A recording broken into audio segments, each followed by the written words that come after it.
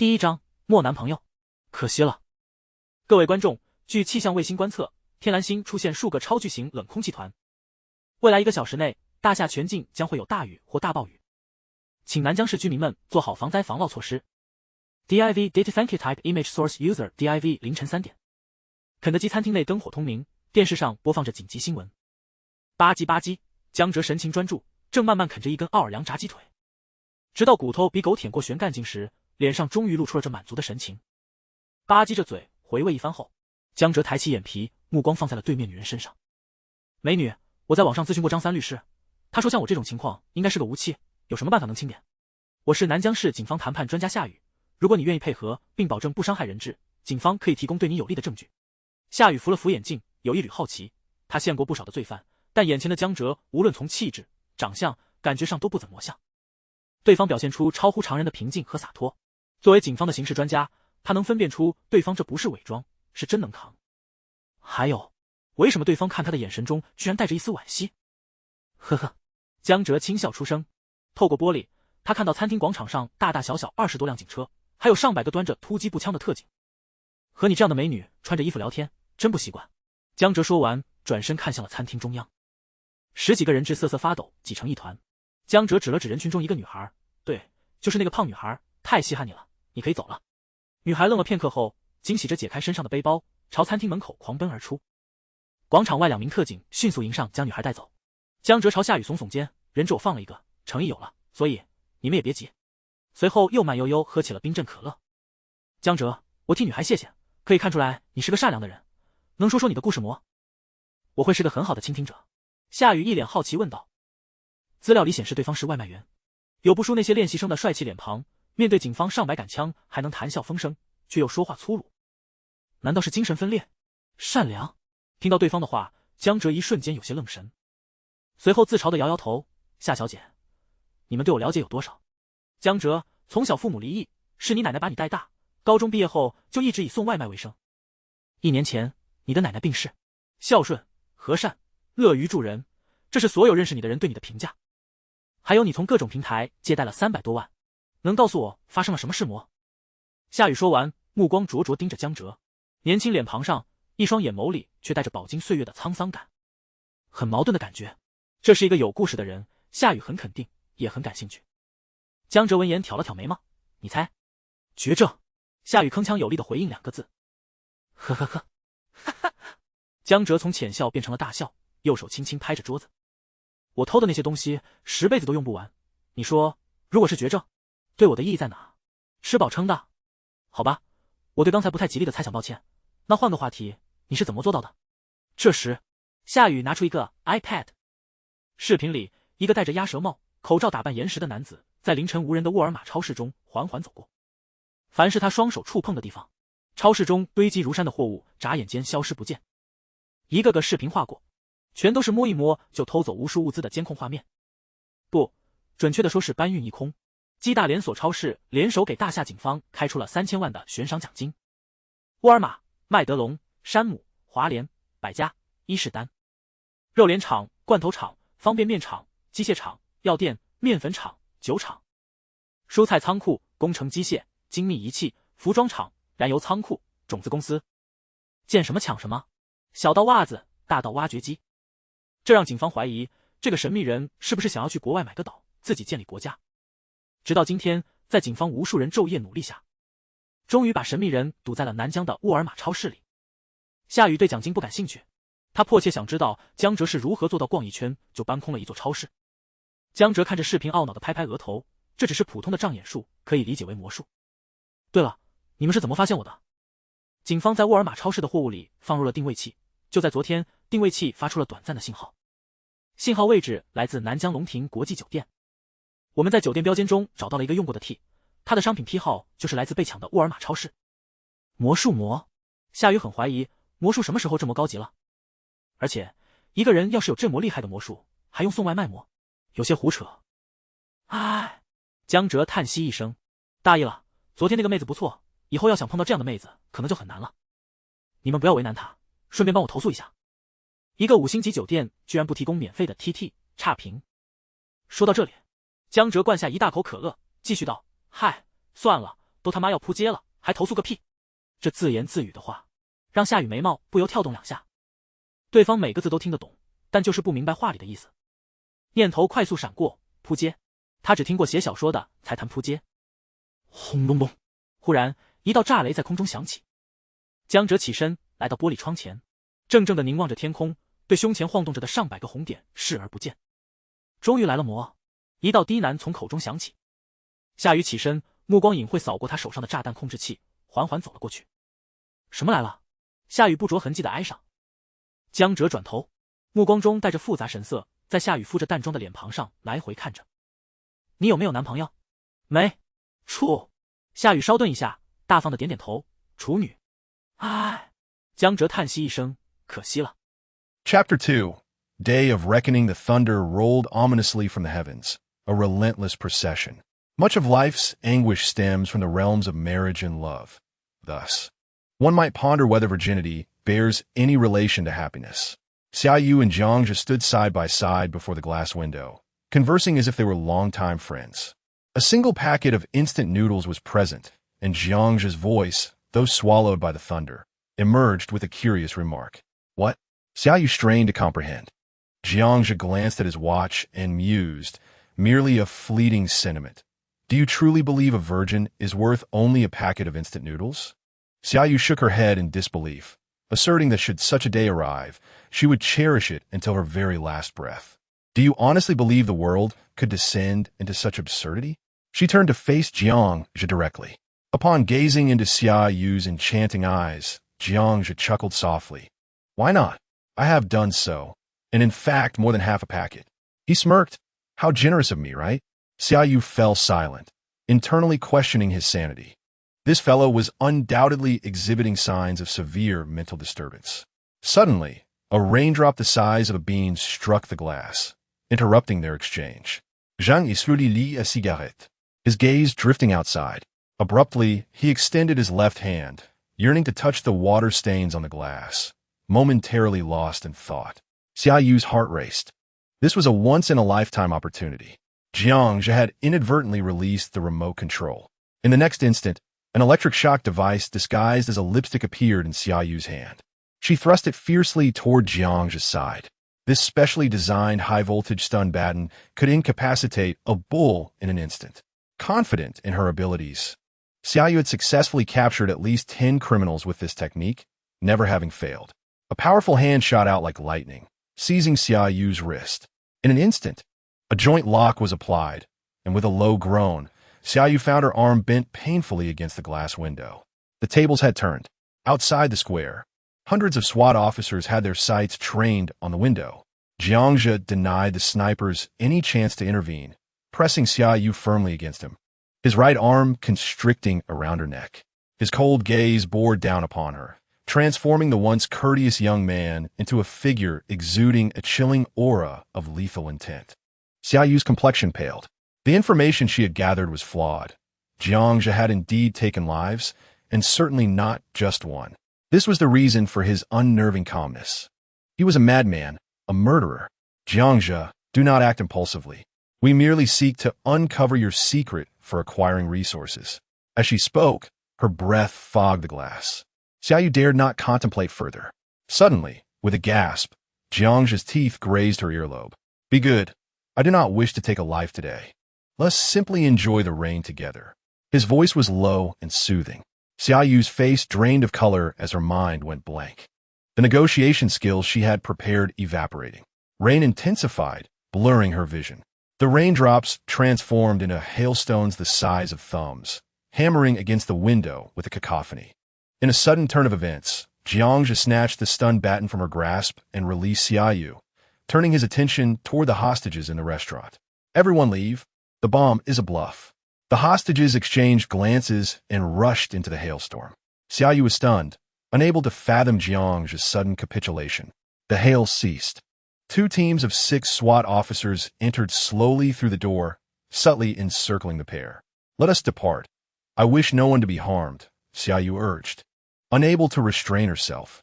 There's no rush, Jiangzhe replied, abruptly glancing skyward. A low, howling sound approached rapidly. Following his gaze, Xiaoyu stood frozen. In the night sky, A massive passenger plane descended, trailing smoke and flames like a meteor, heading straight for the square. A brilliant fireball erupted 100 meters away, sending shockwaves mixed with debris, forming a rapidly expanding wall. Xiaoyu watched in shock as police vehicles were hurled like toys. In the blink of an eye, she found herself in Jiang's embrace. The restaurant was plunged into darkness. "I will exchange 2 packets of instant noodles for your first night. Consider it a friendly offer," Jiang's voice echoed in her ear. At that moment, a thunderous shockwave enveloped them, rendering Xiaoyu temporarily deaf. The restaurant was consumed by the massive impact, engulfed in darkness. After a prolonged silence, as the dust settled, Xiaoyu regained her senses, only to find Jiang had vanished. Shaking her head to dispel the dust, she stumbled out of the restaurant, stepping on shards of glass. The square lay in disarray. 100 meters away, the dismembered aircraft continued to burn, illuminating half the sky. Just as Xiaoyu contemplated rushing to rescue others, a chilling sensation washed over her. Slowly raising her gaze, she was met with a flurry of snowflakes landing on her eyelashes. In August snow, a bone-chilling cold seeped through her, more frigid than the snow itself. The world around her became a haze. Snowflakes fell incessantly, blanketing the entire Nanjing city in white. The temperature steadily dropped. Dear viewers, we interrupt this broadcast with an urgent announcement. According to satellite meteorological observations, an extraordinarily large cold air mass will bring extreme cold wave weather globally over the next 2 days, after which temperatures will gradually rise. We advise all viewers to take precautions against the cold. Experts recommend refraining from unnecessary outings to avoid injury from the extreme and unstable weather. Do not spread rumors. Be a good citizen in this new era. In an old residential area of Nanjing City, Jiang sat on the sofa, sketching while the urgent news played on the television. Laughter echoed from outside the community as young people donned winter attire, joyfully engaging in snowball fights.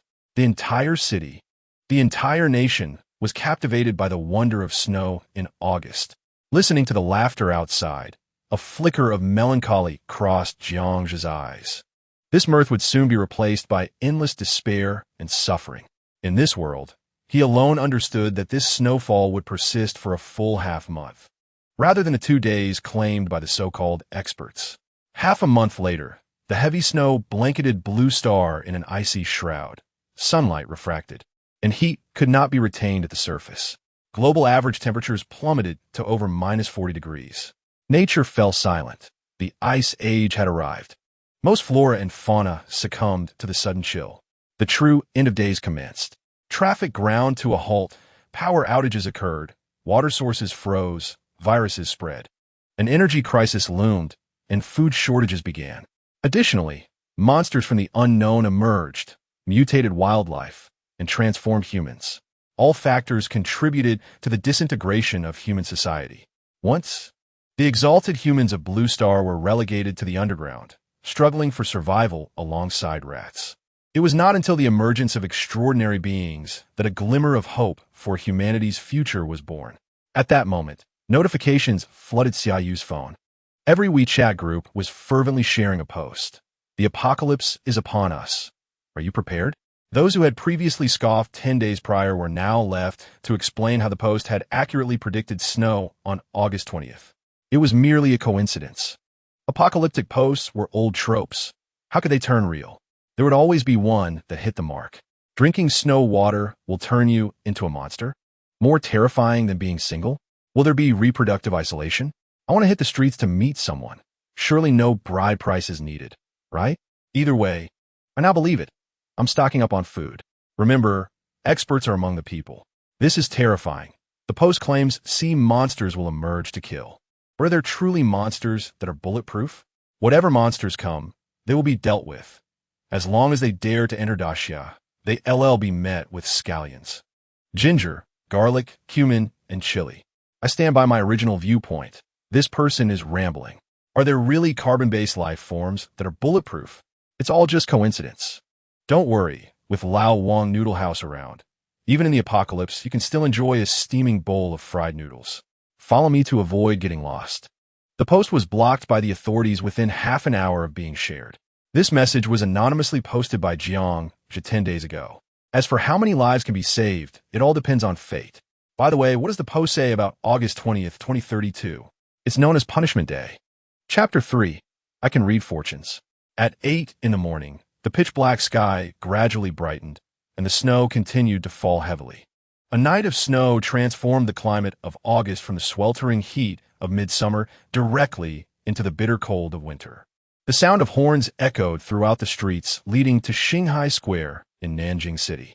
Vehicles occasionally collided due to the slippery roads, and traffic accidents were rampant. Majestic trees lining the road were burdened with thick layers of snow, occasionally shedding a cascade of snowflakes on hurried pedestrians. The streets had been transformed into a scene of snowmen, with traffic police diligently directing the flow of vehicles. Military trucks could be seen swiftly passing through the city, adding to the tense atmosphere. Just yesterday, girls in short skirts had changed into bulky winter attire. The cursed apocalypse has completely put an end to exposed legs. With a sigh, Jiangzhe drove slowly with the flow of traffic. A journey that normally took just over 10 minutes extended to more than an hour before he finally arrived at the underground parking lot of Xinghai Hotel next to Xinghai Square. In the hotel lobby, many people crowded near the entrance, their anxious expressions gazing out at the swirling snow. These were guests stranded in the hotel. Since dawn, the highways have been closed, and all buses, trains, flights, and ships entering or leaving Nanjing City have been suspended. Those who drove themselves were somewhat better off, as they could leave Nanjing in these 2 days. As for those left behind, one could only wish them good fortune. News of the plane crash had been suppressed by the authorities, but Jiangzhe was aware that it was not just one aircraft that had gone down. As the cold wave arrived, a temperature layer between 3,000 to 10,000 meters above the blue planet's atmosphere plummeted to a chilling -80 to 90 degrees Celsius. This temperature far exceeded the limits of what aircraft could withstand. "Hello, beautiful. Could you please book me a top-floor suite?" Upon reaching the hotel front desk, Jiangzhe flashed a smile at a receptionist engrossed in her phone. "Certainly, handsome. It's $2,500 per night, including breakfast. Please show me your ID," she replied, immediately putting down her phone, her eyes sparkling as she returned a sweet smile. Jiangzhe's handsome appearance successfully garnered her favor. The receptionist had a delightful smile, a rare sight in this desolate world. For those who possess good looks, it mattered little. What truly counted was strength. Strength was the only true allure. "Ah, my dear, you seem to carry a certain heaviness in your aura. Have you encountered any misfortunes lately? Let me take a look at your palm." Jiangzhe began to jest, blinking his eyes. "Ah, you can read faces too?" The receptionist covered her face, playfully extending her fair right hand. With a swift motion, Jiangzhe grasped her hand and discreetly placed a wad of cash in her palm, whispering, "Miss, could you do me a favor? I forgot my ID. Please help me book a room. This money has been blessed at Lutai Mountain to ward off evil." She glanced down at the cash in her hand, momentarily stunned. Meanwhile, Jiangzhe had stepped back 2 meters, wearing a broad smile. Soon, her face flushed crimson. Biting her lip, she pondered for a moment before retrieving an ID card from her drawer. "This belongs to a security guard at the hotel. You can use his name." With a bit of clever deception, he secured the arrangement. "Beautiful. I'll be staying at the hotel for the next couple of days. If you need a fortune read, come to my room after work." Before departing, Jiangzhe winked at her, shouldering his backpack and stepping into the elevator. The authorities might have discovered his identity, and he could very well be on a wanted list now. For the time being, using his own ID was out of the question. He could endure a few more days. Eventually, that piece of identification would become worthless. In a suite at Xinghai Hotel, Jiangzhe gazed through the floor-to-ceiling windows at the white expanse outside. Not far away was the vast Xinghai Square, where he could faintly see children playing. Dozens of snowmen stood proudly on the submerged lawn. Suddenly, a brand-new military-grade monocular appeared beside him without warning. 2 months ago, Jiangzhe had been reborn from the Ice Age apocalypse and had brought back the ability to manipulate spatial dimensions. By touching objects, he could draw them into a dimensional space.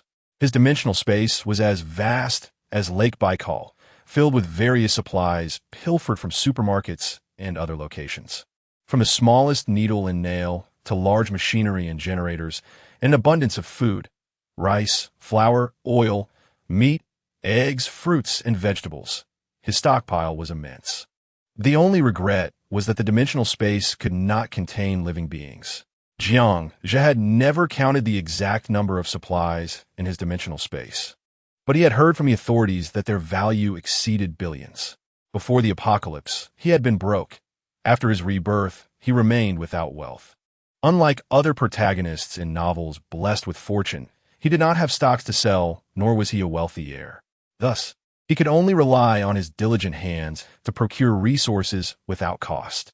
Though he was uncertain why his dimensional space had expanded to such an extraordinary size after his rebirth, the greater space provided him with increased confidence. During the 2 months since his rebirth, Jiang had hardly slept, dedicating all 24 hours each day to acquiring various supplies. Having been hungry for 5 years during the apocalypse, he had grown terrified of starvation. In the gathering area, even the toughest beast meat was often insufficient to satiate hunger. Those who had awakened their powers were no different. One could only imagine the plight of ordinary people. A hearty meal had become an unattainable luxury. Through the monocular, Jiang quietly gazed at the distant coastline. The sky and earth had merged into one, and he could only vaguely discern the boundary between land and sea on the unfrozen surface of the water. He would remain in this room for the next few days. Waiting, Jiang could recall very few events from the apocalypse. One was the time of the plane crash in the early hours, as he had been delivering food nearby. The other was the first appearance of the invading beast by Pai in Nanjing City. The invading beasts were bloodthirsty and brutal, resembling a cross between lions and tigers. Moving with a ghostly grace, their gray-white skin allowed them to strike like assassins in the snow. The authorities referred to them as invading beasts, while people in the gathering area called them Bai Pai. Jiang vividly remembered one Bai Pai landing in Shanghai Square, ruthlessly slaughtering defenseless humans. In just 3 short hours, thousands perished at the claws and tentacles of Bai Pai. The Daxia military mobilized tanks and heavy weaponry, sacrificing over 100 soldiers before finally taking down this Bai Pai. On that day, hundreds of Bai Pai landed along Daxia's extensive coastline simultaneously. Fortunately, the military responded swiftly, deploying heavy forces to prevent these killing machines from breaching inland provinces. Other countries on the Blue Planet also suffered severe losses.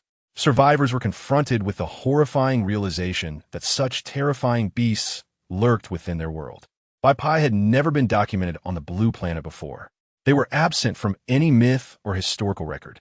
Many religious followers deemed these Bai Pai as messengers from hell, released by humanity's greed and selfishness. The beasts in the Ice Age apocalypse were viewed as divine judgment and punishment against humanity. Chapter 4. Waiting at 6 in the morning. Jiang awoke naturally according to his biological clock. He pushed aside an arm draped over him and rose, stepping barefoot into the bathroom. He tilted his head back, allowing the warm water from the shower to cascade over his face. Since his rebirth, he had made it a habit to take 2 showers each day. The sensation of hot water against his skin was so pleasurable that he couldn't help but let out a contented sigh. In the apocalypse, taking a hot shower was a luxurious and shameful thought. Limited resources shall never be squandered on futile endeavors. Everything is for the sake of survival. The handsome gentleman prepared to leave, for work awaited him shortly. Outside the restroom, a soft voice resonated with a lazy reluctance. Jiang wrapped a towel around himself and stepped out. The receptionist from yesterday was already dressed, a hint of madness lingering on her face. What? Are you reluctant to part? Jiang laughed as he playfully pinched her cheek. How annoying. I just finished my makeup, she retorted, pushing his hand away. Can't you tell? You look quite imposing, she remarked, rising to her feet and poking his chest with her finger. Not bad, but my body lacks exercise. Leaning back a bit more might enhance that imposing look, Jiang chuckled. Hee, I'm leaving, but I'll be free tomorrow. The girl giggled, casting him a knowing glance. Wait a moment. Jiang rummaged through his backpack, producing all the cash within, around 100,000. He stuffed it into her bag. What are you doing? She asked, astonished and delighted. The generous and affable Jiang elevated his charm in her eyes. Now, whatever it takes, get to Beijing as fast as possible and help me with the task. He pinched her cheek again. What do you need me to do in Beijing? She was increasingly curious. Capture a photograph of the snow scene there, and after spending 3 days, you can return. She paused, then burst into laughter. You certainly know how to have fun. All right, I'll go request a leave right now. Wait for me. She cheerfully turned to leave with the money. The funds were derived from various online schemes he had engaged in, sacrificing quite a bit to amass wealth. He had taken numerous photos without clothing. Now, money held little value for him, as it would soon become mere scraps of paper. The interaction with this girl had been quite pleasant. Thus, Jiangzhe had a sudden inclination to send her to Beijing, where the official power was most formidable. As for her survival, that would depend on her own fortune. Nanjiang would soon transform into a desolate city. Dressed and eating the breakfast provided by the hotel, Jiangzhe gazed out the window. The heavy snow showed no signs of abating. The square was devoid of any playful crowds. Snow had already blanketed half of the vehicles, and the snowman in the square had become indistinct. A bulldozer, belching smoke, was laboriously clearing the thick snow from the road, barely creating a path. Ladies and gentlemen, according to the latest news from the meteorological department, this global cold wave and heavy snowfall will not dissipate in the short term. Residents in suitable conditions should take precautions against the cold and stockpile food and water. If difficulties arise, please make your way to the designated refuge points established by the government and stay informed of the latest updates from relevant authorities. The television in the living room continuously broadcasted official announcements.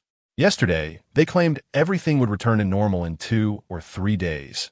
Yet today, they contradicted themselves. This only indicated that the situation had escalated to the point where maintaining appearances was no longer feasible. Ding ding ding. Notifications buzzed incessantly on WeChat. The online discourse had erupted into chaos.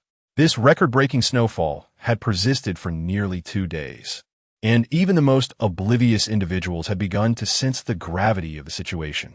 Discussions about the snow proliferated across the internet. The most trending topic featured images and videos of the Sahara Desert, once a bastion of warmth, now blanketed in snow. Such an absurd event left even experts at a loss for words. The apocalypse is upon us. Are you prepared?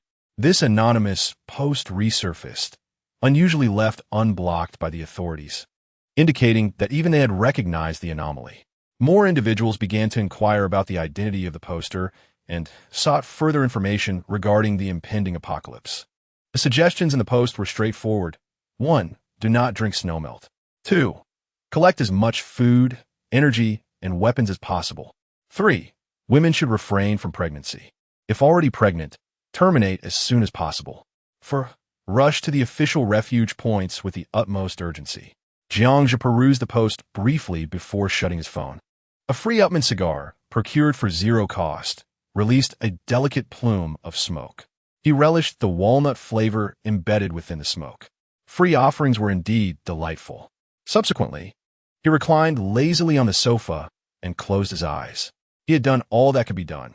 He was merely a reborn individual striving for survival, not an indestructible cockroach. The snowy scenery outside was something he had witnessed for 5 years. He had grown weary of it. Hello, is this the emergency service? This is Shanghai Hotel. There's a commotion outside the entrance. Please dispatch someone to address it. After hanging up, he began to time how long it would take for assistance to arrive. An hour later, no police vehicles had appeared downstairs, indicating that the authorities were overwhelmed with more pressing matters. Suddenly, a soft click echoed. The television in the room flickered and restarted, startling Jiangzhe from his contemplative state. The lights remained on. The hotel had activated its backup power system. The city's power supply had already collapsed. Soon, the water supply would cease as well. Hospitals, factories, banks, and gas stations would all come to a standstill. Ding-ling-ling. 10 minutes later, the hotel room phone rang. We apologize, sir, but due to the power and water outages coupled with food shortages, we can no longer provide services. Please make your way to the refuge points promptly. If you wish to continue your stay, you will need to address the food situation yourself. We will waive your room charges. No worries, I still wish to stay. And please do not disturb me. This was an anticipated development. In a few days, even if offered for free, the Shanghai Hotel would have no patrons. Within the room, only the lights remained operational. Without central air conditioning, the temperature quickly dropped. Suddenly, a half-meter-high gas heater appeared in the center of the living room. A flame half a foot tall dispelled the cold. In less than 5 minutes, the room grew warm once more. Outside the door, the remaining guests had begun to panic, with footsteps and conversations echoing in the corridor. People were preparing to brave the heavy snow and leave. Soon, the hallway fell silent again. A steaming hot pot emerged atop the gas stove. The bubbling broth emitted an enticing aroma. A generous portion of beef was ready to be dipped in. A sip of beer followed.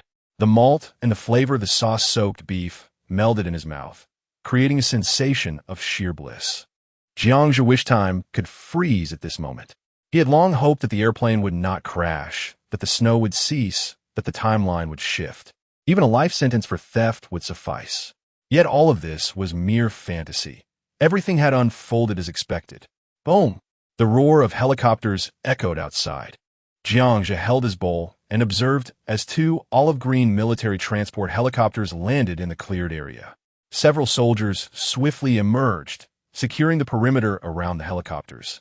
Once he finished his meal, a convoy of off-road vehicles arrived beside the helicopters. Over 20 men and women were ushered onto the helicopters. With a roar, they ascended into the sky amidst the envious gazes of the surrounding crowd. Who could enjoy such privilege in the apocalypse? It was the scientists recently whisked away by the aircraft. Chapter 5. Airdrop Supplies 285. In the morning, Jiang mumbled as he entered the bathroom. Just as he was about to shower, he realized the water supply had been cut off. Throughout the night, the skies over Nanjiang City had been filled with the thunderous sound of helicopters. He counted. 285 had flown over the direction of Shanghai Square alone. Nanjiang had a population of 10 million. Dasha boasted 2 billion citizens. Blue Star housed over 20 billion. The majority would embark on a treacherous journey toward death. Reflecting on this, Jiang felt an overwhelming sense of sorrow. Countless corpses would remain standing on the earth even 5 years later. Jiang himself had nearly perished on the way to the refuge point, a memory too painful to revisit. The glass in the hotel room had formed a layer of frost. The outdoor temperature was nearing minus 20 degrees. Jiang increased the flame on the gas stove. After a simple meal of pan-seared beefsteak accompanied by broccoli, he began to scribble and sketch on paper. His objective was the elusive bai pai that had come ashore in Nanjiang City. No one knew the whereabouts of the bai pai in the ocean. In this apocalyptic world, an official organization of extraordinary beings had ventured into the sea in search of the bai pai's lair, but all had met with failure. These monsters seemed to have appeared on Earth overnight, launching a merciless slaughter against humanity. Thus, the crystal core became paramount. It was the key to awakening and evolving the extraordinary beings. Given a second chance at life, he vowed to thrive and become one of the elite among the extraordinary. The bai pai was a necessity he could not forego. If he failed, he would rather take his own life than live in this desolate world.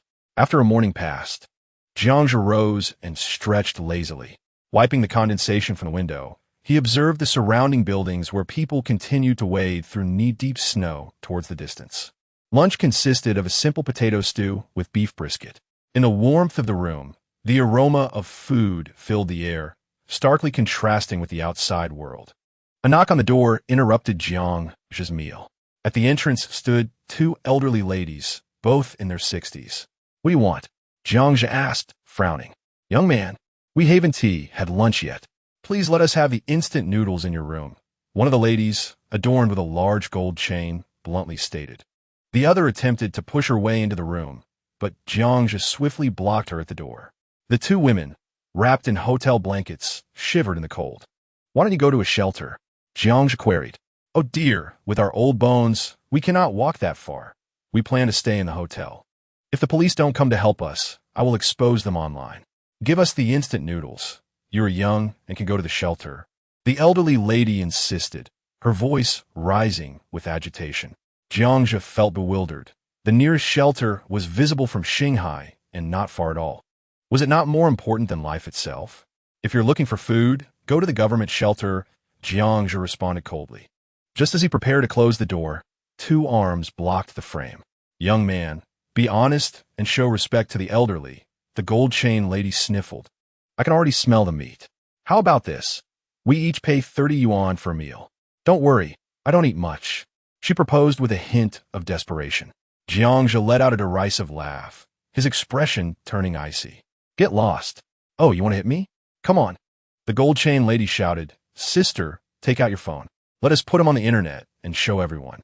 The other lady raised her phone, but Jiangzhe swiftly snatched it away and smashed it against the doorframe, shattering it.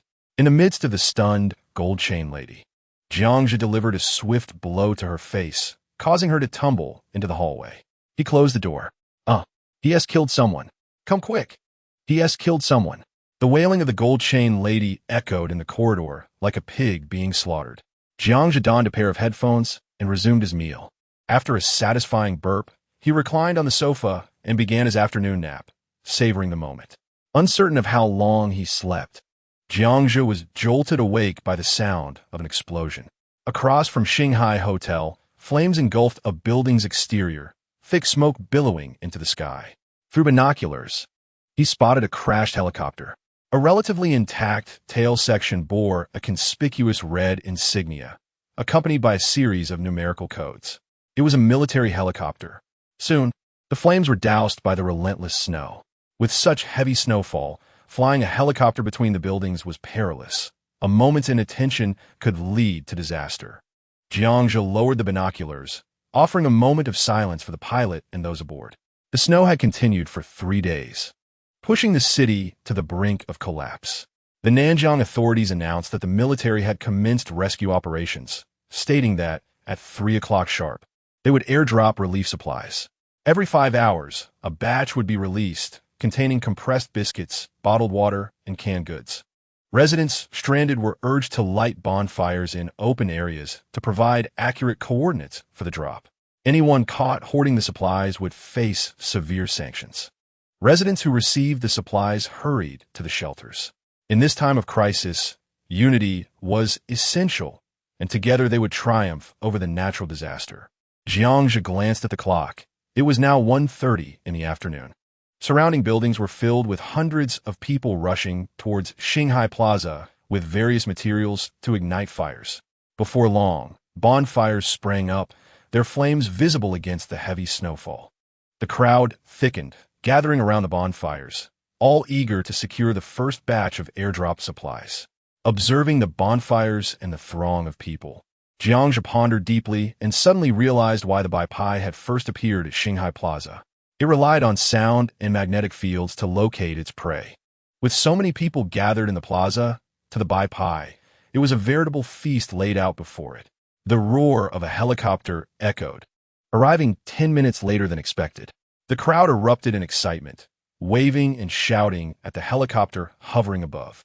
Jiangzhe silently counted 1, 2, 3, 20, as 20 emergency packages dropped from the aircraft. It was far too little. Divided among the multitude, such meager provisions would barely fill the gaps between their teeth. Within a minute, the 10 packages had vanished. Out of 3,000 to 4,000 people, only a few hundred managed to snatch some food. The bonfires continued to burn, and people remained in the plaza, waiting.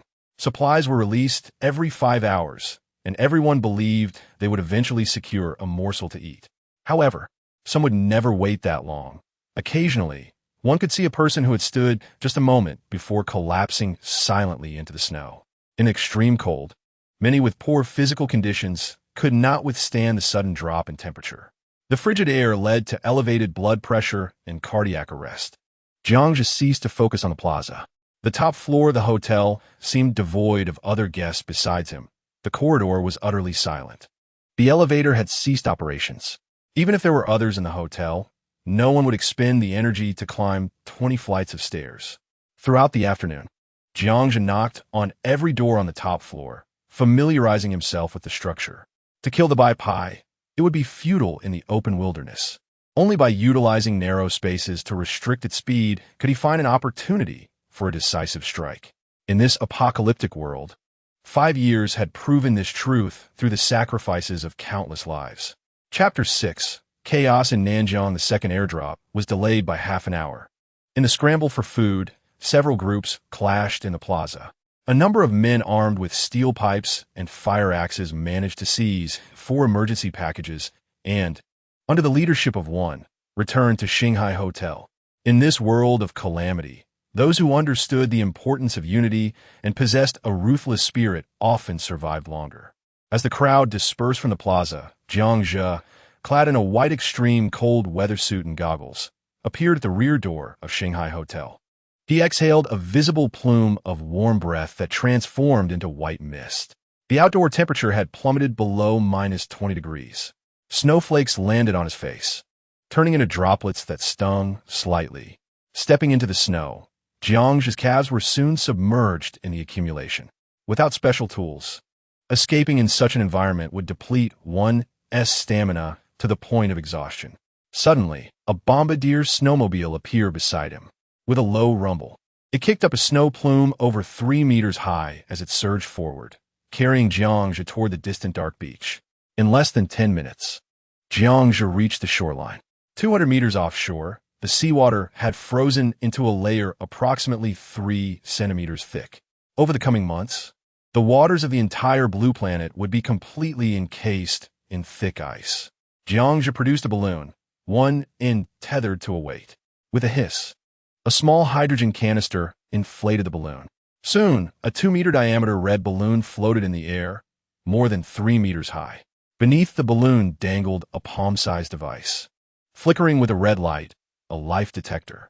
Within 100 meters, if any moving organism appeared, the device would automatically activate its camera. After expending 2 hours to set up more than 30 detectors, Jiang Zhe finally paused, panting heavily. His current condition was rather weak, far from what he had been in the apocalypse. As Jiang Zhe returned to the hotel, covered in snowflakes and gasping for breath, he discovered that the lobby on the first floor was crowded with over 100 individuals, men and women alike. Each appeared to be in a state of disarray. "Hey, brother, did you manage to get any food?" At that moment, a tall, thin man in a security uniform noticed Jiang Zhe and approached him. The man seemed somewhat familiar to Jiang Zhe, and he suddenly recalled that this was the leader of the group that had raided the emergency supplies. "No, who are you?" Jiang Zhe shook his head. The man gestured toward the group of people slumped on the floor. "These are workers from around the hotel. We just returned from the nearest shelter. There's no way to get in there anymore. The food supply is completely insufficient. Even what little we have can barely fill the gaps between our teeth." Just as Jiang Zhe was about to inquire further, a voice from the entrance cursed loudly. "Damn it, Li Ge, it's cleaner than a cow's lick." Many supermarkets have been forcibly requisitioned by the military. There's no opportunity. 5 young men, resembling snowmen, appeared at the door, wielding fire axes and steel pipes. Li Ge, the tall man, frowned. "Have more distant hotels and supermarkets been searched?" "We didn't dare venture further, fearing the brothers wouldn't be able to endure," replied one young man, his lips turning purple in the cold, trembling slightly as he looked at Jiang Zhe. Upon noticing Jiang Zhe's extreme cold weather down jacket, a glimmer of envy flashed in his eyes. "Brother, do you have any more of that kind of clothing?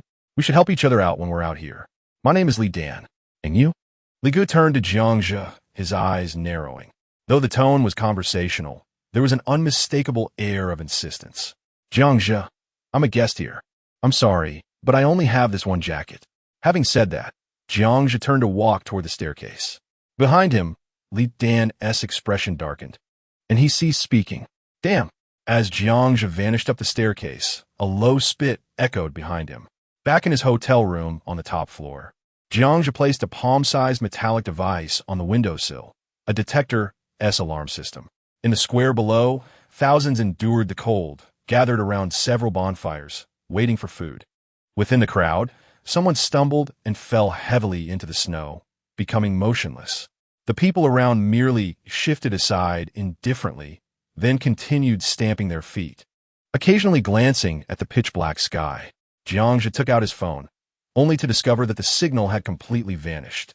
The WeChat group contained only a few final messages. "I'm in XXX community. I haven't eaten in 2 days. Can someone help me? Just a pack of instant noodles will do. I'm stuck on the highway. Can someone lend me a down jacket? I'll pay 10,000. Phone XXXXX. I'm 170 centimeters tall, with an alluring figure. Brothers, who will come to save me?" My home is freezing. Just come to rescue me, and you can make any demands you want. You know what I mean. Attached was a picture showcasing a curvy figure, though the face was obscured. Who has food? A piece of bread for 1,000. Pay first, then see the goods. Help! My door is blocked by snow. I can't open it. I'm out of power. This is my last distress message. Unit 3, Room 201, XX Community, please save me. The messages ceased updating. With the heavy snowfall, all outdoor lines would be completely severed, which meant the fastest means for people to call for help had been utterly cut off. On the sofa, Jiangja squinted, dozing off, occasionally opening his eyes to check the alarm device. 5 years of an apocalyptic existence had taught him patience in all matters. Let me go. What are you doing? This is my only down jacket, don't. I'll freeze to death. Suddenly, a woman's piercing scream echoed from the hallway outside. The ensuing dialogue was barely discernible, filled with pleading voices. Bang, bang, bang. Then came the chaotic sounds of banging on doors. Jiangja furrowed his brow and stepped out of his room, encountering 2 groups of people. In the central hallway, a young woman lay on the ground, trembling, her face smeared with snot and tears, surrounded by 3 young girls. On the other side, a young man cursed as he kicked and struck another man crouched on the floor. Run, you fool! Wouldn't it be better to obey? A young woman, adorned with large round earrings, scolded as she kicked the young woman on the ground, then donned a down jacket from her. Upon noticing the tall figure of Jiang, the 3 girls approached the young man. The 4 gathered together. The young man tightened his grip on the fire axe. Stay out of it, or I'll kill you. He spat, though his eyes remained fixed on Jiangja. The 2 sides locked eyes in silence for a moment. Seeing Jiangja make no move, the young man turned with the 3 girls and departed from the top floor. In the hallway, the bespectacled man, who had been crouched on the ground, staggered to his feet and helped the young woman up. Just as the 2 were about to leave, the bespectacled man approached, wiping his nose. You should leave quickly. They will definitely come to seize your clothes and food. Jiangja grasped the bespectacled man, wanting to turn away. Who are they?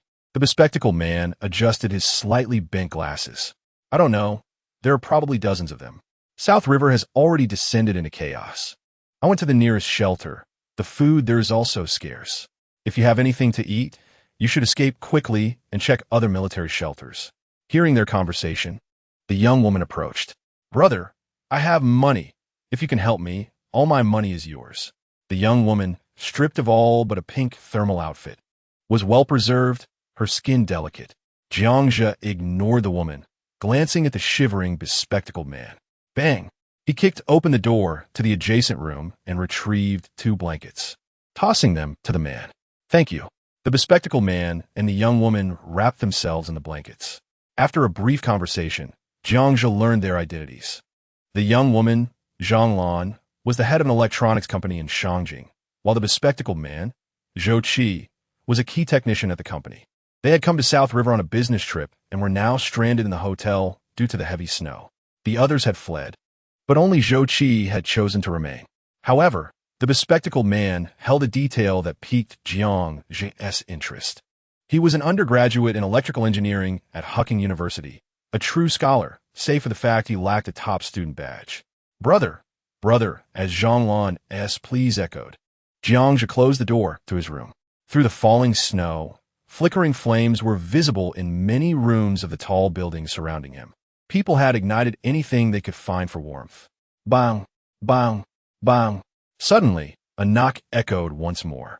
Jiangja's expression darkened, remaining unmoved. Bang, bang, bang. The knocking intensified, becoming more forceful. Open the door. I know you're in there. Don't play dead. Voices shouted from outside. Chapter 7. The white skin, what's the matter? Jiangja opened the door, casting a cold gaze at the 3 men. The leader was the same one who had previously chased after the bespectacled man. Zhang Lan and Zhou Qi peeked out from the adjacent room, but were intimidated by the fierce glares of the men. Jiangja had not expected that Zhou Qi and the others would remain in the neighboring room without leaving. His eyes swept over the axes and steel pipes in their hands, and he understood. Their companion had gone to fetch reinforcements.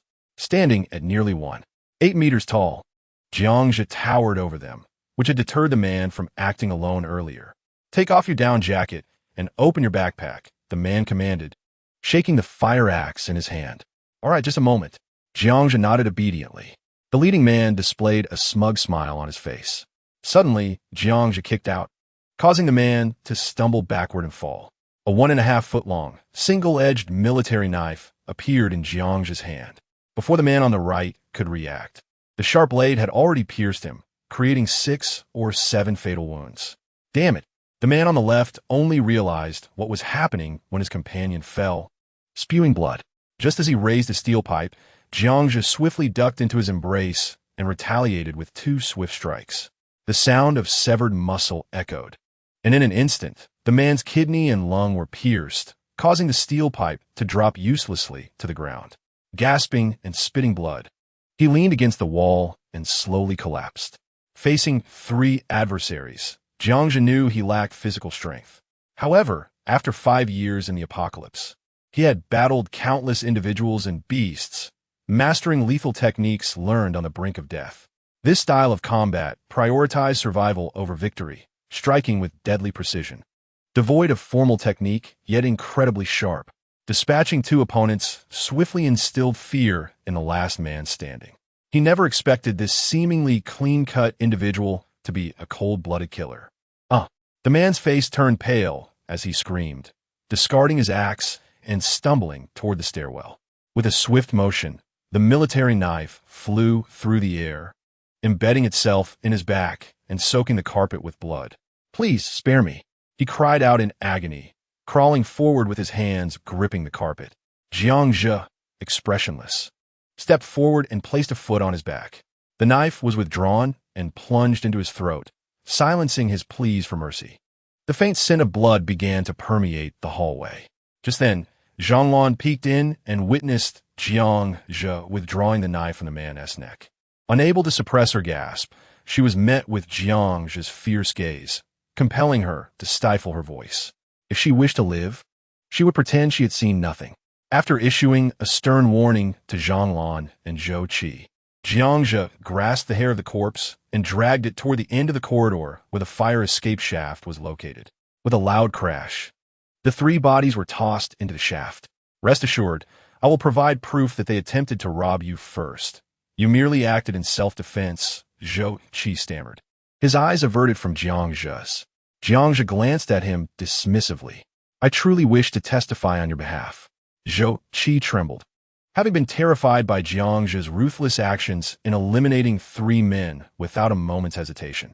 "Do not approach me," Jiangzhe commanded. "No problem. We are merely staying next door and won't disturb you," Zhou Qi replied before hastily retreating to his room. Suddenly, the alarm in the room's detection system blared. Jiangzhe dashed back to the guest room. On the palm-sized screen, footage of a white, elongated figure darting across the snow was repeatedly displayed, moving with astonishing speed.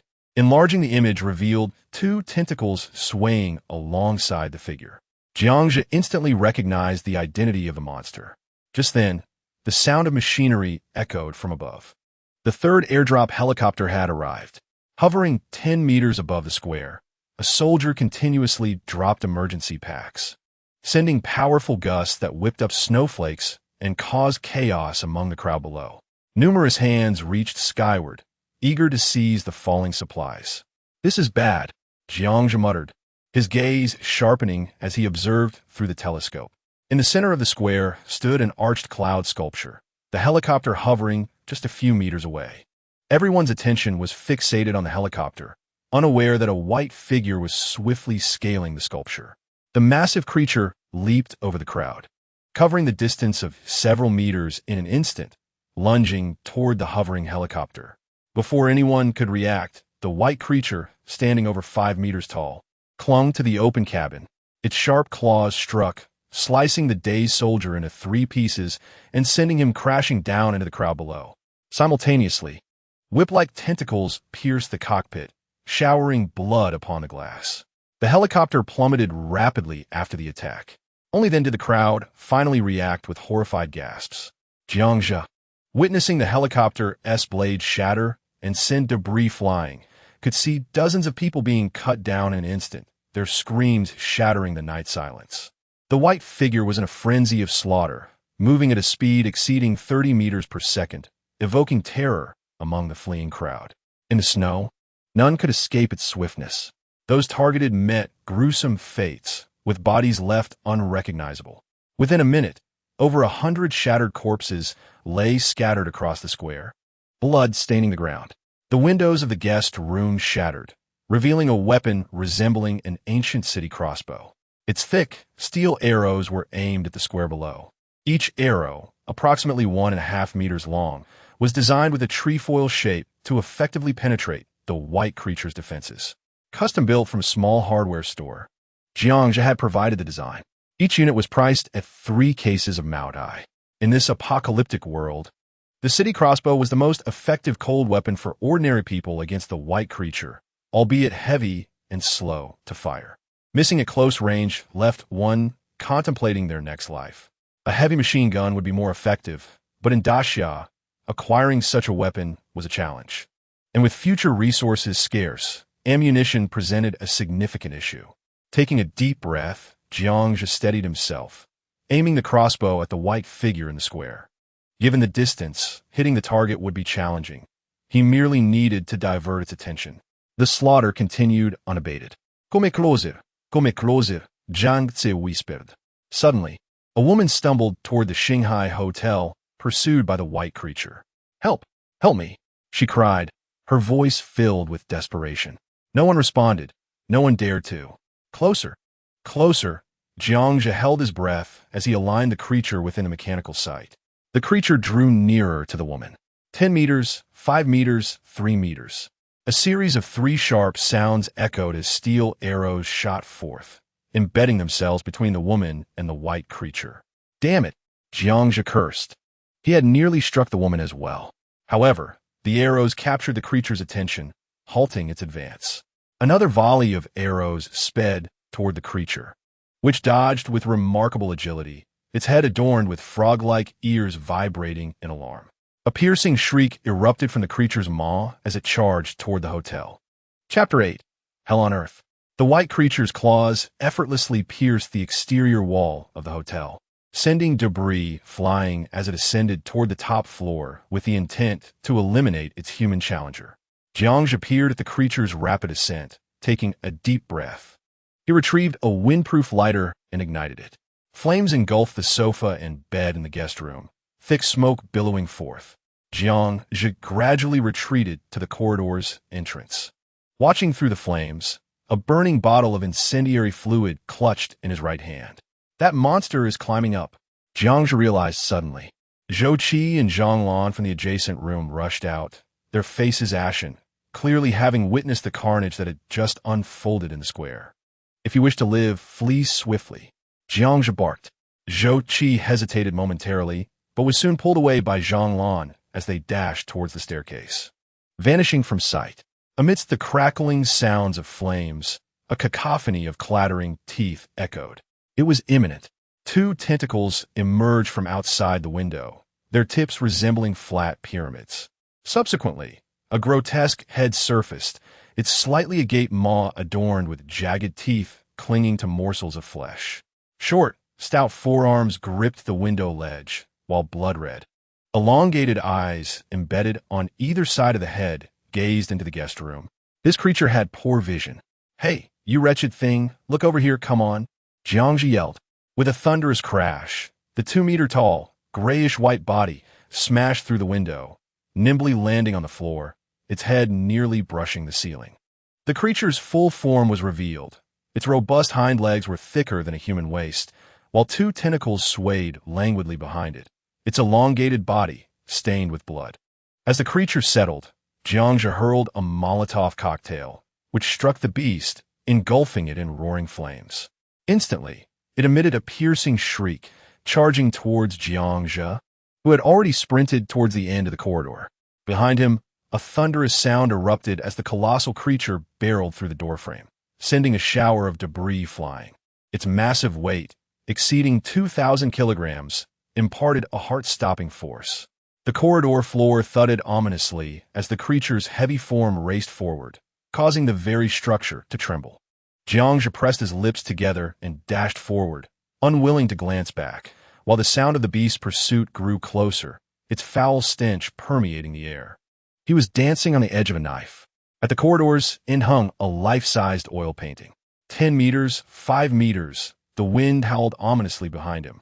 In a flash, Jiangja executed a slide as a sweeping tentacle narrowly missed his scalp. With a thud, Jiangja's feet landed heavily against the wall. A crisp mechanical sound echoed as a metallic sphere penetrated the painting, unfurling into a net. This was a trap Jiangja had previously set, designed solely to ensnare this beast. The creature, unable to evade, was captured mid-leap and crashed against the wall. Jiangja rolled backward, springing to his feet as a crossbow materialized, aimed at the creature thrashing against the wall. With a series of rapid-fire shots, the crossbow bolts, powered by elastic steel plates, shot forth like lightning. The bolt, as thick as a child's arm, pierced the creature's hide, embedding itself half a foot deep, merely a minor injury in the face of its resilience. Blackish-purple blood gushed forth as the wounded beast opened its gaping maw, emitting a shrill wail, its body convulsing violently. Its tentacles flailed wildly. One after another, crossbows appeared before Jiangja, unleashing specially designed bolts that rained upon the creature. With a resounding crash, the final blow propelled the beast through the wall, revealing a spacious conference room behind. Observing the creature, now resembling a porcupine on the floor, Jiangja wiped the cold sweat from his brow, exhaling a breath he had been holding. After expending 15 crossbows and 45 bolts, he had finally subdued the monster. Drawing his military knife, Jiangja stepped through the breach in the wall, cautiously approaching the creature's body. Gazing at the stillness of the beast on the ground, he paused, his gaze shifting. With a thought, a canister of liquid nitrogen appeared, and donning gloves, he poured it over the creature's form. The seemingly lifeless beast suddenly writhed violently. Jiangja had anticipated this ruse, knowing how many had been deceived by such feigned death in the apocalypse. Within seconds, the liquid nitrogen encased the creature in ice. Only then did Jiangja feel secure enough to advance. Planting his right foot upon the creature's skull, he exposed its jaw, revealing a circular, snake-like membrane the size of an apple, its sole weakness. With a swift thrust, the knife plunged in. Jiangja retrieved a milky white, bean-sized crystal core, examining it with a smile. He had acquired the key to ascend as an extraordinary being, for years ahead of his previous life. In Jinshan City, gazing across the bay at Nanjing City, several hundred kilometers away, the night enveloped the landscape. In a basketball arena that had been repurposed as a temporary shelter, which originally accommodated 20,000, nearly 100,000 displaced individuals now filled the space. A glance revealed that most were the elderly, women, and children. Numerous volunteers scurried about, distributing limited food and medical supplies to the sickly women and children. Outside the arena, countless individuals clamored to enter, yet were held back by soldiers at the entrance. Please, do not push, it is already full inside. Hold on a little longer. The next batch of warm clothing and food will arrive shortly, a middle-aged officer announced, hoisting a megaphone, his hoarse voice attempting to soothe the crowd. Please, officer, just one blanket, pleaded a boy with lips frozen violet as he strained to get closer. The officer, seeing the boy before him, tore off his own blanket and tossed it to him. Thank you, the boy replied, donning the blanket and nodding in gratitude. The officer waved his hand, weary, and turned back towards the arena.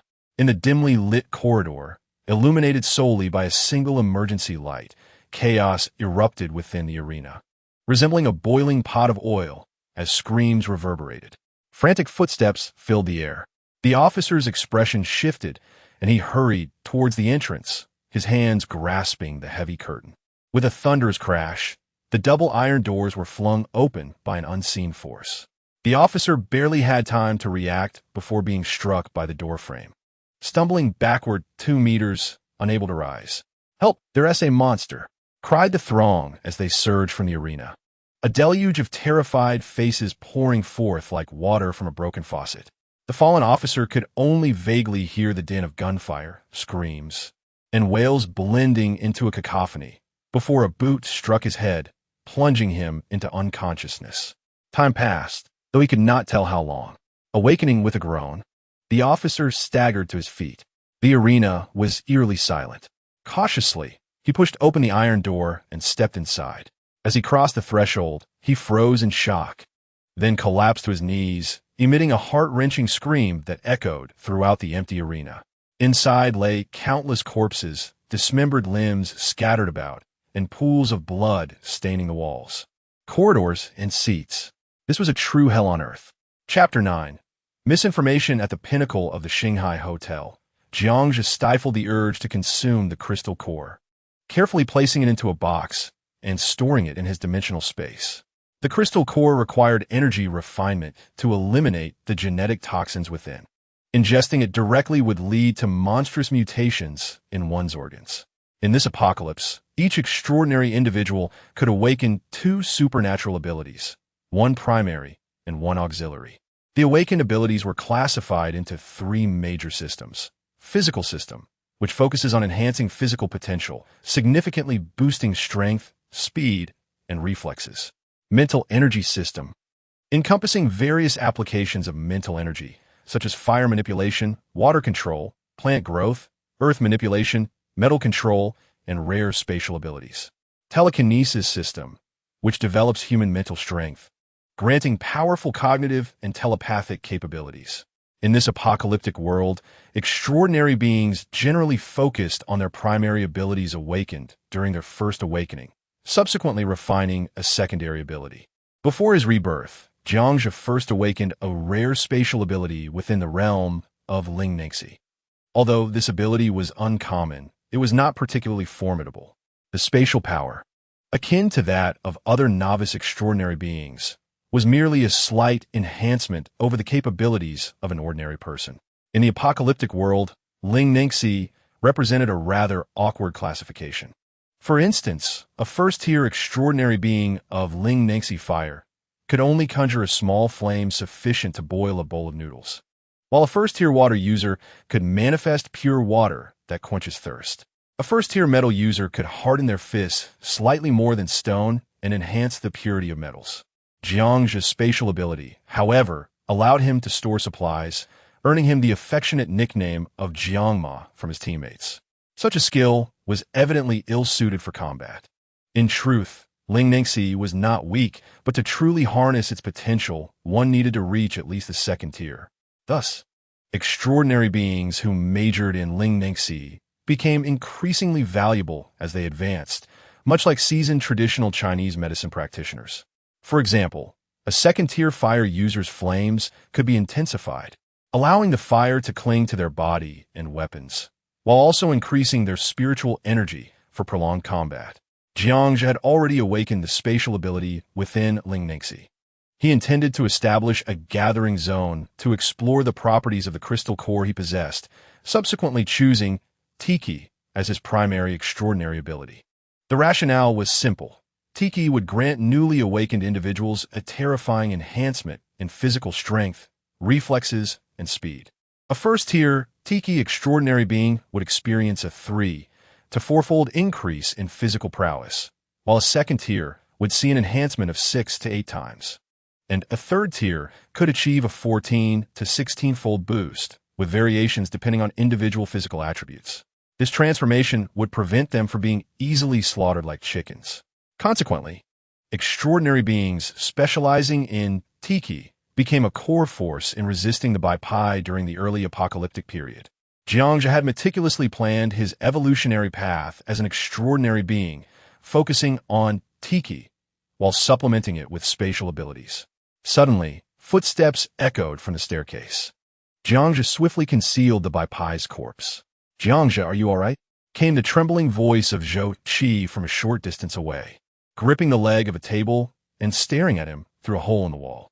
"Get back. This is not your concern," Jiang replied calmly, narrowing his eyes at the other.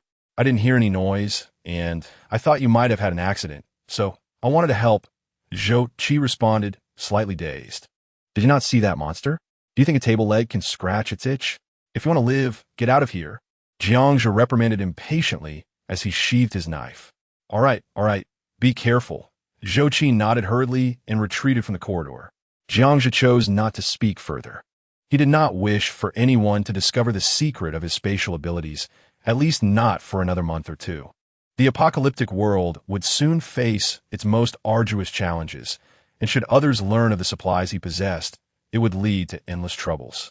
Once Zhou Qi's footsteps faded, the Bai Pai's porcupine-like corpse reappeared. Jiang Zhi began to forcefully extract the arrow from the crossbow.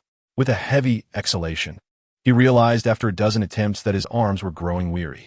Just as he lifted his arms to stretch, a dull roar surged toward him. In a split second, Jiang Zhi bent forward to dodge. Unfortunately, he was a mere fraction of a second too late. Ugh!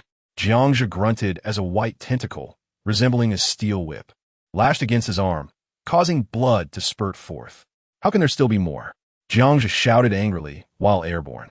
In the conference room, a slightly smaller Bai Pai nudged the corpse of the deceased Bai Pai with its head. Damn it, how could there be two? Jiang Zhi's face paled. The intelligence was utterly incorrect. The Bai Pai in Nanjiang was not singular. Astonishingly, there was a female as well. The female Bai Pai ceased its actions, and with a series of crunching sounds, it devoured the remains of the male Bai Pai, tearing apart its back with its tentacles. Jiang Zhi's eyelids twitched. The two tentacles on the Bai Pai's back served as both agile weapons and reproductive organs for these monsters. Such items were highly valuable in the apocalypse. It was said they could transform certain men from I am good, he is not in a James Bond, a favorite among the upper echelons. Eek! The female Bai Pai, with blackish-purple blood dripping from its mouth, slowly turned its head. Its ears, resembling bone fans, perked up. With a swift motion, Jiang Zhi sprang from the ground and darted toward the opening, simultaneously sealing it with a steel plate. In the next moment, a screeching sound echoed as the Bai Pai's claws struck the steel plate. Thankfully, he reacted swiftly and managed to escape the conference room. The Bai Pai within the conference room suddenly fell silent. Jiang Zhi retrieved a crossbow, aiming it toward the end of the corridor, wincing at the wound on his arm. However, he dared not relax his vigilance. The Bai Pai's attacks were relentless, never retreating voluntarily. Drip! A drop of blood fell onto the carpeted floor of the corridor.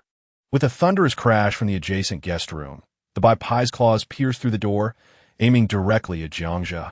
He executed a backward roll to evade the assault. The Bai Pai crashed through the door, pursuing him closely. With three sharp sounds, 3 arrows from the crossbow shot toward the Bai Pai like lightning.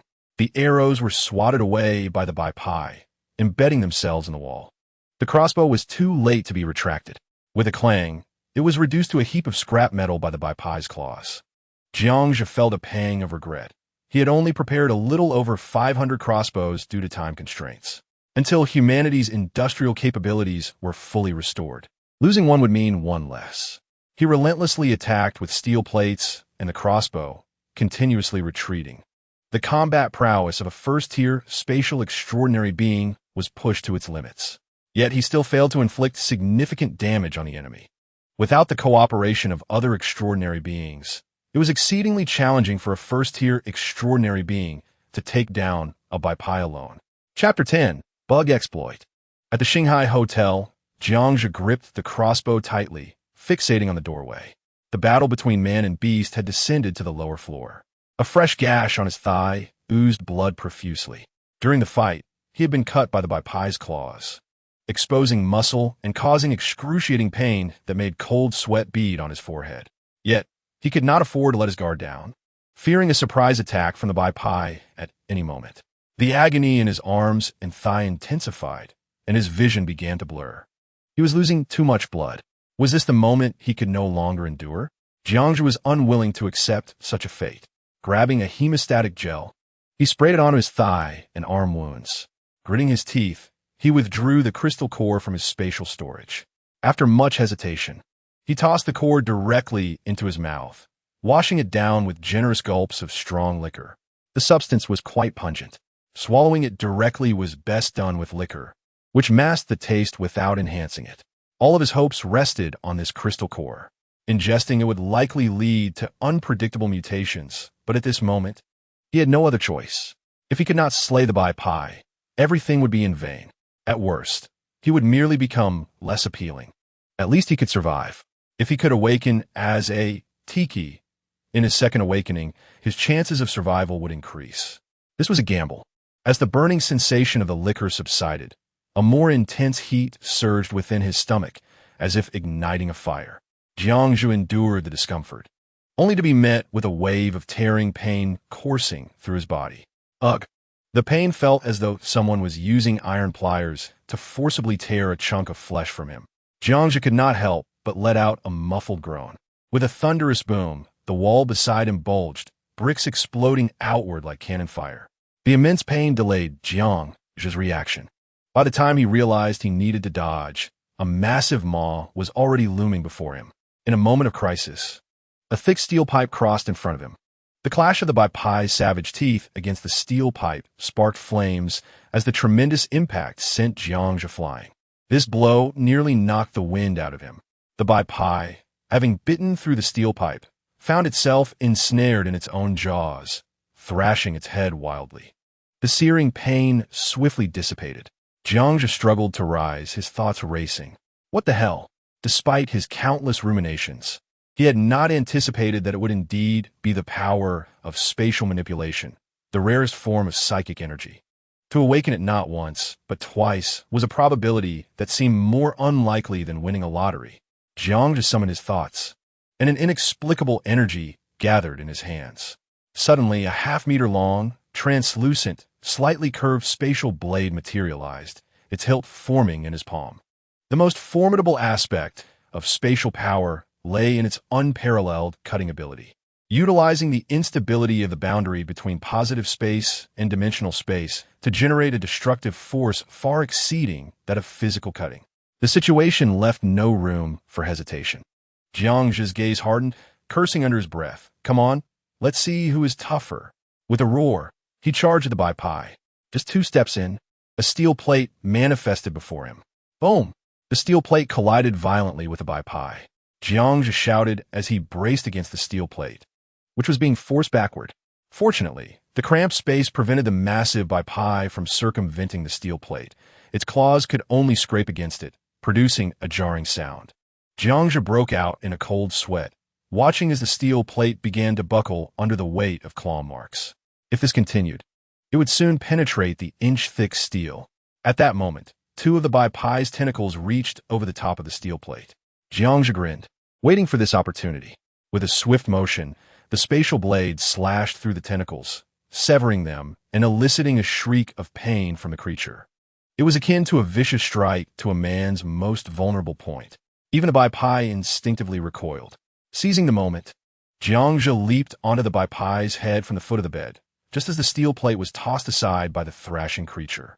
Jiangzhu locked his arms around the Bai Pai's neck. With its tentacles immobilized, Jiangzhu became an unassailable target, and he plunged his spatial blade into its sole weakness. A sickening squelch accompanied the eruption of dark purple blood. The Bai Pai swayed twice before crashing down heavily, toppling the bed frame. Panting heavily, Jiangzhu sank onto the ground, suddenly feeling the need to explore his own body. After a moment, his expression turned odd. Where were the expected mutations? With a hint of suspicion, he unbuckled his belt to inspect his own anatomy. Everything appeared normal and well-formed. Reflecting on the past 5 years of the apocalypse, he had never heard of anyone who could consume a crystal core without suffering bodily mutations. Typically, limbs would transform into claws, legs would become hooves, or their bodies would lose all hair. Could it be related to his rebirth? After much contemplation, Jiangzhu could only attribute his peculiar state to his resurrection. Relieved, he exhaled deeply and retrieved the Bai Pai's crystal core. Since there seemed to be no adverse effect from consuming the core, why not try again? Clutching the crystal core in his hand, an uncontrollable urge surged within him. Moments later, with a determined bite, he tossed the core into his mouth and washed it down with liquor. In the apocalypse, crystal cores were exceptionally precious strategic resources, each capable of creating a superhuman. If anyone were to discover that he had ingested a 3rd crystal core, they would likely exclaim in outrage, "Prodigal," for no one had ever awakened a 3rd ability. This was a biological genetic lock, not mere luck. A sharp, tearing sensation coursed through him once again. Thud! Thud! Thud! Jiangzhu fell to his knees, his head pressed to the ground, his fists pounding the earth in a desperate attempt to distract from the pain. The solid floor tiles shattered under the force of his blows. Jiangzhe froze, staring at his fists in disbelief. As he touched his stomach muscles, he noticed they had transformed from a single mass into an impressive 8-pack. His previously frail physique had become robust. No wonder in the apocalypse, the physique-enhancing crystal cores were mockingly referred to as the ultimate muscle-boosting elixir. With a single punch, a deep crater formed in the sturdy wall, the cracked bricks resembling those struck by a giant hammer. Damn it! After uttering a curse, Jiangzhe felt exhilarated. It was truly different now. Following his rebirth, not only had he escaped any side effects, but he had also shattered the ironclad rule that superhumans could only awaken 2 abilities. With uncontainable excitement, Jiangzhe began to wreak havoc on the furniture in the room. He had awakened the physical enhancement ability with a 4-fold amplification. What he had failed to achieve in 5 years prior to his rebirth had been accomplished in a single night. The tearing sensation subsided, and he could distinctly feel a tremendous power lying dormant within his muscles. With each punch, the air reverberated and the solid door splintered like paper. The exhaustion from his recent battle with the Bai Pai vanished completely. Ha! Jiangzhe laughed heartily at his fists. In this apocalypse, he would no longer live humbly like dust. Outside the city of Nanjiang, along the G58 highway, a group of fully armed police and soldiers stood vigil, scanning their surroundings. Among them, Xiaoyu licked her parched lips, casting frequent glances toward the direction of Nanjiang. Not far off, 3 military bulldozers lined up to clear the snow from the road. Behind the bulldozers was a convoy of hundreds of armored vehicles. Following the convoy, an endless throng of people walked with their heads bowed, expressions numb as they trudged forward. In the opposite direction, a procession of the Xia army main battle tanks and self-propelled artillery churned up snow, advancing toward Nanjiang. The rumble of machinery echoed overhead as a formation of armed helicopters sped by. Why are we relocating in the dead of night? A female officer beside Xiaoyu whispered, her voice tinged with concern. I don't know. It doesn't seem like they're going to rescue anyone, Xiaoyu replied, furrowing her brow at the rumbling tanks. Just last night, the police and military had received orders to expedite the evacuation of civilians from the shelter to the outskirts of the city. But this scene resembled not a relocation, but rather a desperate escape. A sense of foreboding and unease crept into Xiaoyu's heart as she suddenly recalled the anonymous post mentioning a monster impervious to bullets. Chapter 11. No One Wants to Die. Snow fell heavily. In a hotel room on the top floor of the Shanghai Hotel, a pot of rib soup simmered on the gas stove, bubbling away. Jiangzhe, with a toothy grin, pulled out a rib and gnawed on it voraciously. A day had passed since he had slain 2 Bai Pai. According to the original plan, Jiangzhe intended to leave immediately. But the wounds on his body prompted him to stay for another day, maximum. The next wave of Bai Pai would soon arrive, their numbers likely greater. The surface would soon become a battleground for the Bai Pai and those mutated wild animals. Should he encounter a Bai Pai again, he could barely handle one. 2 would force him to flee. Finishing the last piece of rib with a swig of liquor, Jiangzhe stood up, patting his belly in satisfaction. The wounds on his arms and thighs had already scabbed over. The physical quality of superhumans far exceeded that of ordinary people, allowing injuries to heal rapidly. 2 minutes later, fully armored Jiangzhe stepped out of the room, catching a whiff of smoke wafting from another room. Inside, Zhang Lan and Zhou Qi were huddled around a makeshift campfire. The original wooden bed in the room had been dismantled for firewood. Zhang Lan sat in a daze, while Zhou Qi silently read a book. It was no surprise that she was attending Hucking University. She was a definite academic achiever, still studying even in the apocalypse. In the next moment, with a tearing sound, Zhou Qi tossed a page she had finished reading into the fire. Why are you burning it? Jiangzhe inquired, causing the 2 of them to stand up awkwardly. Faced with Jiangzhe, who could kill without a second thought, they found it difficult to maintain their composure. It has become worthless, huh? I never anticipated that these items would one day transform into refuse. Zhou Qi forced a smile as he lifted the book he held, a specialized text on electrical engineering, which Jiangzhe could not comprehend. Generators, wind turbines, water purification equipment, water supply lighting, and even electrically controlled access systems. Can you make these operate? Jiang just suddenly fixed his gaze on Zhou Qi and inquired. A self-sufficient survival system. It sounds simple, yet without power, nothing could be accomplished. Zhou Qi pondered for a moment before shaking his head in response. Slap! Jiangzhe patted Zhou Qi's shoulder, encouraging him to endure. Perhaps it would prove beneficial. For heaven always provides a way out. The sudden gesture caused Zhou Qi to stagger slightly. Both men appeared increasingly haggard, their faces smeared with soot, particularly Zhang Lan, whose once plump skin had noticeably lost its luster and elasticity. Jiangzhe, do you think the military will come to rescue us? Zhang Lan linit gelo, staring blankly at Jiangzhe as she asked. If there are no unforeseen circumstances, they will not come. The entire world, the whole of Xia, is blanketed in snow. There are too many people. We cannot be saved. Woe is me. I do not wish to die. I still have a substantial fortune. Upon hearing Jiangzhe's words, Zhang Lan could not help but weep. No one wishes for death, Jiangzhe stated, then reached into his backpack to retrieve bread that had frozen solid. Handing it to Zhou Qi. Make the fire stronger. Do not fall ill, for being sick now equates to losing half a life. After this instruction, he turned to leave. Zhang Lan's eyes widened as she extended her hand, attempting to snatch a piece of bread. Slap!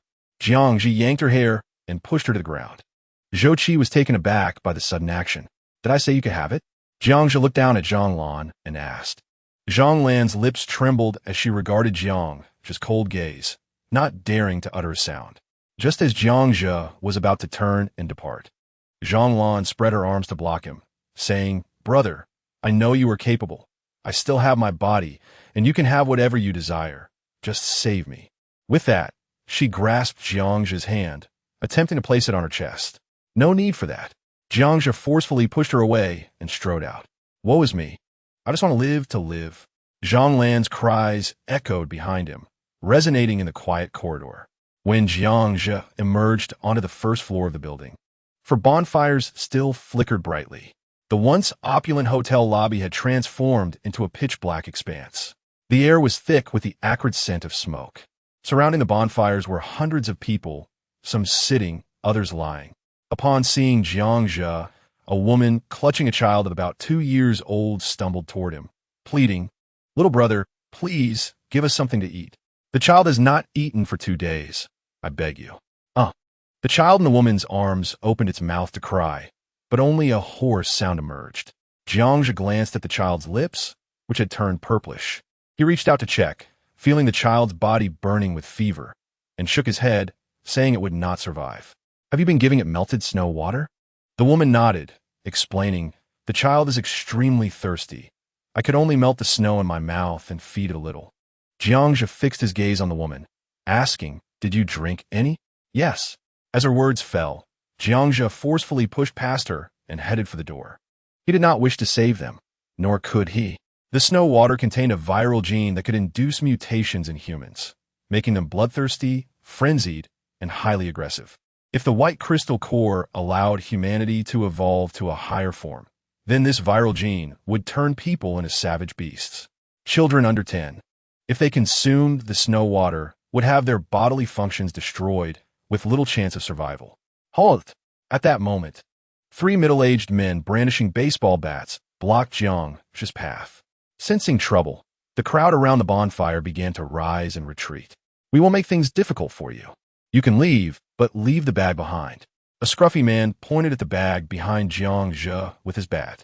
Jiangzhe regarded the 3 men with cold eyes. Leaving the bag behind would constitute making things difficult for me. At this moment, seizing food is tantamount to taking a life.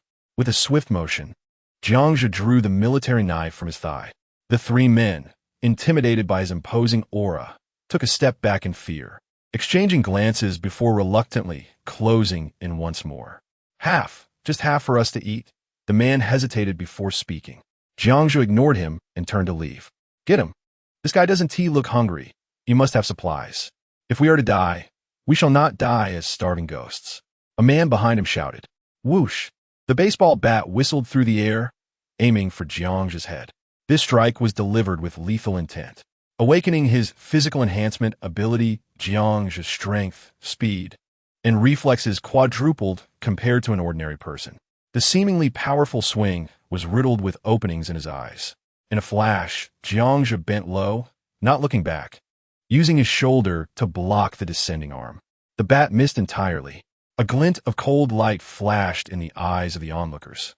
Jiangzhe's military knife had already punctured the man's throat, blood gushing forth. "You!" The man dropped the bat, clutching his throat desperately. Blood flowed profusely through his fingers. The other two, having just raised their bats, were struck with terror by this swift and brutal assault. As they turned to flee, Jiangzhe's knife had already sliced through their throats. The only sound in the lobby was that of blood gushing forth. The woman who had been preparing to continue her advance paled and slowly retreated, saying, "I don't want it anymore. I don't want it anymore." Jiangzhe's gaze swept over the surrounding individuals. No one dared to meet his eyes, all avoiding his gaze. After a moment of silence, Jiangzhe exited the grand hall. The heavy snow continued to fall. The bodies of those who had perished during the night were now covered in snow. The bonfires in the square had extinguished, and no one dared to rekindle them. Jiangzhe trudged through the snow, nearly up to his thighs, making his way towards Shanghai Square with a strength nearly 4 times that of an ordinary person, allowing him to navigate the snow with relative ease. In a room on the 2nd floor of the Shanghai Hotel, Li Dan observed Jiangzhe's figure disappear. This fellow certainly does not appear to be lacking sustenance. Indeed, just a few days prior, that man was indulging in stew. When I wanted some, he slapped me. He must be hiding something good. If you find it, be sure to share some with me. In the room, an elderly woman nodded in agreement. No problem. Chapter 12. You know nothing of the apocalypse. Hoo. Jiangzhe took a deep breath, placing his sunglasses atop his forehead. The first stage of physical enhancement truly proves to be far more practical for survival in the apocalypse. The journey back and forth took half an hour, requiring little effort. The life detector at the riverside had been stored in the dimensional space. The matters in Nanjing had been resolved. It was time to leave. Creak. When Jiangzhe pushed open the door to the top-floor stairwell, he halted mid-step. Rustle. The sound of hurried footsteps echoed from the corridor behind him. At least 15 individuals, attempting to suppress their noise. "Kid, everyone is starving. I didn't expect you to be living so well. No wonder you don't go for the airdrop supplies." A voice rang out from the hallway. Li Dan emerged with a dozen others from the guest rooms, including several girls who had previously stolen Zhang Lan's down jacket, all wielding short knives. A box of instant noodles and ham was thrown onto the floor. Zhou Qi and Zhang Lan, both bruised and battered, were being held by their hair against the wall. "Jiangzhe, run." Slap. Zhou Qi's warning was abruptly cut off by a sharp slap to his face. "Run, Jiangzhe, they have laid an ambush." Zhou Qi's mouth bled, yet he still hoarsely shouted. The man holding him grew enraged, pressing a dagger against Zhou Qi's throat. "Speak again, and I'll bleed you dry." Zhou Qi, however, ignored him, giving a grim smile as he declared, "I would rather die than become like you." A fierce glint flickered in the man's eyes. "Zhou Qi, don't speak. Listen to me." Jiangzhe intervened, calling for the man to stop. At that moment, the footsteps behind them quickened. The stairwell door swung open, and 15 men armed with axes, kitchen knives, and daggers emerged. Jiangzhe found himself cornered in the corridor. The military saber appeared in Jiangzhe's hand. "Yidan, are you certain you wish to proceed in this manner? The one who dies may not necessarily be me. Think it through carefully." Li Dan took a couple of steps forward, his demeanor casual. To him, Jiangzhe was already a fish in a barrel, and there was no need to rush. "I promise to ensure the survival of my brothers, Jiangzhe. Just hand over the hidden food, and we can discuss everything else amicably today. I know you possess considerable skills. Otherwise, Shun Zi and the others would not have fallen at your hands. The world has changed. The authorities have abandoned us. So let us join forces instead. From now on, you shall be my comrade, sharing meals and women, a far better existence than living like dogs. Moreover, your good brother Zhou Qi can also survive." Li Dan was quite eloquent. No wonder so many were willing to follow him. Jiangzhe's gaze swept over Zhang Lan, who averted his eyes and lowered his head. It was evident that Zhang Lan had betrayed Jiangzhe by revealing the incident involving the 3 young men Li Dan had killed. Brother, did you not say that if I took his possessions, I would drive him from the building? Why the change of heart? Before Jiang could respond, a panicked voice emerged from behind Li Dan. It was the elderly woman adorned with a large gold chain. She had lost considerable weight in just a few days, and her necklace was nowhere to be seen. With a resounding slap, Li Dan struck the old woman, sending her to the corner. Did I not warn you? Jiang Zhe is a capable man. Speak out again, and I will take you down. The old woman, sensing the malice in Li Dan's eyes, cowered in the corner, feigning death. Enough of the charade. Jiang Zhe pointed at Zhou Qi. You and I are not on the same path.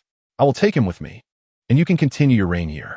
Let us act as if we have never crossed paths. Li Dan's eyes gleamed with malice. No negotiation? What is there to negotiate? Ha! Li Dan, I have slain more than 10 men like you. Jiang Zhe scoffed. With this, the conversation reached a deadlock, and he showed Li Dan no respect. Indeed, as soon as Jiang Zhe finished speaking, 30 burly men lining the corridor brandished their weapons, eager for a fight.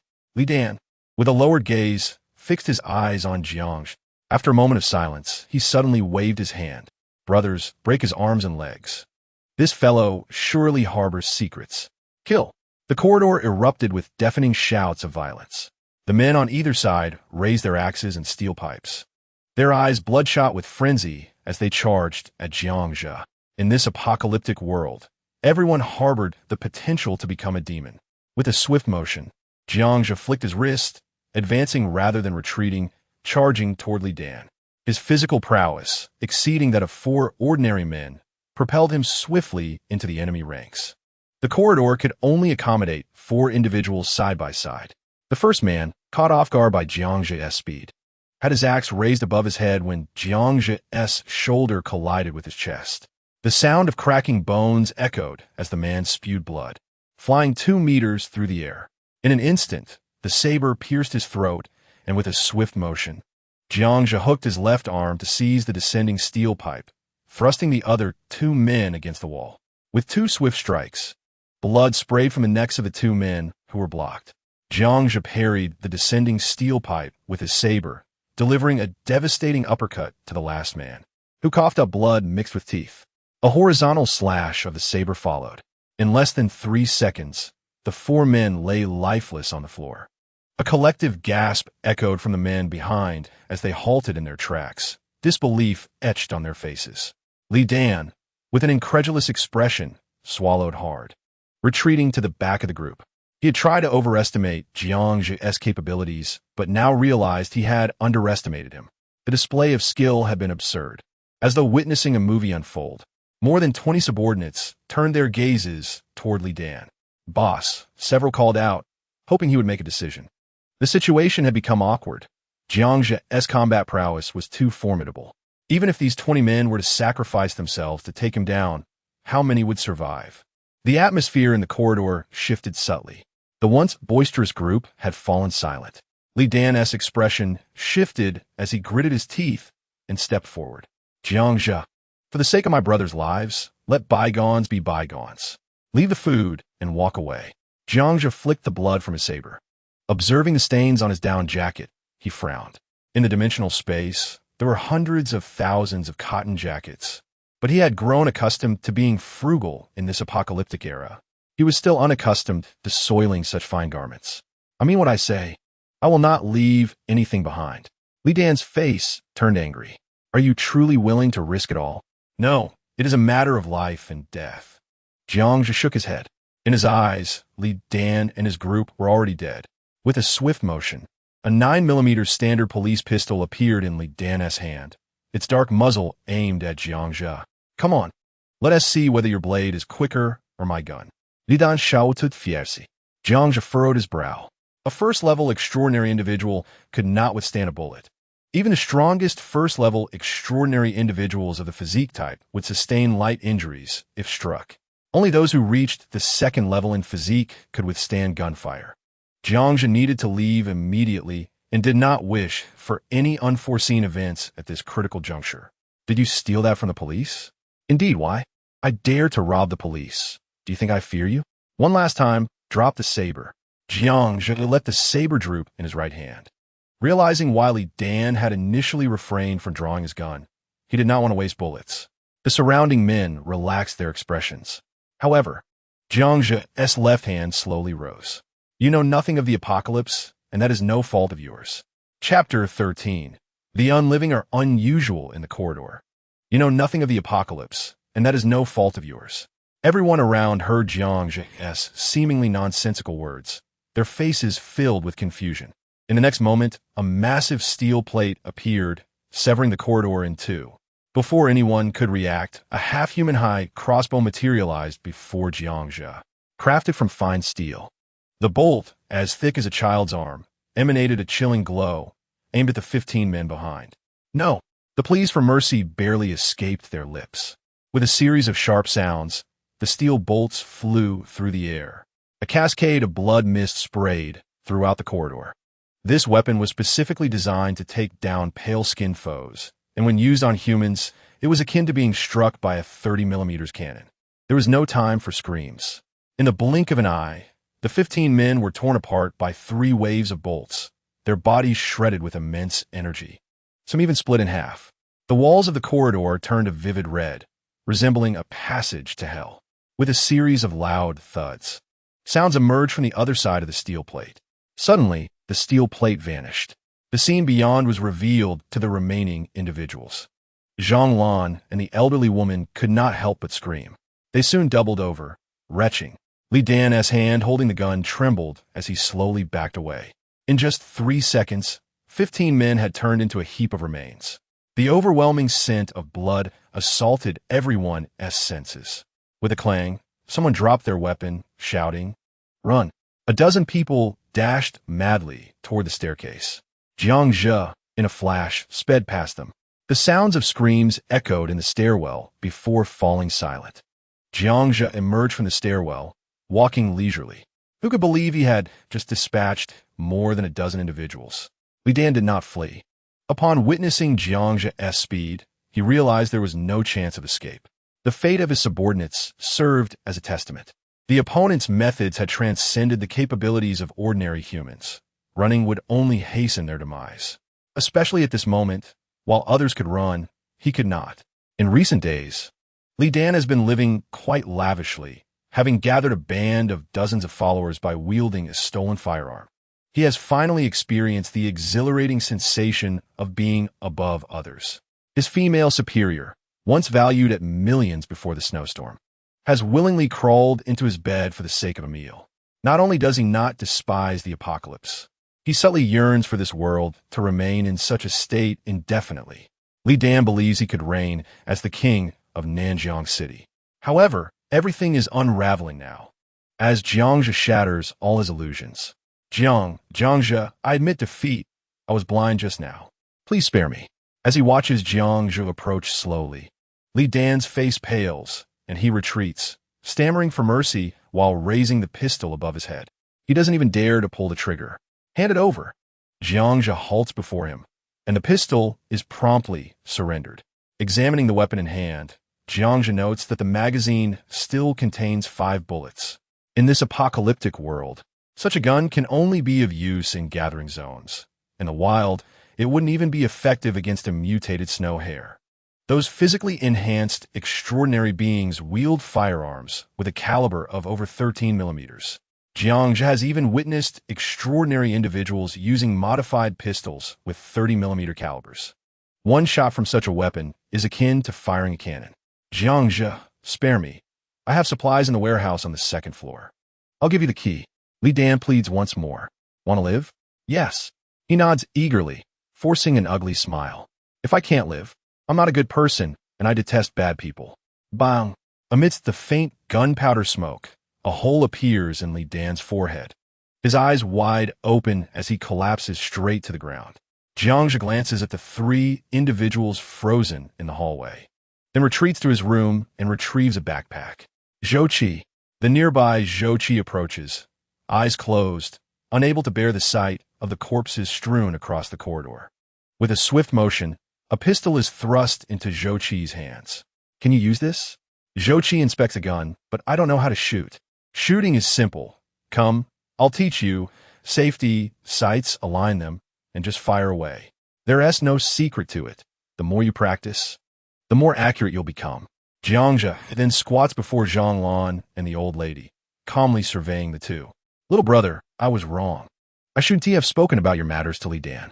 By the way, it was this vile woman who reported you for killing those three. The old lady quickly clasps her hands in prayer, not forgetting to step on Zhanglan beside her. I had no choice. If I didn't speak, they would kill me. Jiangja, please spare me. Zhanglan is already in tears. Jiangge, why not let them go? They had no choice. Zhou Qi interjects, feeling a twinge of compassion. With a single utterance of Jiangge, he seems to be preparing to cling to Jiangja's favor. Zhou Qi, if you had food just now, did you consider the consequences? Jiangja inquires calmly. I suppose the food would have been taken by that Li Dan. And then? I would starve to death, Zhou Qi admits, reluctantly voicing the unpleasant outcome. Jiangja draws out a military knife. Therefore, from another perspective, it would be quite justified for me to kill both of them. No, Jiangja, I was wrong. I only want to live. Zhanglan and the old lady cling to Jiangja's legs, pleading. He. Jiangja laughs coldly. That makes perfect sense. You want to live, so others must die. I truly understand. His understanding is chillingly detached. I won't dare again. Please spare me. The old lady, quick-witted, changes her plea. Jiangja remains silent, rising to grip Zhou Qi's hand and the gun together, unyielding to any struggle. Zhou Qi, have you come to your senses? You witnessed what just happened. If they live, you must die. Wrongdoings must be acknowledged, and acknowledgement must be punished. The gun's muzzle gradually rises. No. Zhou Qi, witnessing the two women curled in agony on the ground, turns pale, closing his eyes and turning away. Bang, bang, bang, bang, for shots ring out, accompanied by their screams. Zhou Qi opens his eyes to see Zhanglan and the old lady's legs turn to vivid crimson, both wailing as they clutch their wounds. A backpack and a pair of skis are thrust into Zhou Qi's trembling arms. The entire daxia is no longer safe. Hurry and escape from Nanjiang. Inside, there are maps and food. If you manage to survive and reach the location on the map, you will find a chance to live. Do not inquire further. Once you go, you will understand. Remember this crucial point. Do not drink snow water. If you do, use a knife to cut your throat. After speaking, Jiangja tosses a machete aside and turns to descend the stairs. Whether or not to kill them is your decision. As his voice fades, Jiangja vanishes from sight. Click. The second-floor security door opens. Inside a storage room, about the size of a standard hotel room, an assortment of supplies is piled high. Clothing, instant noodles, rice, and emergency food packs. These are all items Li Dan had scavenged. Adhering to the principle that even the smallest mosquito is still meat, Jiangja empties the entire stock. He exits the Shanghai hotel building, setting down the skis on his back. Yang Yi. Suddenly, Zhou Qi's voice calls from the hotel entrance. He had already descended while Jiangja was gathering supplies. Observing Zhou Qi's glinting machete, Jiangja knows he likely failed to kill the two women. Remember, move quickly. The faster you go, the greater your chance of survival. Jiangja imparts this advice before strapping on his skis. A deep rumble echoes from behind the hotel entrance. The twisted corpses of Zhanglan and the old lady lie in a pool of blood, the bright red liquid seeping out and quickly freezing into ice. Zhou Qi turns away, unable to bear the sight. In this world, it is the living who are abnormal. Indeed, there are ways to kill without a knife. Swoosh! Jiangja pulls down his snow goggles, the sled kicking up a flurry of snow as he bolts out of Nanjiang City. Jiangge, where are you going? Zhou Qi shouts from behind. Looking for a base where you can survive? Life passes swiftly. Under Zhou Qi's gaze, Jiangja's figure disappears into the heavy snowfall. Chapter 14. Fear of your inferiority. Shangjing, the capital of Daxia, serves as the economic, political, and cultural hub of the entire nation. Simultaneously, it is the most populous city, with a permanent resident count exceeding 100 million. In a clandestine underground conference room, the highest-ranking individuals of Daxia are solemnly observing a general presenting information. The projector displays a post that Jiangja had previously shared. Leaders, the events described in this apocalyptic post have been confirmed in 3 locations. The onset of the apocalypse. the monsters and the snowstorm. Thus, we can conclusively determine its authenticity. In the middle of the room, an elderly man stares thoughtfully at the post on the projector for a long time. Is it possible to locate this person? Unfortunately, the post was made anonymously using someone else's account, making it exceedingly difficult to trace them in the current circumstances. Moreover, whether they are still alive remains uncertain. However, I personally believe the chances of survival are relatively high, as they possess an informational advantage. A general next to the projector expresses his perspective. What progress has been made in the study of those monsters? Is there any news from the Academy of Sciences? The elderly man nods and continues to inquire. At this moment, an image of the pale-skinned creature appears on the projector.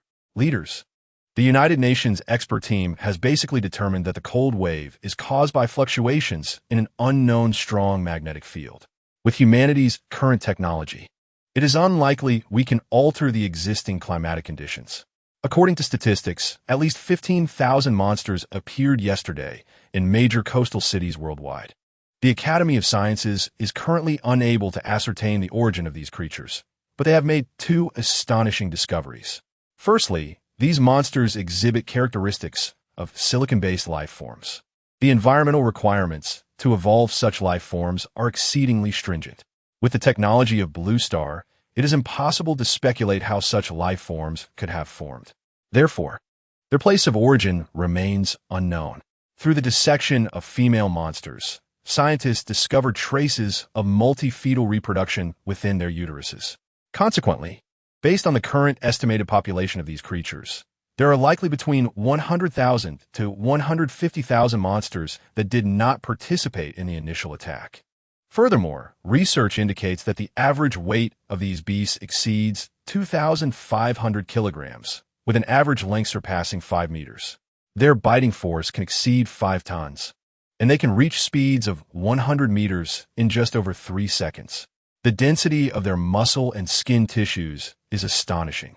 Among the standardized weaponry of our military, only the heavy machine gun with a caliber of 145 millimeters can barely penetrate their skin, yet it does not inflict fatal damage.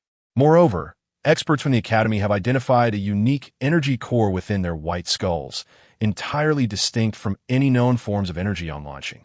In the conference room, several seasoned generals gasped in shock. As for military matters, you shall conduct your own research. What issues arise regarding the evacuation points and military deployment? Coastal cities have already begun the urgent withdrawal of personnel, and various military districts will soon reach the designated defense areas. The evacuation points are working overtime to expand capacity, although logistical support will prove challenging. Thus, we are racing against time. At this moment, the elder at the center slowly rose, surveying all present. Esteemed colleagues, this calamity has escalated to the point of national annihilation, ethnic extinction, and species eradication. We bear the lives of 2 billion individuals upon our shoulders. Let us strive with all our might. There is nothing more to be said. We shall execute everything according to plan. Daxia shall surely triumph. Daxia shall prevail. On the ring road leading outside Nanjing City, an endless line of vehicles congested the thoroughfare, bringing traffic to a standstill. Countless tall trees succumbed to the weight of the accumulated snow, their branches snapping under the strain. On the high-rise buildings flanking the highway, bedraggled sheets and enormous cardboard signs protruded from the windows, emblazoned with black or red SOS messages. Columns of black smoke rose ominously over the urban landscape. The once bustling streets, filled with the sounds of traffic and life, now felt as if they had been paused in time. The city of Nanjing lay shrouded in a ghostly white silence, with only the sound of falling snowflakes breaking the stillness, an incessant, maddening monotony. Jiangzhe halted, gazing at the impassable road ahead, shaking his head in resignation. There was no choice but to turn back to the ring road. Throughout the city, vehicles lay abandoned in haphazard positions, nearly buried under snow. Luxury cars such as Mercedes, BMW, Ferrari, and Porsche now appeared as mere refuse, carelessly discarded.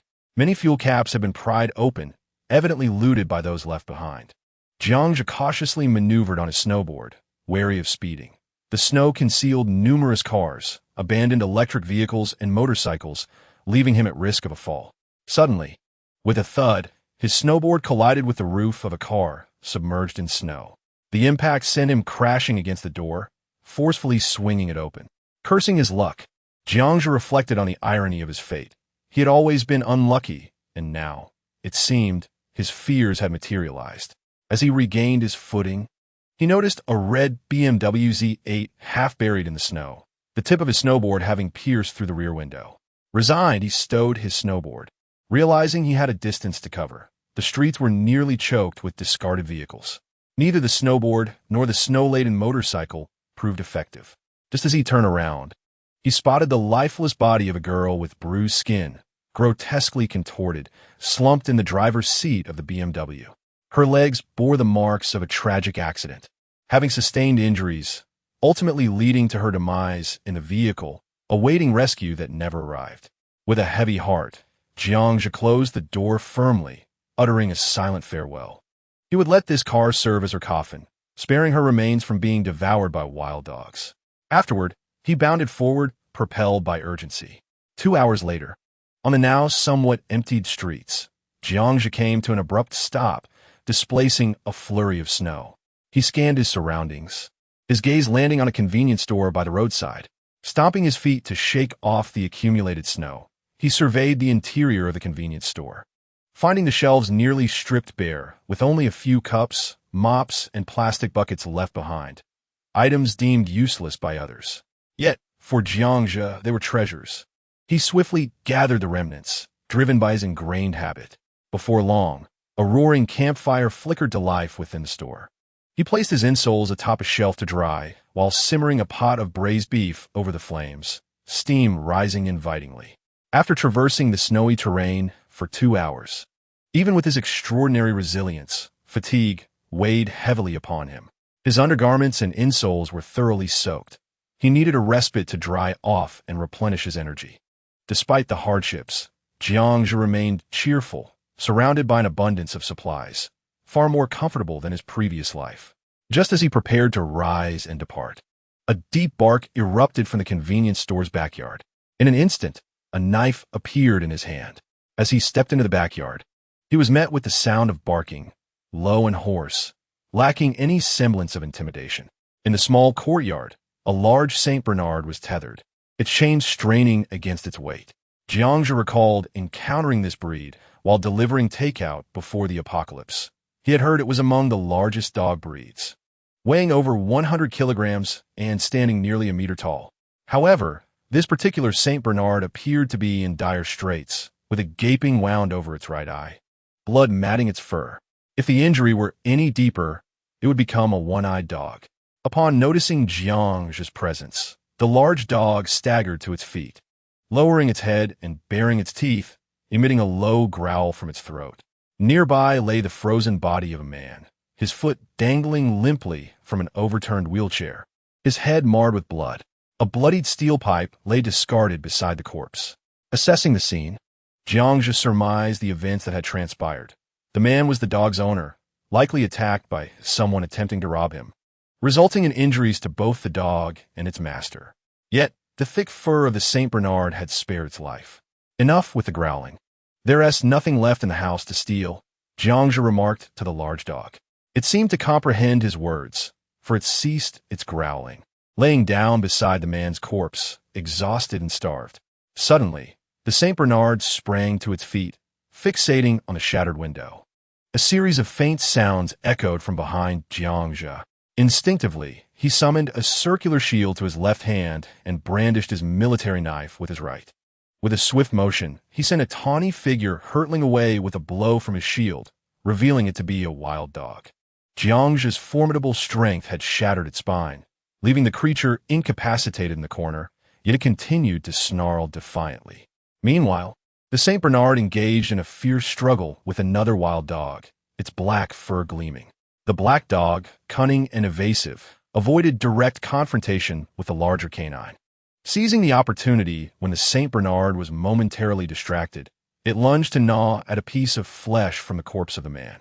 Just as it prepared to attack again, Jiangzhe's shield cleaved through the air, striking the black dog at its waist, sending it crashing into the wall, nearly severing it in two. With a swift motion, Jiangzhe retracted the shield and turned his attention back to the Saint Bernard. The intelligent creature, recognizing that the enemy of its enemy was a friend, no longer bared its teeth at him. However, the large dog appeared on the brink of collapse, its powerful limbs trembling as it struggled to remain upright, panting heavily. In this apocalyptic world, few individuals would keep dogs as pets. Food shortages had forced many beloved pets to become sustenance for their human companions. Certainly, many have fallen prey to wild dogs. The apocalypse has once again ensnared humanity within the food chain, rendering us no longer atop the hierarchy. Observing the frail Saint Bernard, Jiangzhe contemplated for a moment before tossing a basketball-sized piece of braised pork before the large dog. The dog sprang to its feet, sniffing the pork and then glancing back at Jiangzhe. This action elicited a chuckle from Jiangzhe, who remarked on the dog's timid demeanor, assuring it that he had not poisoned the meat and that he was not one to consume dog flesh. Within mere seconds, the substantial chunk of pork was devoured, leaving not even a morsel of bone behind. With the meat consumed, the dog's limbs regained their vigor, no longer appearing lethargic. Jiangzhe produced another piece of pork, declaring, "Having fed you, I shall consider myself your savior, and you shall owe me your loyalty. No objections? Very well, I shall take that as consent." He approached the Saint Bernard and presented the pork once more. The dog eagerly devoured it, and Jiangzhe tenderly stroked its head as it wagged its tail in delight. "Splendid. Our team grows stronger," he mused with a smile. The dog's name, Duke, was inscribed on its tag. Jiangzhe curiously examined Duke's rear leg, amused to discover that a female dog bore the name Duke. He then led Duke into a convenience store, filled a basin with water, and watched as Duke eagerly drank, splashing water everywhere until the basin was empty. Observing Duke's voracious appetite only endeared the dog to Jiangzhe further. The Saint Bernard, typically employed as a mountain rescue dog, possessed an acute sense of smell, capable of detecting scents from 3 kilometers away. However, the previous owner had neglected the dog, treating it more like livestock than a companion. Jiangzhe resolved to train Duke, envisioning it as a valuable ally in the future. After enjoying a hearty meal himself, he gathered his gear, preparing to continue his journey. Outside the convenience store, he set down his ski goggles and commanded, "Let us proceed." With a swift kick, he playfully nudged Duke on the head, then firmly grasped the dog's collar, instructing, "Remember, do not drink snow water. It is harmful. Do not lick it." Just as he turned away, Jiangzhe spotted Duke attempting to lick the snow water. This dog, for which he had traded 2 large pieces of pork, could not end up as mere dog stew. Consuming snow water could lead to mutations in humans, and although animals may not be affected as dramatically, even the gentlest creatures could become aggressive. Duke, sensing Jiangzhe's stern gaze, emitted a whimper. Releasing Duke, the dog affectionately nudged Jiangzhe's leg. Jiangzhe produced a bottle of mineral water, and after Duke drank the entire 2-liter container, he exclaimed, "Impressive." Donning his ski goggles, Jiangzhe called out, "Let's go." Suddenly, Duke vanished from sight. Jiangzhe paused, realizing that the snow now reached thigh-deep. Duke leaped into the snow, nearly disappearing entirely. After some time, the dog's head finally emerged from the snow. "Good grief, I have rescued an ancestor. While others have dogs pulling them, I find myself pulling a dog." Retrieving a snowboard, Jiangzhe humorously secured Duke to it with rope, fastening it around his waist. With a whistle, he charged into the snowstorm with Duke in tow. 100 kilometers outside of Nanjiang City, makeshift military camps arose amidst the vast expanse of snow. The G58 highway leading from Nanjiang to the outside world lay just 100 meters away. A dozen officers from the Dachau military observed the dense crowd on the road, each furrowing their brows in concern. "Is this the last batch of residents being evacuated from Nanjiang City?" A lieutenant general inquired of his aide. "Yes, General. The final group of residents from the relocation site is here," the aide responded quietly. "What is the status of our weaponry?" "General, the situation is dire. We have only managed to bring over 100 heavy artillery pieces, and many wheeled heavy equipment are stuck behind due to the snow-covered roads. Our heavy weapons cannot achieve precise strikes without satellite guidance. Additionally, due to the weather, many aircraft cannot take off." "Enough. Go urge them," the lieutenant general interrupted. Gesturing for silence. After a moment of reflection, he continued, "The orders have been dispatched, correct? We must not allow anyone to drink snow water. Add this to the wartime regulations." "Understood," the aide hurriedly noted. "General, might there be an error? We have examined those who consumed snow water and found no abnormalities. In fact, those who drank it appeared healthier. Food supply is already critically low. If we cannot even provide water, I fear a major general stepped forward with concerns. Follow orders. The higher-ups have their reasons. We must hold our ground until this batch of residents is evacuated. Our adversaries this time are not human. Even if we must perish, we shall prevent those monsters from entering Shanjing." Understood. Chapter 16. I never intended to be a hero after a day of trekking. Jiangzhe and Duke finally exited the main urban area of Nanjiang. Here, skyscrapers were no longer visible. Instead, low-rise buildings characteristic of urban villages dominated the landscape. Numerous abandoned vehicles littered the roadside, including a police transport vehicle that had crashed into a wall, embedding its front half into the structure. Jiangzhe untied Duke from the snowboard. With a shake of its fur, Duke dashed into the snow, leaving a mark beside a vehicle. Turning around, it sniffed the ground. "What is this?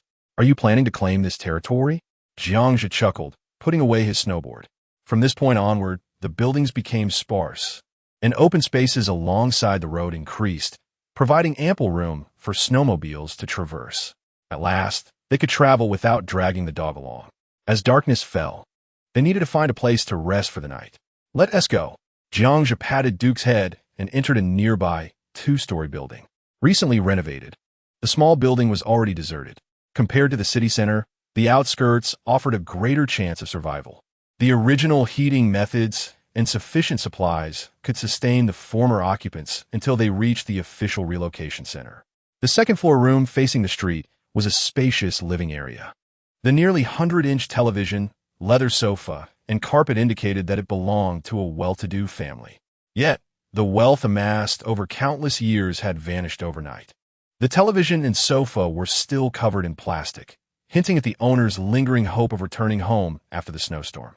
Without needing to exert effort, Jiangzhe swung his axe to split the wooden door and sofa. Soon, a pile of firewood was ignited, gradually warming the cold room. On a rack, Jiangzhe hung his damp clothing and socks to dry. Before long, an acrid odor permeated the space. However, Jiangzhe remained unfazed. Men and dogs sat quietly beside the campfire, resting. Jiangzhe retrieved a hefty lamb chop, placing it over the flames to cook. As the fat dripped into the fire, the flames flared higher. After sprinkling salt and cumin over the lamb chop, he clapped his hands and announced, "Duke, tonight's feast features roasted lamb chops and carrots. These were once a luxury before the apocalypse. Now, we can indulge. What do you say, am I living the good life?" Duke lifted its head and emitted a low grunt, seemingly in agreement. Suddenly, the thunderous sound of helicopters reverberated through the sky. Jiangzhe scraped the ice off the window. Amidst the heavy snowfall, countless papers descended from the sky. Opening the window, he grasped a small red notice. Emergency announcement. If any stranded residents see this message, please evacuate Nanjiang City as soon as possible. Warning. Unknown creatures are hunting humans. The military has established ambush positions and relocation sites 100 kilometers along the G58 highway from Nanjiang. Stranded residents are urged to leave Nanjiang City promptly and head to the relocation site. The signature bears the mark of the Supreme Command of the 3rd Military District of Daxia. With a decisive motion, Jiangzhe tore apart a lamb chop and offered a piece to the Duke, who, accompanied by onions, indulged in hearty bites. After finishing the lamb chop, the Duke, salivating, nudged Jiangzhe's trousers, signaling for more. Jiangzhe tossed the carrot in front of the Duke, who sniffed it and pushed it away. "Damn it," Jiangzhe muttered, as he planted a knife into the ground. "You choose. Shall I slay you, or will you devour the carrot?" There was no special dog food prepared in this space. Even if there were, Jiangzhe had no intention of serving it such delicacies. A Saint Bernard living on dog food would hardly survive in this apocalyptic world. Even a mere rat could incapacitate it. The Duke looked up at Jiangzhe with a pitiful gaze, and upon noticing his stern expression, reluctantly licked the carrot before swallowing it with a whimper. In this desolate world, fresh vegetables were more precious than gold. Many survivors lacked sufficient nutrition and suffered from night blindness. However, this was hardly a concern, even without night blindness. No ordinary person would venture out of shelter at night, as it would be akin to courting death. It was not just the pale-skinned humans. There were various mutated creatures lurking about. For survivors, every encounter posed a lethal threat. Suddenly, a woman's shriek pierced the air outside. Jiangja swiftly clamped a hand over the Duke's mouth, signaling for silence with a sharp look, and darted to the window to observe. In the street across, a young woman wrapped in a bedsheet, disheveled and screaming, stumbled onto the road. The snow, piled high, hindered her movement. As she ran, her bare legs were partially visible, her feet unprotected against the cold. On the opposite rooftop, a group of 10 men stood, jeering and whistling as they watched her flee. After sprinting over 100 meters, her cries abruptly ceased. Jiangja, still watching, saw the woman collapse beside a vehicle, clutching her chest. Lowering his binoculars, he no longer looked. Blood poured from her mouth. Barefoot and exposed, in such frigid weather without any means of warmth, the icy air would surely rupture her alveoli. "Damn it!" Jiangja exclaimed, shoving the Duke aside. A bullet shattered the window glass with a loud crack. They have firearms, he realized, recognizing the sound of an assault rifle. Chapter 17, The Passers-By. The occupants inside the house heard the commotion and promptly burst out, threatening if you don't come out, we'll toss in Molotov cocktails to burn you alive. Hurry up, don't dilly-dally. Outside the window, a dozen men shouted towards the second floor. Clearly, they had spotted the light in the upper room and realized someone was hiding inside. Originally prepared with a crossbow and handgun, Jiangja reconsidered and holstered his weapons. He secured the Duke with a leash, cautioning, "Don't make a sound. They have guns, and I'd rather not have to stew you." The fact that they had established themselves here suggested they might possess even better armaments. After all, if things escalated, Jiangja would likely be the one at greater risk in close quarters. Tat-tat-tat. Jiangja led the Duke out of the small second floor. "Don't shoot, gentlemen. We are merely passers-by, seeking refuge." As he spoke, he approached the group of 10 while holding the Duke's leash. 3 among them brandished torches, illuminating the space in front of the building. A burly man, his face rugged and adorned with a military camouflage hat and cold-weather gear, stood prominently among them. The other 9 wore various attires. 5 wielded guns while the others carried axes and daggers. The burly man aimed a standard Dacia military QBZ 1919 assault rifle at him. "Who else is with you?" he inquired with a piercing glare. "Just me and him," Jiangja replied, gesturing towards the Duke. "Where did you come from?" The man squinted suspiciously, his gaze sharpening upon the Duke, which sparked a flicker of desire in his eyes. The Duke, sensing the danger, let out a low growl. But Jiangja quickly silenced him with a kick. "We escaped from Shanghai Plaza, brother. We should stick together. It's written that there are monsters in Nanjing City, and staying here is perilous." "Ah!" The 10 men erupted in a chorus of derisive laughter. Jiangja's clean appearance seemed to diminish their wariness. Their weapons lowered, they relaxed their guard. "Monsters? Have you seen them?" "No monster can withstand what's out there," the burly man scoffed, slapping the barrel of his rifle. "Look at these 2. They appear quite well fed and surely aren't lacking in provisions." At this moment, one of the burly man's subordinates chimed in. His observation was astute. Jiangja, clad in top-tier winter gear, appeared vibrant and full of life, a stark contrast to someone who had been starving for days. "Open your backpack. Let me take a look," the burly man commanded, shaking his rifle. Jiangja complied, revealing the contents of his backpack, which included instant chicken legs, chocolates, instant noodles, compressed biscuits, Red Bull, and bottled water. "Oh, quite a bounty you have here." The burly man's face lit up, as one of his subordinates lunged forward to snatch the backpack. "Brother, save some for us. We have over 100 kilometers to go, and we'll starve if we don't eat." Jiangja shrugged, feeling a bit helpless. "Leave? You think too highly of yourselves. You can only come with me." The burly man smirked, gesturing with his weapon for them to follow. Jiangja patted the Duke on the head, signaling for it to remain quiet, and followed the group across the street. The door creaked as they lifted a heavy curtain and entered a second-floor shop at the corner. The windows and doors were sealed shut with a rolling shutter, leaving only a small entrance for entry. Once inside, they were greeted by a warmth reminiscent of spring. Against one wall lay piles of rice, flour, vegetables, instant noodles, bottled water, and beer, alongside numerous glass tanks teeming with a variety of fish. Observing this fish market, a subtle smile crept across Jiang's lips. The center of the room was cleared, dominated by a coal-burning stove with a large pot simmering above, emitting a tantalizing aroma of meat. "Brother, that woman must be dead, huh? What a pity, and there is even a young one here, but alas, no women left." By the stove, a balding middle-aged man stirred the pot with a ladle. Upon seeing the newcomers, he donned a pleasing smile and greeted the burly man. "Yes, she's gone. We need to keep a closer watch on those who remain and lock them up." The burly man instructed two of his subordinates, who brought their guns to Jiang's chest. Meanwhile, the cook pulled out a kitchen knife, eyeing the Duke. "I say, my good man, you've already taken the food. There is no need for such measures. If you keep us, you'll have to feed us, and this dog eats a lot. It's simply not worth it." Jiang addressed the burly man seated on the couch. "If you hadn't mentioned it, I might have forgotten.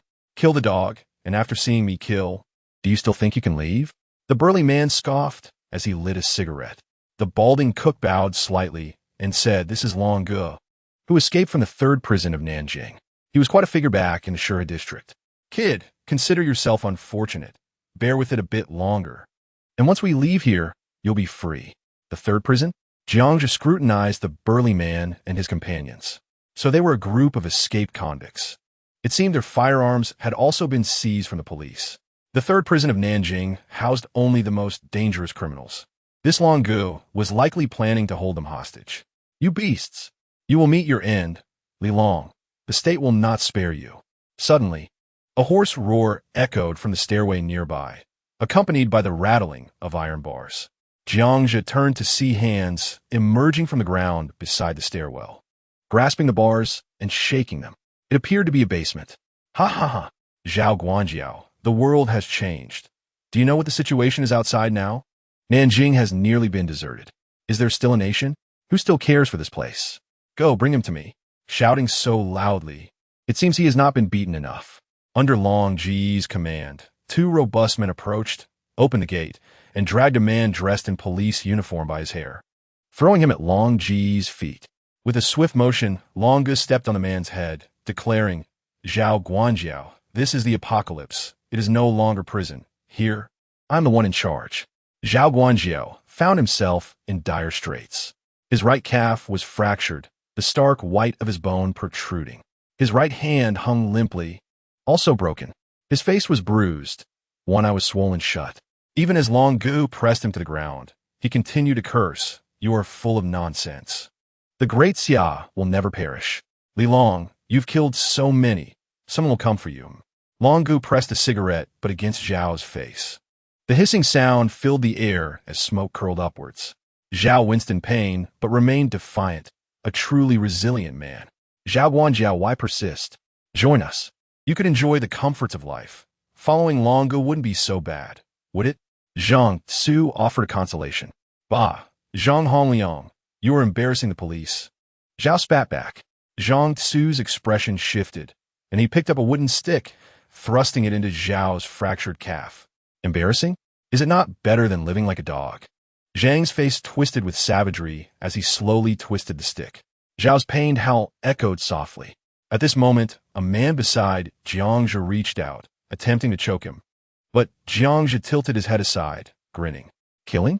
I am far more acquainted with it than you." Chapter 18. "You are insulting me," as the words left his lips. A vague luminescence flickered in the man's eyes across the room. Startled, he was about to pull the trigger, but suddenly he felt as if his hand no longer belonged to him. The scene around him began to swirl. A burst of blood shot skyward as his neck was cleanly severed, smooth without a trace of jagged edges or bone fragments. Another man was splattered with blood, caught a moment of shock. In that half-second of disbelief, the sound of a gunshot rang out, a bullet piercing the man's forehead, and he fell backward, unable to comprehend the origins of Jiang's softly glowing weapon or the gun he possessed. At that moment, a head rolled across the floor. The onlookers gaped in astonishment. just as 3 more gunshots echoed in the room. 3 men wielding handguns had blood bloom from their chests, spinning as they were hurled backward. In less than 2 seconds, 5 subordinates had been eliminated. Long Ji's expression turned grave as he reached for the assault rifle on the sofa. Suddenly, a knife flew through the air. With a scream, Long Ji's arm was pinned to the sofa, the wide blade nearly severing it entirely. As he howled in agony, the remaining 4 men raised their axes, only to find Jiang's pistol aimed at them, challenging, "Let us gamble. Who wishes to find out how many bullets are in this gun?" The remaining 4 men hesitated, frozen in place. A cry erupted as Zhang Tsu attempted to escape amidst the chaos, but was tackled by the Duke, who bit down on his rear. With a snap, the Duke's jaws clamped down between his legs, eliciting another inhuman scream. In less than 5 seconds, the situation in the seafood shop had reversed. Jiangzhe leisurely pulled out rope, binding the remaining men securely before brandishing the assault rifle throughout the shop. Zhao Guanjiao, with wide eyes, had witnessed the beheading and shooting in clarity from the very first gunshot. "Brother, please show mercy. I was wrong earlier. From now on, Li Long, will follow you." As Jiangzhe approached, Long Ji's face drained of color, his pleas for mercy spilling forth. "Brother, you insult me." Jiangzhe's hand rested on the knife's hilt. With a sharp slap, Long Ge struck himself. Yes, you possess great skill. I am unworthy to be your brother. A master, truly a master." Long Ge forced a smile, but it only made him appear more grotesque. Jiangzhe ignored him and shouted towards the basement. "Is there anyone alive? Come out." Yes. "Little brother, there are others," Zhao Guanjiao answered quickly, struggling to rise, limping toward the basement. Moments later, with the sound of footsteps, 16 people staggered out, supporting one another, 12 women and 4 men. The women appeared relatively well, but the men were in poor condition, dizzy from hunger, swaying as they walked. Upon seeing the corpses and severed heads on the ground, the 16 let out terrified screams, trembling in a corner. "Those who wish to eat must tell me what happened with the women who ran out earlier," Jiangzhe addressed the group. Having been through such turmoil, he found himself unable to sleep, opting instead to pull up a chair and sit. "Little brother, allow me to speak." Zhao Guanjiao, shielding the group behind him, swayed unsteadily. Had it not been for the support of a few girls, he would have surely collapsed. With a swift motion, Jiangzhe kicked a chair over to Zhao Guanjiao. Seating himself, "Thank you. I am Zhao Kongyang, a guard from Nanjing's 3rd prison. A few days ago, we were tasked with transferring prisoners when an accident occurred here. Li Long seized the opportunity amidst the chaos, took a gun, and killed the soldiers and the driver escorting us. These people are refugees imprisoned by Li Long. The girl who just fled was assaulted by them when she attempted to escape. Alas, beasts, all of them. I want to live too." Jiangzhe abruptly turned and slapped Long Ge across the face, interrupting his words. "If I do not ask, you shall not speak." Blood trickled from Long Ji's mouth as he nodded repeatedly upon hearing Jiangzhe's threat. "Is what Zhao Guanjiao said true?" Jiangzhe inquired of the group. "It is true. That girl was my classmate. Our teacher wanted to protect us but was also killed by them." One girl sobbed, pointing at Long Ge. "This guy pretends to be a savior when young girls are around, only to deceive them here. Women would be assaulted, and any man who resisted would be killed. The rest, as you can see." Zhao Guanjiao's voice rang out. "Brother, I am not." A gunshot rang out, halting Long Ji's words as he stared wide-eyed, a bloody hole visible on his forehead. With a thud, he collapsed onto the sofa. A chorus of terrified screams erupted from the girls, who huddled together, afraid to look up. Jiangzhe, dissatisfied, withdrew the knife from Long Ji's corpse, wiping it clean. "I told you not to interrupt. Do you think I only play with knives?" "Little brother, what you are doing is illegal," Zhao Guanjiao stammered after a moment of shock. Silence. Jiangzhe shot a glance at Zhao Guanjiao. "Would you like me to heal his wounds and give him another chance to grab a gun and kill?" Zhao Kongyang's lips trembled, ultimately sealing his mouth. For the remainder of the time, Jiangzhe dragged each body outside the seafood shop, throwing them out with a series of thuds. Soon, passing wild dogs would come drawn by the scent of blood. Long Ge and his men had, in death, performed a service of sorts. "Little brother, spare us. We were coerced." The remaining bound men, pale and tearful, begged for mercy. Rest assured, I will not kill you. Jiangzhe reassured them with a smile before stepping before the group of girls, observing the trembling assembly. He shook his head, for these girls were not unappealing, fair-skinned with long legs. Unfortunately, one has encountered a group of nefarious individuals. With a resounding thud, Jiangzhe casually grabbed a bottle of beer, took a swig, and scooped a ladle of the simmering rib soup from the stove. After a brief taste, he couldn't help but acknowledge that the flavor was just right. Subsequently, Jiangzhe waved his hand toward Zhao Guanjiao and a cluster of people in the corner, gesturing at the meat simmering on the stove, saying, "This meat is perfectly cooked.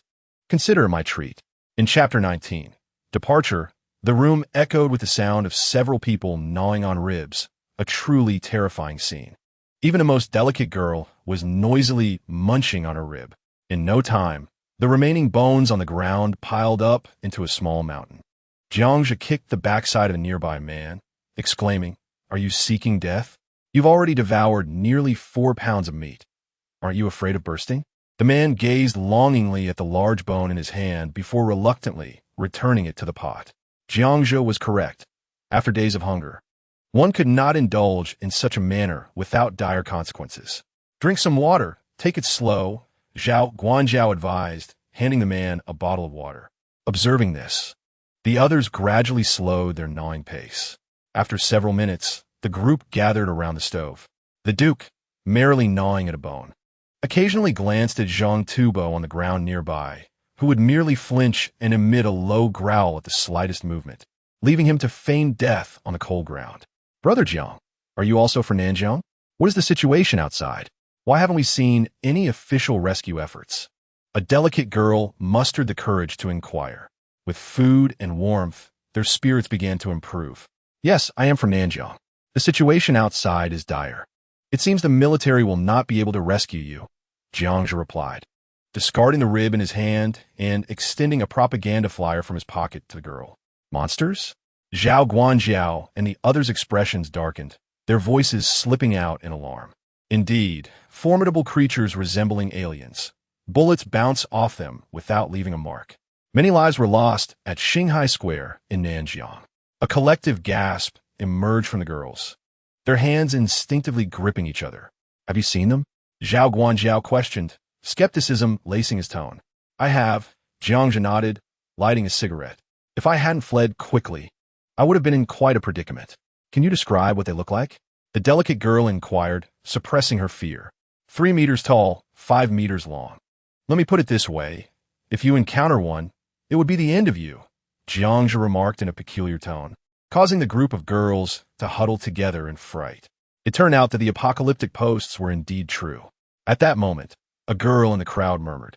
Zhao Guanjiao shot a glance at Jiangzhe, refraining from further inquiries, instead addressing the nearby girls.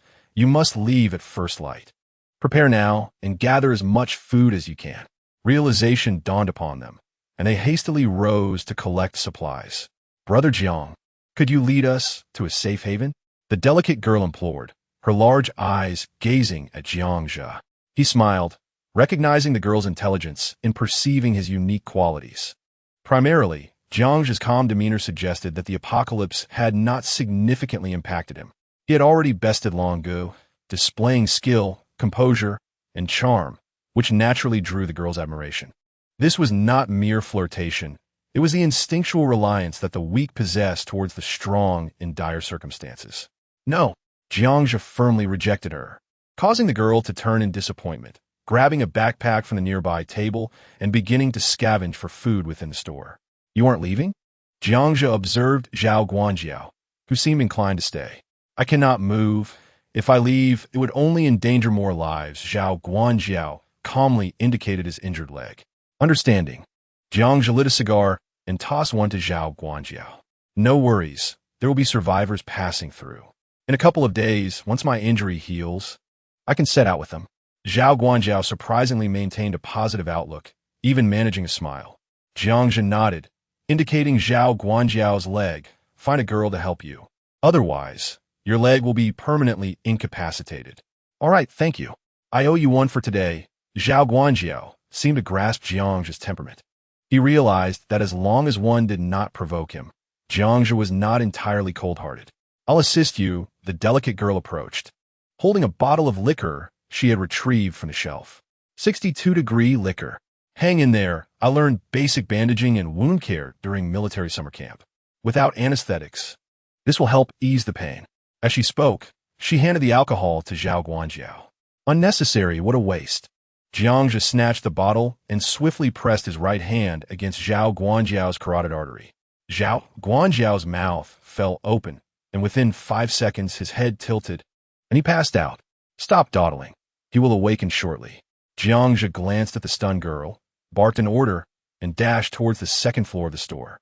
The second floor housed several bedrooms, one of which was filled with bags of white rice and cigarettes. There were at least 10 boxes of fine cigarettes, adorned with large characters of "Xi" on the top, likely left over from a nearby family's wedding banquet, which fortuitously benefited Jiangzhe. In the apocalypse, cigarettes became a form of hard currency, with a single pack able to trade for a firearm in certain gathering areas. On the table lay several large suitcases, and upon opening them, Jiangzhe discovered stacks of pristine currency. Picking up a bundle, he was struck with nostalgia as his fingers brushed over the bills. Before the apocalypse, he toiled as a delivery person, exhausted, merely to accumulate such currency to provide a better life for himself and his grandmother. In this new world, it had become utterly useless, hardly fit for even the most basic of needs. As Jiangzhe strolled back down the stairs, he found a dozen individuals, each burdened with a stuffed backpack, gathered around Zhao Guanjiao. The girl had finished tending to Zhao Guanjiao's wound and had thoughtfully fashioned a makeshift crutch from a mop handle. "Follow the G58. It's less than 100 kilometers. Grit your teeth, and you'll likely arrive in 2 days. Do not worry about me," Zhao Guanjiao instructed the girls. "Guanjiao, sob." A few girls began to weep softly, clearly understanding that he intended to stay behind. Jiangzhe glanced at his watch. It was already 4 in the morning, time to set out. "Duke, stop gnawing. Let us go," Jiangzhe called out to the Duke, still engrossed in his bone, and slung his backpack over his shoulder. "What about them?" Zhao Guanjiao pointed at 5 men and Zhang Tubo, feeling uncertain about their safety. With a swift motion, Jiangzhe drew his knife and approached. "Jiangzhe, are you truly going to let them go?" Zhao Guanjiao interjected, the girls glaring at the men, but hesitant to direct their anger towards Jiangzhe. "Indeed, I have made a promise," Jiangzhe stated, seizing Zhang Tubo and delivering a swift kick to his backside. "Get out. I stand by my word and will indeed spare you." Joy blossomed on their faces as they hurriedly exclaimed, "Thank you, esteemed one. We will certainly turn over a new leaf and start anew." Under the shroud of darkness, the group stood at the entrance of the store, the bodies of Long Gu and his comrades still blanketed in snow. The girls raised their torches, casting slightly displeased glances at Jiangzhe. Had he not rescued them, they might have openly expressed their grievances. Jiangzhe paid no heed to their stares and approached Zhang Tubo. In Chapter 20, an unexpected turn, remove your clothing and take off your shoes as well, Jiangzhe commanded, his gaze fixed on Zhang Tubo and his companions, deftly flicking his knife. Zhang Tubo reacted, quickly shaking his head. "No, please. That would lead to death. Brothers, spare me. It was all their doing. I had no part in it." With a swift slice, 2 of Zhang Tubo's fingers fell to the ground. "Not willing to comply? Then I shall take a leg." I will. The 5 men hurriedly began to strip, leaving only their trousers, shivering in the heavy snowfall. Jiangzhe raised his assault rifle, pointing toward the building 200 meters away. "Do you see that? If you run inside, you may survive. I keep my word." With a bang, Jiangzhe fired the first shot. The men cried out in despair. Running toward the distant 10-story building, Jiangzhe commanded, "Go, keep your eyes on them." The Duke fervently pursued a few individuals. A cry of despair echoed through the wind and snow, while those behind silently observed. Jiangzhe returned to the seafood shop, frantically scavenging for provisions, ultimately leaving enough for the caretaker to last 4 or 5 months. "Jiangzhe, they're all gone, just like that girl," Zhao Guanjiao murmured upon Jiangzhe's return. "Their demise was due to their lack of strength. It is time to move on." Jiangzhe strapped on his skis as a dozen individuals approached, bowing in unison. "Thank you, Brother Jiang." At that moment, Jiangzhe stepped forward, gently lifting the chin of the most delicate girl, creating an ambiguous atmosphere. She blushed yet mustered the courage to meet his gaze, while those around them silently watched. Jiangzhe glanced at the other attractive girls and shook his head, stating, "In this apocalypse, beauty is a sin. Only those who are less fortunate may survive. Heed this as you wish." "Brother Jiang, we have noted this. Take care." The girl solemnly nodded, misunderstanding resolved. Just then, the caretaker limped over, whispering, "Little brother, it seems we may not meet again. I am curious. Your skills and marksmanship are impressive, yet you do not appear to be military. Might you tell me who you truly are?" Jiangzhe donned his ski cap, grinning at Zhao Guanjiao's inquisitive expression. "I am a delivery worker from Nanjiang City, number M0023, easily verifiable." With a swift motion, he placed a handgun in the caretaker's hand. Under the watchful eyes of the crowd, he and his dog vanished along the roadside into the heavy snow. Observing Jiangzhe and Zhou Qi disappear into the distance, the remaining individuals embraced the caretaker. The girls smeared their faces with soot, stepping into the deep snow as they walked away. "A delivery worker?" Zhang Guanjiao at the entrance glanced at the gun in his hand, shaking his head in disbelief. "Damn it, I can't believe this." Moments later, a startled shout erupted from the seafood shop. The provincial road, parallel to the G58 highway, witnessed a snowmobile racing at high speed, trailing plumes of snow as it sped onward. "We must thank the government for their thoughtfulness," Jiangzhe, piloting the snowmobile, called back to the Duke, whose hair had been blown into a wild mess. On the spacious provincial road, abandoned vehicles had been pushed aside by military bulldozers, creating a clear path. The snowmobile glided effortlessly across the terrain. The Duke clung tightly to Jiangzhe's clothing, too frightened to move. The low rumble of the snowmobile resonated like a sharp arrow piercing through the stillness. Suddenly, a tire rolled out from a diagonally parked RV. Jiangzhe swerved, the snowmobile skidding sideways, crashing into a mound of snow with a loud thud. After a brief moment, two hands emerged from the snow. "Damn it, even if it were the King of Heaven, I would make you regret this," Jiangzhe grumbled as he dug the Duke out and, with a stern expression, approached the RV, brandishing a knife. Barking, the Duke shook off the snow, equally displeased as he growled at the RV. Upon reaching the rear, Jiangzhe halted abruptly. Before him knelt a man and a woman, supporting each other. Upon seeing Jiangzhe, they suddenly dropped to their knees. Without hesitation, they bowed 3 times, leaving Jiangzhe bewildered. Behind them stood a young girl in a red down jacket, clutching a Peppa Pig doll, her eyes wide with a mixture of curiosity and fear. "Little brother, I'm sorry, our RV had an accident. Could you take us with you?" "Thank you," the scruffy man pleaded, bowing again. "We mean no harm," the woman added, continuously apologizing. Cautiously, Jiangzhe approached, knife in hand, and with a swift kick, he knocked the man over. "Sorry? Do you even realize how close you came to killing someone?" "I'm truly sorry. We didn't want to hurt anyone. I was afraid you wouldn't stop. So, I threw a tire," the man struggled to explain, continuing to bow. Jiangzhe noticed the man's leg was twisted unnaturally, a clear sign of injury from the accident. "Don't hurt my dad. He's a good man. Please don't hurt him," the little girl cried, her small arms outstretched to shield her father. "Little Xiao, don't do that." Quickly apologized to the brother, the woman urged, anxiously pressing her left hand on the girl's head. The family knelt before Jiangzhe, visibly weak from lack of food. Seeing Jiangzhe remain unmoved, the woman crawled toward him, grasping his pant leg. "Little brother, please, save us. The child is innocent." Jiangzhe crouched down, gently peeling the woman's hand away. "I, too, am a child, equally innocent. You nearly caused my death. Since you have apologized, we shall consider this matter settled. If you dare grasp my leg again, I will strike you all." The woman stared at him, tears streaming down her cheeks, mingling with the cracked skin of her lips. She cried softly, lifting the girl and blocking Jiangzhe's path. "As long as you take my child, we will stay behind. Please, are you forcing me to act?" Jiangzhe, agitated, pushed the woman aside, cursing, "As if I owe you anything, damn it." Chapter 21, Xiaomi. With a thud, the woman knelt once more, blocking Jiangzhe's path. "Little brother, tell me, what would it take for you to save my daughter?" Jiangzhe turned back, glancing at her. "I lack the ability. The woman paused, glancing at the Duke at his feet. Little brother, if you can take a dog, then treat my daughter like a dog. As long as she doesn't starve, she is very obedient. Wave. The woman kissed her daughter on the forehead, speaking calmly, Shao, be good.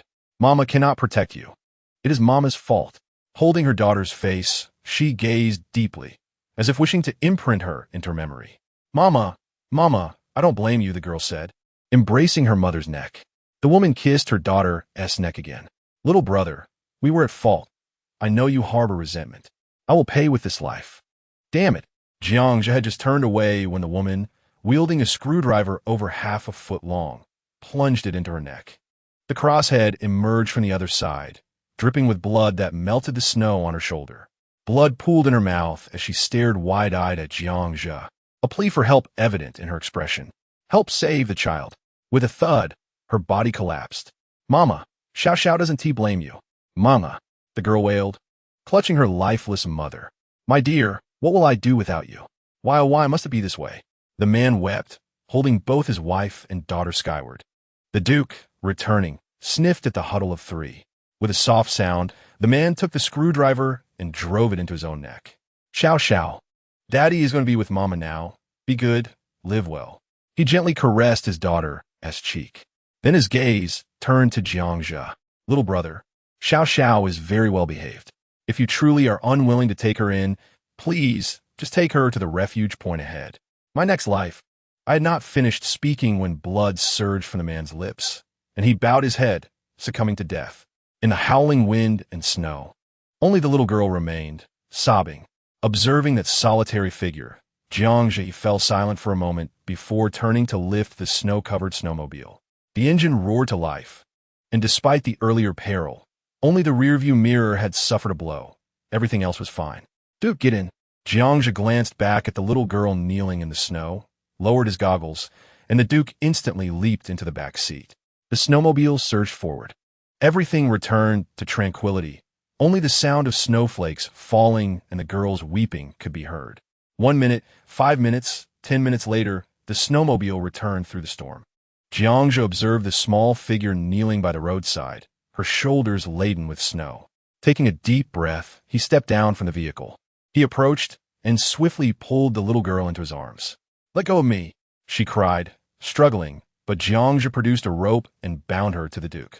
The Duke cast an unhappy glance at Jiangja before licking the girl's cheek. The girl shrank back, silenced by fear, yet continued to sniffle softly. Hush! Did you not hear? Your mother said to raise you like a dog. It sounds easy, but is a dog really that easy to care for? I will drop you off at the refuge point ahead. If you keep crying, I will leave you there. Finally, the girl ceased her sobbing. As they spoke, the snowmobile rolled on, vanishing into the vast snowstorm.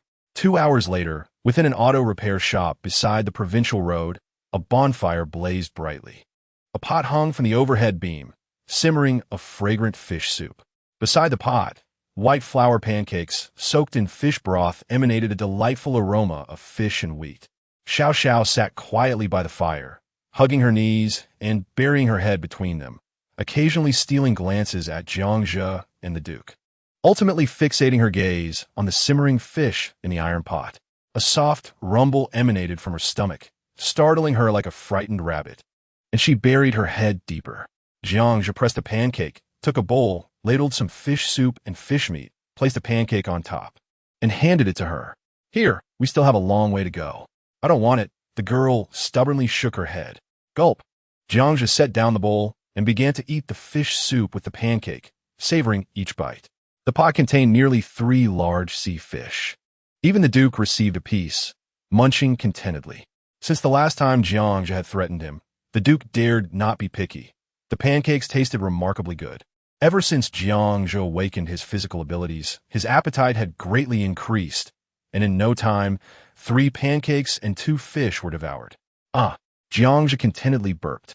Duke, finish your bowl, he called out, noticing the untouched fish in front of the little girl. The Duke immediately perked up, his head leaning forward. Bad dog, that's mine. The girl protested, swiftly clutching the bowl to her chest and devouring the pancake. Jiangja smirked, dismissing her tantrum.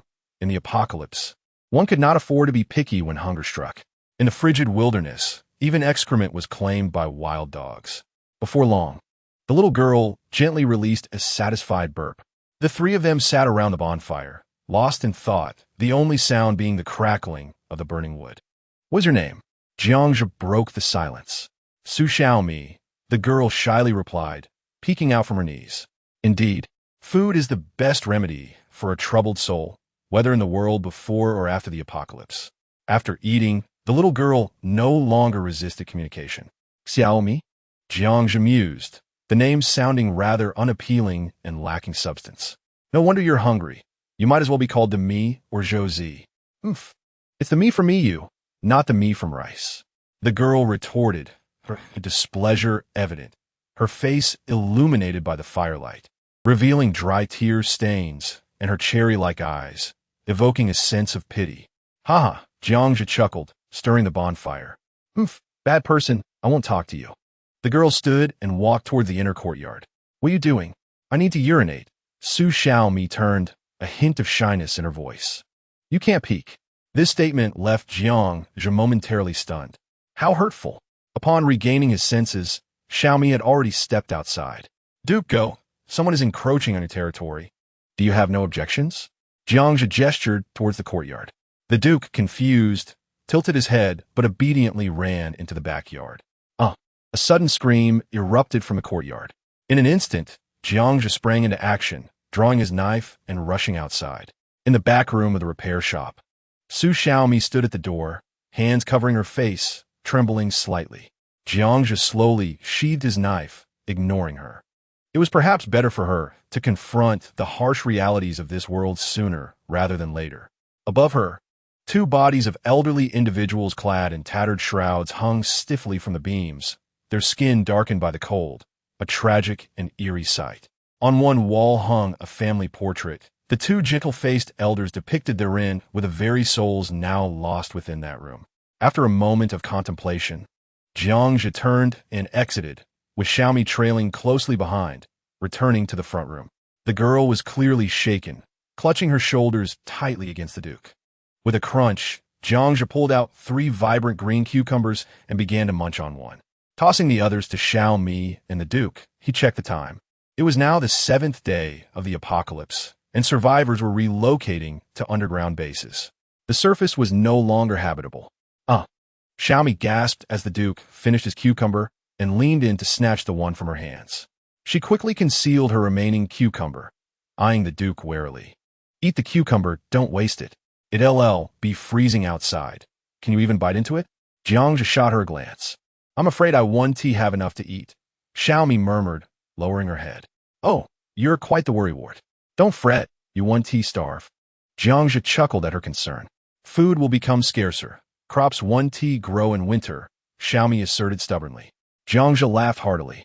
"No guedes, cockroaches, rats. And wild beasts are all food." "Nonsense. Cockroaches are pests. No one eats cockroaches," Xiaomi interjected. Their conversation momentarily distracted her from her fears. "Ha!" Jiangzhe stretched lazily, crushing a cockroach before sprinkling salt on it and compacting it. "It chews like, pot stickers. Aside from the taste, it's not bad. At least it won't let you starve." "EW, Xiaomi grimace din disdain. Have you eaten it before?" she asked, her curiosity piqued, her eyes wide open. "I have. And you might have the chance to eat it one day," Jiangzhe replied with a grin. In the apocalypse, with so few sources of entertainment, conversing and sharing laughter became the best means to pass the time, and managing to amuse this little Xiaomi was a delightful diversion. "I shall not partake. I categorically refuse. It is utterly repulsive." Xiaomi wore an expression of unwavering determination. "Repulsive?"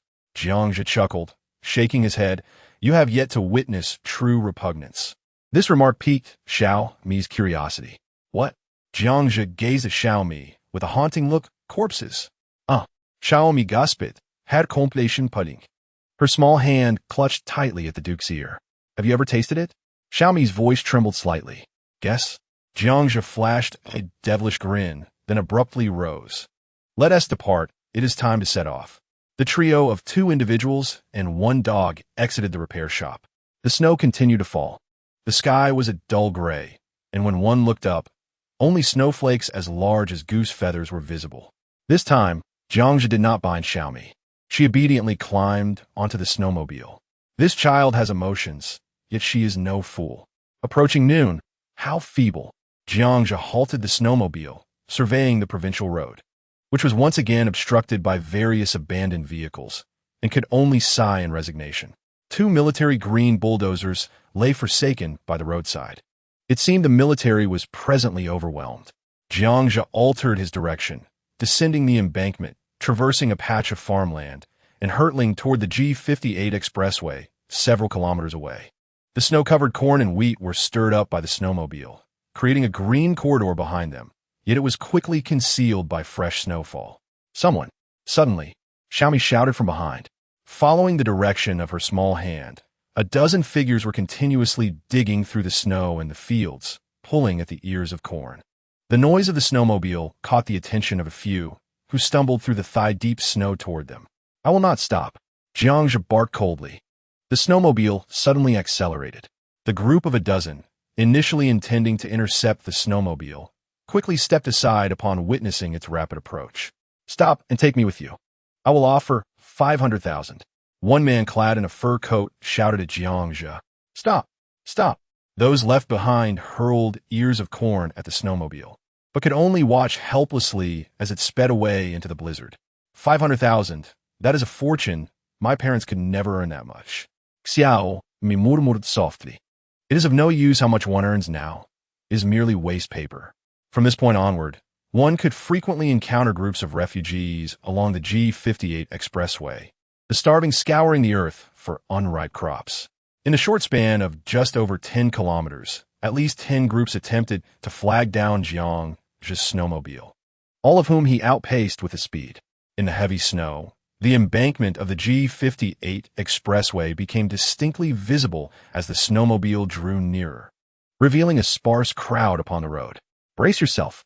With a loud command, the snowmobile surged onto the expressway, gliding several meters through the air before crashing onto the highway. Vehicles here were already sparse. When the heavy snow initially fell, the expressway had been closed and a path had been carved out by military bulldozers. The snow in the middle was slightly lower than that on either side. With a clear path ahead, the snowmobile raced along the expressway. Along the road's edges, one could often spot individuals with backpacks, heads bowed as they hurried onward. Many attempted to approach and stop them, but were deterred by the assault rifle in Jiangzhe's grasp. Here, the military's resettlement point was drawing near. The crowd grew increasingly larger, predominantly on foot, with some carrying skis, all intent on their journey. Suddenly, in the middle of the road ahead, a man brandishing a bow, an arrow aimed at Jiangzhe, shouting loudly. Behind him stood a dozen men and women, their eyes gleaming with excitement. Jiangzhe lowered his head slightly. With a sudden increase of throttle, the snowmobile shot forward like an arrow. Whoosh! The man's expression changed as his arrow flew toward Jiangzhe. A swift sound rang out as the blade of a knife sliced through the air. Jiangzhe possessed 4 times the reflexes and strength of an ordinary person, making it easy for him to evade the arrow. However, there were others behind. Jiangzhe had no choice but to draw his weapon. Bang! The man had not anticipated Jiangzhe's boldness. With a muffled thud, the man's body was hurled away like a bowling pin by the weighty snowmobile.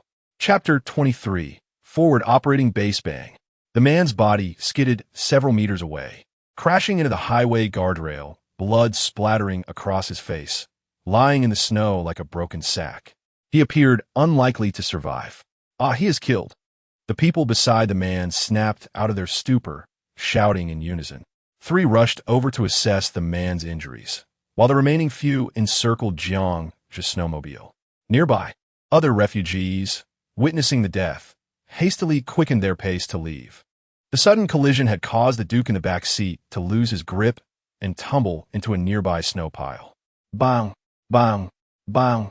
The sound of gunfire echoed. Jiangzhe, brandishing his assault rifle, fired near the feet of the approaching individuals, causing them to freeze in place. Do you wish to take charge? Have you considered the lives you may lose? Jiangzhe's words made those surrounding him retreat 3 meters in fright. Xiaomi clutched tightly to his clothing. Woof! At that moment, The Duke emerged from the snow pile, growling softly at the group. You have killed a military brother. You are finished, do you understand? One woman pointed at Jiangzhe threateningly. Jiangzhe's gaze hardened, aiming his rifle at her. A rumble. A military Green 8x8 all-terrain combat vehicle raced toward them. With a whoosh, its 8 tires equipped with snow chains kicked up a large cloud of snow. Do not speak, do you understand? Jiangzhe murmured a command. Xiaomi nodded. Throughout this journey, she had realized that this man was unlike others, establishing an undeniable authority in her heart. Who fired the shots? 3 soldiers clad in cold weather gear jumped from the vehicle, surrounding them. He is killed, sir. He is armed. Immediately, one among the crowd pointed at Jiangzhe and shouted. Whoosh! The 3 soldiers readied their rifles, aiming at Jiangzhe at the rear. Lower your weapon, or face immediate execution. A commanding shout emanated from the lead officer. Jiangzhe glanced at the officer's insignia, noting he was a company commander, while the other 2 were mere soldiers. Woof! The Duke, bold as ever, bared his teeth at the leading commander. We are comrades. Do not shout. Jiangzhe kicked the Duke, raising his voice. He then addressed the company commander earnestly. I am Zhang Hongliang, a guard from Nanjing 3rd Prison. Commander, 3 days ago, we were ordered to relocate prisoners.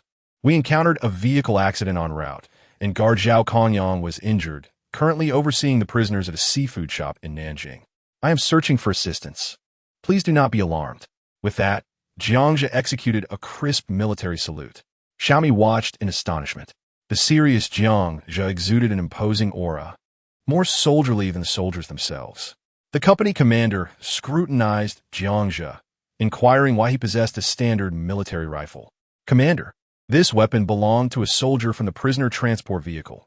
Regrettably, he perished in the accident. Jiangzhe expressed a face full of regret and sorrow. Hearing Jiangzhe's words, the officer remained skeptical. How can you prove your identity? Commander, you may contact the leadership of Nanjing 3rd Prison. They can vouch for me. Simply mention that guards Zhao Kongyang and Zhang Hongliang are requesting assistance. Otherwise, guard Zhao cannot hold out for much longer. Observing the officer's rifle lowering slightly, Jiangzhe sensed that the situation had shifted in his favor. Can police kill indiscriminately? He has killed a military brother. Commander, do not listen to his nonsense. At that moment, someone in the onlooking crowd shouted. The commander frowned, asking, what is happening? Zhang Hongliang, speak.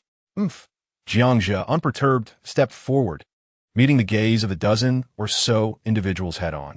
Commander, that man just now attempted to kill me with a bow and arrow to seize the snowmobile. I was merely executing emergency protocols. Anyone who dares to obstruct the police in their urgent duties and threatens the safety of police personnel is subject to lethal force. The squad leader turned to the group, questioning the veracity of the officer's statement. The military brother merely intended to intimidate him. One individual faltered in his words. Intimidate? With a swift motion, Jiangzhe seized the collar of the man, yanking him to retrieve a broken half of an arrow from the ground. Do you see this arrowhead? It was aimed at my neck. Do you truly believe it could not kill? Jiangzhe's grip was so powerful that it left the man trembling. Observing this scene, the squad leader exchanged glances with 2 soldiers, and the 3 of them holstered their weapons. It was undoubtedly the police. Otherwise, how could they be so brazen in front of soldiers? Moreover, the individual had clearly sought his own demise by attempting to assault the police with a bow and arrow.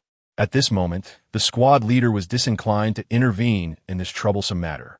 It was an incident of traffic, and if there were grievances, they should consult the traffic police or pursue legal action against Zhang Hongliang in court.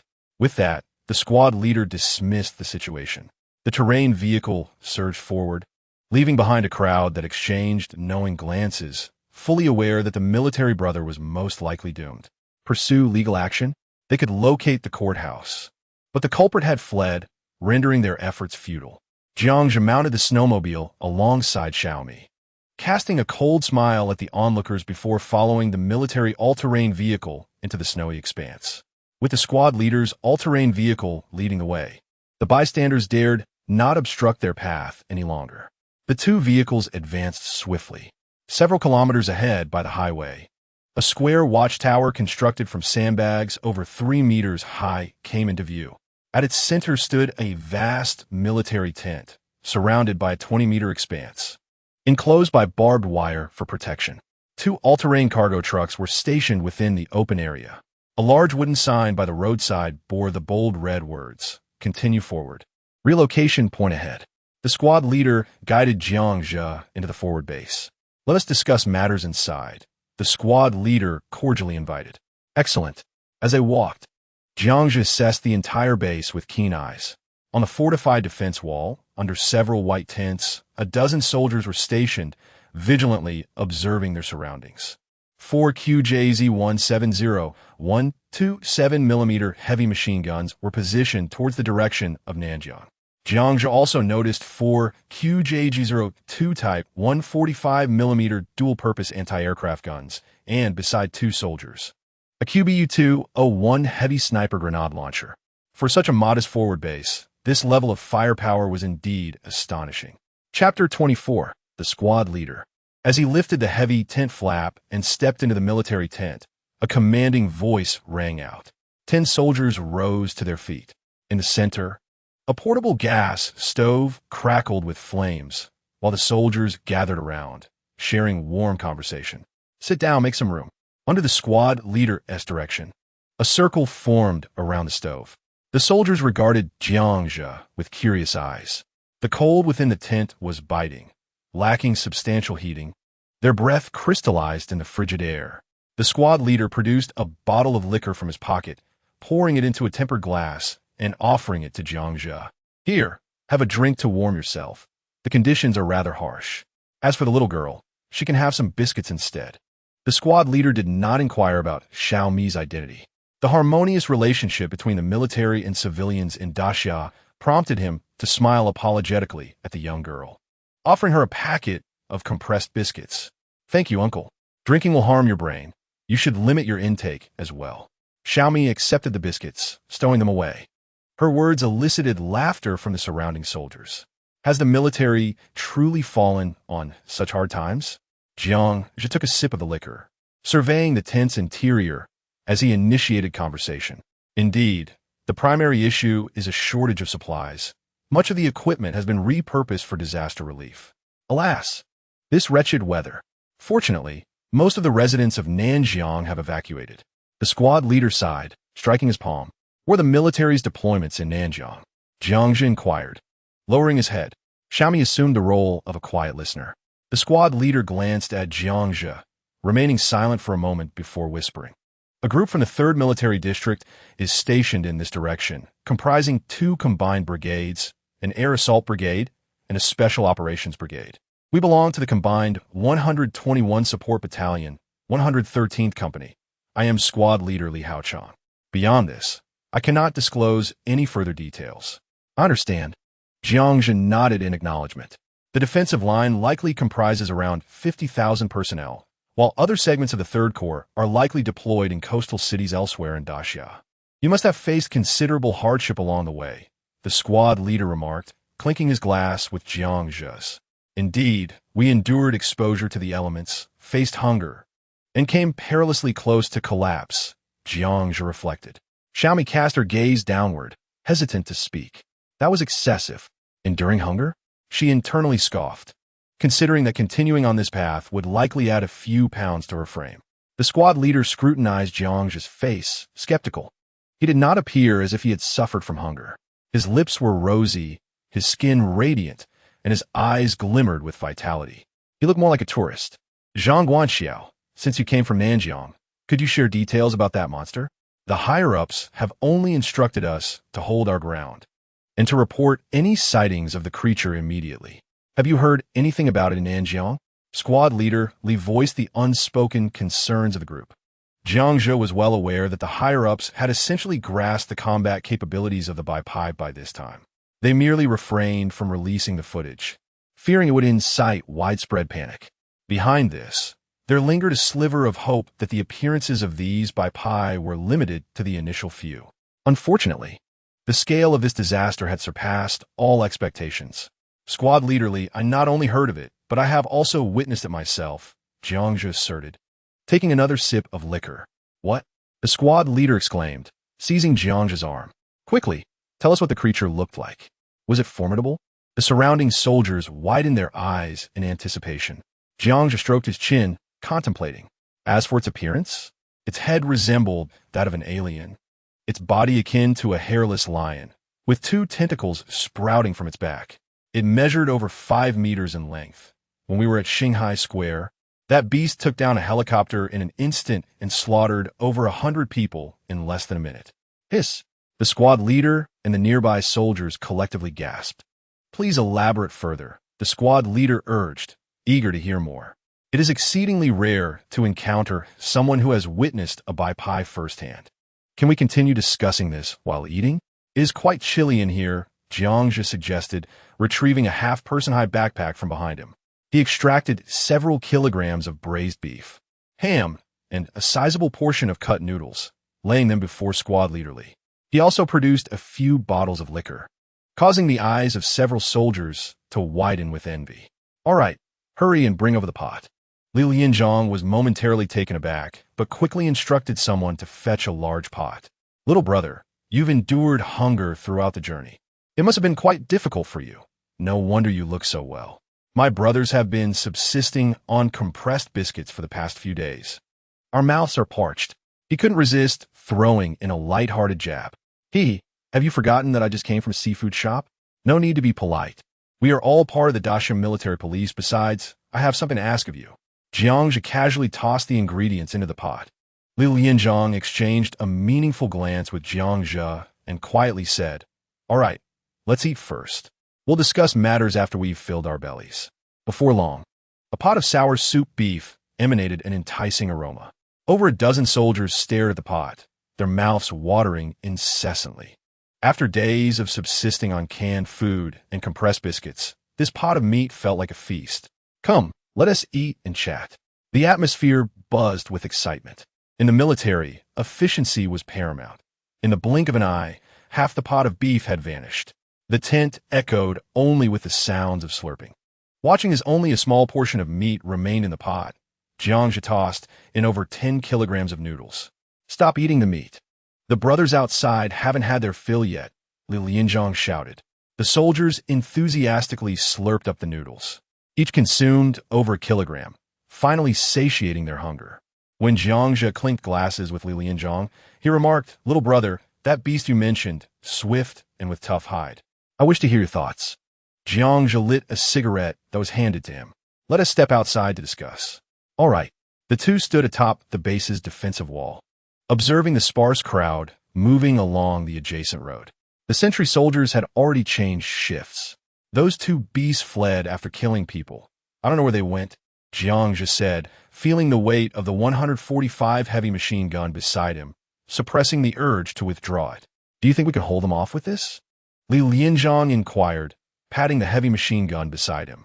Jiang gestured towards the 3-meter-high defensive wall and said, At this height, they could easily scale it.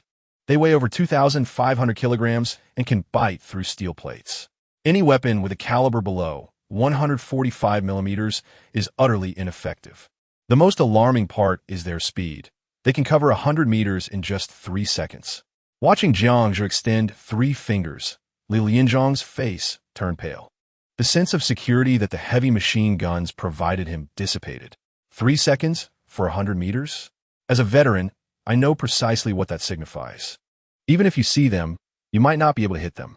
Not everyone is a sharpshooter. Each word struck Li Lianzhong like a hammer to the heart.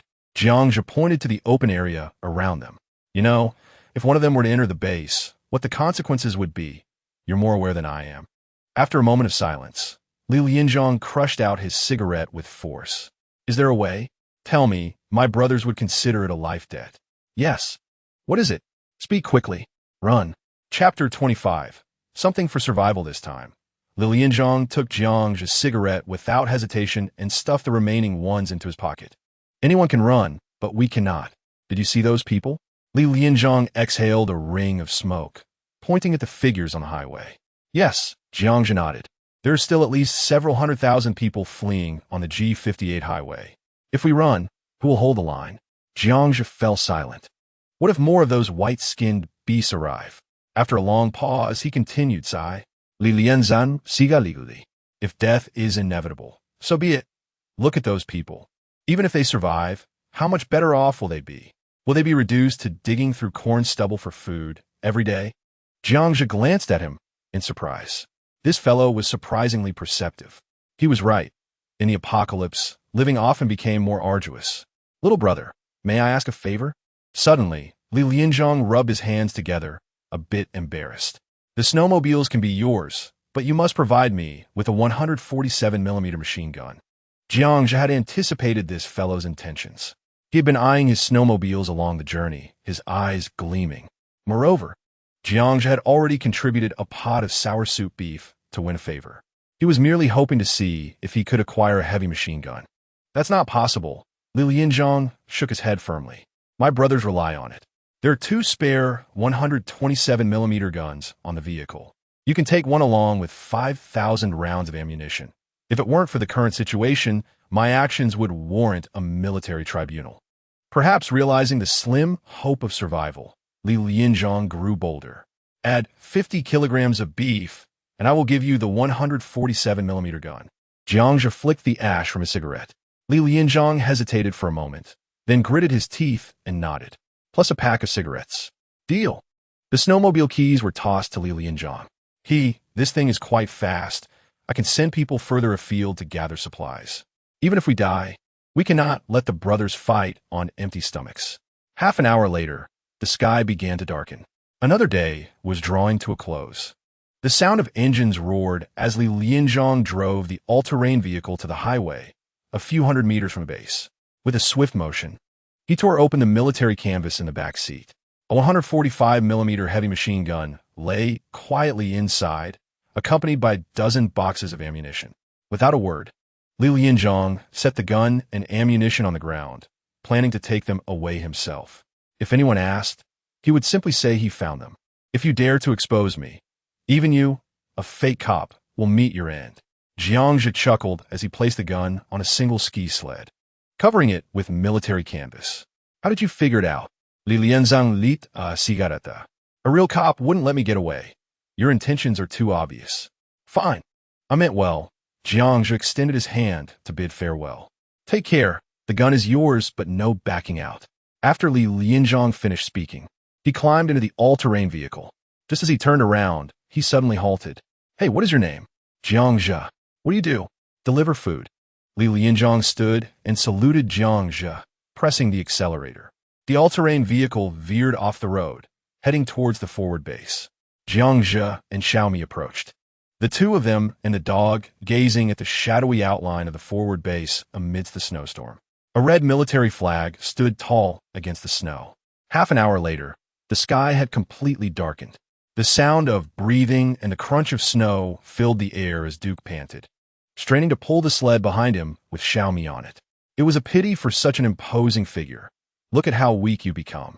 A mountain rescue dog, and you can't even save yourself. You're barely a good dog. Jiangzhe walked ahead, continuously hurling playful banter at Duke. Xiaomi clutched her Peppa Pig doll tightly, holding onto the sled. They were still over 10 kilometers away from the settlement. Jiangzhe dared not take out the snowmobile again. If he encountered military personnel, it would likely be requisitioned. Currently, it was akin to a wartime scenario. The military would not entertain any reasoning, and not every commander would be as amiable as Li Haozong. There was another purpose. Duke was exhausted. He needed to train. It was not necessary to be as fast as he was. As long as he could outrun others, the chance of survival would increase. Finally, around midnight, a faint glimmer of light appeared ahead on the road. Ah, we've arrived, Xiaomi exclaimed with joy. Throughout the journey, she had dozed off and fallen off Duke's back twice, forcing Jiangzhe to tie her to him. Just as Jiangzhe was about to untie her, Xiaomi's small hand tightly grasped his. Her big eyes blinked at him. Brother, I don't want to go to the gathering area. I want to stay with you. Chapter 26. To stay or not to stay, Jiangzhe furrowed his brow, staring at Xiaomi. The two contrasting figures stood silently amidst the snow. I have mentioned that I would place you in a refuge, but I never promised to take you along, Jiangzhe murmured after a moment of silence. Xiaomi remained silent, merely shaking her head. I will eat what the Duke eats, brother, I want to stay. After a brief pause, Xiaomi glanced up at Jiangzhe's impassive face before lowering her head again. Your life was exchanged for the lives of your parents. They do not hold such influence and can only bring you this far. You are not yet worthy of standing alongside the Duke, Jiang stated coldly. The initial plan was to escort her to the gathering point, and furthermore, Jiang had no intention of caring for a young girl, regardless of her appearance. She was merely a burden now. Xiao Xiao could wash clothes, including socks, and could even cook, while the Duke could not. Xiaomi dared not lift her head. Responding softly, Jiang narrowed his eyes at Xiaomi. The atmosphere was heavy, filled only with the sound of falling snow. After a while, with a creak, Jiang lifted Xiaomi into his arms, saying, "You are rather clever for your own good." With that, he strode towards the gathering area. "Wu, Xiao Xiao is very obedient. Brother, take me with you. I no longer have parents. You are my brother," the little girl whimpered, gently squirming, yet not daring to exert too much force. Jiang paused momentarily, his gaze still resolutely fixed on the refuge. This Su Xiaomi was indeed intelligent, yet the road ahead was long and fraught with danger. He was merely fleeing for his life. Creaking sounds echoed as Jiang walked briskly. Soon, on the left side of the highway, a vast military camp came into view. The towering defensive wall, over 6 meters high, was lined with an array of weaponry aimed at the approach. In the center of the camp, dozens of helicopters hovered continuously, and numerous floodlights cast broad beams of light, illuminating an area of over a kilometer in the snowy night. For the first time in days, Jiangzhou witnessed such a bustling scene, evoking a sense of returning to a civilized world. Ahead on the highway stood a barricade made of sandbags, with only a single passage wide enough for trucks. For 147mm anti-aircraft machine guns were directed towards them. Beyond there were 4 military 99B heavy tanks, their robust 120mm gun barrels clearly visible. Behind the tanks stood 2 enormous floodlights, and the din of activity emanated from a massive tent. "Everyone, form a line and hurry. There is hot water and food inside. After eating, soldiers will escort you away," the soldiers shouted through loudspeakers. A long line of refugees, numbering in the hundreds, swiftly passed through the tent. Occasionally, someone fainted and was promptly carried away by nearby soldiers. "Wu, brother, let me follow you. Xiao Xiao has no relatives left." Xiaomi continued to plead softly. Yet, Jiangzhou remained unmoved, refusing to negotiate. The two soon arrived at a large military tent spanning the road, with a row of tables set at the front. Behind the tables were 10 busy female soldiers registering the information of each refugee. When Jiangzhou approached with Xiaomi in his arms, a robust female soldier did not even glance up as she inquired, "What is it?" "Xiao Xiao wants to stay with me," Xiaomi insisted. The soldier suddenly raised her head, her weary yet delicate face showing curiosity. "What's going on?" "It's nothing. This little girl was saved by us on the way. Please register her," Jiangzhou replied calmly. "Little girl, is what he said true?" the soldier asked Xiaomi, looking into Jiangzhou's calm eyes. Xiaomi lowered her head, softly responding, "Yes, I want to stay with him." The soldier glanced at Jiangzhou and chose not to speak further. She couldn't compel Jiangzhou to do anything. Name: Su Xiaomi, Hyunse. Refuge point: Longtanwan number 12. Take your tags. After eating, soldiers will protect you when you leave. Next. The soldier handed over a tag inscribed with Jiangzhou and Xiaomi's names. As they passed through the tent, Jiangzhou's expression grew increasingly somber. "Do not crowd. There is enough for everyone. After eating, leave immediately." Beyond the registration tent, 2 military field kitchens were parked by the roadside, where soldiers were distributing food. Each person received a bowl of meat porridge and a piece of flatbread, barely satisfying their most basic nourishment needs. Further along, on either side of the spacious 4-lane highway, stood a neat row of tents. In front of each tent, an oil drum burned brightly, sending flames spiraling upwards. Many refugees who had already eaten gathered around the oil drums to warm themselves. All the refugees were to spend the night here, departing under military protection the following morning. After the military-provided dinner, the two were assigned to a tent further back. Holding their tags, Jiangzhou remained silent, while Xiaomi sat quietly beside him. Lontanguano. 12 was a deeply etched memory. Years ago, Jiangzhou had been assigned to Longtanwan number 20, over 30 kilometers from this refuge.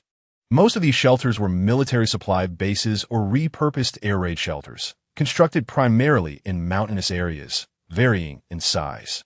His vivid recollection of the No. 12 refuge stemmed from the fact that it had been breached by the Whiteskins, with barely a few of the over 30,000 inside managing to escape.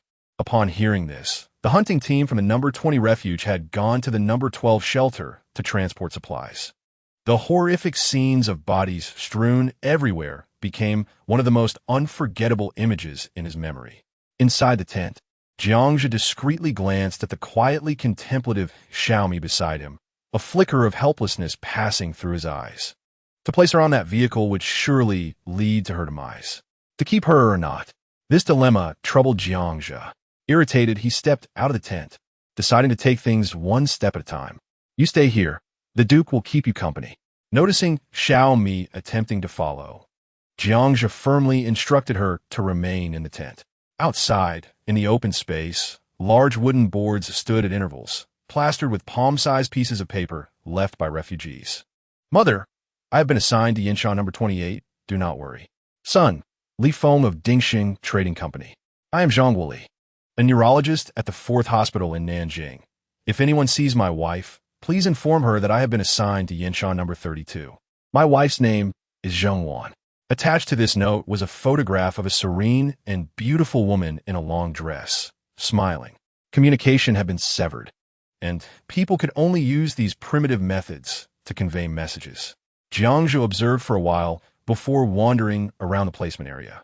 At that moment, the number of refugees arriving from Nanjing was dwindling. Suddenly, a figure caught Jiangzhe's attention. Chapter 27. From now on, you will wash the socks. Why are you following me? A female soldier, adorned with a bright red cross on a field medical vehicle, scrutinized Jiangzhe curiously. She was the same robust soldier who had registered him earlier, petite yet embodying a blend of southern femininity and strength. Jiangzhe glanced at the truck and realized she must be a medic in the army. Noticing no one around, he produced a small bar of Dove chocolate and handed it to her. Sister, could you do me a favor? The soldier examined the chocolate, accepted it, and then gestured for him to get in. Inside the truck was a row of medical supplies, with a single field stretcher resting in the corner. The soldier unwrapped the chocolate and popped a piece in her mouth, her brows lifting in delight. Sister, do you know Sun Changfu? He is a platoon leader in your artillery brigade, with a face full of acne. Jiangzhe waited for the soldier to finish before asking. Sun Changfu. Unfamiliar with the situation, the artillery brigade had its own designated personnel. The female soldier tucked the remaining chocolate into her cold weather gear. Sister, could you inquire about him for me? He is a distant relative, and I must locate him. I will return tomorrow. All right, I will ask someone. Just as Jiangzhe turned to leave, the female soldier grasped his arm. Sister still has something to say. Don't be so impatient. Sit down. The female soldier chuckled. Haha, I'm not in a hurry. It's the eunuchs who are anxious. Jiangzhe settled into a chair. The woman laughed heartily, reminding him, remember to stay with the group. Do not fall behind. Tonight is the last batch of people. I estimate that in 2 or 3 days, the army will withdraw in phases. I heard from above that monsters have appeared throughout Lanxing and Daxia, resulting in many casualties. Be alert. Thank you, sister, you are truly kind. Jiangzhe nodded appreciatively. The kindness from a stranger was indeed rare. What do you mean by kind? The female soldier shot him a meaningful glance. Jiangzhe forced a smile. It was both easy and difficult to respond to such a statement. Moreover, this was a military camp. Was it too reckless for her to flirt so casually? Sister is good in every way.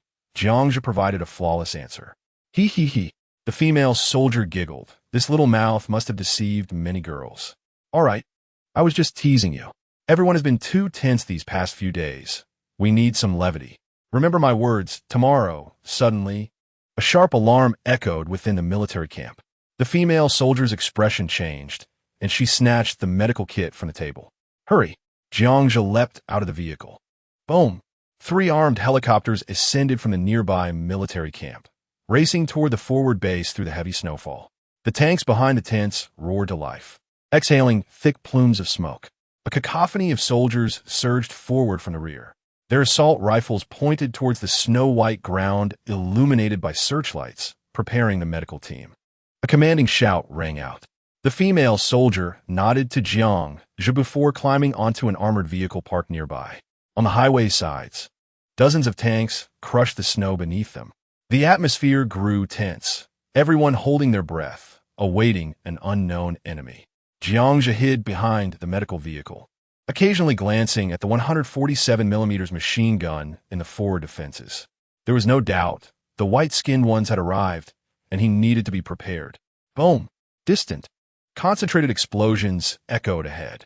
However, the sound subsided in less than 10 seconds, and once again, silence enveloped the earth. The armored vehicle carrying the female soldier abruptly surged forward. 10 minutes, 20 minutes, half an hour passed. Suddenly, the roar of the armored vehicle returned from the distant road. Everyone heightened their vigilance upon noticing something amiss. They opened fire.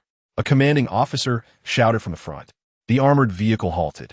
The female soldier, clutching the medical kit, emerged from the vehicle and slowly approached the truck. Her hands were smeared with blood, her eyes vacant, streaked with tears, clearly having cried. Upon seeing Jiang just standing by the truck, the female soldier paused, staring blankly at him. There were no casualties, only 2 survivors. After saying this, she entered the medical vehicle. Jiang contemplated before following her inside. Observing the dazed female soldier, he offered her a tissue. Sister, what happened at the forward base? That monster was terrifying. Not a single corpse was intact. Woo-woo. The female soldier suddenly clung to Jiang's waist. Is the monster dead? Jiang gently stroked her hair, inquiring. MHM. She responded with a muffled sound. Initially injured by the soldiers at the forward base, it was later killed by the helicopter. Was there a company commander named Li Haochong? He sacrificed himself. Jiang fell into silence, recalling the words of Commander Li, wondering if the soldiers stationed at the forward base had eaten well before their demise. This single monster was merely a scout. Soon, a large number of white-skinned ones would launch an assault. The casualties would be numerous. After a long pause, the female soldier suddenly stood up, cupping Jiang's face with her hands. Brother, I was supposed to be discharged in 2 months, but I doubt I will make it to that time. Sister, at this moment, no one knows what tomorrow holds, Jiang replied, looking down at her. They exchanged a silent gaze. Suddenly, she pressed her lips against his. Brother, I have never been in love. Please be my boyfriend for just one day. MHM. Jiang locked the door behind them. Subsequently, their youthful bodies entwined like wild beasts. The intense flames ignited the confined space. In the cold night, a barely audible nightingale chirped, sometimes melodious, sometimes urgent. At 5:30 in the morning, the call to rise echoed as a soldier urged everyone at the tent. One by one, they emerged from their shelters. Jiang led Xiao Mi toward the convoy, each person receiving a flatbread and a bottle of water.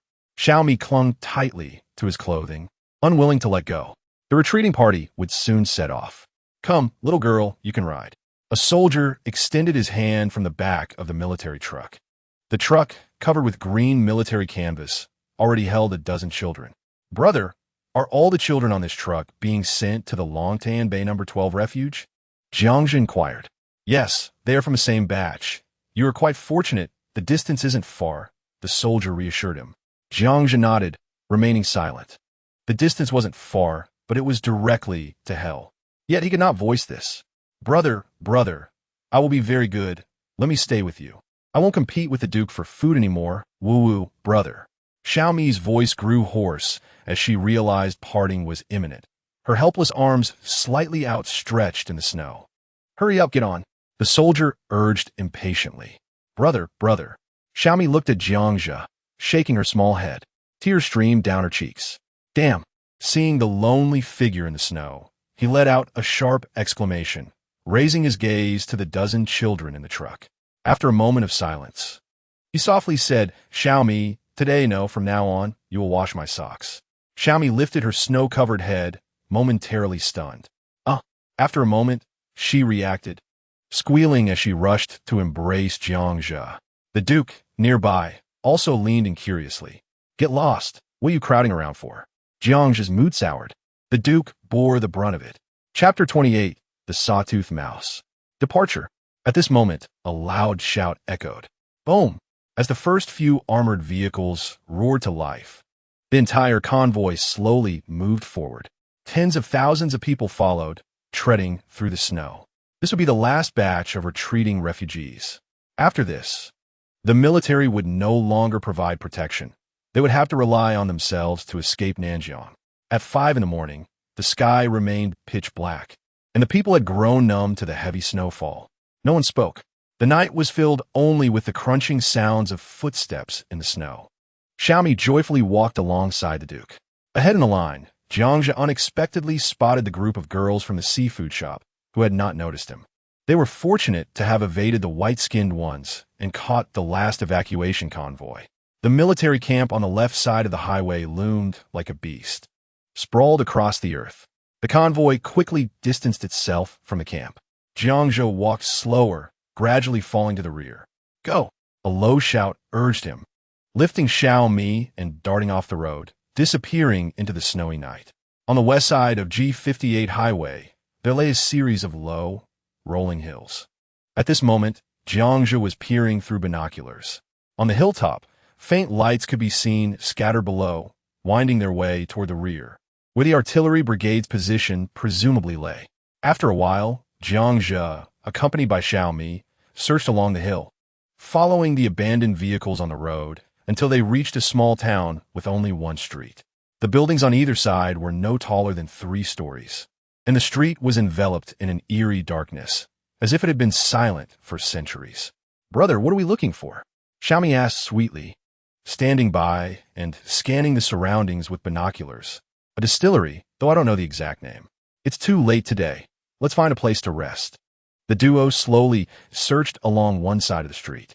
Soon, just as Jiangzhe was about to enter a restaurant with its door ajar, a sudden halt from the Duke beside him drew his attention.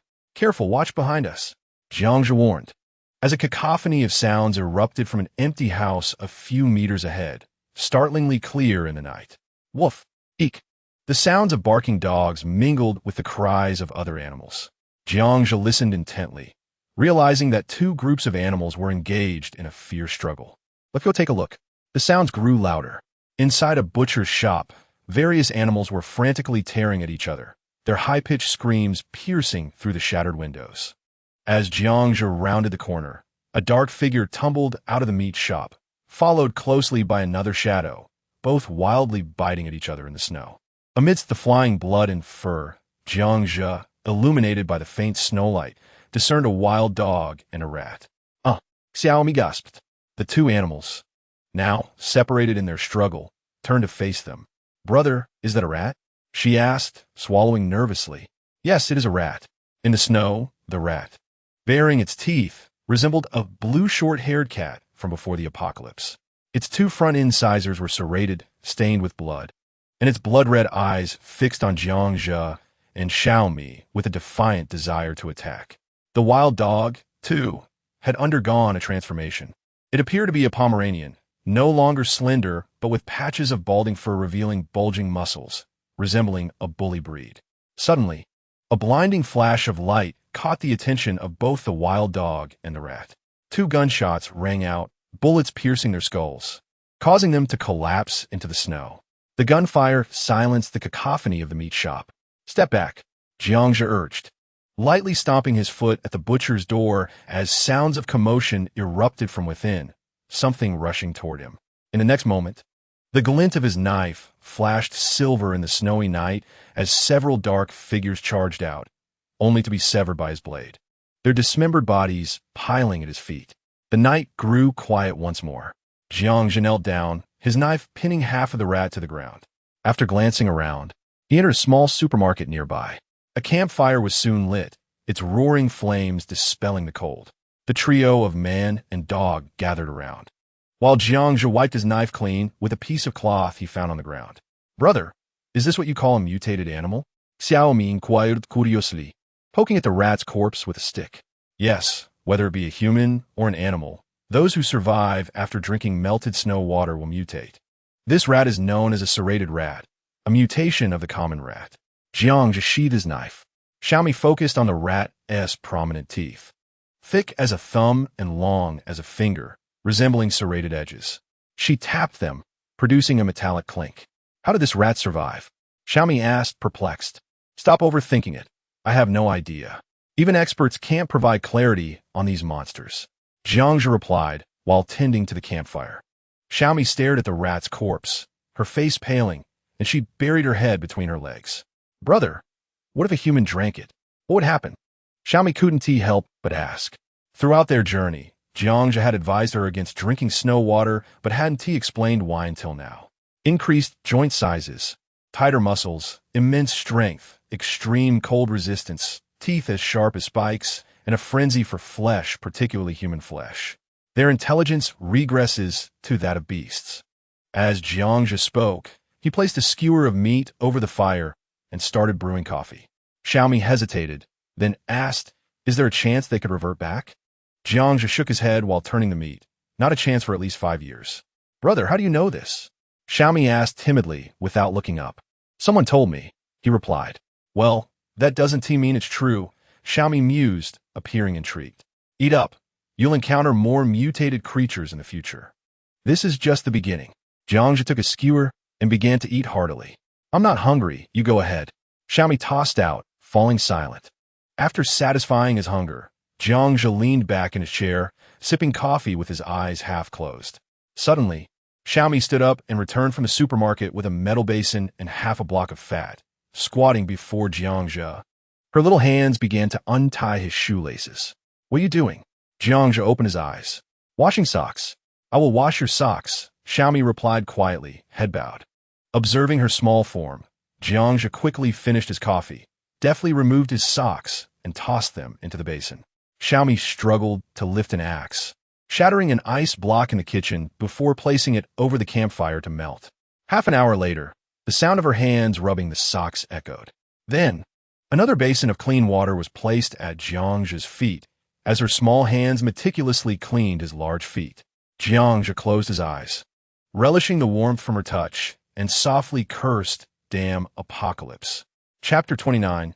You should have come back in a wilderness thicket. Countless human corpses lay scattered. Mom, we're done for. Let us use this glory bomb together. Jiangzhe coughed, blood spilling from his lips as he pulled out the pin from the glory bomb.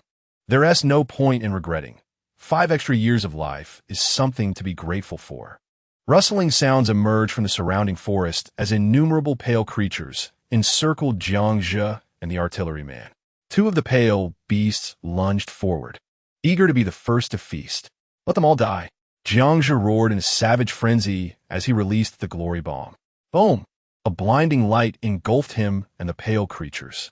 Gasping, Jiangzhe awoke, emerging from his dream.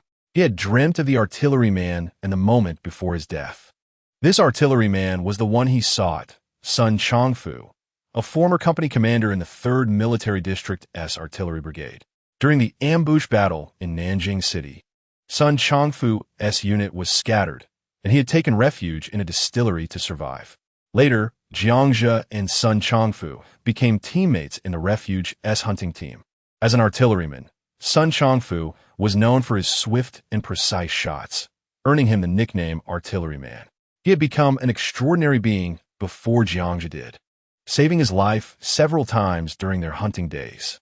In this apocalypse, friends were invaluable treasures. This time, Jiangzhe was determined to help him survive. At 8 a.m., the sky outside had begun to brighten ever so slightly. By the flickering glow of the campfire, Xiaomi remained in a deep slumber. Rising, Jiangzhe added some firewood, coaxing the flames into a lively dance. In a flat-bottomed pan, steak and eggs sizzled, releasing an enticing aroma. The delightful scent roused Xiaomi from her sleep. After tidying up, the two swiftly consumed their breakfast and stepped out of the small supermarket. This time, Jiangzhe chose a direction and moved forward with purpose. Yesterday, while Xiaomi slept, he had activated his phone's offline function in the spatial charger, which guided him to the distillery. In fact, the supermarket where they had spent the night was not far from the distillery, merely over 1,000 meters in a straight line. With a knife in his left hand and a gun in his right, Jiangzhe vigilantly surveyed his surroundings as mutated beasts had begun to emerge. He felt confident in evading any attacks, but Xiaomi could not afford such a risk. A surprise bite could lead to complications. Approaching the distillery, Jiang soon spotted the sign at the entrance. The distillery was quite expansive, featuring warehouses, brewing workshops, and fermentation pits, all equipped with comprehensive facilities. Outside the warehouse, a trailer was half filled with finished white liquor. Jiang led Xiaomi and Duke through a gap in the brewing workshop's door. In the center of the factory stood a stainless steel fermentation tank, towering over 5 meters, connected by various pipes to a multitude of unrecognizable devices. As he opened the feed poured atop the fermentation tank, a faint aroma of liquor wafted out. The residue inside had frozen harder than the cement floor. Xiaomi, you and Duke stay here. I'll go look for someone. If anything seems off, use the walkie-talkie, Jiang instructed, handing Xiaomi a walkie-talkie and giving her a brief tutorial. Although pale, Xiaomi nodded in agreement. By the latest, when night falls and I return, do not wander off, he reiterated, lowering Xiaomi and Duke down. His backpack contained ample food. As long as they avoided any white-skin threats, they would be safe. Suddenly, a loud rumble echoed as a 20-ton excavator appeared in the factory. Clumsily maneuvering the excavator, Jiang began digging a pit at the factory entrance. Relying on a video tutorial on his phone, as he had never driven one before. Thankfully, a driver's license was not required at this moment. As long as he didn't collapse the building, everything would be fine. At the military camp adjacent to Highway G58, the tents that had housed refugees were now taken down. The checkpoint was devoid of any refugees, with only soldiers clad in winter gear and armed with rifles moving about. Following the appearance of the white-skinned beast last night, the checkpoint was on high alert. As Jiang came into view, 2 soldiers escorted him into the camp. You're late.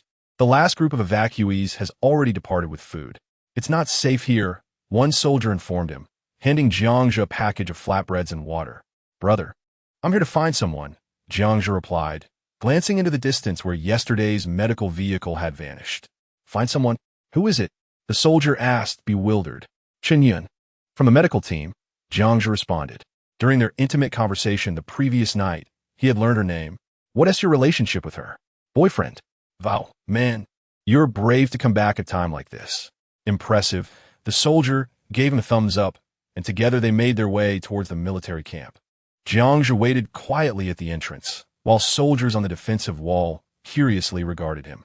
At this time and place, encountering an ordinary person was anything but common, especially after last night, when everyone understood the grim reality facing the survivors remaining in the southern direction. Suddenly, Chen Yun appeared in the distance, calling out as she rushed towards him. Without hesitation, the two embraced fervently at the military camp entrance, leaving the 4 soldiers on guard momentarily dumbfounded. Whistles echoed from the defensive walls as soldiers chuckled, peering at the couple kissing amidst the falling snow. Laughter brought a moment of levity to the otherwise tense atmosphere of the camp. Gasping for breath, Chen Yun reluctantly broke away, her eyes fixed intently on him, tears streaming down her cheeks. Fool, why did you come back? I promised you I'd be your boyfriend for a day, and it hasn't even been 24 hours yet. Besides, I need to find Sun Changfu, Jiang replied with a silly grin. Dressed in full combat gear, Chen Yun appeared somewhat bulky in her thick bulletproof vest, resembling a comical Pikachu, though her grenade belt dulled the effect. Heartless, I thought you came to find me. Sun Changfu is at the artillery position on the western hillside. She pointed in that direction. As Jiang had suspected, she handed him a letter, instructing him to deliver it to Sun Changfu without saying anything else. After a moment's hesitation, she accepted the letter, tears cascading down her face once more. You should have come back. Just go. I'll ensure the letter gets to him. If I'm still alive, I'll definitely find you at Longtan Bay Base number 12, Jiang promised, patting his snowboard on his back. I can catch up with the evacuation team in half a day, no worries. Removing her gloves, Chen Yun cupped Jiang's face, rising on her toes. The two stood like statues, allowing the snow to blanket them. Jiang, go now, leave immediately. They released each other, and she pushed him away forcefully. Jiang silently watched her, his heart heavy. Big sister, if you're willing, I can take you away right now, and no one will find us. He knew this was futile, yet the words slipped out. Chen Yun inhaled deeply, brushing the snow off his shoulders before turning back towards the military camp. I'm not leaving. She quickened her pace, ultimately running away and disappearing into the camp. In the Artillery Brigade S encampment, within a field tent, dozens of soldiers huddled together for warmth and conversation. Sun Chongfu, his face marked by adolescent acne, remained silent, showing no signs of joy or sorrow as he listened to his comrades chat. I heard that the monster from yesterday was transported away overnight. Not many people saw it. I wish I could see what it looked like. Better that you never see it in your lifetime. Also, I heard many perished at the forward base. Was that monster really that formidable? At that moment, the quiet Sun Chongfu pointed to a soldier. Lias, take a few men and clear the snow off the cannon. Wei Wuti wanted to misfire. Understood. As soon as the order was given, a soldier rushed in, handing over a letter. Company commander. This is from a female soldier. Laughter erupted in the tent, but Sun Chongfu shot them a glare before tearing it open. Chongfu, if you can't take it anymore, run to the small town distillery east of the encampment. That's your way out. This isn't a joke. Remember not to stray. Otherwise, I will marry the girl you secretly adore, Chui Chui. Signed, a friend you've never met. Sun Chongfu grabbed his binoculars and bolted out of the tent. Peering through them, he spotted a small town barely visible through the snow at the foot of the eastern hills. At the center of the town, a towering red flag stood out prominently atop the tallest three-story building, making it impossible to miss. He lowered the binoculars, frowning as he reread the letter. This is absurd. The secret about Chui Chui is known only to me. Not even she is aware. On Highway G58, a long line of evacuees trudged through the snow. Be careful. Summer, you helped a fallen woman regain her footing. Gazing at the seemingly endless line of people behind her, Xiaoyu felt a persistent frown etching her brow for several days. She could not fathom why, for the refuge was not far off. Yet, an inexplicable sense of unease churned within her. Xiaoyu, have a sip of water. At that moment, a female police officer of similar age offered her a bottle of pure water. Isn't the daily ration only half a bottle? Xiaoyu inquired, licking her parched lips. I've already had snow water. I'm not thirsty, the officer replied with a smile. Xiaoyu's frown deepened. Isn't it prohibited to drink snow water? You are violating regulations. She could only issue a quiet warning to her dear friend. The feeling of unease intensified within her. Oh please, it's been over 10 days. I've seen those who drank snow water, and they are fine. Besides, many who caught colds have recovered after drinking it. Everyone says their health is much better now. Listening to her friend's murmurs, Xiaoyu's thoughts drifted to a particular post. Could it be that the post was misleading? Or perhaps the virus required a longer incubation period? The thoughts swirled incessantly in her mind. Suddenly, a thunderous roar interrupted her contemplation. An armored vehicle sped towards them. All military personnel and police officers. Please assemble at the service area 1 kilometer ahead. The command echoed. Upon hearing the order, Xiaoyu and her police officer friend hurried forward. What were they doing? Her friend queried in astonishment. Xiaoyu spotted hundreds of all-terrain trucks parked in the service area, with fully armed soldiers guarding the entrances and exits. Assemble. A sharp whistle pierced the air, and the squads quickly formed up. 3,000 soldiers and 1,000 police officers gathered in the plaza. As confusion enveloped the crowd, a colonel climbed onto an armored vehicle, holding a loudspeaker. Those who have consumed snow water, please raise your hands. We are going to conduct blood tests. At that moment, Xiaoyu's heart constricted. Among the crowd, approximately 200 hands were raised, including her friends. Those who raised their hands stepped forward and boarded the vehicles. Under military orders, the 200 individuals swiftly climbed aboard the parked trucks, rumbling away towards an unknown destination. Everyone, proceed to collect ammunition. Another command rang out. Xiaoyu realized that something unknown had transpired. Xiaoyu, the director is calling for you. A colleague approached, signaling her with a glance. Xiaoyu nodded and followed him to a secluded corner at the back of the service area.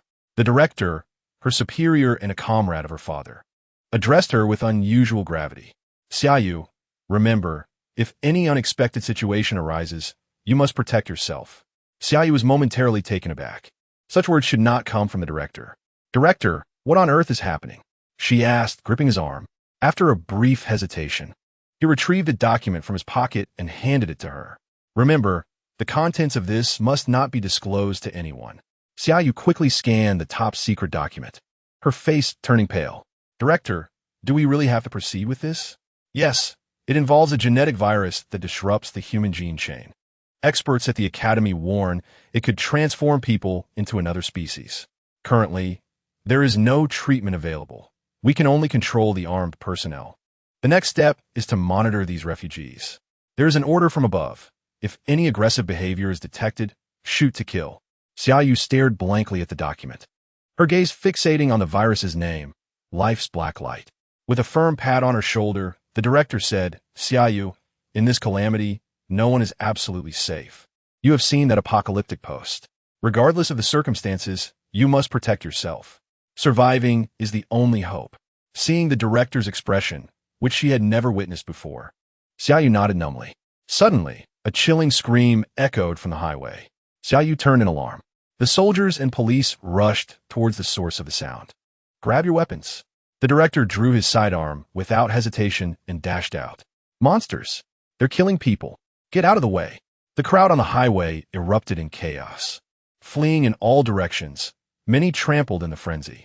The cacophony of screams, cries for help, and the sound of running feet mingled together.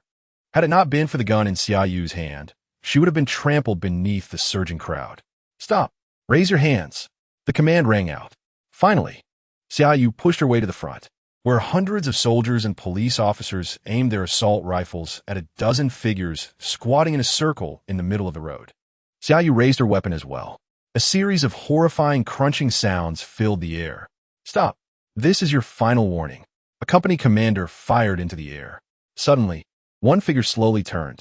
With pronounced cheekbones and pallid skin, black veins coursed across its body like vines. Its pupils shrank to pinpricks. With a gaping mouth filled with triangular teeth, it was chewing on a piece of raw flesh, blood oozing from the corners of its mouth. Through the gap, Xiaoyu spotted a blood-soaked woman lying on the ground, her bones starkly exposed.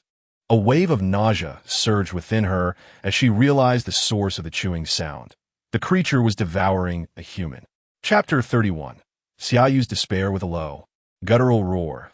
The creature lunged towards the surrounding soldiers, arms outstretched. Fire! The commander shouted. A barrage of bullets erupted from the guns. Countless rounds struck the creature, creating numerous gaping wounds from which a dark, viscous blood oozed. After stumbling from the impact of the bullets, the abomination surprisingly surged forward once more. Its speed far exceeded any expectations. Within mere strides, it closed the 20-meter gap. A soldier pressed his gun against the creature's chest, the bullets having shredded the skin there. Yet the creature remained unyielding, leaping forward and sinking its teeth into the soldier's face. The scream pierced the air. The bullets were ineffective against them. The company commander's anguished cry rang out. At that moment, a dozen more creatures began to roar, charging towards the surrounding soldiers and police officers. Xiaoyu's complexion turned ashen. She aimed her weapon at a creature leaping more than a meter high. Bang! Bang! Bang! A bullet struck its head, leaving a gaping hole. Yet the creature did not fall. Watch out! A nearby officer shouted, knocking Xiaoyu aside. Run! The bullets have no effect on these monsters. The officer pulled Xiaoyu away as they fled for their lives. Help! Run! The distant crowd erupted into a chorus of screams. From the crowd, thousands of creatures emerged, lunging at the panicked masses. A man was tackled to the ground by one of the abominations, blood splattering as a chunk of flesh was torn from his back. The creature devoured it in a single bite before sinking its teeth into the man's face, his screams fading into silence. The fleeing crowd surged over the highway barriers, scattering in all directions. A dark mass of people spilled into the fields. On the highway, only the countless flesh-eating abominations remained. Amid the relentless gunfire, Xiaoyu watched as soldiers and police officers were overwhelmed, their final screams echoing as they exhausted their last bullets. In the snow, a pregnant woman reached out towards Xiaoyu, her husband straining to pull her away, only to collapse in the snow. Just as Xiaoyu moved to assist, she abruptly halted. The man rose from the snow, black veins snaking up his neck like worms, spreading across his face. with an ominous crackling sound. The previously emaciated man seemed to grow taller, his black pupils fading until they were nearly non-existent. "Ai Chung." A man forcefully seized his dazed wife beside him. "Husband, it's me." The woman let out a chilling scream. The man savagely bit into half of her cheek. Xiaoyu witnessed this horrifying scene, tears streaming down his face. His gaze swept across the vast expanse filled with fleeing crowds before he discarded his long gun and turned to flee towards the distant, boundless snowy plains. In an unnamed town on the eastern side of G58 highway, Jiangzhe stood atop a three-story tent. Through a military-grade, high-definition telescope, he could see the hexagonal defensive positions unfolding alongside the military camp in the distance. Armed helicopters and transport helicopters buzzed back and forth. Checking the time, it was 1 p.m. on August 10th. In no more than 3 hours, the Bai Pai would launch a surprise attack from Nanjiang along the G58 highway. In his previous life, Jiangzhe had evacuated with the second batch of refugees from Nanjiang. Along the way, the mutated beings among the refugees, those who had drunk snowmelt, began to appear, leading to the collapse of the entire refugee group. After nearly half a month of fleeing, he finally reached the official refuge. By the timeline's reckoning, the refugee convoy on G58 highway should be in disarray at this moment. 10 days was a critical point. The earliest individuals to have consumed snowmelt would collectively mutate at this juncture. This was merely the first wave of unforeseen events. Subsequently, the Bai Pai would break through the military's defenses and indiscriminately slaughter the fleeing populace. The 3rd Military District stationed in Nanjiang had 50,000 troops scattered across dozens of kilometers of front line. It was far too dispersed. In his past life, the Bai Pai had shattered their defenses in less than 2 hours. Yet, this was an inextricable predicament. Without a concentrated force, the Bai Pai would circumvent the defense line and directly pursue the refugee convoy. Alas, these soldiers were indeed unfortunate. Jiangzhe could not help but sigh. The bravest and most elite veterans of the Great Xia were essentially exhausted in this counteroffensive. In Nanjiang, a desolate white blanket enveloped the area, where one could occasionally glimpse the silhouettes of animals darting through the snow. Beneath an overpass, a pack of wild dogs with bloodshot eyes dug through the snow, growling as they dragged out a frozen corpse. In mere moments, the wild dogs lunged at the body, tearing its clothing apart and beginning to feast. The temperature plummeted to over -30 degrees, rendering the corpse harder than stone, yet did not deter them from gradually devouring it. A sudden, thunderous roar of a beast resounded, echoing between the city buildings. Amidst the howling winds, a massive yellow figure leapt from a snowdrift. One of the wild dogs, caught off guard, was swiftly caught and torn apart. The lion, now with a broken chain around its neck, let out a fierce roar towards the retreating wild dogs, sending them scattering. The lion cautiously surveyed its surroundings before devouring half of a wild dog. Suddenly, it straightened its body, its forepaws lowered. Fixated on a truck not far away, a white figure, nearly 3 meters tall and slender, emerged slowly from behind the vehicle. The lion, sensing an immense danger, let out a low growl and began to retreat. The Bai Pai emitted a low-frequency sound akin to grinding teeth, causing the lion to pivot and flee. Just as it leapt onto the roof of a truck, a white figure shot out from the left side with lightning speed. Caught off guard, the lion was knocked over, and before it could rise, 2 tentacles shot forth, piercing its heart. The lion's agonized roar was abruptly silenced as a more terrifying maw opened wide, crushing its skull. The sound of horrific chewing ensued, and soon the once mighty lion was reduced to fragments. Afterward, rhythmic sounds emanated from the Bai Pai, seemingly communicating amongst themselves. One after another, the chilling echoes filled the entire street. Amidst the snowflakes, countless white beasts surged forward like tanks toward a singular direction, shaking off the snow from the branches on either side. Chapter 32. The Nanjiang Counteroffensive. In Nanjiang, a tracked armored vehicle sped across the open snowfield. Inside, a soldier complained to the company commander, "Why aren't we using drones anymore? This dreadful weather drains the battery too quickly. They won't last long in the air." The commander tightened his collar, his eyes glued to the outside. "What about the military satellites?" The soldier pressed on. Has her head been buried in the snow? With such thick clouds above, do you think satellites can see through them? The commander rapped the soldier's helmet, signaling him to be silent. Have the landmines been laid? Yes. The commander leaned back in the vehicle, a sense of unease creeping into his heart. Suddenly, an explosion in the distance caught his attention. Bang! The commander abruptly stood up, forgetting the low ceiling, and his helmet struck the vehicle's roof. Ignoring the dizziness, he grabbed the telescope and peered out the window. The sound of continuous explosions echoed from afar. Move quickly. Moments later, the commander's face turned pale as he let out a piercing scream. The armored vehicle swerved in an arc and charged towards the defense line. Commander, what did you see? The driver, startled by the commander's reaction, stammered. The commander bit his lip tightly, cold sweat pouring down his face as he gripped the telescope with trembling hands. He saw the monsters, countless monsters. White figures swarmed like a dense cloud, creating snow trails in the more than 1 meter deep snow. Their speed was so despairing that within mere breaths, they had already closed to within 500 meters. Hawk, this is Reconnaissance Vehicle 15. I'm Hawk. Please respond. Monsters. At least 5,000 of them are heading towards the defense line from Patrol Area 15. They are moving quickly. We cannot retreat. Take care.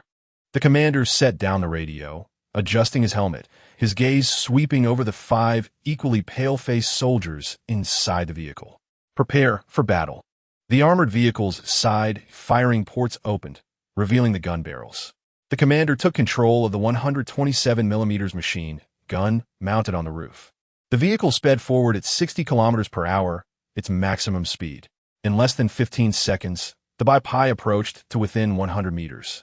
The commander chambered around, aiming at the foremost Bai. 100 meters, 50 meters, 30 meters, 20 meters. He finally discerned the Bai's features. Running with the swiftness of lightning, its gaping maw still stained with fresh blood, its eyes glinted with ferocity. Damn you! The commander roared. The heavy machine gun erupted in a thunderous roar. The Bai, caught in its rapid sprint, staggered under the immense force of the bullets. The commander briefly felt a surge of hope as the Bai tumbled, but it quickly regained its footing and continued its pursuit of the armored vehicle. The heavy machine gun once again belched forth flames. A white figure violently collided with the armored vehicle from the side, causing the squad leader to sway precariously, nearly thrown off balance. Simultaneously, a mournful alarm echoed from the distant army's position. The sound of assault rifles firing rang out like popping beans. The squad leader glanced back towards the enemy line, exhaled deeply, and turned to continue firing. Suddenly, a searing pain tore through his chest. Coughing, he looked down to see a tentacle piercing through his torso. Squad leader. A cry of alarm erupted as his body was hurled into the air. Boom, boom, boom. The G-58 Nanjiang defense line erupted with a barrage of artillery fire. Jiang Zhe, who had been warming himself downstairs, dashed up to the rooftop, where the anguished alarm from the Nanjiang position had already reached a crescendo. Upon arriving at the rooftop, Jiang Zhe beheld the artillery position enveloped in billowing smoke, accompanied by the deafening whistle of shells soaring towards the direction of the Nanjiang Expressway. Raising his binoculars, he observed the distant white fields, where massive clouds of black smoke and dirt ascended. At least 155mm howitzers were firing simultaneously. The thunderous roar resonated across the vast fields, akin to the arrival of the thunder god. It's begun, Jiang Zhe murmured as he checked the time. It was 3:20 p.m., marking the official commencement of the Nanjiang sniping battle. The once tranquil heavens suddenly surged with chaos. Jiang Zhe fixed his gaze intently towards the G-58 expressway heading to Nanjiang. The shells fired by the artillery brigade were repeatedly razing walls of earth 2 kilometers from the defense line. Faintly, a white figure materialized within his viewfinder, followed by a second, a third, and a fourth. Observing the countless white figures surging forward like an avalanche, Jiang Zhe couldn't help but draw a sharp breath. In his previous life, he had only heard from surviving veterans about the massive white figure assaults in Nanjiang. Now, witnessing the sight of the white figures sweeping in like a tide still sent shivers down his spine. The number of white figures he observed was at least over 5,000. This was merely from the direction of Nanjiang, combined with other coastal cities of Daxia. The invading white figures numbered at least over 100,000. The rushing white figures raised a wall of snow, similar to a sandstorm sweeping across flatland. Whoosh! The piercing shrieks of 155mm howitzer shells filled the air. The once tightly packed formation of white figures suddenly dispersed. The heavy artillery bombardment did not yield the anticipated results. One white figure was flung into the air by the shockwave of an explosion, only to shake its head and continue sprinting.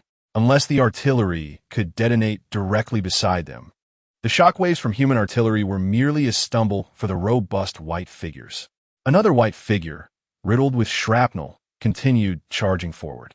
After running 100 meters, it finally swayed and collapsed. As long as the wounds were not fatal, the white figures would only attack with greater ferocity. In mere seconds, over 5,000 white figures surged past the artillery brigade's designated blockade. The number of white figures killed by the explosions was scant. Their speed was too swift. The artillery could only fire once against such speed. Indeed, after a single round of bombardment, silence fell upon the artillery position. Soon, the white figures were upon the defense line, closing in within a 2-kilometer range. At that moment, over 100 olive-green armed helicopters lined up in the air above the front lines, unleashing hundreds of ground attack rockets from their bellies. The rockets left behind trails of white smoke in the sky. Jiangzhu observed, shaking his head. The white figures were not foolish. Rather, they displayed remarkable intelligence. With their speed, they could easily evade the attacks. As expected, the formation of white figures suddenly split to the sides. The charge of the 5,000 white figures was imposing. Jiangzhu could not fathom what it was like to witness thousands of cavalry charging together in ancient times. Yet, the sight of the white figures raising a wall of snow 3 to 4 meters high as they advanced was certainly not far removed from such a spectacle. On the rooftop, Jiangzhu could distinctly feel the vibrations beneath his feet. The thunderous sounds of rockets exploded in the midst of the scattered white figures, sending large plumes of earth skyward. Occasionally, an unfortunate white figure was thrown into the air by the force of an explosion. Following that came the 30mm cannons mounted on the armed helicopters. Over 100 robust red ammunition belts formed a net of fire in the sky. On the ground, more than 200 of Daxia's latest 99B tanks formed a wedge formation in the front lines, beginning a counter-offensive against the white figures. The tremendous power of the 30mm cannons sent white figures flying through the air. Large wounds the size of a fist appeared on their massive bodies. Even those white figures who did not die instantly saw their speeds significantly reduced as they ran. This wave of assault claimed the lives of at least 20 white figures. However, the effectiveness was limited. The speed of the white figures' charge suddenly accelerated, rendering the armed helicopters incapable of effective targeting. Ground attacks yielded little result. The white figures surpassed a movement speed of 30 meters per second, causing the tank's advanced aiming systems to fail, forcing reliance on manual targeting. Amidst the thick smoke and the upturned snow and earth, the charge of the white figures showed no signs of slowing. The distance of 2 kilometers between the two sides closed rapidly in mere seconds. The armed helicopters had lost their formation, each fixated on a single white figure, relentlessly unleashing their ammunition. Rat-a-tat-tat.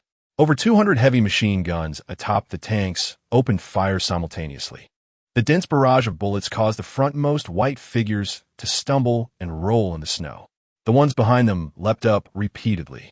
100 meters, 50 meters, 20 meters, boom, boom, boom. The two waves of white and green collided violently, causing a slight pause between both sides. The heavy tanks, weighing 50 to 60 tons, swayed left and right under the impact of several charging white figures. In an instant, over 100 machine guns fell silent. The tanks, once approached by the white figures, were rendered nearly useless. At the moment of contact, Jiangzhu witnessed the 100 heavy machine guns atop the tanks being smashed into a heap of scrap metal by the claws of the white figures. Among the flying debris, dozens of machine gunners who failed to find refuge inside the tanks were also caught. Some soldiers were yanked away and hurled into the air by the white figures, only to be bitten in half before they even hit the ground. The battle between tanks and white figures erupted into chaos. The white figures did not linger to tangle with the tanks, but instead kicked up swirling snow as they charged towards the rear lines. Jiangzhe, binoculars in hand, resembled a statue. The most brutal battle was about to unfold. Along the sides of the G58 expressway were countless hastily constructed small hexagonal defensive bases. At this moment, within these defensive bases, various calibers of weapons, countless black muzzles, were aimed towards the direction of Nanjiang. Countless soldiers prayed for the battle ahead to deliver a crushing blow to the white figures. Everyone was alert. The enemy was upon them. In the defensive bases, the voices of their respective commanders began to resonate. The rumble of the white snow concealed the monstrous figures ahead, but the thunderous sounds of the white figures' charge had already arrived. Squad leader, where should I shoot? A soldier at the defensive position manipulated a heavy sniper grenade launcher. Aiming ahead, after licking his cracked lips, he turned to his squad leader and asked, "Aim for the head. No matter how formidable the creature, if its head is smashed, it can't survive," the squad leader replied, brushing the frost off his eyelashes. The rumble grew closer, causing the snow atop the sandbags to tremble slightly. Prepare, aim, and then fire. A white wave of snow appeared a few hundred meters ahead. A low growl could be heard emanating from within. The silhouettes of white figures emerged. 1, 2, 3. The squad leader's eyes widened in shock. My goodness, how are there so many? Open fire. Rat-a-tat-tat. Boom, boom, boom. At the squad leader's anguished shout, the light and heavy weapons at the defensive position fired almost simultaneously.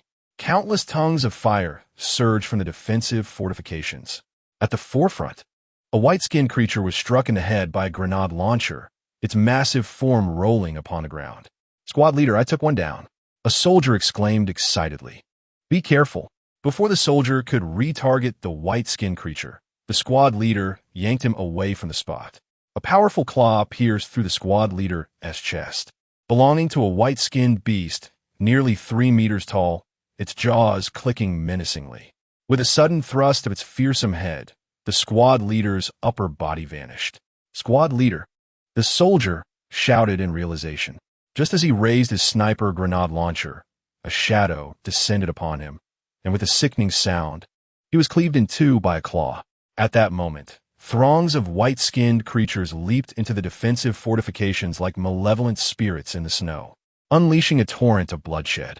The Third Army's constructed defenses would soon be breached by the white-skinned onslaught. Jiangzhe set aside his binoculars. Despite his accustomedness to life and death, a sense of heaviness weighed upon his chest. This was nearly a massacre. Countless despairing soldiers pulled the pins from their grenades, prepared to perish alongside the white-skinned creatures, only to find they could not match the speed of their foes. Ordinary soldiers faced such monsters without even a sliver of opportunity for resistance. Explosions and roars filled the air, with soldiers being slaughtered one after another. No longer needing binoculars, Jiangzhe could see from the rooftops of the town the white-skinned creatures soaring like phantoms above the fortifications, amidst clouds of smoke and fire. Many soldiers retreated from the defenses, but unfortunately, the vast majority were caught and killed by the white-skinned beasts. Jiangzhe fell silent for a moment, then turned to pack up the tent and other belongings before descending the stairs. Chapter 33. I miss you so much at the artillery brigade's position. Sun Changfu gripped his binoculars tightly, gritting his teeth. At the foot of the mountain, countless white-skinned creatures surged from all directions toward the military camp surrounding the headquarters. The 6-meter-high defensive wall appeared as fragile as paper before the terrifying beasts. With a single swipe of their claws, they could scale it in mere moments. In the air, armed helicopters unleashed a relentless barrage upon the white-skinned creatures atop the wall. At this juncture, the military could no longer concern themselves with friendly fire. Yet the prowess of the white-skinned creatures surpassed Sun Changfu's expectations once again. He observed one of the beasts using its tentacles to hurl a sheet of steel, impacting a nearby helicopter that could not evade in time, cleaving through its cabin, sending it spiraling to the ground. Hundreds of surviving tanks bombarded the perimeter continuously. A brutal melee ensued at the headquarters, with countless shells shooting skyward, mingled with the remains of both humans and white-skinned creatures. "Look, a monster is charging this way," a sharp-eyed soldier shouted. Sun Chongfu hastily turned to see 100 enormous white figures racing toward the artillery position, leaving a trail of snow behind them. "Prepare for battle." With the commander's thunderous command, the monsters had already surpassed the effective range of the 155mm artillery, rendering it useless. Over 2,000 artillerymen stood at the forefront, aiming their weapons at the approaching beasts. Many soldiers turned pale, fully aware that this hastily erected line of defense could not withstand the onslaught. Fire! At a distance of over 100 meters, thousands of machine guns erupted in a chorus of gunfire. Regrettably, the speed of the white-skinned creatures instilled despair in everyone. Even climbing the slope took only 4 seconds. In the blink of an eye, the creatures were upon them. With a sickening sound, blood splattered across Sun Chongfu's face. When he opened his eyes, he beheld the headless corpse of Comrade. The entire fortification had descended into chaos. Soldiers surrounded the white-skinned beasts, firing bullets, while rockets with white smoke trails flew erratically throughout the position. In a moment of shock, Sun Chongfu witnessed a soldier being bitten in half by a white-skinned creature. Damn it! A surge of adrenaline coursed through him. Sun Chongfu pulled 2 grenades from his belt and charged forward. Boom! The grenades exploded above the creature's head, merely causing it to shake its head slightly.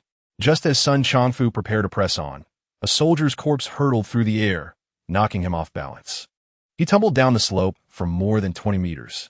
The white-skinned creature attempted to pounce on him, but was sent sprawling by a nearby anti-tank rocket. Cough! Cough! Squad leader, we must retreat. Staying here is futile. It will only lead to our demise. His subordinate, Liuzi, implored with a quavering voice as he pulled Sun Chongfu from the snowdrift. Witnessing the white-skinned creatures slaughtering soldiers as if they were mere fowl, Sun Chongfu bit his lip until it bled. With a salute toward the distant military camp, he urged, "Come on, brothers who are still alive, follow me." The 6 subordinates scrambled and rolled down the slope, fleeing toward the foot of the mountain. After running over 1,000 meters, Sun Chongfu gasped for breath, gesturing to the others to halt. In the waist-deep snow, they sprinted with all their might, their lungs ablaze. Explosions continued to echo from afar. The military camp still held its ground. An armed helicopter, having exhausted its ammunition, launched a suicide attack against the white-skinned creatures below. Soldiers on the defensive wall clutched grenades, ready to detonate them. Observing the chaos, Sun Chongfu's eyes reddened. "Run! There's a monster coming!" Liuzi screamed in terror. The group turned to see white-skinned creatures pursuing fleeing soldiers within the camp. 3 soldiers stumbled toward them, panting heavily. Behind them, a white-skinned beast lunged forward. "Run!" Sun Chongfu dared not linger any longer, leading the group toward the town. He did not forget that letter. Now, he had no opportunity for doubt, only trust in the one who knew his secret. Gunfire and screams echoed behind them. The 6 men did not dare look back, racing toward the town. Sun Chongfu spotted the flag atop the building, quickening his pace. "Chongfu, come here!" Suddenly, Liuzi shouted, "I'm not dead yet. You don't recognize the commander?" Sun Chongfu shot a fierce glare at him. "No, squad leader, look at the wall."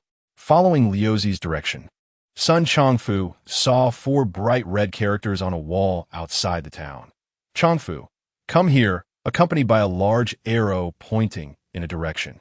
The letters were crooked and ugly. "Damn it," Sun Chongfu cursed. "Can't you even spare the effort to write a surname on the wall?" It felt as if these people had been lured into a trap by a brothel. "I can't go on, squad leader. You all go on without me." The last soldier gasped, raising his weapon. In the distance, the white beast stirred up a cloud of snow as it charged toward them. "Don't stop. There are people inside who can save us." Sun Chongfu grabbed the soldier's arm, pulling him forward. "Is that true?" Liuzi shouted with excitement. "I'm not sure. We'll find out when we get there. At worst, we die together." In the town streets, the walls were plastered with the bright red word Chongfu, "Come here," leaving no room for escape. Following the arrow's guidance, the 6 finally reached the distillery's exterior. Around the corner, the white-skinned creature skidded, crashing through a wall as it pursued them. The six quickly dashed into the fermentation workshop, where a narrow, iron door stood ajar. Sun Changfu could no longer afford to hesitate. The sound of the white beast's pursuit was growing closer. "Hurry inside," they all shouted in unison, freezing at the door's entrance. Inside the workshop, just a dozen meters away, stood a figure clad in white cold-weather gear, with only a pair of eyes visible, manipulating a crude crossbow. 3 glaring crossbow arrows, as thick as a child's arm, were aimed at them, with grenades dangling from their tips. A large dog crouched beside them. "Changfu, step aside," Jiangzhe shouted. Sun Changfu reacted, and the 6 men pressed themselves tightly against the factory wall. In the next moment, with a resounding crash, the iron door of the factory was smashed open. The white beast darted in like a flash of lightning. Simultaneously, the factory echoed with a dull howling and the crisp sounds of steel plates being struck. The 3 crossbow arrows struck the white beast with even greater speed and force. Boom! Creak! The white beast let out a piercing scream and was propelled backward by the power of the arrows, while a fireball erupted in the air. Sun Changfu and the others were left dumbfounded. Whose son is this, so brave? The white beast lingered for less than 2 seconds before charging back toward the entrance.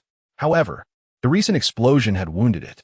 Large patches of charred skin adorned its gray-white body, and deep wounds continuously oozed black-purple blood. This time, Jiangzhe stepped forward to the crossbow and drew a dogleg knife. "Be careful," Sun Changfu couldn't help but shout. The white beast only needed to leap once more to reach Jiangzhe's head. Yet, Jiangzhe remained calm and observant. Boom! The ground suddenly collapsed, taking the white beast down into a 10-meter-deep pit. Without hesitation, Jiangzhe followed suit and leapt down. Squeal! A mournful roar emerged from the pit. Then, a series of dull thuds followed. In an instant, Jiangzhe threw a 30-ton steel ingot into the air, directly shattering the beast's lumbar vertebrae. He swiftly conjured a spatial blade, severing its tendrils and extracting its crystal core. By the time Sun Changfu and the others cautiously approached the edge of the pit, they saw Jiangzhe pummeling the white beast with powerful punches. "Damn it, because of you I lost my girlfriend. Damn it, making me run all over the place." After delivering 100 punches, Jiangzhe finally ceased his assault and looked up at the astonished Sun Changfu. "Pull off the mask." Jiangzhe's eyes sparkled with fervor. "Pao Yi, I've missed you." Chapter 34. The Battlefield with a Clang. Jiangzhe climbed out of the 10-meter-deep pit, wielding 2 knives. Sun Changfu's curiosity about this young man intensified. Jiangzhe brushed off the dirt from his body and appraised his opponent, noting with satisfaction that the acne on his face was still present. "Who are you? How do you know Tsue?" Sun Pao Yi inquired, his brows twitching as he could no longer restrain himself, and pulled Jiangzhe's arm, whispering, "My name is Jiangzhe, from Nanjing. You've seen the letter, right?" Jiangzhe recalled as he walked toward the fermentation tank. At this moment, there was no rush. The reason for sending the letter was to ensure that Sun Paoye's fate did not change after his rebirth. He had few friends and did not wish to survive alone with a pile of supplies in the apocalypse.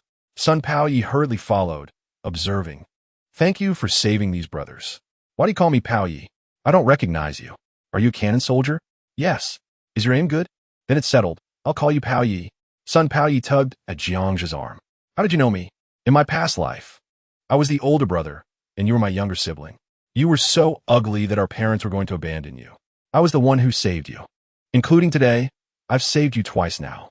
Just as Sun Paoye was about to curse, he suddenly recalled Jiangzhe's bravery in single-handedly taking down the white beast and promptly silenced himself. "Brothers? Nonsense. If I were as handsome as you, would I have to secretly crush on someone? I would have been in bed with them long ago." As they conversed, Jiangzhe opened the lid of the fermentation tank. "What the hell?" Jiangzhe exclaimed, leaping inside. Soon after, Duke and Xiaomi were carried out by the group. Xiaomi's cheeks were flushed, and her eyes were closed. The Duke hung his tongue out, snoring loudly. They had been intoxicated by the aromas emanating from the fermentation tank for nearly a day. Sun Paoye and the others widened their eyes and exchanged glances. A girl, a dog, what a combination. Countless thoughts drifted through their minds. "Give me a hand." Jiangzhe lifted Xiaomi, while Sun Pao Yi and the others carried the Duke. The group quickly exited the winery and entered the tallest three-story building in the town, placing Xiao Mi and the Duke by the campfire. The seven of them ascended to the rooftop. In the distance, the rumbling of explosions reverberated intermittently. Jiang Zhe and the others remained silent, quietly observing. Tat tat tat. An all-terrain vehicle sped toward the town through the snow, with 4 soldiers firing wildly. Behind them, 5 white beasts quickly pursued. 2 white beasts charged from the side, colliding violently. The all-terrain vehicle tumbled into a pit. Quick! Sun Pao Yi grasped Jiang Zhe's arm. Save them. Jiang Zhe shook his head. Pao Yi, think about it. If I had that ability, I wouldn't have written to you. I could single-handedly wipe out those white beasts and become a hero throughout the Great Xia, gaining fame and fortune, perhaps even play at being a general. Do you think I want to stand here watching the chaos? Sun Pao Yi lowered his gaze, releasing Jiang Zhe's arm, silently watching as the white beasts slaughtered the soldiers in the vehicle. Squad leader, this little brother is right. You're asking too much. Those monsters are too fast. If it weren't for that pit, who could withstand them? Taking down one is already impressive. Sixie spoke up in persuasion. Indeed, the other soldiers murmured in agreement. Jiang Zhe patted Sun Pao Yi's shoulder, getting used to it. Sun Pao Yi nodded. In this apocalypse, everyone needed time to adapt. Gradually, the sounds of gunfire thinned until they disappeared entirely. The world returned to the soft sound of falling snow. Boom! The few people on the rooftop hurriedly looked into the distance. Thousands of white beasts gathered, surging along the G58 highway, rumbling toward the horizon. Where are they going? Someone asked. Jiang Zhe slowly stood, surveying his surroundings. I don't know. The group followed Jiang Zhe down to the first floor. Just as they sat down, Xiaomi awoke, gazing bewilderedly at the 6 soldiers that had appeared. Duke and Xiaomi had missed the most brutal battle in Nanjing after a nap. Come, let me introduce you. This is Xiaomi and Duke. Jiang Zhe began the introductions. You all sit. I'll go take a look at the battlefield. After chatting for a while, Jiang Zhe stood up, shouldering his backpack. I'll go with you. Sun Pao Yi and the others hurriedly rose. No, what if there are still monsters left outside? One sentence extinguished their thoughts. Jiang Zhe was going to gather weapons and equipment, and more importantly, crystal cores. How could he take them along? After settling a few things, he took Duke and plunged into the heavy snow. Boom! A mound of snow erupted as Jiang Zhe parked the snow motorcycle in front of the military defense line. Dense smoke stretched into the distance. The entire defense line was silent. Countless corpses of soldiers lay scattered around the position, gradually being covered by the wind and snow. By this time tomorrow, this brutal battlefield would vanish. Looking down at the bodies beneath him, Jiang Zhe saluted before commencing his mission. Heavy machine guns, infantry fighting vehicles, tanks, ammunition. He rapidly scavenged until darkness fell, finally arriving at the military camp headquarters. This was the most brutal place along the entire defense line. Corpses. Countless dismembered soldiers piled from the entrance of the camp deep inside. Helicopter and tank wreckage was visible everywhere. Swish! A military knife sliced through the white beast's skull, extracting a crystal core. Jiang Zhe flipped his hand, stowing the core into his spatial pocket. This was already the 15th one. He estimated that at least 200 white beasts had perished here. Stepping over numerous bodies, Jiang Zhe advanced deeper into the military camp. Fortunately, having witnessed life and death in a previous existence, I remained unfazed. A mere ordinary individual would likely succumb to madness instantly.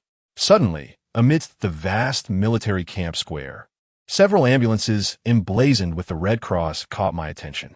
I opened the door of one of the vehicles and quickly began my search. After a moment of disappointment, I stepped into a nearby tent. Countless bloodstains marred the white sheets, and I beheld the lifeless bodies of numerous female soldiers, each one examined in turn.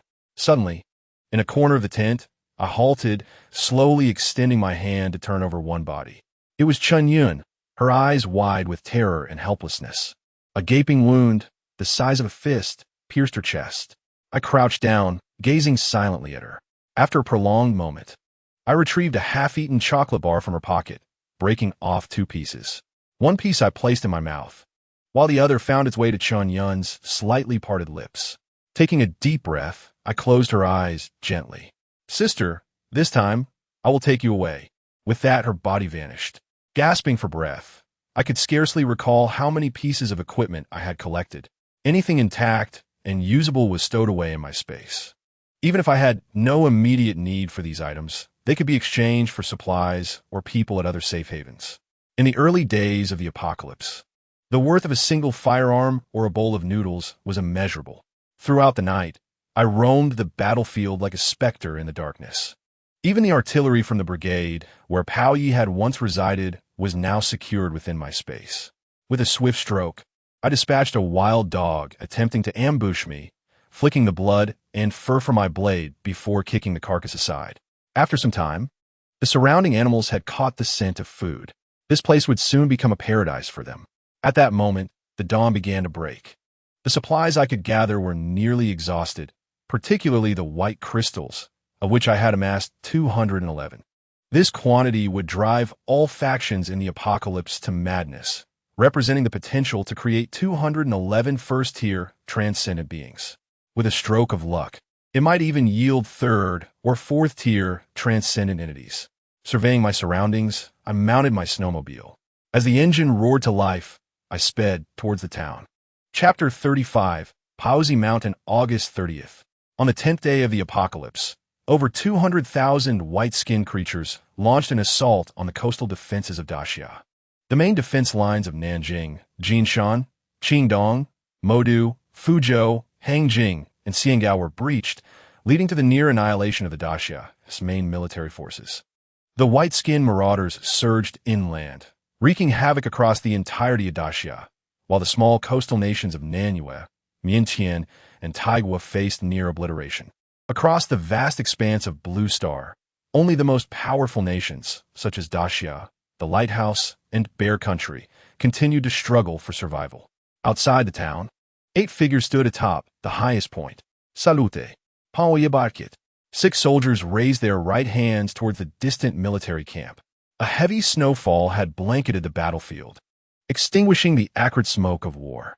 Only the silhouettes of the military camp, still standing amidst the wind and snow, and the towering artillery barrels could be discerned. Let us proceed. The road ahead is long. I descended the stairs first, followed closely by my companions, each burdened with hefty backpacks. Before long, the entire town vanished from sight. With the addition of Pao Yi and his 6 men, my distractions were significantly reduced. I merely needed to lead the way. The tasks of vigilance and preparing meals were left to Pao Yi and his comrades. Creaking and crunching echoed across the highway as we trudged through the snow. Jiangzhe, let's take a moment's respite. Everyone is exhausted, Pao Yi called out after 2 hours of arduous travel. I had initially intended to commandeer an infantry fighting vehicle, but feared its noise would attract the white-skinned creatures. Though the likelihood was minimal, I was unwilling to risk it. Pao Yi and the others were equally breathless, with even the Duke panting heavily, his breath forming clouds of steam that enveloped his canine head. However, Xiaomi appeared to be in good spirits. Let us rest for an hour, I suggested, leading the group to take shelter in a culvert beneath the highway. Pao Yi and his men returned from a nearby thicket, arms laden with branches. A fire was soon lit, and the 8 of us, along with the dog, gathered around it. Brother, where are we headed? Xiaomi inquired, clutching my arm after a brief respite. To Paozi Mountain. Where is that? Pao Yi and the others gazed at me intently. Approximately 200 kilometers from here. There's a refuge point. As I ladled some sweet syrup from the pot over the fire, the sugary warmth coursed down my throat, enveloping me in a comforting heat. Then, under the curious gazes of my companions, I traced the outline of a map of Daxia in the dirt with a stick. Nanjing, Jinshan. Yesterday, there were at least over 100,000 white-skinned creatures that breached Daxia. Observing the situation here in Nanjing, other regions must be even worse. The main forces of Daxia are virtually gone. Gasps of disbelief escaped Pao Yi and the others. So, are you saying that other areas are also unsafe? Pao Yi piresit urgently. Indeed, the white-skinned creatures have surged inland. There is no safe place left in Daxia. Don't ask. I will explain further. I continued drawing arrows in the dirt. Now, it is not only Daxia. The entire Blue Star is facing the threat of the white-skinned creatures. To put it bluntly, The entire Blue Star has become their hunting ground. Do not be deceived into thinking that the depths of the mainland are safe. Just look at the speed of those white-skinned creatures from yesterday, and you will realize that those nations will meet their demise before long. How many armies are stronger than Dacia in this world? If so, humanity is doomed. What is the point of living? Not necessarily doomed. Life will simply be more arduous, I replied, continuing to draw. And what are the Yaran? Has a command been issued in your army against drinking snow water? Yes. That is a wartime regulation. No one dares defy it, Pao Yi stated. Then, what exactly is Yaran?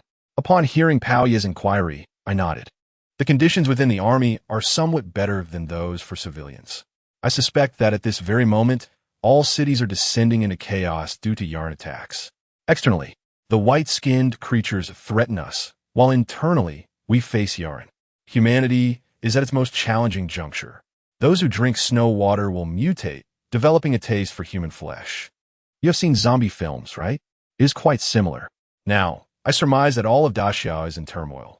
In the future, people will only be able to survive within refuge points. I have already prepared a shelter base at Paozi Mountain. Pao Yi, will you accompany me? Or will you go your own way? If you choose to part, we shall separate here. As for who survives, that is left to fate.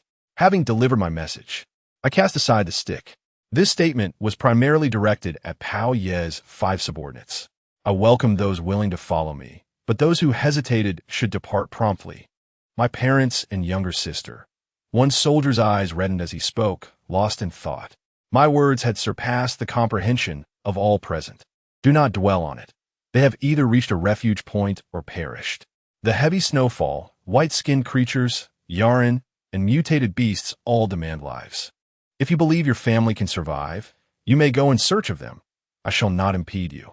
I spoke bluntly, lacking the heart to offer consolation. In this apocalypse, to survive, one must grow accustomed to its cruelty. The atmosphere in the culvert fell into an intense silence, punctuated only by the crackling of the firewood. Jiangzhe, how did you come to know all this? Pao Yi was the first to react, inquiring. I saw it on the post in the Apocalypse Forum. Wasn't there a thread regarding the apocalypse? It was written by the same individual. However, it had long been deleted.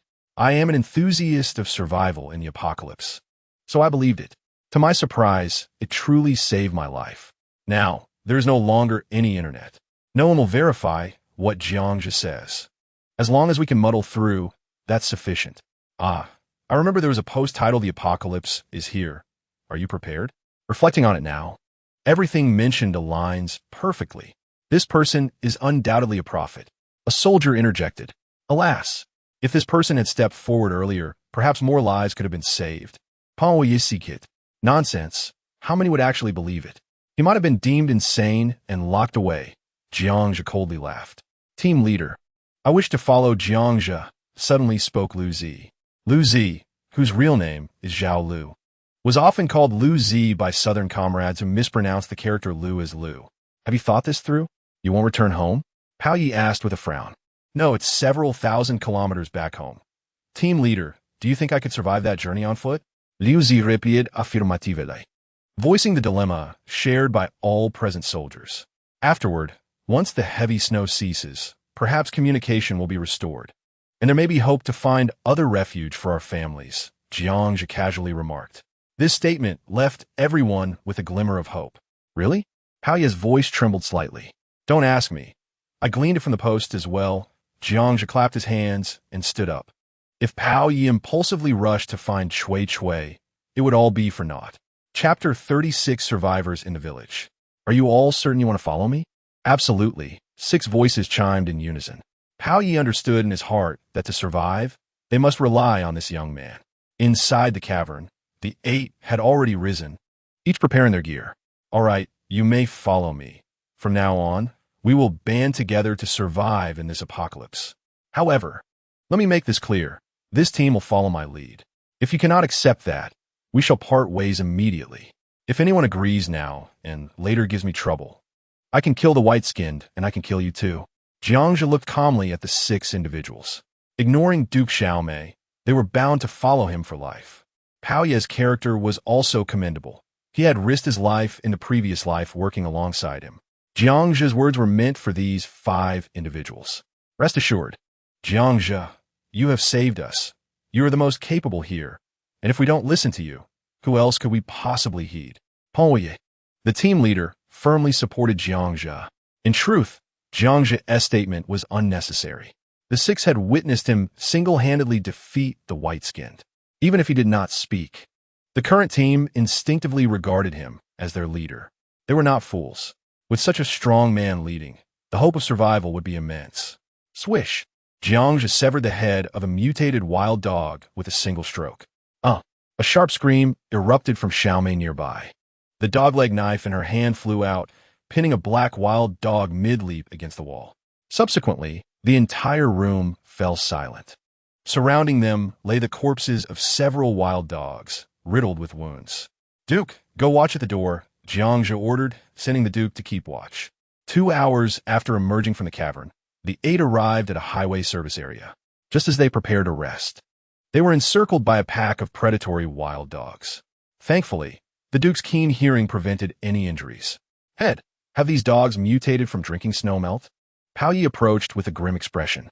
Currently, Pao Yi and the others held the Dacia military's QLU-11 ultra-lightweight individual grenade launcher. The original assault rifles had been discarded, as they were now only effective against ordinary humans and useless against any mutated creatures. The power of the 35mm explosive rounds was tremendous. In a moment of urgency, Pao Yi had fired 2 rounds, directly obliterating the wild dogs. However, Pao Yi was not in a good mood. According to previous power levels, a single 35mm round should have turned a wild dog into mincemeat. Yet now, the defensive strength of these wild dogs was astonishing. Be cautious, Pao Yi. I would not want to painstakingly rescue you only to end up burying you. Moreover, you all need to learn how to use cold weapons. Gunfire can easily attract the white-skinned. We must quickly train Pao Yi and Lu Zi in cold weaponry. If we can avoid using firearms, we should. Jiangzhe remarked as he drew the dog-leg knife from the wall. A black dog, larger than the Duke, fell to the ground, its body covered in patchy bald spots, with muscles bulging like fists. It appeared exceptionally fierce. No one would have guessed it was a Labrador from before the apocalypse. Don't throw it away. Suddenly, Jiangzhe called out to De Bing, who was about to dispose of the dead dog. De Bing, whose real name is Li Qinfei, hails from Nanhe and is characterized by his large head, which he claims is due to eating oversized steamed buns since childhood, thus earning him the nickname De Bing. What do we do? Da Bing was momentarily stunned. Jiangzhe approached, slicing open the abdomen with the dog-leg knife. Tighten it, then have De Bing and Pao Yi grasp the dog's forelegs. With a swift motion, the dead dog transformed into a vibrant red mass of meat. Its entire skin peeled off. Head, you're not suggesting we eat it, are you? De Bing quickly realized, exclaiming in shock. Jiangzhe tossed the skinned dog into De Bing's arms, who was astonished, thinking that someone was still cultivating crops and raising pigs and cows in such times. From now on, as long as we can survive, we can eat anything except excrement. Pao Yi and the others exchanged glances, speechless.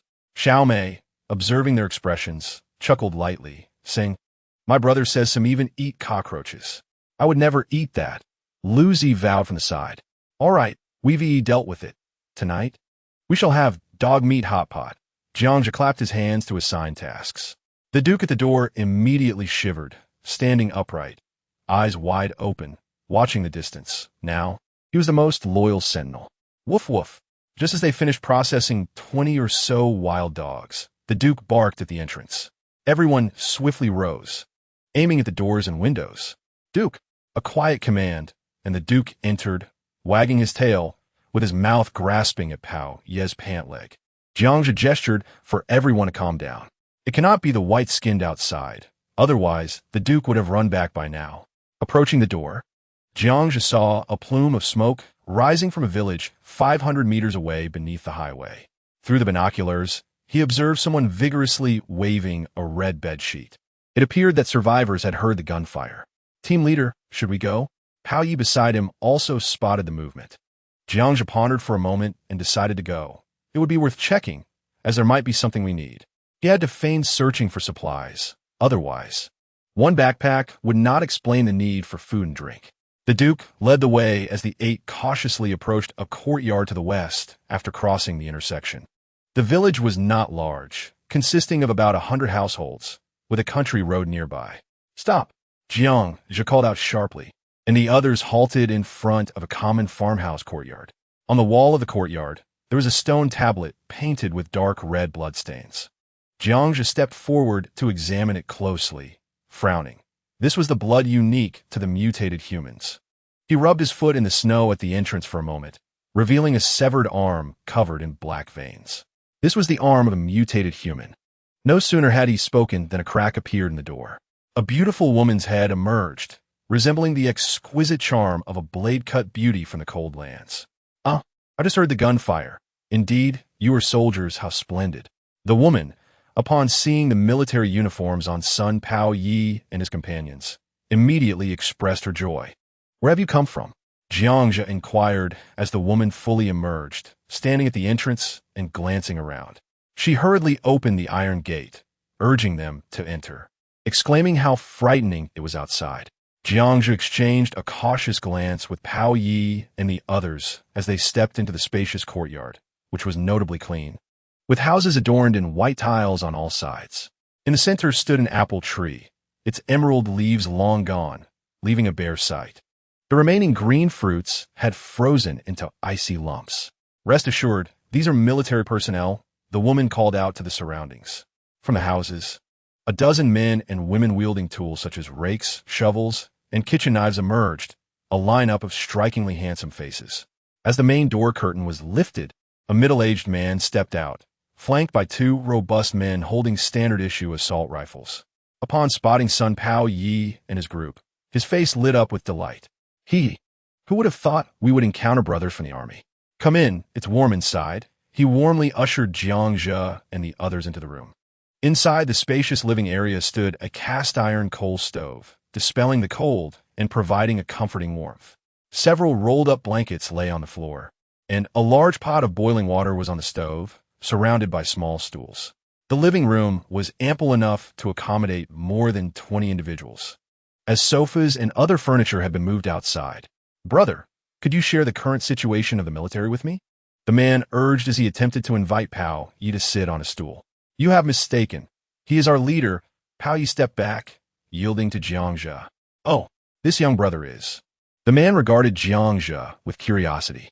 Inside the room, the others looked equally astonished at Jiang, primarily due to his youthfulness and striking features, lacking the stern aura typical of soldiers. Jiang calmly nodded. "I am Jiang from Nanjiang. And you?" The man, clad in a thick down jacket and adorned with large diamond rings on 2 fingers, appeared amiable with well-maintained skin, suggesting he was likely a manager in a company before the apocalypse. Since their introduction, he wore a somewhat formulaic smile. As Jiang observed, the group, although not in the best condition, possessed refined features, not the countenance of laborers. He even noticed 2 young men leaning against the wall, unconsciously forming delicate hand gestures. "Little brother, I must have underestimated you. I am Du Tao from Nanjiang Extinction Cultural Media Company, and these are my colleagues who followed me in escaping." Du Tao sighed. "We barely made it back from G58 yesterday. It was horrific, truly horrific." Jiang understood why this group appeared somewhat different. They were indeed from a streaming background, a line of small influencers. Without hesitation, Jiang took a seat on a stool. The others in the room either settled on cushions or squatted on the floor. "Handsome, this is our boss," the girl who had opened the door introduced. "Hey, Alan." "What boss?" "There is hardly a boss left here," Du Tao chuckled wryly. Jiang discreetly glanced at the 2 bodyguards behind Du Tao, noticing them conceal their firearms. He subtly signaled to Pao Yi and the others, who promptly disengaged their weapon safeties. Nevertheless, Jiang's right hand remained gently resting on the hilt of his knife. "Escaped from G58? What is the situation ahead now?" Jiang inquired. Beside him, Xiaomi, obediently leaning against him, had become attached to him since the day she had washed his feet. "It's terrifying. Many of the refugees have turned into man-eating monsters. Fortunately, we were at the back of the group. We dared not venture further and had to turn back to see if we could find the military," Du Tao lamented, stroking his ring. Indeed, handsome, you cannot imagine how horrifying those people have become. They bite on sight. Whoa, my two sisters. Alan began to sob. If it weren't for Director Du leading us, we women might have perished, she continued. Those transformed individuals are exceedingly fast. They can lift a person with one hand. It's frightening, a young man exclaimed, his face filled with terror. The room erupted in anxious chatter regarding the mutated beings, their expressions fraught with fear. When we left the company, there were over 50 of us. Now, as you can see, only a handful remain. Du Tao surveyed the room, the atmosphere growing somber. Uncle, the military in the back is gone too. It was my brother who saved a few of them. We are also preparing to leave. Xiaomi suddenly raised her head. Addressing Du Tao. Du Tao's expression changed abruptly as he knelt beside. Xiaomi, little girl, what did you say? His voice trembled. The room fell silent as everyone stood up in unison. Xiaomi, frightened, hid behind Jiangzhe. At that moment, Jiangzhe stood up. Du Tao, do not go back.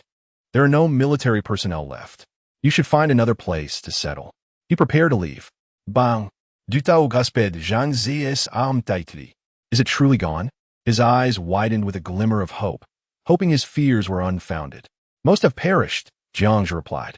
Du Tao left a favorable impression en Zhangzi. Leading his employees to escape while maintaining their well-being indicated he was a compassionate and loyal leader. Jiangzhe felt inclined to offer him free advice. At this moment, Pao Yi spoke. I am Sun Chongfu, the artillery company commander of the 2nd Group Army of the Great Siam Military District. Everyone, a group from the 3rd Military District was annihilated yesterday. Take care of yourselves. Inside the room, the dozen individuals looked dumbfounded. They had intended to return for military protection, only to discover that even the military no longer existed. Jiangzhe reflected on their fortune. They had returned without encountering any white-skinned beings. It was no wonder Du Tao could be a boss. He truly was favored by fortune. Ooh, I don't want to die. I'm still very young. Alan quietly wept. At this, all the girls in the room clung to one another in despair. Jiangzhe signaled to Chongfu. They prepared to leave. Suddenly, the dog Duke dashed out of the room. Alert! Jiangzhe swiftly drew his knife and stepped outside. Quickly to the basement. The room erupted in chaotic footsteps. Woof woof. Duke rushed to the entrance, barking at the wall outside. Duke, come back. At that moment, Jiangzhe stepped out of the main room with his knife drawn, while Chongfu and the others knelt, aiming at the entrance. Creaking sounds echoed as Jiangzhe heard hurried footsteps. Bang, bang, bang. Du Tao, open the door. Open the door. A man's urgent voice called from outside. Jiangzhe dashed forward, swiftly pulling the man inside. His knife pressed against the man's throat.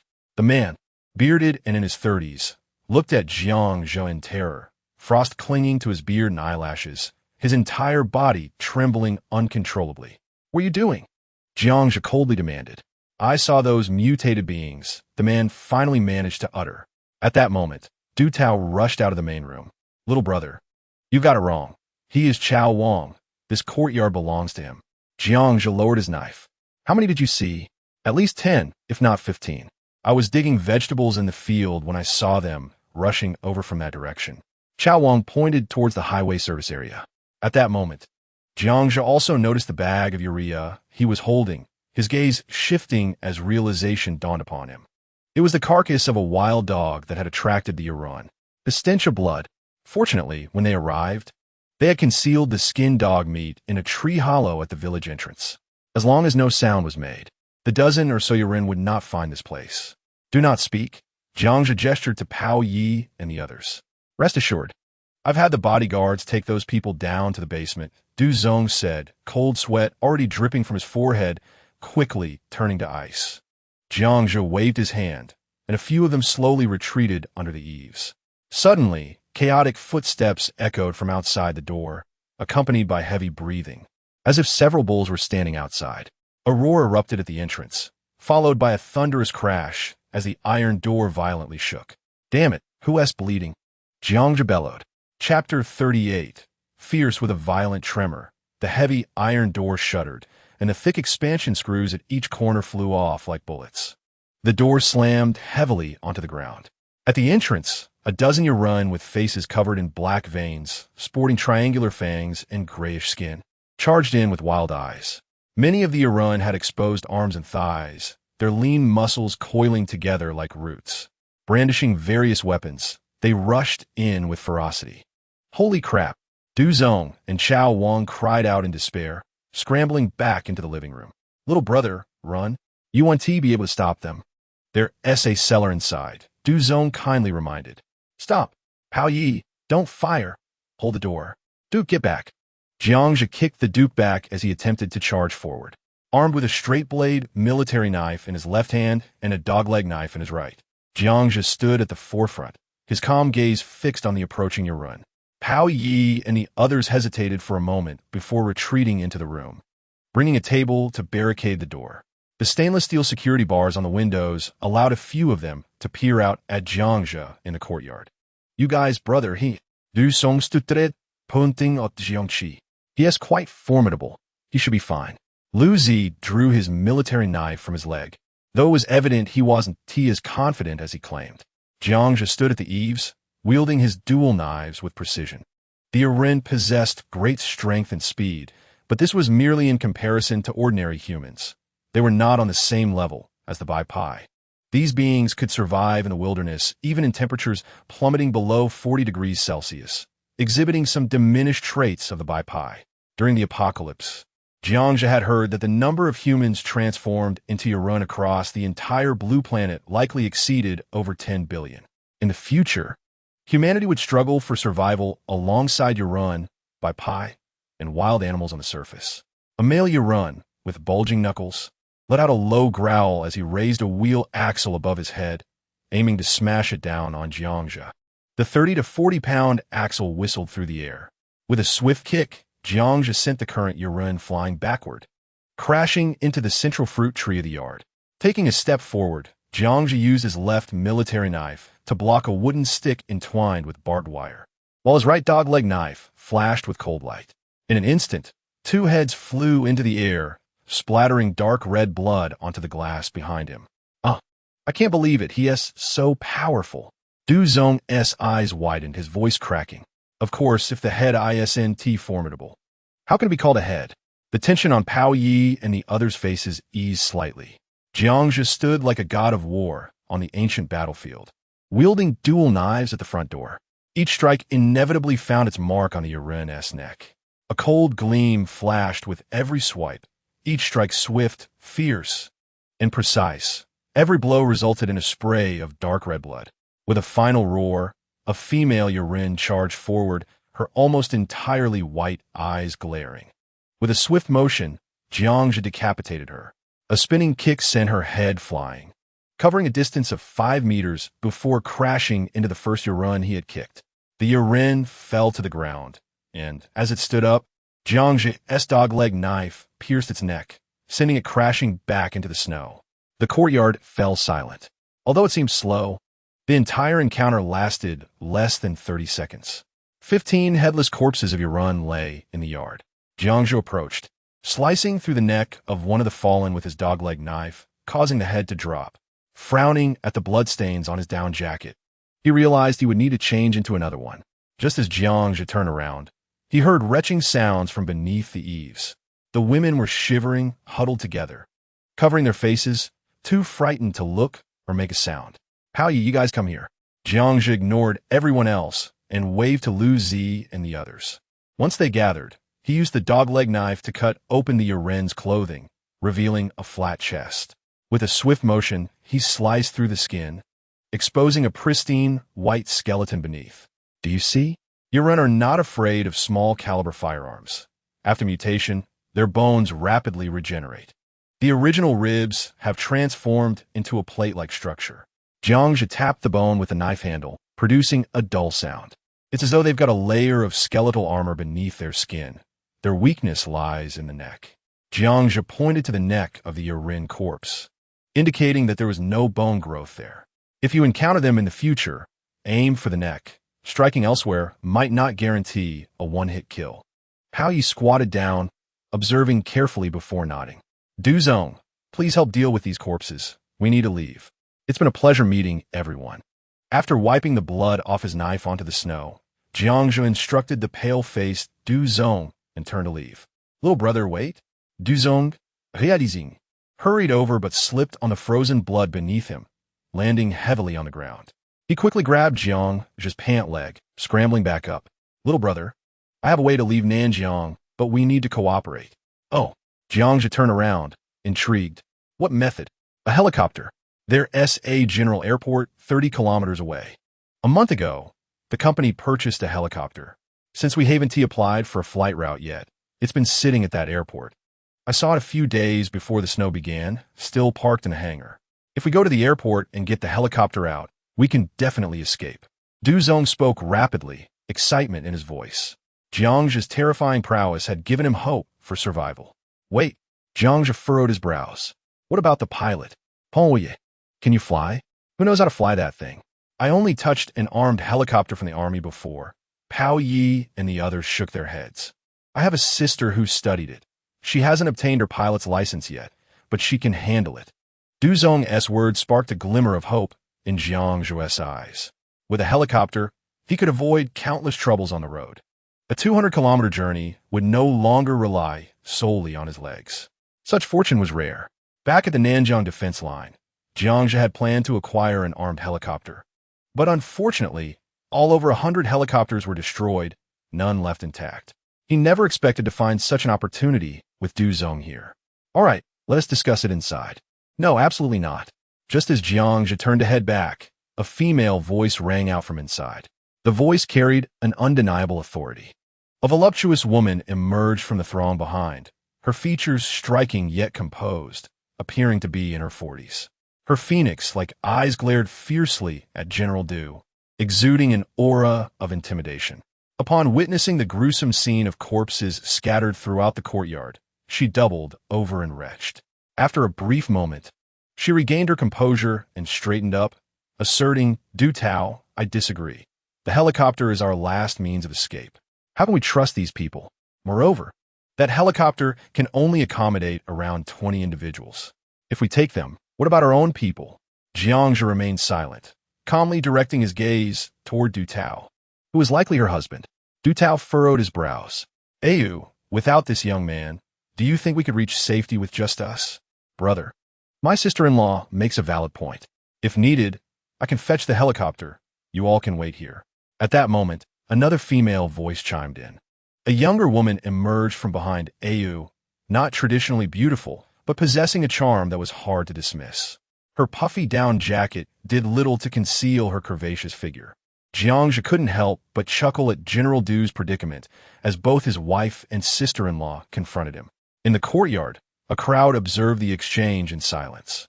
Sister-in-law, General Du has a point. What if we encounter those monsters on the way? Alung, hiding under the eaves, piped up, sensing the tension. Shut up. Who do you think you are to speak here? Ayu slapped Alung across the face, causing her to burst into tears, covering her face in shock. The onlookers were taken aback. Liu Zhu, Jiang barked.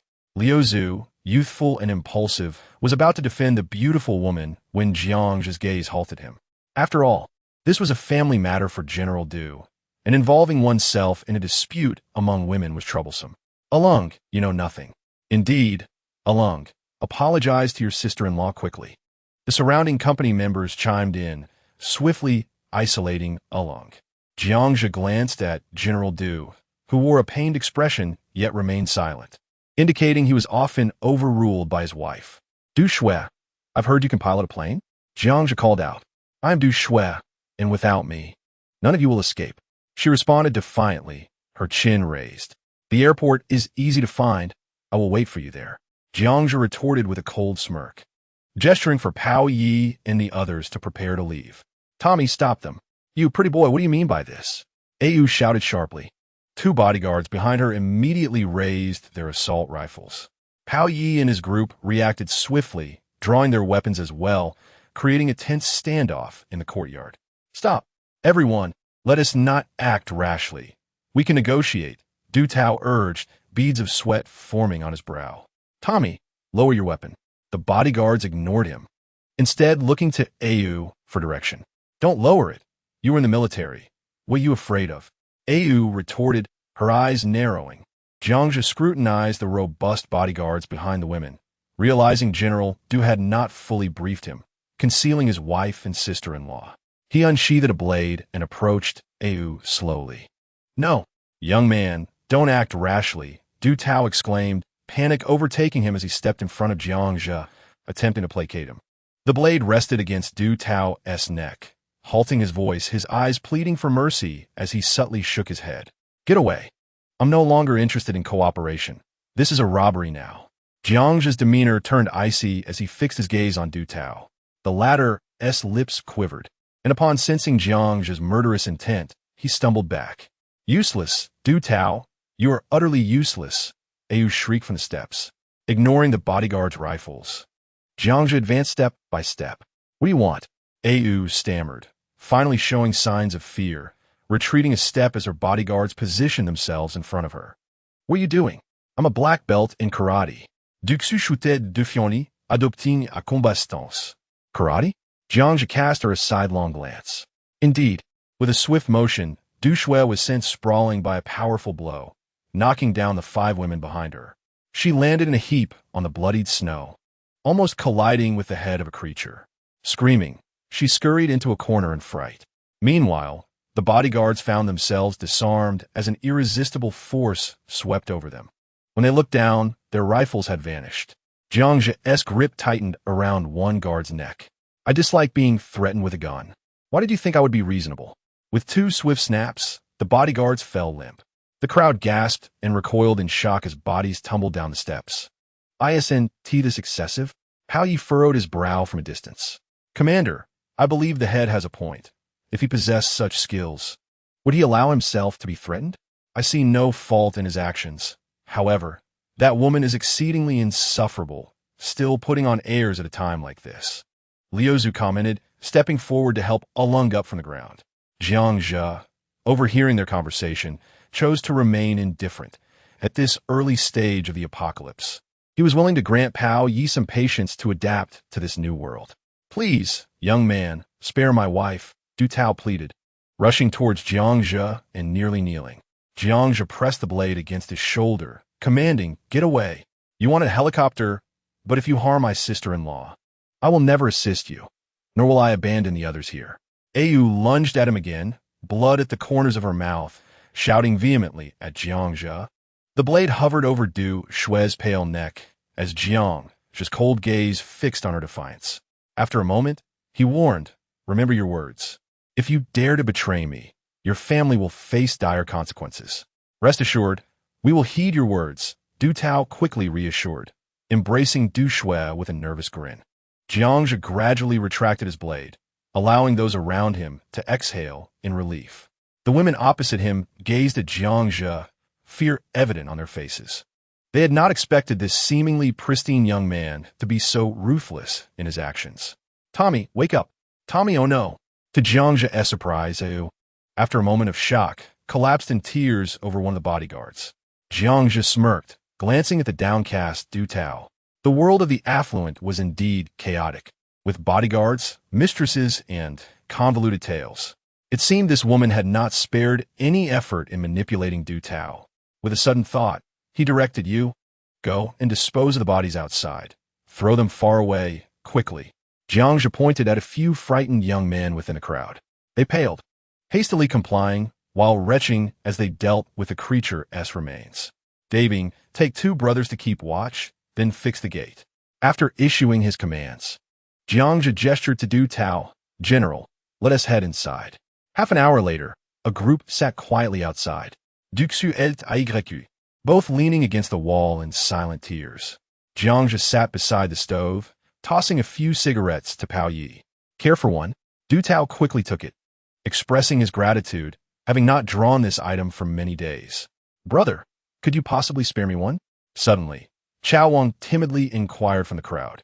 Beside him stood a woman, adorned with a thick headscarf and cradling a 2-year-old infant. This was Chao Wang's wife, who had remained in the bedroom with Du Shui and the others. Jiang Zhe nodded, tossing one to him. "What are you doing? Why aren't you with the others at the evacuation point?" Chao Wang hastily lit it, sending his wife and child to another room. Taking a deep breath, he introduced himself. Chao Wang was the owner of the courtyard, originally working in Nanjing City as a mechanic specializing in heavy-duty trucks and construction machinery. When he heard that the military was hiring excavator drivers during the heavy snowfall, the prospect of earning $4,000 a day tempted him. Moreover, he was uneasy about leaving his wife alone with their 2-year-old son at the evacuation point. Thus, he allowed them to stay home while he rushed to the military camp to help establish defensive lines, only evacuating with the last group. Following an attack by the people on the evacuation team, he and Du Tao's group had escaped back to his home.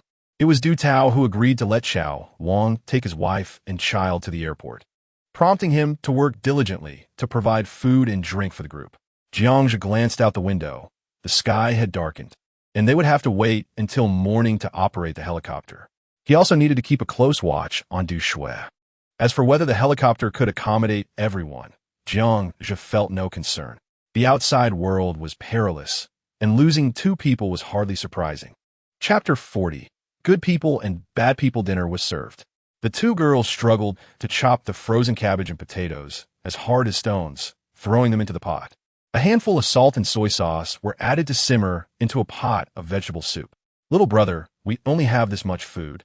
I'm afraid you'll have to make do," Xiao Wang said, ladling a bowl of thick soup for Jiangzhe. Meanwhile, Du Tao and his group eagerly dug into their meal. Jiangzhe looked at the pale cabbage in his bowl and smacked his lips. In his past life, this bowl of soup could have been a lifesaver. However, in the present circumstances, he had no appetite. Even if it were palatable, he would not eat it. Setting the bowl aside, Jiangzhe retrieved a can of beef from his backpack. With a loud pop, the aroma of beef filled the room. Du Tao's group looked on as even the Duke indulged in beef, making their soup seem unappetizing. Jiangzhe picked up an empty can and tossed it at Lu Zi's head. This fellow had actually given the can to that Alon without even touching it. How outrageous! "Lu Zi, do you know where this can came from?" he asked. "It came from the battlefield, the one you brought back all night," Lu Zi replied. Avoiding Jiangzhe's fierce gaze, Jiangzhe slowly approached Alon, squatting down to look at her. Her face was still somewhat swollen, her wide eyes filled with panic. He snatched the can from her hand. "Do you know this could save lives?" "Yes, I know," she replied, on the verge of tears. "Every day, people outside are starving, and some even die of hunger. We carried this can back from dozens of kilometers away at the cost of our lives. What do you think you can offer in exchange?" Jiangzhe asked calmly. I. Alon stammered, unable to articulate her thoughts. "Lu Zi has taken a liking to you. How about a night together? Don't worry, you can refuse. He won't dare force you," he added. After a long pause, Alon finally nodded. Jiangzhe dropped the can heavily into Lu Zi's arms. "Lu Zi, remember, this is the apocalypse. Don't be overly charitable. You are like a firefly that can be crushed at any moment. There's no need to pretend to be the sun and warm others. Is that noble? Yes, it's noble. But only when you have the ability to eliminate all the white-skinned people can you be a savior. Otherwise, you will die quickly. By the way, is anyone bleeding in this house?" Jiangzhe's loud voice caused the girls to glance towards the unconscious Du Shui. The situation became clear. A pack of blood packets had been discarded by Du Shui in the bathroom, which had led the group of people to this location. After everyone had eaten their fill, they sat quietly around the stove in contemplation. There was another bedroom next door, originally prepared by Du for his wife Au and his sister. However, now, Lu Zi had exchanged a can of military rations for Alan's friendship. The 2 occupied that room, engaging in deep post-apocalyptic discussions. "Du, the people were attracted here by your sister. In reality, I saved you. We will set off for the airport tomorrow morning. Is that all right?" Jiangzhe gently stated. No problem. Du quickly nodded, afraid to ask more. He didn't dare to place himself on equal footing with Jiangzhe as he had during the day. At that moment, Du Tao finally understood why the seemingly pristine Jiangzhe could command the obedience of 6 soldiers. "Make sure to rest well. We depart in the morning," Jiangzhe remarked as he stood and stepped outside. A gust of white mist escaped from his mouth as he inhaled the cold, fresh air. Alan's gentle call came from the window next door. Bang, bang, bang. Jiangzhe knocked on the window. "Lu Zi, take it easy. If you can't get up tomorrow, no one will carry you." Instantly, the room fell silent. At that moment, Xiaomi and Pao Yi stepped outside. Several of them gazed at the vast sky. The Bing and the others are starting to have thoughts. I understand them. In these days, living for today without a tomorrow. They don't want to leave this world with regrets, Pao Yi said softly. With Xiaomi present, Pao Yi dared not speak too bluntly. If it's meant to be, then so be it. There's no need to make a fuss over it. If you're interested, I'll sponsor you, can? Jiang Zhe teased, looking at Pao Yi. Are we still considered good people? Zhang Fu sighed and shook his head. Of course, my brother is a good person. He saved you, Xiaomi remarked, surprisingly adept at flattery. He, Zhang Zichakold, ending Xiaomi as Nikirs bar. Good people? Pao Yi, once you see more, you'll understand what a good person is in this world. Currently, Pao Yi, under Jiang Zhe's protection, had not experienced the arduous journey of survival. His perspective on Jiang Zhe's actions had some resistance. However, time would change Pao Yi. In his past life, during his time with the hunting team, he had favored girls who were not too tall, with slim waists and ample hips, much like his first crush, Cui Cui. Seeing Pao Yi still somewhat conflicted, Jiang Zhe put an arm around his shoulder. While I was in Nanjian, I encountered a group of people. They rounded up women and turned them into sex slaves. One girl attempted to escape, running barefoot in the snow for several hundred meters while they stood by, laughing as she froze to death. Compared to those people, trading one's body for food is already quite fair. Pao Yi, in this world, as long as it doesn't harm others, everyone can be considered a good person. In fact, this last statement echoed Pao Ye's words from his past life, now spoken by Jiang Zhe. Xiaomi, go back and get some rest. You need to be in good shape to keep up with the group tomorrow, Jiang Zhe instructed. Xiaomi obediently nodded and returned to her room, holding Peiqi. Why do so many people want to save me? Don't give me that brotherly nonsense. I don't believe it. Pao Yi couldn't help but ask after Xiaomi left. This question had been brewing in his mind for 2 days, and he finally seized the opportunity to voice it. Pao Yi truly did not understand why Jiang Zhe would want to save him. He wasn't a beauty, nor did he possess any special talents. With Jiang Zhe's formidable skills, he could thrive in this apocalypse. It simply made no sense.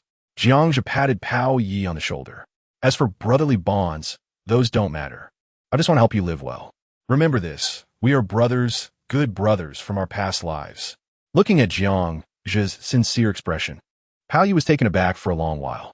Finally, he slightly nodded. Fine, I'll consider it a favor. After all, you saved my life. You can say whatever you want.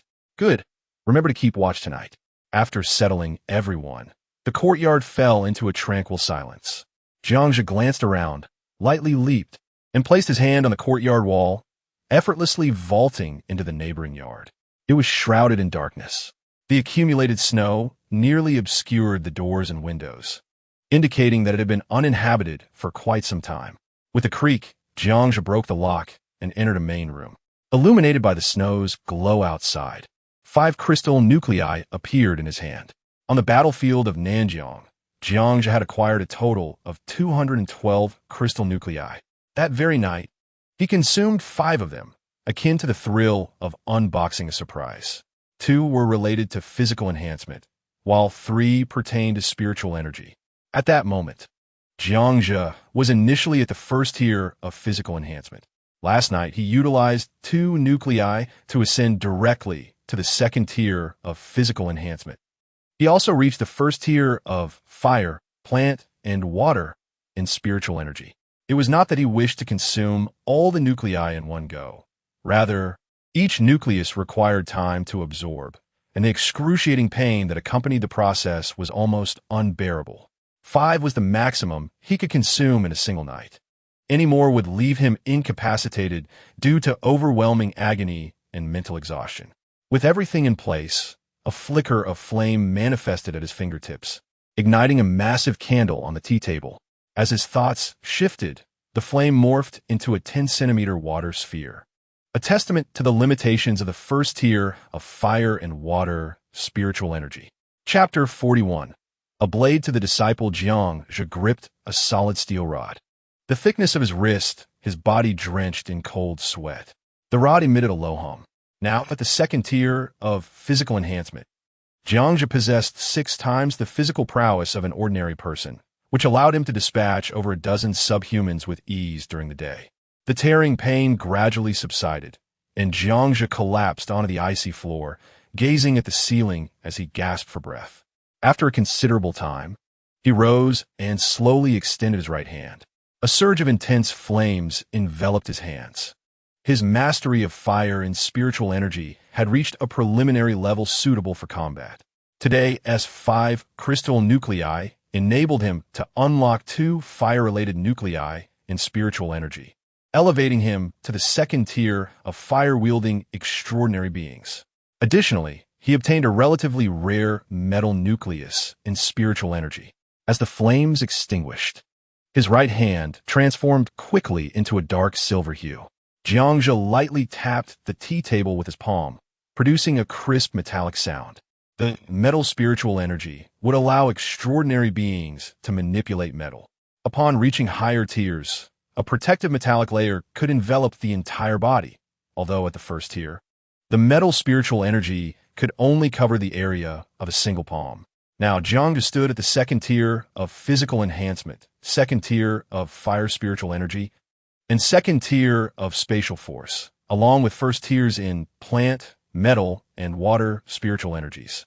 Ascending to the second tier as an extraordinary being was relatively straightforward, requiring only a small amount of genetic evolution fluid extracted from the crystal nuclei. However, from the third tier onward, the number of nuclei needed for ascension would increase exponentially. A first-tier extraordinary being required just 1 nucleus to awaken. A second tier needed 2. A third tier required 8. A fourth tier demanded 48. And a fifth tier necessitated a staggering 384 nuclei. To amass 384 nuclei, one would have to vanquish an equivalent number of white-skinned foes. As for the sixth tier, the requirements soared to thousands of nuclei, all of the same attribute. During the apocalypse, unless one belonged to a superpower, it was exceedingly difficult for an ordinary extraordinary being to transcend the fifth tier. The crystal nuclei required to promote a fifth-tier extraordinary being could awaken at least 7 fourth-tier extraordinary beings, over 30 third-tier extraordinary beings, and more than 180 second-tier extraordinary beings. Consequently, at many refuge points during the apocalypse, various factions would utilize valuable crystal nuclei to produce more extraordinary beings below the fourth tier, which proved to be the most effective method of distributing nuclei. Jiangzhe's plan was to expedite the ascension of his physical enhancement and either spatial or fire spiritual energies, elevating any 2 to the third tier. The military refuge point would take at least a month before the first extraordinary being emerged. He intended to use this time differential to ensure that Duke and Zhang Fu, among others, quickly became at least third-tier extraordinary beings, solidifying the refuge at Zhaozi Mountain as the most formidable haven on Blue Star. Furthermore, undertaking such tasks alone was exhausting. Caring for this group of individuals, while also enduring the struggles of the apocalypse, would be exceedingly tedious. It was already 2 o'clock in the morning. Jiangzhe waved his right hand, and a portable gas stove appeared in the room. Within 10 minutes, the thick frost on the walls of the house transformed into droplets of water. With a clang, a 2-meter-long bathtub was placed in the room. A stainless steel hot water tank on the gas stove opened, and hot water flowed into the bathtub. Jiangzhe, stripped bare, eagerly immersed himself in the warmth. After more than 10 days, he finally enjoyed a hot bath. Since leaving Nanjiang City with Zhou Qi and Xiaomi, and then Zhang Fu, he had not had the opportunity to wash, and he felt utterly filthy. In this apocalypse, being able to take a hot bath was a tremendous luxury. The only regret Jiangzhe harbored was the absence of a back scrubber. He thought of Xiaomi, but she was too small and lacked the strength. He would have to wait for her to grow into me. After his bath, it was already 4 o'clock in the morning. He downed a glass of Maotai liquor in 1 gulp. Rising from the tub, Jiangzhe dried himself off and donned a new set of extreme cold weather gear. Before the apocalypse, he had emptied 5 large warehouses filled with cold weather clothing, and even he did not know the exact quantity. After washing away the grime, he felt significantly lighter. Putting away the items in the room, Jiangzhe stepped outside and caught a snowflake on his hand. It was the 12th day of the apocalypse. In 3 days, the persistent heavy snow that had lasted for half a month would cease, and a long-awaited sun would re-emerge. With a soft thud, he pressed down on Chun Zi's long spear as she stood guard. Chun Zi, whose real name was Wang Lichuan, had a somewhat shy demeanor and bore a resemblance to the singer Chun-gu, which led the soldiers in the camp to affectionately call her Chun-zi. "Ah, where did you go?" Chun-zi asked, her voice tinged with excitement. "I stepped outside to take a look. Wake everyone up and tell them to prepare breakfast. We will depart shortly," Jiangzhi instructed before heading to the gate. Upon seeing the bloodstains on the wall, his brow furrowed. The severed arm discovered yesterday belonged to a subhuman, and the torn wound bore the hallmark of a white-skinned foe. If that were the case, they would need to exercise extreme caution on the way to the airport. With Jiangzhi's current strength, facing a white-skinned adversary alone posed little challenge. But Zhang Fu and Zhou Qi could be killed in an instant. Jiangzhi had no desire to return to the Zhaozi mountain base alone. Before long, a faint light glimmered from the main room of the courtyard. When Jiangzhi returned to the room, everyone had prepared their belongings. With a backpack at each person's feet, 2 girls assigned to cook had already set breakfast simmering in the pot. Alon shyly sat behind Lu Zi, occasionally stealing glances at Jiangzhi. Du Tao's sister and wife leaned against him, silent and downcast. Jiangzhi approached. "Du Tao, is your sister ready to pilot the plane?" Alahite, Du Tao nujed du xuesam. The girl lifted her head, determination in her eyes. You despicable one, ambushing me. If we had a suitable venue, you would not stand a chance against me." Jiangzhi chuckled at her naive bravado. "Du Shui, you have quite a bit of confidence in your abilities, don't you?" "Of course. I know you're formidable, but I won't be outdone. Besides, I'm a novice disciple of the Beichun Yidao style from Minghua country." Du Shui sprang to her feet, glaring at him indignantly. "That sounds quite impressive," Jiangzhi mused, stroking his chin. "Very well, I shall grant you that opportunity. Prove whether your karate and the technique of Idaisi are genuine or not. However, you must first pilot the helicopter." "Idaisi?" "Indeed. The essence of Yidao is to achieve a single, fatal strike. I mean one strike, and you perish." Du Shui clenched her fists, eager to engage in a brawl, but was firmly restrained by Du Tao. "Remember, first get the helicopter airborne, and I will provide you with an opportunity." Jiangzhi was disinclined to linger on the matter. He turned and settled beside the stove. A group of individuals awaited the conclusion of breakfast before heading directly to the airport. Chapter 42. Do you want me to cover for you? At the refuge point number 1 in Jingbei Yanshan, within the expansive underground conference room, over 100 leaders from the Desiam military and political sectors gazed solemnly at the projection displayed on the wall. The footage, captured from the perspective of an aerial helicopter, depicted a city blanketed in snow.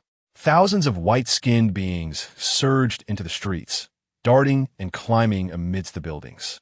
Occasionally, a white-skinned individual would abruptly rush into a nearby room, only to be followed by the screams of people fleeing in panic, pursued by the spectral white-skinned creatures, swiftly devoured. In a 5-story residential building, a rocket propelled forth, sending 2 white-skinned beings flying. In the next instant, dozens of these creatures charged towards the building, followed by a series of violent explosions. The entire structure succumbed to silence. The footage shifted to a road leading to the mountain refuge, congested with numerous military vehicles and throngs of pedestrians, also filled with thousands of white-skinned beings. On the rugged mountain path, they moved as if traversing level ground, swiftly penetrating the lengthy line of refugees. A tempest of bloodshed ensued. The once pristine, snow-covered highway became stained crimson with blood. The crowd scattered in terror. Some, in utter despair, leaped off a 100-meter cliff, clutching their children. In the conference room, many could not bear to witness this scene and averted their gazes. "Enough, halt!" A voice, calm yet slightly hoarse, resonated through the chamber. The footage abruptly ceased, the camera lingering on the bloody highway. "I now wish to know if there exists any means to halt those monsters?" An elderly man at the forefront inquired gravely. An elderly general with graying temples rose to address the assembly. "We have suffered excessive losses of elite forces and heavy equipment. We can no longer organize large-scale defensive operations. The military believes that only by luring the monsters into the city can we leverage the terrain to constrain their size and speed for effective extermination. We have conducted experiments on this. By forming hunting teams of 8 to 15 individuals to draw the monsters into traps and utilizing powerful explosives, we can gradually eliminate them. Moreover, we must take the initiative. The Academy is currently at a critical juncture in its research on the monster's cores. We require a substantial number of cores. Perhaps this is the sole method to alter humanity's current predicament. Suddenly, an elderly man wearing glasses stood to affirm the general statement. Very well. An emergency mobilization order has been issued. Each military district must immediately form teams. We cannot remain passive. Simultaneously, we must exert every effort to evacuate survivors to the nearest refuge. Understood, echoed the voices of over 100 individuals in unison. Dutao's cultural company primarily engaged in live streaming. Jiangzhe later comprehended why it was filled with a plethora of exquisite young men and delicate young women, all of whom were minor internet celebrities, adept in live commerce and chatter. The fact that this group had survived until now could be deemed a stroke of divine favor. In a flurry, the group realized they would be departing that day. Paying no heed to the flavor of their meals, they hastily consumed their bowls of soup. Each individual received 4 substantial flatbreads made from corn and wheat flour and 3 bottles of mineral water. Fortunately, Chao Wang's family had previously raised 2 pigs. Although the pigs had fled, there remained corn feed, which he ground into flour to create the flatbreads, thus providing sustenance for their journey. Once everyone was prepared, they turned their gazes toward Jiangzhe, regardless of their willingness. The reality was that only by following him did they possess the greatest hope of survival. Those unable to keep pace would be left to fend for themselves. Furthermore, they were to maintain silence during the journey. Jiangzhe too slung on a backpack, then retrieved 2 packages of sanitary pads, tossing them to Du Shui. Wrap up any bleeding, and as for the used ones, discard them as far as possible. If the flow is heavy, use 2 pads. In short, one requirement: do not let the urine catch our scent. Jiangzhe stated coldly. Duxu, somewhat embarrassed and incensed, clutched the sanitary pads, glaring fiercely at Jiangzhe, yet no one moved. Pao Yi and Lu Zi, along with a few others, gazed at Jiangzhe with admiration. They felt fortunate to have aligned themselves with him. Indeed, he was a survival expert in this apocalyptic era, even prepared with sanitary pads. What? Do you wish for me to personally assist you? Jiangzhe raised an eyebrow.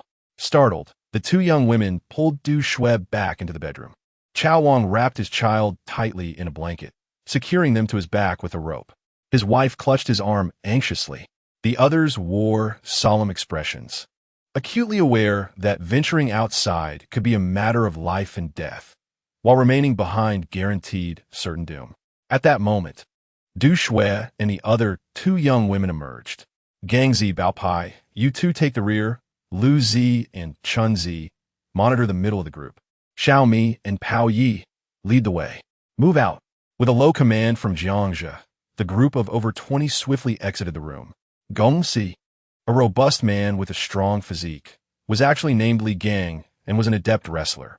Bao Pai, whose original name was Qin Wei, had undergone circumcision upon entering the army, earning him the nickname among Lu Zi and the others. Liu Zi, Gan Zi, Shun Zi, Bao Pi. Into being were the 5 soldiers under the command of the company leader Chang Fu. The sound of crunching footsteps echoed through the snowy night. Chao Wang's wife glanced back at the courtyard with reluctance. Wang Zi, will we ever return to this home? As long as we survive, that is what matters. Look at Du Zong.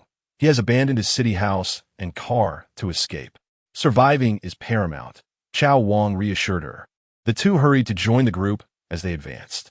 Jiangzhe led the way, his left hand resting on the hilt of his dog-leg knife. Trailing behind were Pao Yi, while Xiao Mi grasped the tail of the Duke. Du Zong held onto his wife. A company of individuals moved silently within the ranks. Fortunately, with Chao Wang, a local, they were spared the need for Jiangzhe to consult a navigation device. Damn, not a trace left behind. Beside a dead tree hollow at the village entrance, Pao Yi cursed while holding up a torn piece of fabric. Yesterday, they had hidden dog meat here, only for it to be taken by an unknown creature. It must be the serrated rat. Let's go, it is quite normal, Jiangzhe remarked as he squatted down, observing the dense paw prints beside the tree hollow. It was a pity that dog meat could have sustained this group for 2 days.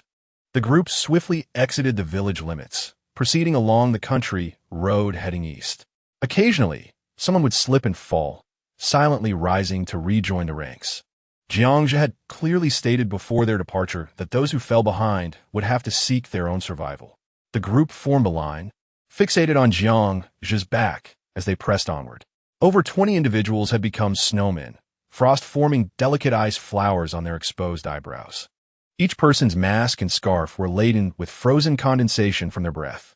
No one called for a halt. They bit their teeth and persevered.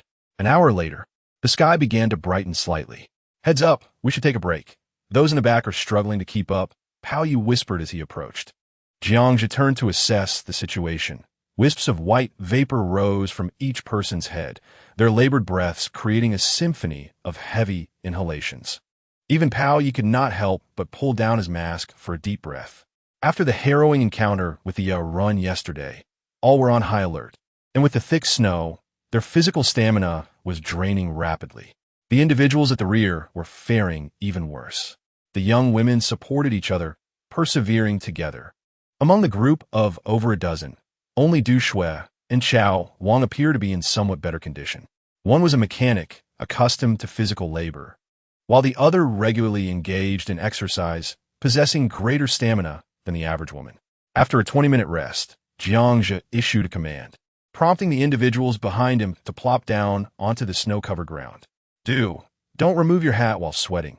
It could be fatal," Jiang cautioned. Hearing this, Du Shui quickly replaced her hat and, with a wry smile, remarked, "Brother Jiang, I used to struggle to lose weight, but in just these 10 days, I've shed some pounds. If only I had your physique." Among the team, only Jiang seemed unaffected, eliciting envy from Du Shui. "In the future, you won't be able to gain weight," Jiang replied with a chuckle. Du Tao, laboriously biting into a cornbread, took a long time to swallow. When Jiang spotted Du Shui, she coldly scoffed and turned away. Jiang laughed softly and moved on, recognizing that such individuals were abundant at the onset of the apocalypse, unable to perceive the dire situation. After 20 minutes, he called for departure. Just as he was about to take a step, he suddenly darted behind a nearby tree, causing everyone to instinctively hide behind the barren poplar trees.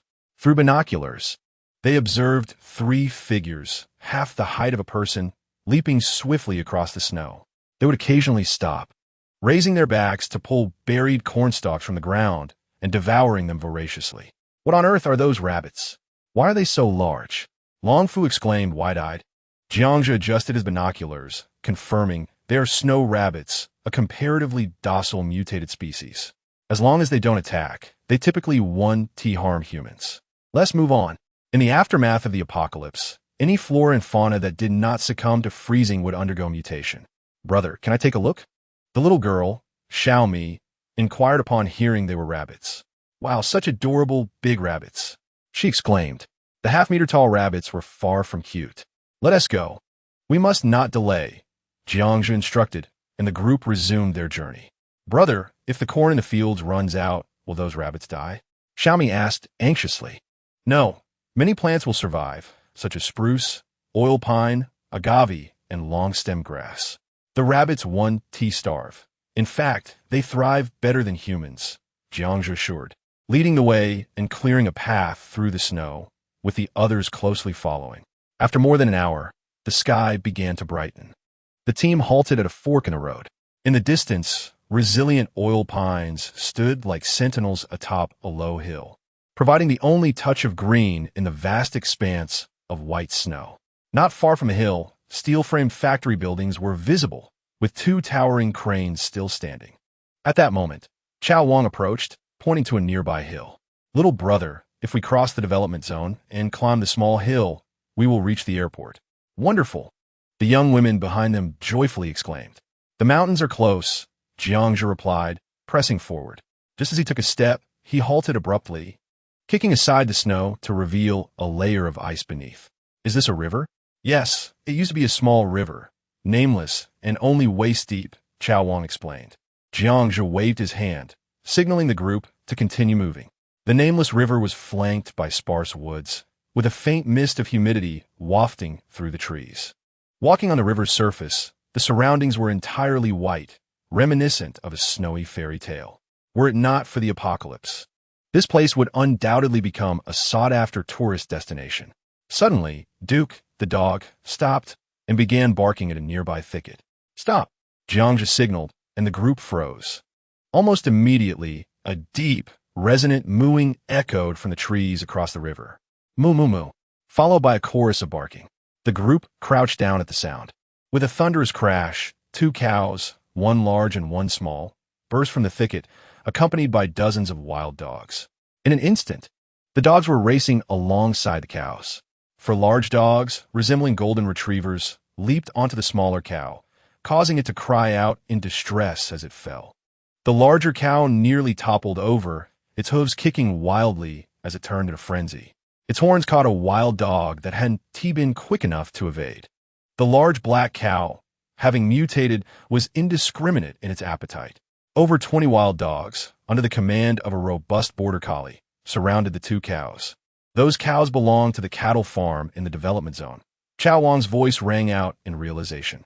Jiangja observed closely and indeed noted the pale yellow identification tags on their ears. The wild dogs, larger than before due to having licked the snow, appeared ferocious and no longer resembled the docile pets they once were. Among them was a brown-haired poodle, now the size of a golden retriever, its mouth gaping wide, transformed into a formidable creature. The young women behind Jiang just stifled their gasps, terrified as they watched the scene unfold. The pack of wild dogs was less than 20 meters away. Jiang just slowly drew his knife, aware that the wild dogs had spotted them but were temporarily distracted by the cows. Du Shui and the others huddled closely together, with a few armed individuals aiming their weapons at the wild dogs.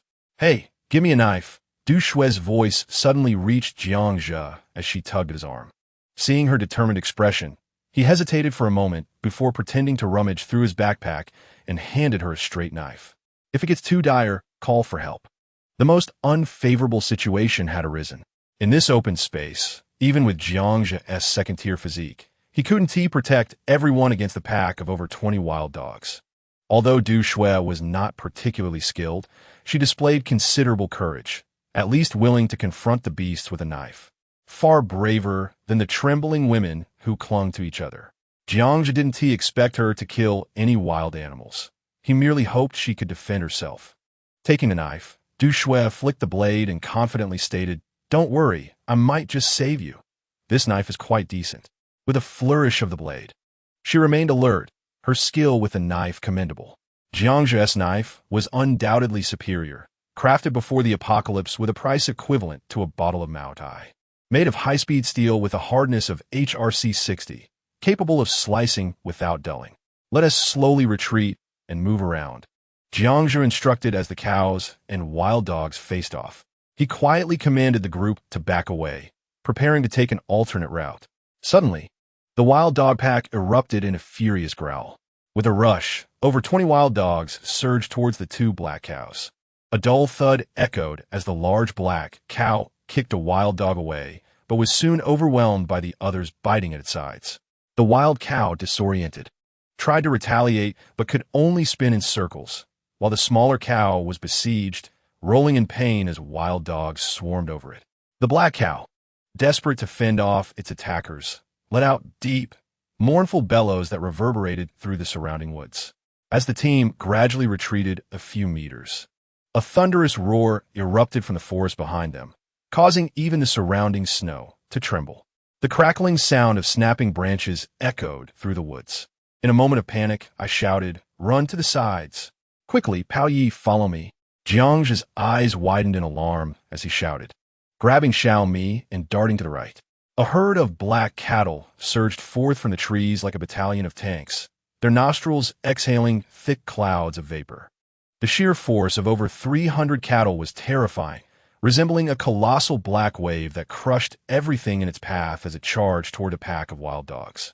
Jiangja and his companions found themselves trapped between the cattle and the dogs, causing the group to scatter in all directions. With a loud thud, Pao Yi slipped and fell. Gritting his teeth, Jiangja hoisted Xiao Mi onto his shoulder, grabbed Pao Yi by the thigh, and sprinted across the icy surface. "Help! Someone save me!"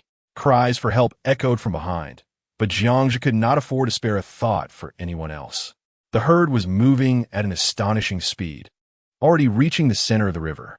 With a swift motion, Jiang skidded several meters across the ice, finally escaping the danger of the charging cattle. As he turned his head, he witnessed a handsome young man, an associate of Du Zong, being tossed into the air by a bull, soaring over 10 meters high before disappearing into the mass of cattle. The ice beneath his feet crackled ominously. Suddenly, the leading cattle stumbled and crashed into the river, which thankfully was not too deep. Dozens of black bulls bellowed as they continued their charge towards the wild dogs, while the hundreds of cattle behind them could not halt in time, tumbling into the water like dumplings. The wild dogs, terrified, had long since fled. The remaining cattle surrounded a hole in the ice, mooing incessantly. "Help! Someone save me!" Cries emanated from within the herd, as several members of the team fell into the frigid water. "Damn it!" Jiangzhe thought he heard Du Shui's voice. "Pao Ye, take off your red underwear to save someone." Pao Ye replied, "How do you know about that?" Jiangzhe's hand was already reaching for Pao Ye's trousers. "Hurry!" As a military knife sliced through the fabric, a vibrant red pair of underwear was soon dangling from Jiangzhe's dogleg knife. "I'll draw the herd away. You all go save the people in the water." With that, he sprinted ahead, throwing a military knife that struck a black bull squarely in the rear. He then vigorously waved the red underwear above his head. The previously calm herd erupted into chaos, charging towards Jiangzhe. Seeing the impending stampede, he turned and ran, the red underwear fluttering behind him. "Pao Ye, how long has it been since you washed that?" Amidst the curses, the frenzied cattle and Jiangzhe vanished into the forest. Chapter 44. Cold shock. Jiangzhe returned, kicking up a flurry of snow. A group of people had gathered by the riverbank, some young women sobbing softly. Pao Ye, wearing a sorrowful expression, shook his head as Jiangzhe approached. Scanning the crowd, Jiangzhe noted that Gang Zi, Chun Zi, and Bao Pai were missing. Alan was softly weeping while cradling Lu Zi. Du Shui lay unconscious in the snow, her clothes soaked, tightly gripping her knife. Du Zong and Yu knelt silently beside her. Out of a team of over 20, only a handful remained. Furrowing his brow, Jiangzhe crouched down. Du Shui's lips were turning purple, her eyes tightly shut, with icicles forming on her eyelashes, her hair matted like sticks. Her clothes were nearly frozen solid. Checking the time, he realized that about 10 minutes had passed since they fell into the water. "Get away!" Jean Yi commanded, pushing Du Zong d'Azid. He bent down and lifted Du Shui, sprinting forward. When a person is submerged in icy water, their heart rate can spike to over 200 beats per minute. Du Shui had likely succumbed to cold shock. If he could reach a warm place for rescue, there might still be hope for her survival. The small grove was not extensive, and as he passed through, he spotted a row of makeshift cabins. With a firm kick, Jiangzhe burst through the door, and with a wave of his hand, a pile of firewood appeared inside. Under the influence of gasoline, the wood ignited into a roaring flame. He placed a thick blanket by the fire and quickly stripped Du Shui down, laying her on the blanket. He discarded her frozen clothes to the side, using a towel to dry her off. Just then, footsteps sounded outside. "Little brother, how is my sister?" Du Zong rushed up, grabbing Jiangzhe's arm in anxious inquiry. "I don't know yet. Let us wait a moment. There is a chance she may survive. Pao Ye, you all go wait in the next room." "All right."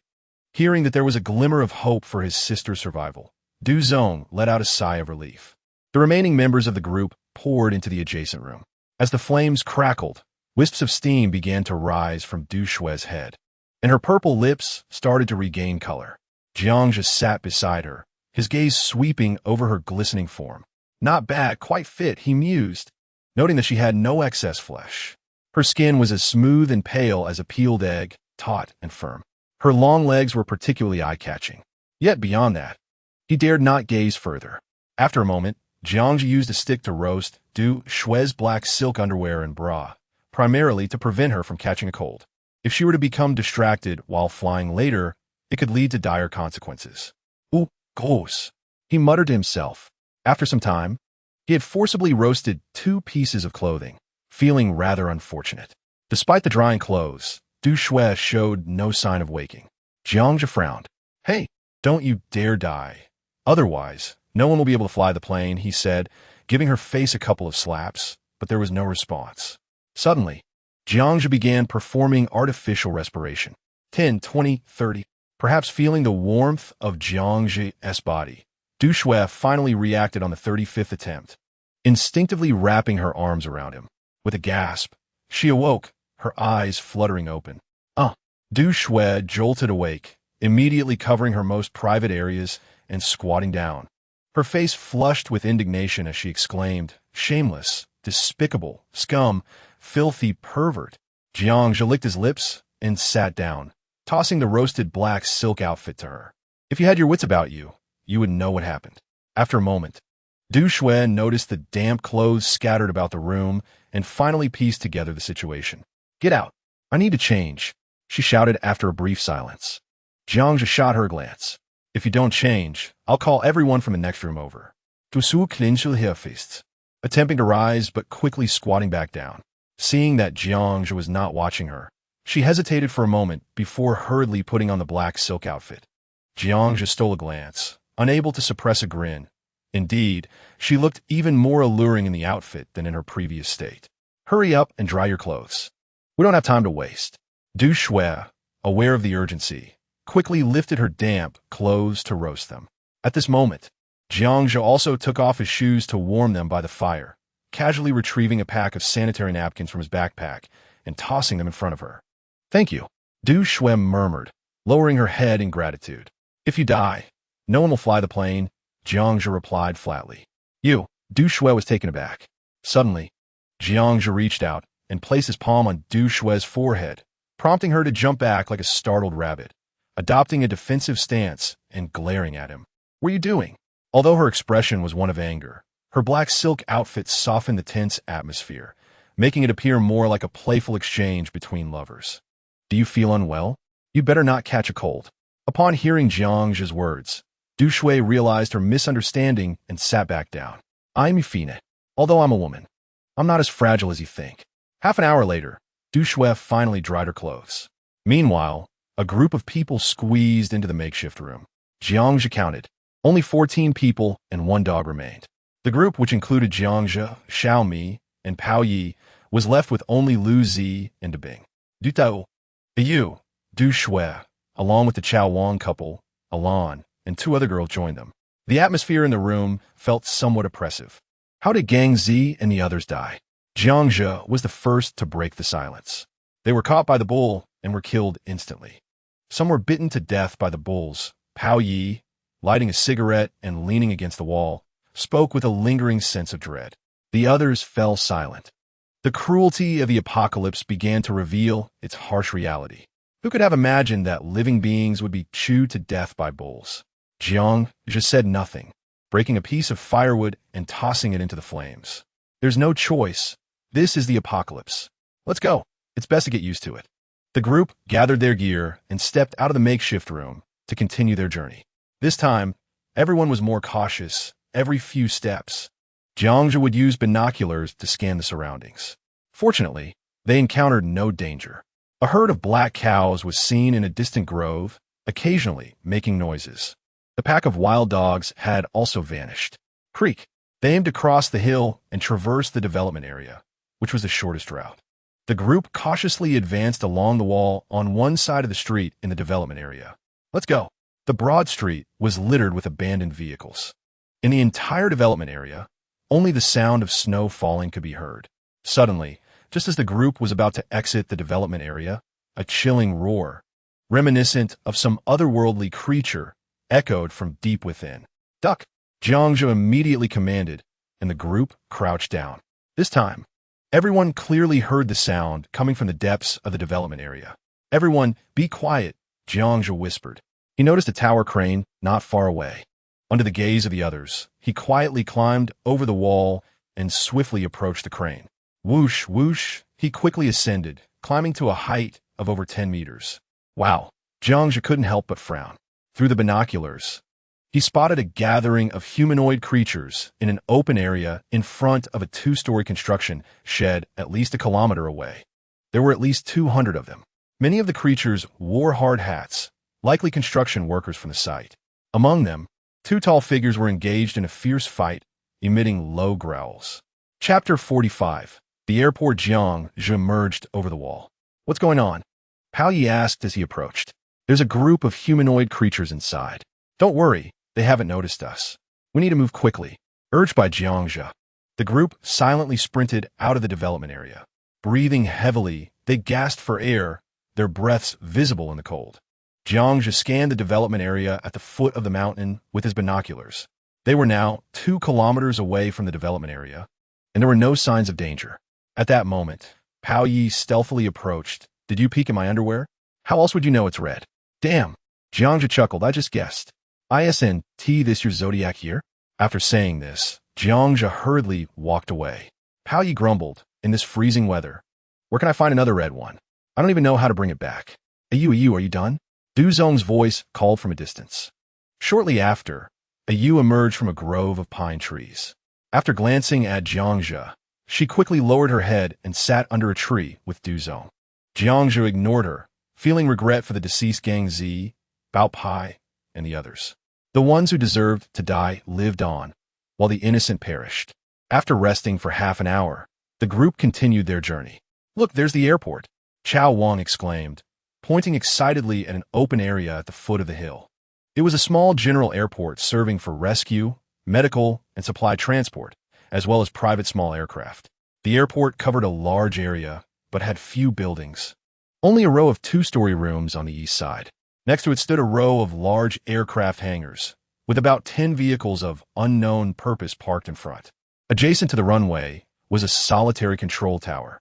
No aircraft could be seen at the airport. Jiang Zhe examined it closely through his binoculars. Du Zong, the planes haven't been requisitioned, have they? It would be a wasted trip. Then you can walk to the refuge point by yourself. Don't worry, I still have the keys. Thankfully, I brought them when I left. Otherwise, we would truly be in trouble. Du Zong pulled out an object resembling a car key from the pocket of his down jacket. Is there fuel? Yes, when the plane was newly purchased. I had it filled up. We only took it for a test flight, so it should be fine, Du Zong assured, patting his chest.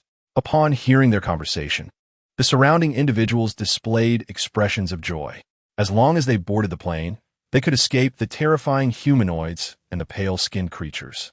The prospect of flying injected renewed vigor into their weary bodies. After a brief rest and a meal of dry rations, they immediately set off toward the airport. As night fell completely, they finally arrived there. Swish, swish, Jiang Zhe swung a knife, cutting through the barbed wire surrounding the airport. The group hurried toward the direction of the warehouse.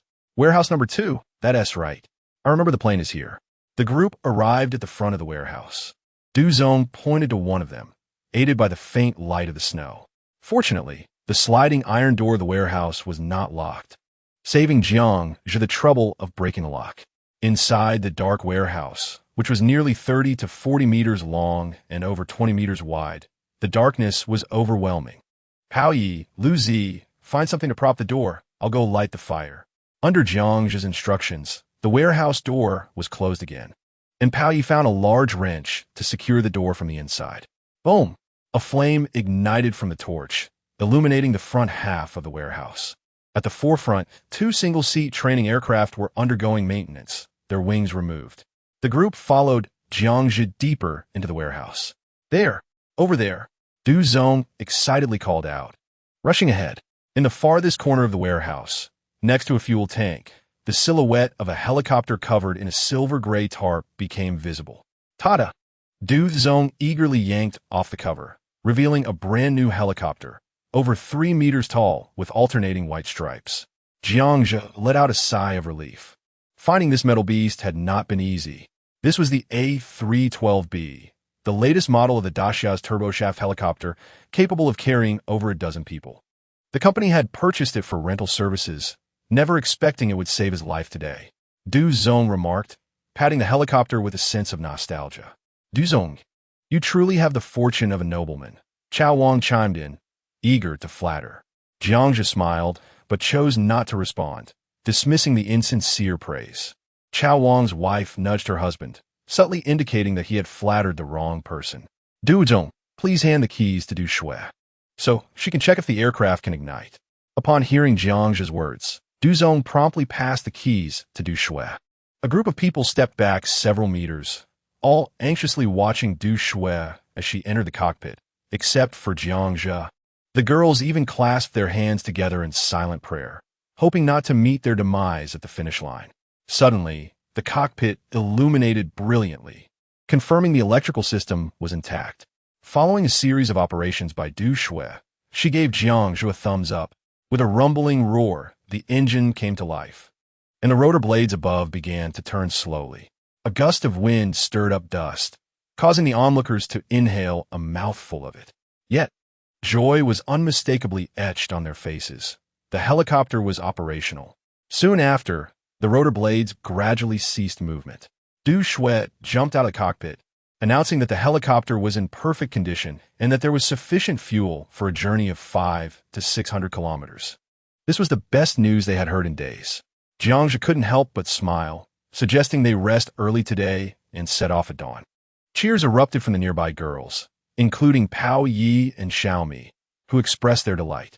In a corner of the warehouse, a pile of disassembled wooden packing boards was conveniently available. Before long, a roaring bonfire blazed brightly. Several women assisted, chopping vegetables and boiling water, while even Du Zong's wife, Yu, rarely took on a helping role. In high spirits, Jiang Zhe tossed 10 cans of beef into the pot. The rich aroma of meat filled the air, making their mouths water in anticipation. With a large bowl of meat soup and soft steamed buns, the group nearly savored their meal until it threatened to escape their throats. Surrounding the bonfire, they spread blankets and lay down. After a day filled with life-and-death experiences and nearly 30 kilometers of arduous trekking, exhaustion weighed heavily on them. A few girls whispered together as they lay side by side. Chawan's wife fed her child meat soup nearby. The men sat together, silently smoking, while Xiaomi curiously fiddled with a trainer plane, holding on to Duke. A serene atmosphere enveloped them, and Jiang Zhe experienced a nostalgic feeling reminiscent of a pre-apocalyptic picnic. At that moment, Pao Yi quietly leaned in and whispered, "Boss, why not share a meal with them? Do you not trust them?" Jiang Zhe replied softly, "Not trusting them is something you'll understand later." Pao Yi nodded, seemingly grasping the sentiment, and closed his eyes to doze off. "Oh dear, I need to relieve myself. Du Tao, please keep an eye on the door for me." Suddenly, a Yu stood up, expressing her need to go out with Du Tao. Jiang Zhe, concerned about attracting wild animals, declined her request. "Yes, it's for a bowel movement," a Yu lowered her head. "Go ahead. Having just eaten, I can't even stand the sound of it." Jiang Zhe waved his hand. "Pao Yi, please watch the door." Within 5 minutes, a Yu and Du Tao returned, shivering. "It's freezing. I just want to urinate and nearly froze my family jewels." Du Zong sat down, muttering. "You must have weak kidneys," Jiang Zhe teased. At that moment, Duke approached Yu, sniffing her right hand intently. Jiang Zhe picked up a stick and swung it, shouting, "Duke, get away. I feed you meat daily. Is the scent of feces so enticing?" The reprimand startled Duke, who quickly retreated, rubbing against Jiang Zhe's pant leg. Laughter erupted from those around. Suddenly, Jiang Zhe drew his dog-leg knife, rising slowly with a cold glint in his eyes directed at Yu. "Extend your hand." Chapter 46. Plans and changes. All eyes fixated on a Yu beside Du Zong, some scrambling to retreat to the back. Pao Yi, Liu Zi, and Debing simultaneously stood up, resting their hands on their firearms. No one doubted Jiang Zhe, nor questioned him. Despite his youth, his demonstrated prowess and extensive survival experience had instilled unwavering confidence in this group. "Yu, quickly remove your gloves for the young brother to see," Du Zong urged, attempting to pull her hand. Yu glanced at Jiang Zhe.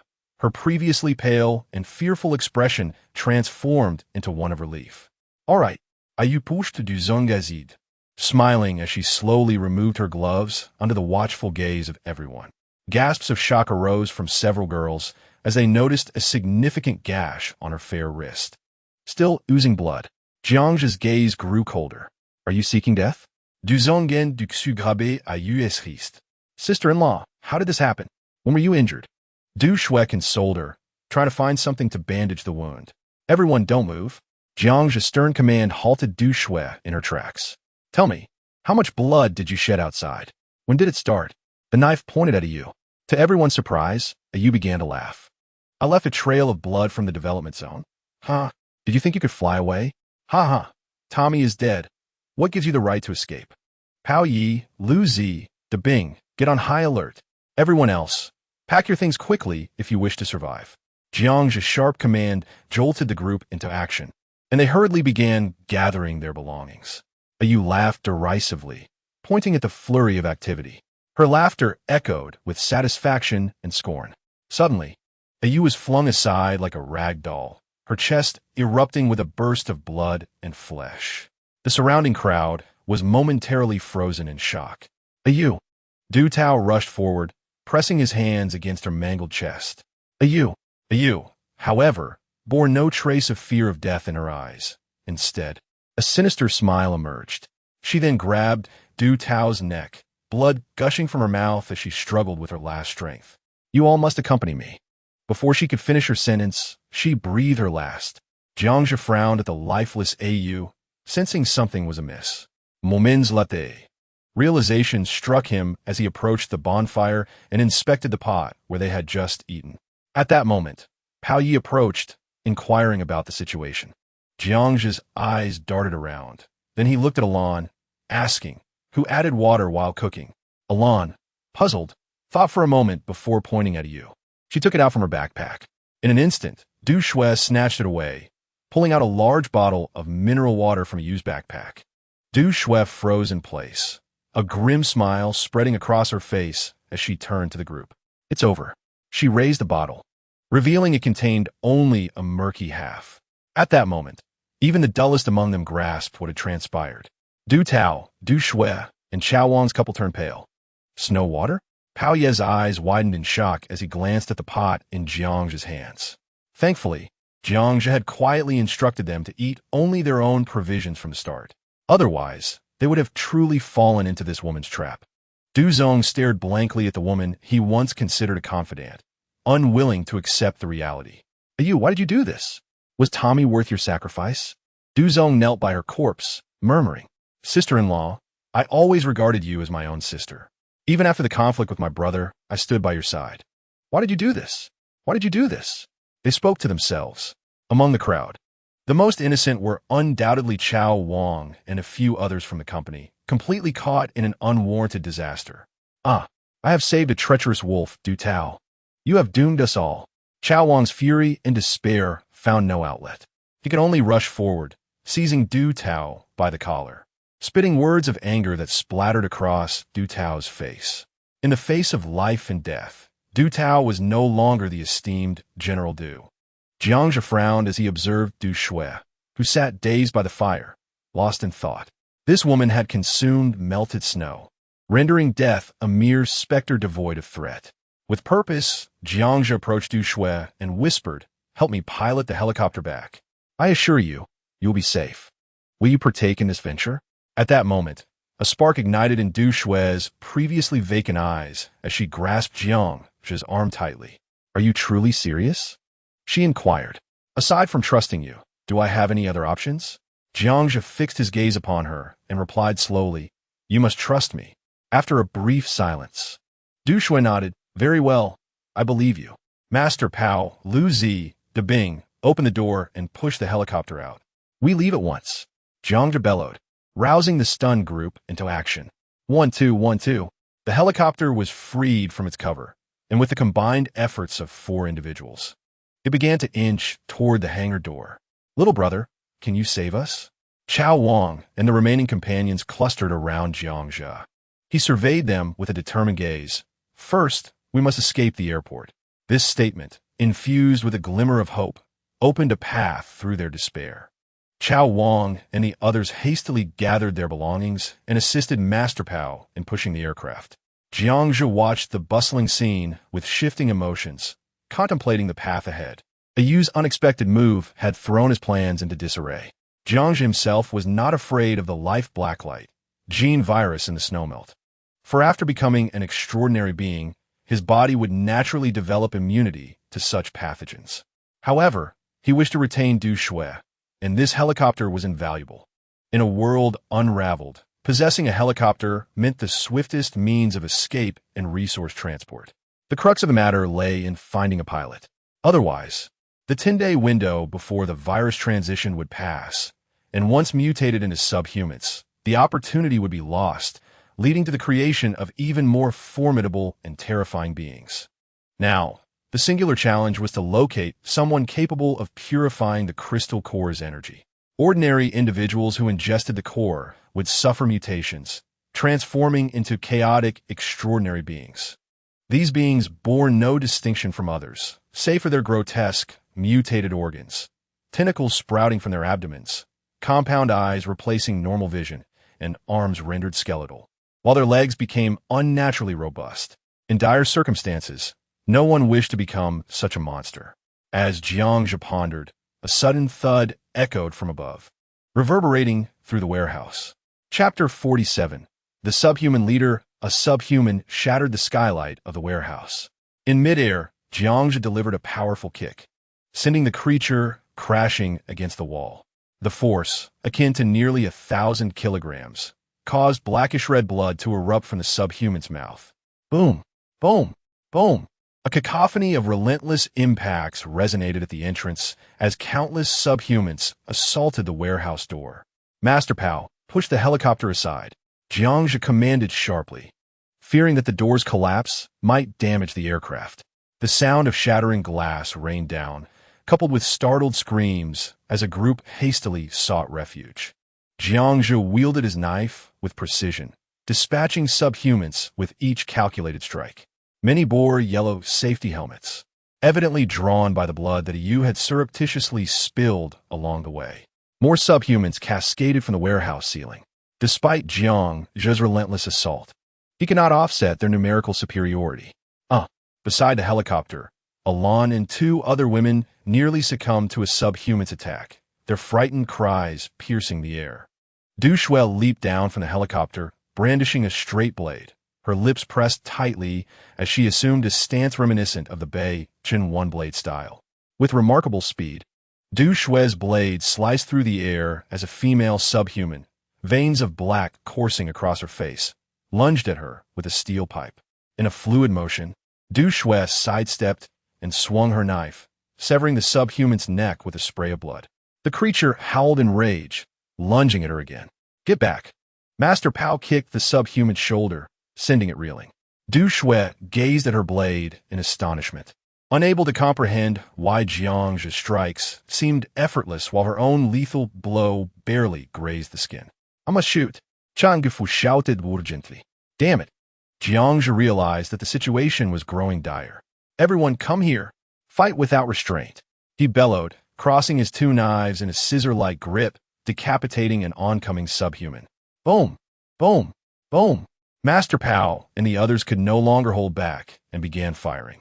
The 35mm grenades blasted subhumans away, but their firing rate was too slow.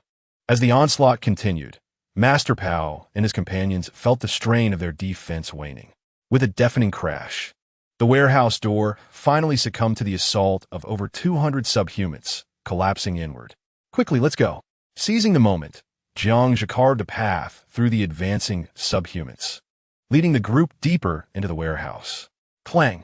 Jiangzhe flung open the lid of a fuel tanker. Quick, get inside.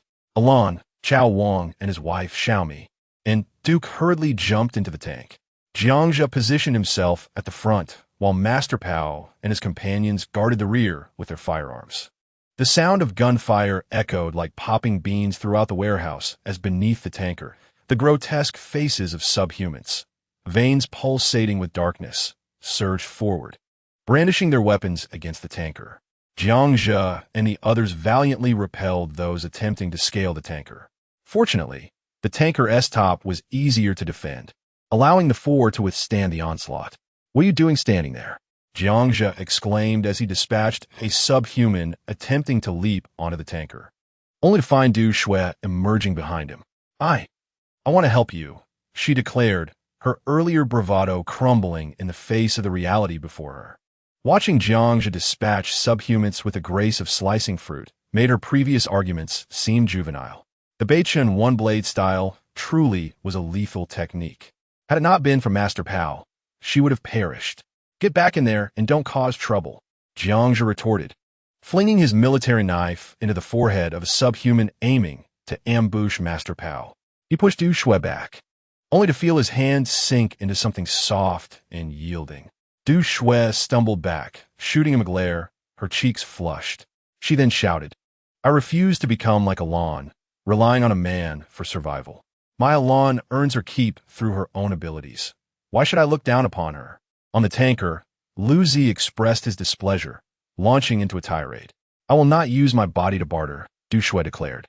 Before she could finish her sentence, Jiangzhe grasped the nape of her neck and hoisted her into the tanker. "Your battlefield should be in the bedroom. Jiangzhe, you bastard." Du Shui's curses echoed as the lid of the tanker slammed shut. The warehouse resounded with the relentless gunfire. Surrounding the tanker lay the bodies of hundreds of subhumans. Yet close to 200 continued their charge towards the top. Jiangzhe felt a surge of gratitude for the presence of the tanker, granting them a tactical advantage. Otherwise, these individuals would have relied solely on his blades to survive. "We're out of ammunition," De Bing shouted, panic in his voice. Jiangzhe reached into his backpack and retrieved a cylindrical magazine, tossing it to him. He then distributed some to Changfu and Liuzi. I remarked, "How is it that your backpack contains everything? If you were to pull out a woman tomorrow, I wouldn't even be surprised."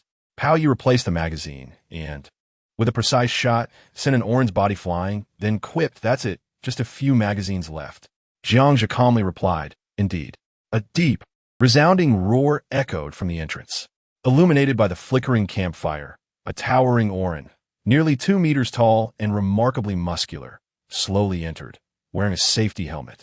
The surrounding Orin ceased their attacks upon hearing the roar. Thud, thud, thud.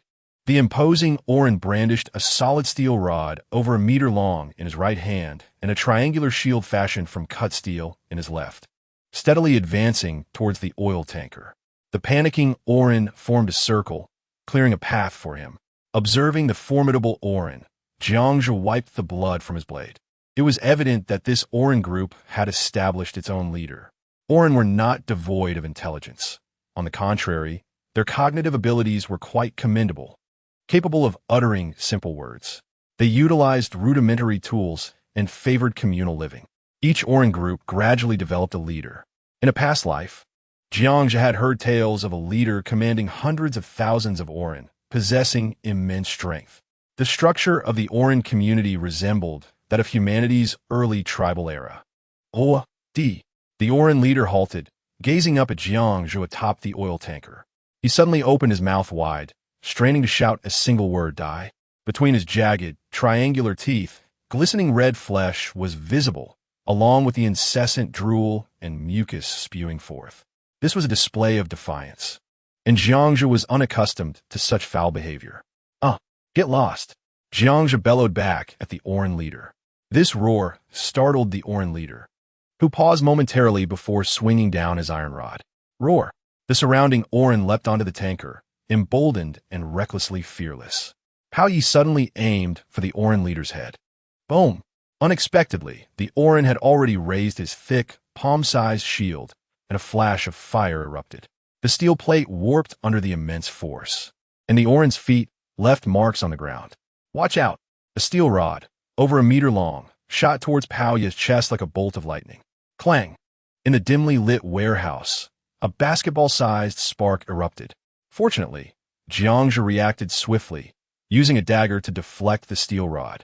Pao Yi, take Liuzi and Dabing to the oil tanker. Hurry! Jiangzhe barked, his anger evident. Be careful. The 3 of them emptied a magazine of bullets and hurriedly dove into the oil tanker. With a clang, Jiangzhe deftly lifted the iron lid to shut it.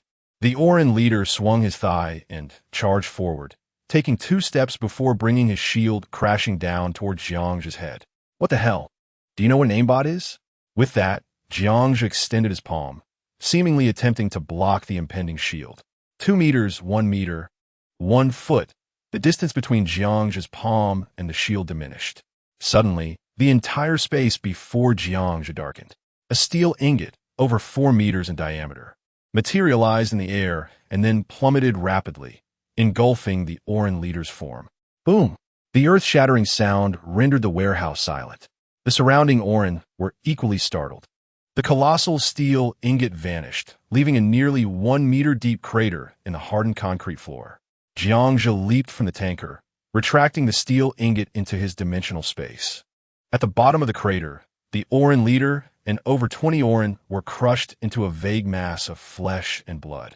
A steel ingot weighing several tons fell from nearly 4 meters above. The tremendous kinetic energy would be insurmountable even for the strongest of humans. The remaining hundreds of Orin, armed with weapons, looked on helplessly at Jiangzhe until he drew his dagger. Roar! The Orin surged with newfound fury, encircling Jiangzhe. Under the influence of the gene virus, the physical prowess of the Orin rendered each one a template of superhuman capabilities. Data suggests that these beings possess 3 to 4 times the strength and speed of ordinary humans, comparable to first-tier physical extraordinary beings. More importantly, they were undeterred by the cold. With a thud, Jiangzhe kicked an Orin aside, twirling his dagger.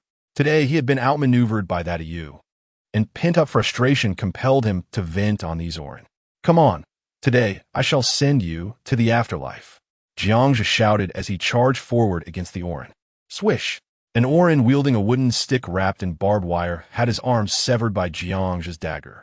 Just as Jiangzhe aimed to decapitate the Orin, he heard a series of low, rapid thuds behind him. The sound of rushing wind filled the air, and Jiangzhe's expression shifted to alarm. The threat behind him was no Orin. Before he could react, he caught a glimpse of white rushing towards him. A dozen Orin were sent soaring through the air. The enemy's speed was too great to evade. Damn it! Jiangzhe shouted as he swung his dagger behind him. Swish! Boom! An overwhelming force struck him, and he felt as though he had been collided with by a truck traveling at 100 kilometers per hour. Thud, thud, thud. His body flew forward like a cannonball, toppling the 10 or so Orin in his path. Damn, why am I so unlucky today? Jiangzhe gritted his teeth against the pain in his chest, rolling to avoid a steel pipe that an Orin had hurled at him, swiftly severing the Orin's calf with his dagger. Roar, roar, roar. It was only then that Jiangzhe realized 2 white-skinned beings were ruthlessly slaughtering the remaining Orin in the warehouse. Although the Orin were fierce and unyielding, they stood no chance against the overwhelming weight and speed of the white-skinned adversaries, much like humans facing insurmountable odds. One Orin, clad in an electric net uniform, leaped high with an axe, striking at the head of a white-skinned creature. Screech! The white-skinned being roared in pain, having felt the blow, and lunged at the Orin. Crack! It sank its jaws into the Orin's head, crushing it with ease. The white-skinned creature's steel teeth, sharp claws, and tentacles claimed the life of each Orin with every strike. Coughing, Jiangzhe struggled to rise, seizing the opportunity amidst the chaos between the Orin and the white-skinned beings to slowly retreat. In this vast, unobstructed warehouse, Jiangzhe lacked confidence in delivering a fatal blow to the 2 white-skinned beings. Ultimately, after the Orin had lost dozens of their number, they recognized their inability to contend with the white-skinned foes, and the remaining 30 or so fled, howling as they rushed for the exit. One of the white-skinned beings pursued them. Outside the warehouse, in the snowy night, the sounds of roars echoed, gradually fading into the distance. The remaining white-skinned creature opened its massive jaws, devouring the Orin corpses strewn across the ground, consuming them in mere bites. Amid the crunching sounds, the thick, dark red blood splattered forth, filling the air with a nauseating stench. The sounds of chewing reverberated in the dim warehouse. At this moment, Jiangzhe had retreated to a shadowy corner, slowing his breath and squinting at the white-skinned creature feasting over 20 meters away. He had witnessed such bloody scenes too many times in his previous life, enabling him to remain as still as a statue. Jiangzhe's plan was simple: to wait until the white-skinned beings had their fill before making his escape. Rustle, rustle. Another white-skinned creature returned through the entrance. Thud, thud, thud. The 2 white-skinned beings emitted high-pitched grinding sounds, seemingly communicating with one another. Soon after, the 2 white-skinned beings hastily consumed the Orin corpses. Finally, after about 10 minutes, they appeared to have satisfied their hunger and turned to slowly exit the warehouse. Watching the 2 massive figures approach the exit, Jiangzhe exhaled a sigh of relief. Clang! Suddenly, a faint metallic clang rang out from within the oil tanker. The originally minor collision resonated with an alarming clarity in the enclosed space. Oh no!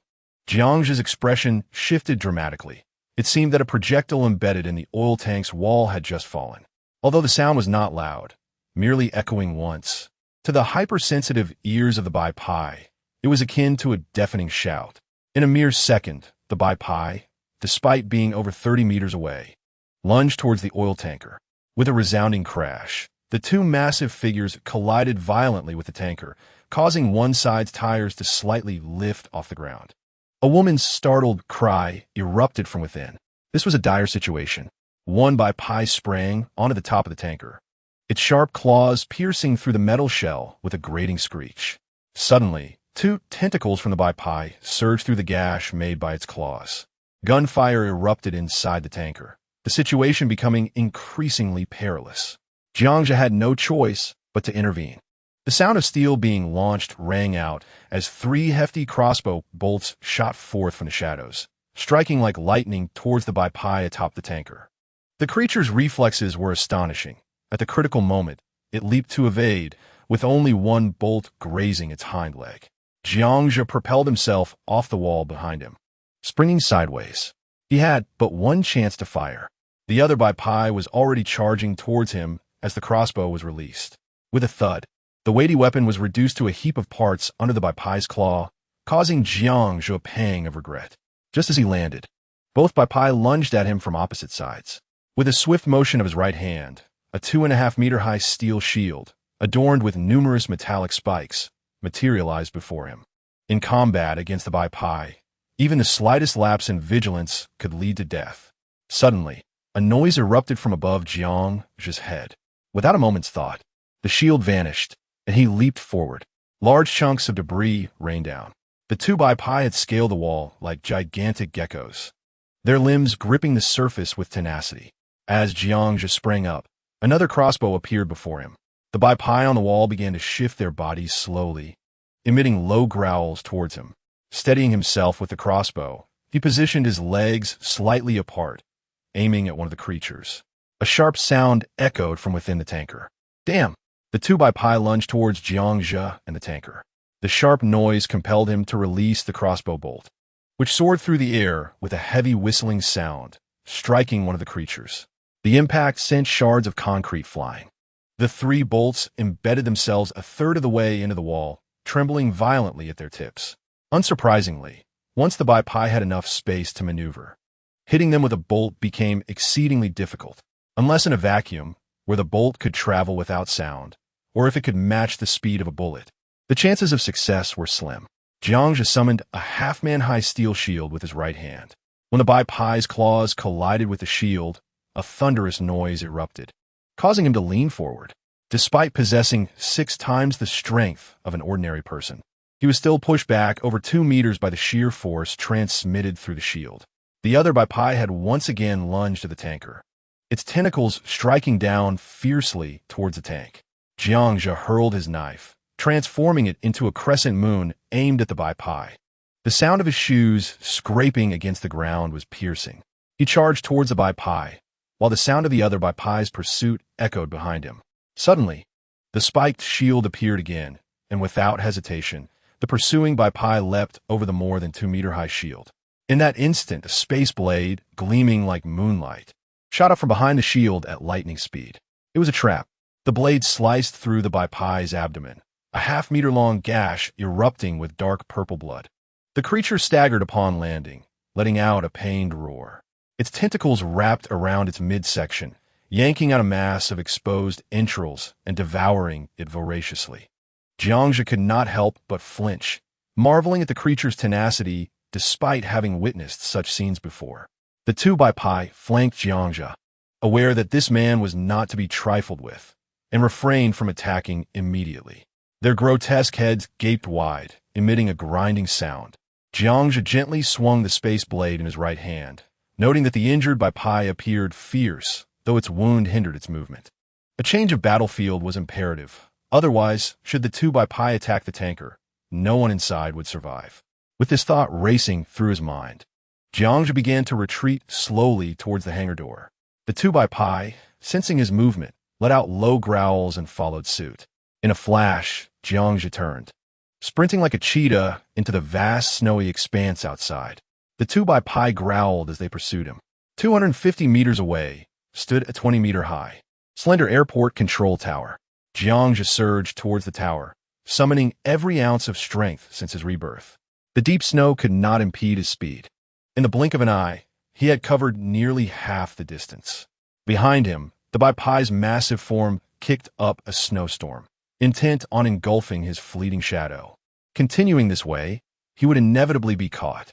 A sudden thought struck him, and a grenade launcher materialized in Jiangzhe's grasp. Unlike lightweight models, this was a heavy grenade launcher, boasting more ammunition and a longer barrel. He pivoted, kneeling on one knee, and aimed a 35mm muzzle at the rapidly approaching Bai. A series of muffled gunshots reverberated through the night sky, accompanied by bursts of flame from the muzzle. Jiangzhe fired at a rate akin to that of an assault rifle. His body remained steady, seemingly unaffected by the powerful recoil of the grenade launcher.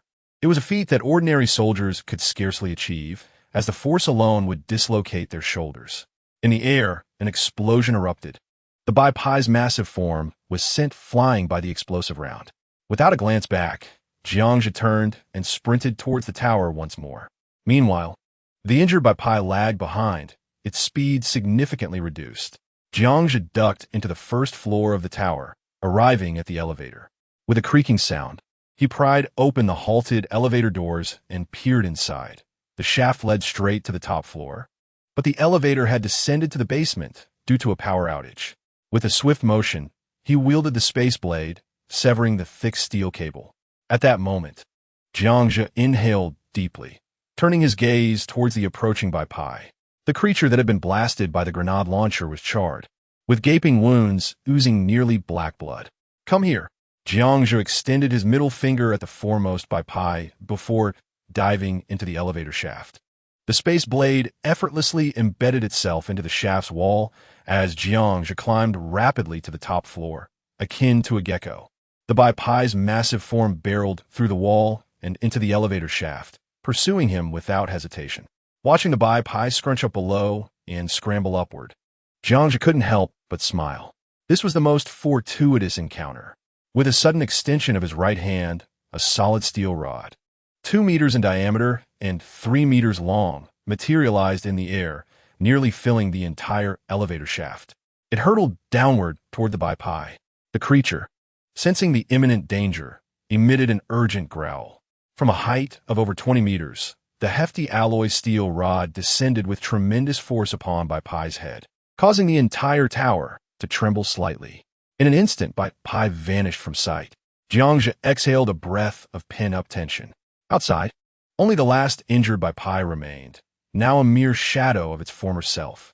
With a creak, Jiangzhe pried open the elevator door and slipped inside. The upper level was in disarray, strewn with papers, wallets, and computers. Through the circular floor-to-ceiling glass, he could survey the entire airport. Taking a deep breath, Jiangzhe lightly tapped the nearby metal cabinet with his left hand, wielding a metallic shield. Before long, a series of grinding sounds echoed. The last injured Bai appeared outside the tower's glass window. Jiangzhe continued to strike the metal cabinet, and with a resounding crash, the massive body of Bai shattered the glass and lunged inside. Spitting in disgust, Jiangzhe whipped his spatial blade, his gaze fixed calmly on the Bai 5 meters away. "Come on," he thought, "I have longed for a true confrontation with you." His expression grew animated. In his previous life, he had often played a supportive role within the ranks of extraordinary beings, merely an observer. Each time he witnessed the high-ranking extraordinary beings clashing with the Bai, he fantasized about the day he could face them head-on. Little did he expect that day to arrive so swiftly. Seemingly understanding his provocation, the Bai let out a low growl and charged at Jiangzhe. In response, he echoed a similar growl and dashed forward. Before they could meet, the Bai's lengthy tentacles struck out like venomous serpents from either side. Having battled these creatures for years, Jiangzhe was intimately familiar with their attack patterns. With a thunderous clash, he braced against the numbing sensation in his left hand, accelerating his movements. The spatial blade in his right hand sliced through the air, severing one tentacle. The Bai emitted a piercing roar, and Jiang's blade aimed for its hind leg. The creature attempted to leap, but crashed against the ceiling, momentarily halted, and a torrent of dark purple blood gushed from its rear leg. In agony, the Bai flailed its remaining tentacles. Suddenly, a brilliant burst of light erupted from Jiang's shield, causing the Bai to instinctively turn its head. Seizing the opportunity, Jiang propelled himself off the wall and leapt above the Bai. "Di!" he shouted, plunging the spatial blade downward with ferocity. "T'inquanta, principa!" Jiang laughed heartily, reveling in the sight of the fallen Bai. After 5 years in a refuge, his earnest dedication had earned him a place in the hunting squad as a logistics officer. He had managed the watch, laundry, and meals. At last, 4 arduous years culminated in a chance to become an extraordinary being, yet he was assigned an undesirable spatial core elixir. A first-tier spatial extraordinary could create a 5-square-meter dimensional space, making them the ideal support on the battlefield. Thus, despite becoming an extraordinary being, Jiang's primary function was to transport supplies, a beloved figure in logistics, always ready to assist. Regrettably, he never reached the second awakening before his hunting squad was annihilated by the Bai, returning in his rebirth, while most remained oblivious to the core. He could now confront the Bai directly. What could bring greater joy than this? Jiang felt there was nothing. He carried an abundance of resources and possessed a rapid upgrade ability. In this lifetime, he would no longer need to rely on others or live in trepidation. 20 minutes later, Jiang trudged back to the hangar against the swirling snow. By the oil tanker, he heard the voice of Pao Yi. "It's me." Upon seeing Jiang return, a group of people sighed in relief, emerging from the tanker. The ground was littered with the corpses of subhumans and deep craters. Many stared in shock at the scene. Inside the tanker, they had heard the sounds of battle, not anticipating the ferocity of the conflict. After an unexpected turn of events, "Wife!" Chao Wang's whispered lament caught Jiang's attention. He then noticed Chao Wang kneeling beside the oil tanker, cradling his wife, who lay lifeless with a fist-sized wound in her chest. Chao Wang was drenched in blood. Earlier, in the tanker, his wife had shielded their child from the creature's tentacle, but the child was also lost. Pao Yi, witnessing the tragedy, sighed and explained. Jiang shook his head, gently patting the head of the little girl beside him. Choosing silence, the surrounding girls remained quiet, no longer in a state of panic as they had been the first time. No one shed tears. They had grown accustomed and numb to such sights. The skylight of the helicopter hangar was shattered, with snowflakes cascading inside. It was no longer safe to remain there. Under Jiang's direction, the group relocated to another hangar. The campfire roared back to life. Jiang refrained from seeking a place to consume the core. The appearance of subhumans and Bai made the airport unsafe. If another Bai or subhuman were to appear at a critical moment, Pao, the little girl, and Du Shui would likely not survive.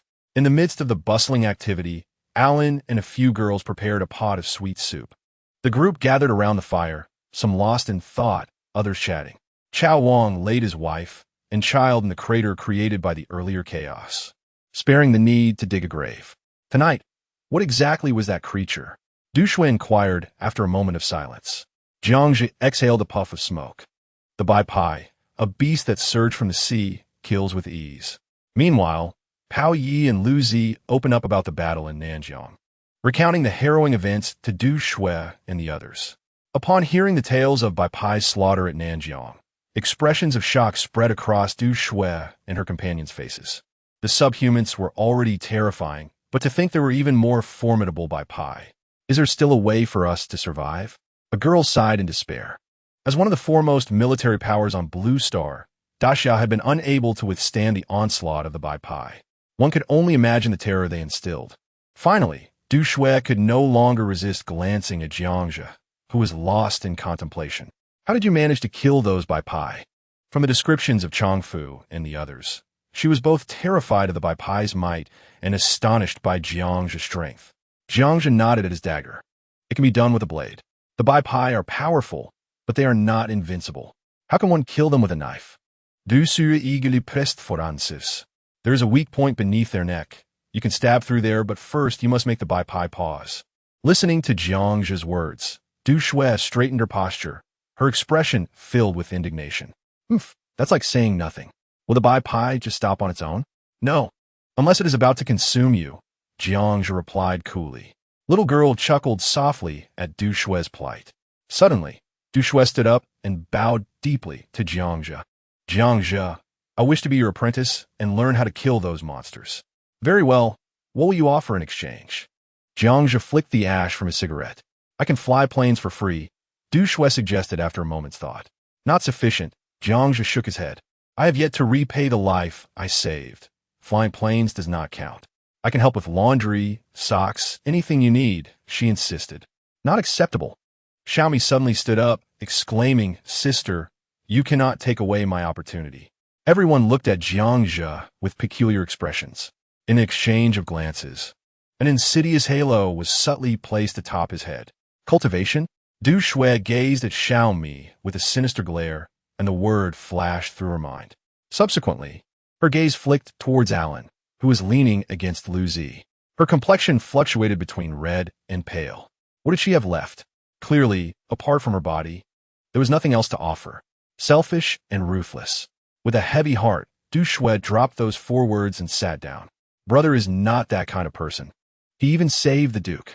Xiaomi seemed to be at odds with Du Shui, her small mouth unwilling to relent. Du Shui glared at Xiaomi in indignation. Can you speak? Are you implying that I am worth less than a dog? Jiangzhe ignored the others and took out a map of Xia, scrutinizing it closely. Du Shui leaned over, asking, Where exactly are we going? Here.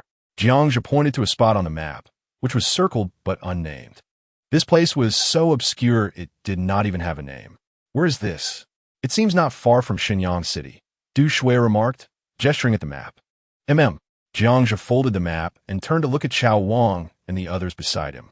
Since we have survived, I offer you 2 paths. 1, we part ways and seek our own fortunes. 2, you may follow me, but let me be clear, your lives and deaths will be determined by me. As his words fell, the faces of Chao Wang and the others turned pale, their gazes dropping as they pondered their options. After a moment, Chao Wang gritted his teeth, saying, Little brother, not following you is also a dead end, so I will accompany you. The girls behind him exchanged glances and nodded. We want to follow you. Good.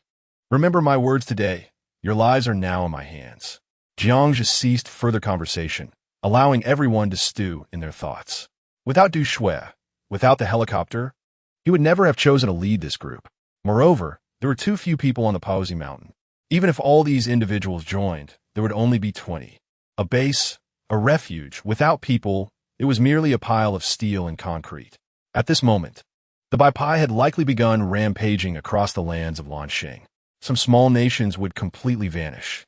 The space for human survival was being gradually squeezed until everyone was forced to hide in shelters. Chapter 51.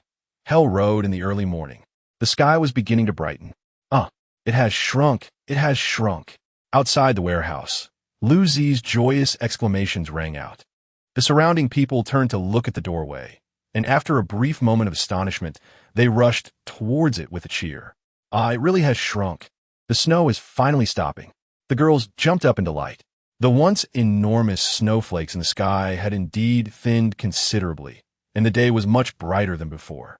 Jiangzhe glanced at his watch. It was the 14th day of heavy snowfall. By tomorrow, the snow would completely cease, and the situation would worsen. 1-2, 1-2. Pao Yi and the others excitedly shouted commands as they pushed the helicopter out of the hangar. Jiangzhe had originally planned to depart earlier, but he was still concerned about Du Shui's abilities. He patiently waited until dawn before directing everyone to act. A clear space had already been cleared in front of the hangar. With everything prepared, Jiangzhe nodded towards Du Shui in the cockpit. Vroom, vroom, vroom. As the engines roared, the helicopter's rotor blades began to spin faster and faster. Large flakes of snow danced wildly in the powerful airflow. The entire group squeezed into the helicopter. Only Jiangzhe remained standing in the open space, vigilantly scanning the surroundings with binoculars. He did not wish to take off while Bai Pai was still aboard. After confirming that no anomalies surrounded them, Jiang swiftly opened the co-pilot's door and jumped inside. Let's take off. At that moment, Du Shui wore a serious expression, nodding before slowly pulling the helicopter's control stick. The aircraft began to sway left and right. Bang! The landing gear struck the ground with a jolt. Cries of alarm erupted from the cabin. Come on. Can you do it? Xiangqi snapped up Dusua. In this frigid weather, takeoffs are already difficult. Aren't you supposed to be quite capable? Is this all the courage you have? While operating the aircraft, Du Shui did not forget to retort. Does having courage guarantee survival? Jiangzhe lowered his voice, knowing he could not disturb her at this moment. Ha-ampa, heartless man. Amidst her low curses, the helicopter finally lifted off the ground, ascending slowly. Outside the window, the buildings below grew smaller as the helicopter sped up. Jiangzhe let out a sigh of relief, gazing at the vast expanse of white land and the airport that was no longer visible behind him. He lightly patted the helicopter, appreciating its superiority over mere legs for travel. Du Shui, hearing Jiangzhe sigh, shook her head. It's useless once the fuel runs out. It will quickly become a pile of scrap. Ugh! A voice from the back of the cabin interrupted. The Duke is feeling a bit airsick. Xiaomi's voice chimed in. Hold on. Jiangzhe barked. The Paozi Mountain lay northeast of Nanjiang, with a straight-line distance of over 200 kilometers. Unfortunately, due to the inability to use satellite navigation, Du Shui had to rely on co-pilot Jiangzhe and a pair of binoculars to navigate using landmarks. The G58 highway is to the west. We can fly along that highway and then turn at the S213 road intersection. Jiangzhe pointed in the direction. Duxuno did, turning the aircraft westward, and at the helicopter's speed, they would reach their destination in less than an hour. From above, the entire land was blanketed in white, with only a few tall trees and buildings stubbornly standing. The group pressed their faces against the windows, gazing down at the ground. Look over there, that is the G58. Jiangzhe pointed excitedly. In the open fields below, a highway stretched into the distance.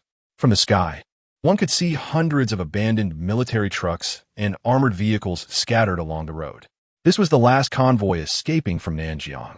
Through the binoculars, they could see packs of wild dogs gathered, gnawing on something. This is where we escaped from, Du Shui murmured softly. The helicopter descended once more. Hundreds of wild dogs, upon seeing the helicopter, did not flee, but instead opened their mouths wide and barked wildly at the aircraft. Pao Yi gun. Bang, bang, bang. Jiangzhe opened the co-pilot window, taking the light grenade launcher handed to him by Pao Yi, and fired off 5 rounds into the air. Explosions erupted on the ground as the wild dogs howled and scattered in panic.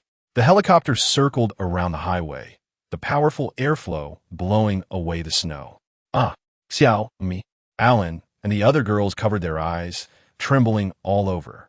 Underneath the snow, countless corpses were revealed, frozen in a bluish hue. Men, women, the elderly, children, civilians, and soldiers. Severed limbs and dismembered bodies lay scattered along both sides of the road. Wah! Alan and the other girls could no longer hold back, softly sobbing.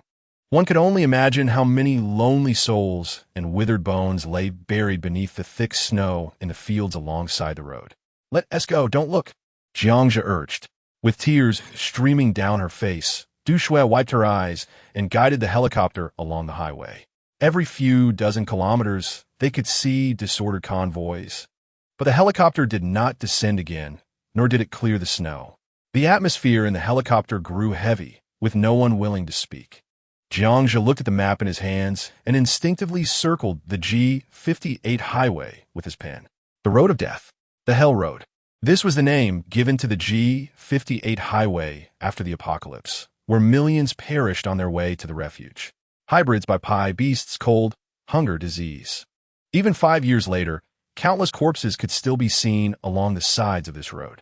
And there were many more roads like the G58 across to Xia and Lanxing. The ground beneath the helicopter has transformed into a landscape of undulating hills. As they traveled along S213, Jiangzhe spotted a colossal wind turbine standing at the mountain's peak. The enormous turbine had ceased its rotation, its 3 blades, each several dozen meters long, spread wide like giants gazing down upon the earth. We'll prepare to land after we cross this mountain. Jiangzhe indicated towards the final turbine. The helicopter glided through the sky, maneuvering around the turbine and over the ridge. Below lay a flat valley, perfectly suited for landing the helicopter. With a swift motion, Jiangzhe opened the cabin door. Yeah, I will disembark first. Wait for my signal before you land. With that, he leapt from the aircraft, which quickly ascended. Thudding to the ground from several meters above, Jiangzhe landed firmly, brushing aside the snow to reveal gravel beneath. He took out his binoculars and scanned the surroundings cautiously. Jiangzhe then retrieved 2 flares, tracing a circle above his head for the helicopter. Finally, the helicopter landed steadily. A dozen individuals hastily disembarked, shutting down the helicopter before following Jiangzhe along a rural path towards the west of the valley. Why not fly directly to the shelter? Deux questions perplexed. Firstly, we fear attracting the bipie. Secondly, there is no suitable landing spot there. And thirdly, there is no need for further explanation. You will follow my lead. Jiangzhe replied.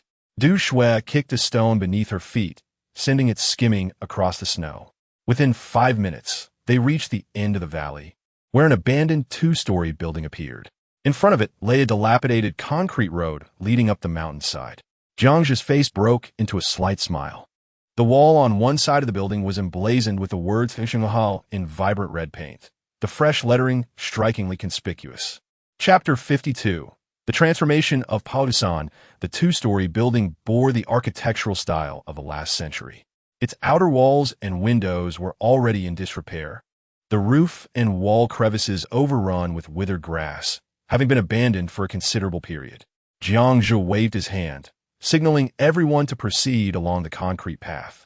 Suddenly, Duke, the dog beside him, halted and barked twice at the 2-story building. In response, Pao Yi and several others raised their lightweight grenade launchers. Simultaneously, more than 20 individuals clad in various winter garments, complete with warm hats and masks, emerged from the windows of the 1st and 2nd floors, brandishing military weapons from various eras of the Daxiao army. Jiangzhe even spotted 2 semi-automatic rifles from 60 years ago, their bayonets glinting ominously. Don't move. Who are you? A loud voice boomed from the entrance of the 1st floor. As the voice rang out, a man obscured by a mask brandished a Type 81 rifle from behind the window. Jiangzhe scanned the more than 20 individuals both upstairs and downstairs. Stay calm. We escaped from Nanjing and are looking for a friend. He gestured for Pao Yi and the others to lower their weapons. Oh, you escaped from Nanjing? Kid, you're quite fortunate. I've heard many perished there, the burly man replied with a hint of surprise in his eyes. Indeed, many did. You can see for yourself. And the army lost around 40 to 50,000 men. A whole army group wiped out. The people upstairs and downstairs gasped in unison, realizing the gravity of the situation. No wonder the military is distributing weapons to the populace. I thought those creatures were formidable enough, but it seems there are even more dangerous foes. The man said as he removed his mask, revealing a rugged, bearded face. Now, who is your friend? He asked, stepping out onto the small balcony, signaling for 10 individuals on the 1st floor to follow him. Luo Sun, Jiangzhe replied. Luo Sun? Haha, so you're a friend of Luo Sun. How intriguing. Cool, mate. I'm Wang Chun. I'll take you to the shelter. After instructing his subordinates, Wang Chun led a dozen individuals down the path into the mountains, leaving the remaining 10 at the base. Among the group, Jiangzhe subtly shook his head at Pao Yi and the others, signaling them to remain patient. The opposing group had enveloped them discreetly, clearly on high alert. Jiangzhe understood this reaction. It was natural for outsiders to be met with suspicion. However, the appearance of these survivors had exceeded his expectations. Luosung was Jiangzhe's closest friend before the apocalypse, his sole companion. Together, they had navigated the treacherous landscape of the end times, escaping from Nanjing and enduring countless hardships until they reached the shelter. Tragically, at the shelter, Luosung had been brutally slain by a transcendent being who severed his limbs, using him as bait to lure the Bai Pai. Regrettably, Jiangzhe had not had the chance to avenge him before he was reborn. 2 months prior, Jiangzhe had amassed over 3 million through various loans and had entrusted the majority of it to Sun. urging him to stockpile resources and establish a shelter at Kavisan. Yet, given the current situation, it appeared that something had gone awry at the shelter. Contemplating this, Jiangzhen narrowed his eyes as he surveyed the individuals at the shelter. If Wasun had indeed met with misfortune, Jiangzhen would show no mercy to these people. The ascent was not as arduous as one might imagine. They traversed the distance in less than 10 minutes, arriving at the entrance of a wide, arched mine shaft, standing 5 meters high. Above the entrance, amidst withered vines, were several carved characters. The red paint on the 6 characters was already peeling. "Brother, is this the shelter?" the inquisitive Xiaomi asked, gazing up. It was understandable for her to be curious, as the place appeared rather shabby, hardly resembling a refuge. The others also regarded the cave with skepticism. "Can this truly serve as a shelter?" Pao Yi inquired, joining the conversation. "There is no better place than this," Jiangzhe replied, eyeing the inscription above the mine entrance. Wang Chun chuckled. "It seems the Sun has informed you of the situation here. Otherwise, how could you have found this place?" As he spoke, he led the way into the cave. In the icy ruins of the apocalypse, the optimal shelters were those situated near volcanic craters, geothermal areas, or hot springs. The geothermal heat from beneath the earth provided better, living conditions for those seeking refuge. Paojisenuhao was originally an iron ore mine abandoned decades earlier due to rising underground water. However, this was of little importance. In the aftermath of the apocalypse, a hunting team had hidden here from the Bai Pai and discovered the mine's remarkable properties. Within the mine, they found not only hot spring water, but also abundant iron ore. When Paojisenuhao was uncovered, it attracted countless individuals from surrounding shelters. After 3 years of construction, it gradually evolved into the largest refuge in the area, boasting ample water resources and seclusion, a perfect sanctuary. As dozens of people entered the depths of the mine, the echoes of their footsteps reverberated through the cavern. The walls on either side were entwined with frozen vines, their yellow leaves scattered across the ground. A member of the shelter ignited a torch, illuminating the passageway for several meters ahead. After advancing another 10 meters, they encountered a thick iron door blocking the passage. The door featured a human-sized small entrance, firmly shut. Jiangzhe glanced back. The tunnel's entrance was not far, only about 30 meters away. Bang! Bang! Bang! Wang Chun pounded on the iron door. "They're coming, they're coming." An observation hatch on the door opened, and upon seeing Wang Chun, the small door creaked open. "Wang Gu, it's not time for a shift yet." A figure clad in a down jacket appeared. The man wrapped in a blanket stomped his feet and declared, "Someone has arrived, having escaped from Nanjiang, looking for Luo Shun. I will take them to find Changge."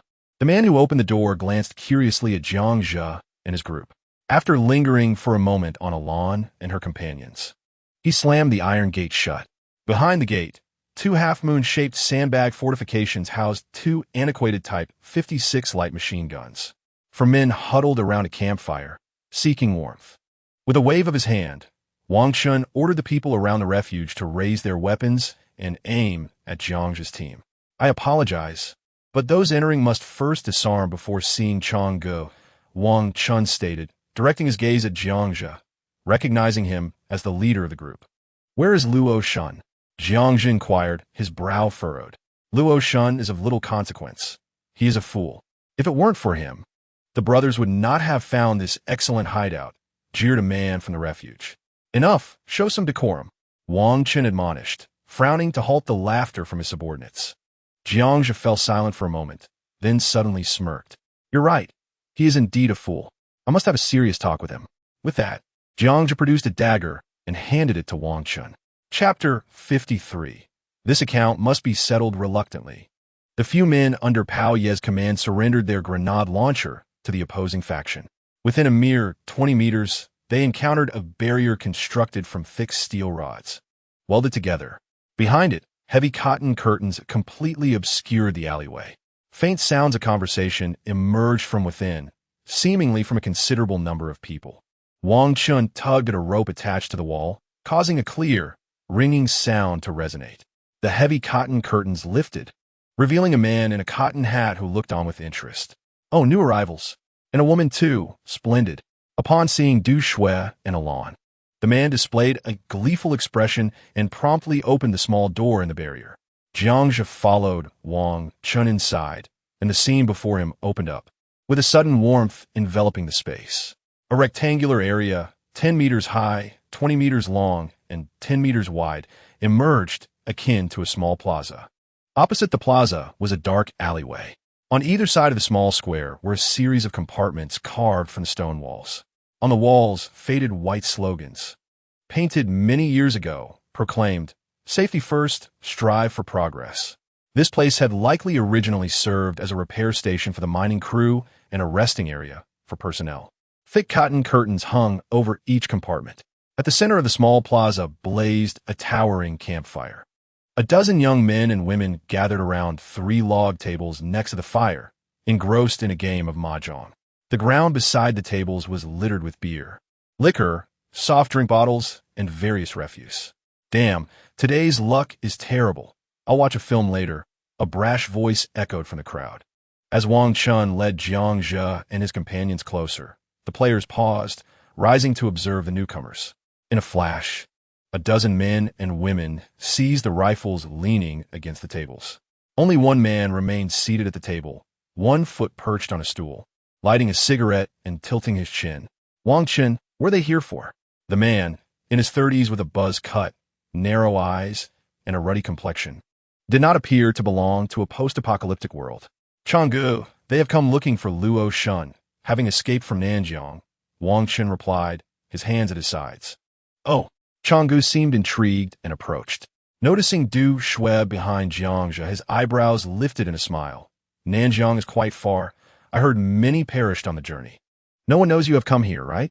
Well, you can stay here from now on. Where is Luo Shun?" Jiangzhe stepped forward calmly, confronting Changgu directly. "Luo Shun?" Changgu paused, taken aback by Jiangzhe's audacity. "I do not keep idle people here. We are mining." With a click, Changgu drew a pistol from behind his waist, shaking the 92-style handgun mockingly. "Wang Chun, lock them in the mine. If they don't mutate in 10 days, the men will work in the iron mines, and the women will cook and do laundry." "No, I want a mine too," Du Shui shouted beside him, sensing the unmistakable desire in Changji's eyes, an unabashed craving. "Oh, Hyang Yi Fukli darkly." But brother would be heartbroken. Instead, why not watch a romantic film from Sakura Country and discuss life? Let others handle the hard labor. Just then, amidst the conversation, chaotic footsteps echoed from the alley opposite the plaza. More than 20 individuals, their clothes filthy and faces obscured, slowly emerged. Jiangzhe's gaze sharpened, fixating on one figure among them. It was Luo Shun. A group of people lined up at the pit's entrance. Dinner time. 2 middle-aged men from a nearby house lifted a pot of sticky food and a basket of flatbreads, distributing sustenance to the crowd. "Luozi," Jiangzhe called out loudly. One man in the throng froze, slowly lifting his head, then unwrapping the filthy scarf from his face. "Yang Dian." Luozi's lips trembled as he hoarsely called out. Staggering towards Jiangzhe, he grasped Jiangzhe's arm, his eyes gleaming with joy, guilt, and tears. "Jiangpian, I thought you. So good to see you. Luozi, what happened? I gave you several million. How did you end up in such dire straits?" Jiangzhe brushed the dust off Luozi's shoulders, slightly displeased. Luozi cast a furtive glance at Changgu. "I'll explain later." "Ha ha ha. I wondered who had the foresight to stockpile resources in this godforsaken place. Turns out it was you, my friend. I owe you my thanks." At that moment, Changgu swaggered over, glancing at Jiangzhe before breaking into a smug grin. Jiangzhe ignored Changgu and focused on Luozi, placing his right hand on his shoulder. "So, are you saying that all those resources they consumed were mine?" Jiangzhe pointed to the bottles and trash strewn on the ground. "Yes, Jiangpian, I'm sorry. I didn't expect things to turn out this way," Luozi admitted, guilt-ridden. All those resources had been purchased with Jiangzhe's money, only to benefit others. Even he himself was being driven to mine iron like a dog every day. "Well, it is what it is. As long as we are alive, it's fortunate I arrived in time, or I might have had to hang you on the wall." Jiangzhe reflected, gazing at Luozi's grim face. "Listen, don't be angry. I'm a man of conscience, not one to let you starve. From now on, you and Luo Shun will mine iron together. If you do well, I might reward you with a piece of meat that you can buy for yourself. Now, they'll be delicious. Changge laughed heartily, raising his gun in amusement. The surrounding men and women erupted in laughter. Jiangzhe then patted Luo Zi's shoulder, saying, Luo Zi, I will help you out later. You look like you're about to wither away. Sit down and rest. Luo Zi was taken aback, but found himself pressed to the ground by Jiangzhe's strong hand. Jiangzhe then turned to the others, Xiaomi, Pao Yi, Lu Zi, De Bing, calling each name before pausing momentarily. Kneel down, close your eyes. A stern command suddenly resonated throughout the small plaza. Chang Ji's expression shifted abruptly. The atmosphere among the people in the refuge grew tense as they prepared to raise their weapons. With a clap, a large hand seized the gun that Changge had raised. In Chang Ji's astonished gaze, Jiangzhe delivered a knee strike that shattered his rib. A 127mm heavy machine gun appeared in Jiangzhe's grasp, and with a rapid series of shots, bullets formed a crimson chain, sweeping through the surrounding men who had only just begun to react. Blood and dismembered limbs filled the air. A gruesome spectacle where even the cries of anguish could not be heard, and the sight of standing figures had vanished. The thunderous roar of the heavy machine gun ceased, a faint wisp of gunpowder wafting from the barrel. Silence enveloped the mine. Jiangzhe's hands returned to their unarmed state. Heaving, the assailant known as Liao Zi, upon witnessing the carnage, retched violently. Alan, prepare a meal for my friend. Cannon, keep watch over the remaining individuals. The sounds of footsteps echoed from the passage leading outside. Those stationed at the machine gun, alerted by the gunfire, rushed back. With a swift motion, Jiangzhe drew his knife and advanced 2 steps, lifting the curtain just as 4 armed men emerged. A flash of cold steel glinted ominously. One by one, their heads rolled to the ground. Jiangzhe methodically wiped the blade clean on the curtain, turning to reveal a chilling smile. Changge, having consumed so much of my provisions, I must settle the score. Chapter 54. Preserving Cultural Heritage. A half hour later, a circle of individuals gathered around a campfire, Liao Zi laboriously gnawing on a piece of meat the size of a human head. Just moments prior, an entire chain of 127mm bullets had been expended. In the pit, aside from Changge and Wang Chun, all who bore arms had been reduced to mere remnants. The air was thick with the stench of blood. The 20 or so miners, previously with Liao Zi, were herded into a corner by Liao Zi. The stewed meat, now a mush, quickly diminished under Liao Zi's voracious appetite. Jiangzhe opened a can of cola and handed it over. Liao Zi, in his eagerness, drank too hastily, causing the bubbles to erupt from his nostrils, splattering the nearby Duke who had been drooling in anticipation. Laughter erupted from Xiaomi at the scene. Liao Zi rolled his eyes in exasperation, but eventually swallowed the morsel that had lodged in his throat. Liao Zi, what's the situation with these individuals? Jiangzhe inquired, gesturing toward Changge and Wang Chun, who knelt nearby. Jiang Pian, wait, Liao Zi interjected, rising with the now-gnawed pig bone in hand. Approaching Changge, Luo Shun, do not forget, my brother is not far from here. Chang Ji's complexion paled as he retreated. Spitting, Liao Zi unleashed a torrent of disdain upon him. The subsequent crack of the pig bone striking against Chang Ji's scapula elicited a cry of pain. Yang Tian, I Otolowitz. It was my drunken folly that led to this. These provisions were purchased with your funds. If you feel wronged, feel free to take your vengeance upon me. I will not hold it against you. Thus began Liao Zi's cathartic release, repeatedly striking Changge with the bone until the latter was left bloodied and battered. Finally appeased, Liao Zi resumed his seat and began recounting his tale. Changge, originally named Cheng Chong, was the project manager for the nearby Daxing Iron Mine Company. He had a brother named Cheng Gang, a foreman in the area. Both were locals, well-known figures in their territory, commanding several work crews and a number of underlings. During the apocalypse, the higher-ups at Daxing Mining fled, leaving the brothers to seize control of the company's resource warehouse. Over a month prior, at Jiangzhe's behest, Luo Shun had covertly stockpiled millions of supplies at the Zayazishan.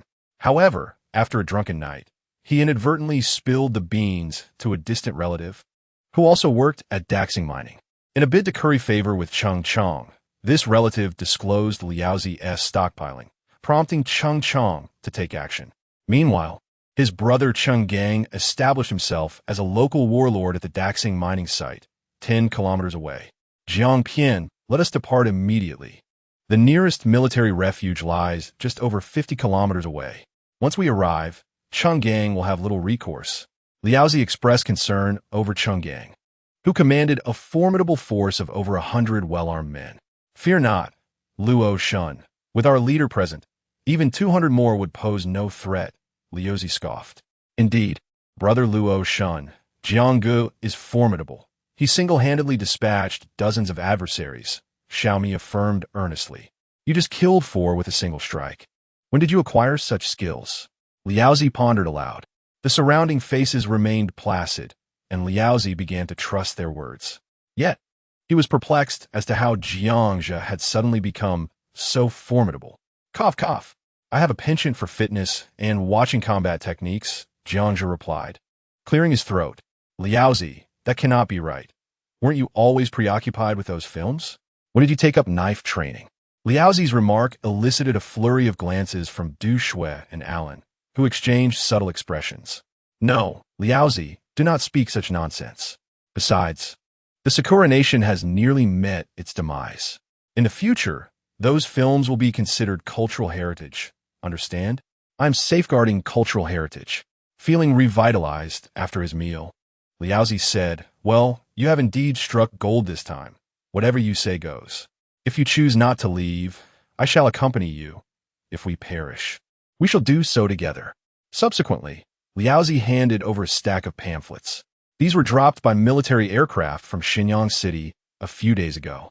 The pamphlet contained information on handling mutated beasts and aberrants, suggesting luring them into confined spaces to employ traps and heavy weaponry for ambushes.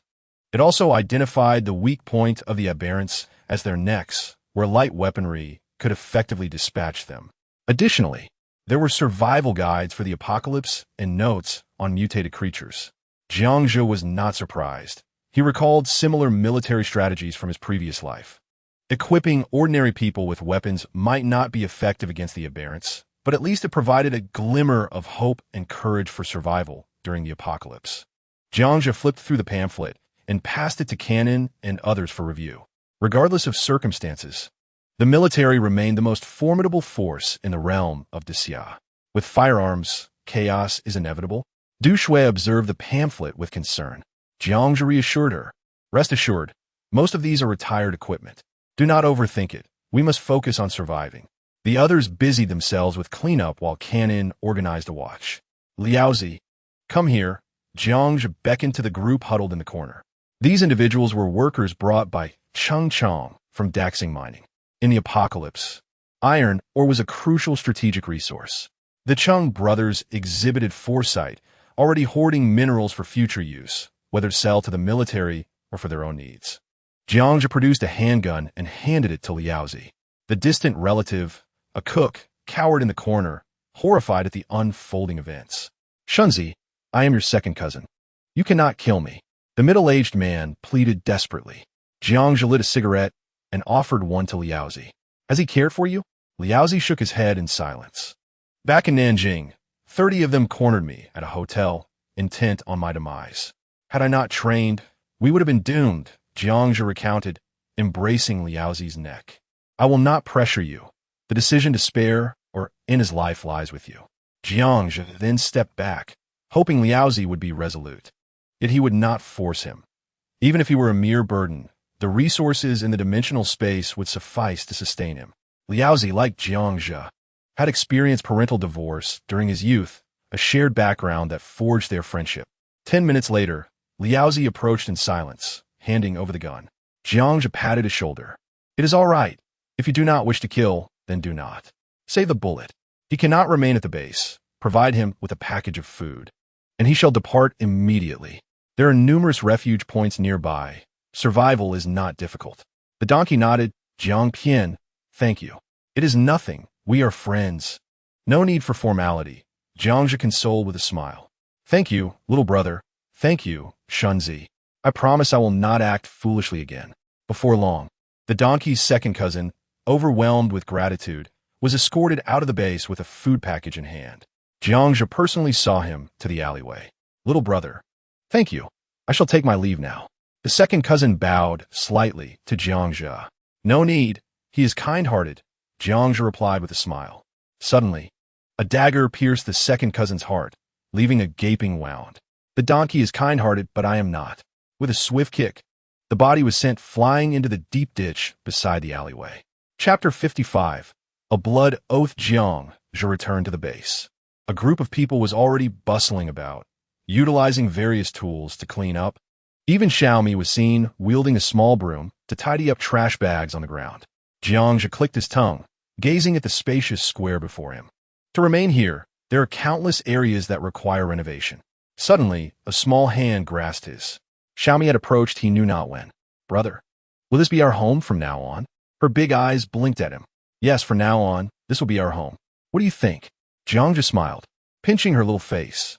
It is wonderful, much better than outside. Xiaomi, though still young, had matured considerably due to the trials of the apocalypse. She understood how fortunate it was to have such a place in this world. It will only get better, Jiangzhe thought, surveying his surroundings as visions danced through his mind. Suddenly, the 10 individuals returned. The vigilant Pao Yi emerged from the alley. Jiangzhe glanced at Changgu and Wang Chun, huddled in a corner, and after a moment of contemplation, chuckled coldly. Well, having consumed so much of my provisions, it is time for repayment. Pao Yi, disarm those 10 individuals and bring them over, shall we? Pao Yi grinned. Do not underestimate me. After all, I hail from a regular army background. In less than 10 minutes, Changji's 10 subordinates at the foot of the mountain were brought back by Pao Yi, Lu Zi, and Bing. The group was taken aback upon seeing Chang go bloodied, unable to comprehend what had transpired. Wang Chun, come here, Jiangzhe commanded, drawing his dagger with a sharp tone. Wang Chun, pale-faced, assisted Changgu as he approached. Buddy, I acknowledge my lack of insight. This place and its resources are yours now. Blood splattered from Changji's mouth as he spoke. Jiangzhe laughed, stepping closer to him, before slapping the flat side of his dagger against Changji's face. He was sent tumbling 3 meters away, only to be dragged back by Lu Zi. It seems you have grown accustomed to taking advantage, forgetting that these provisions were originally mine.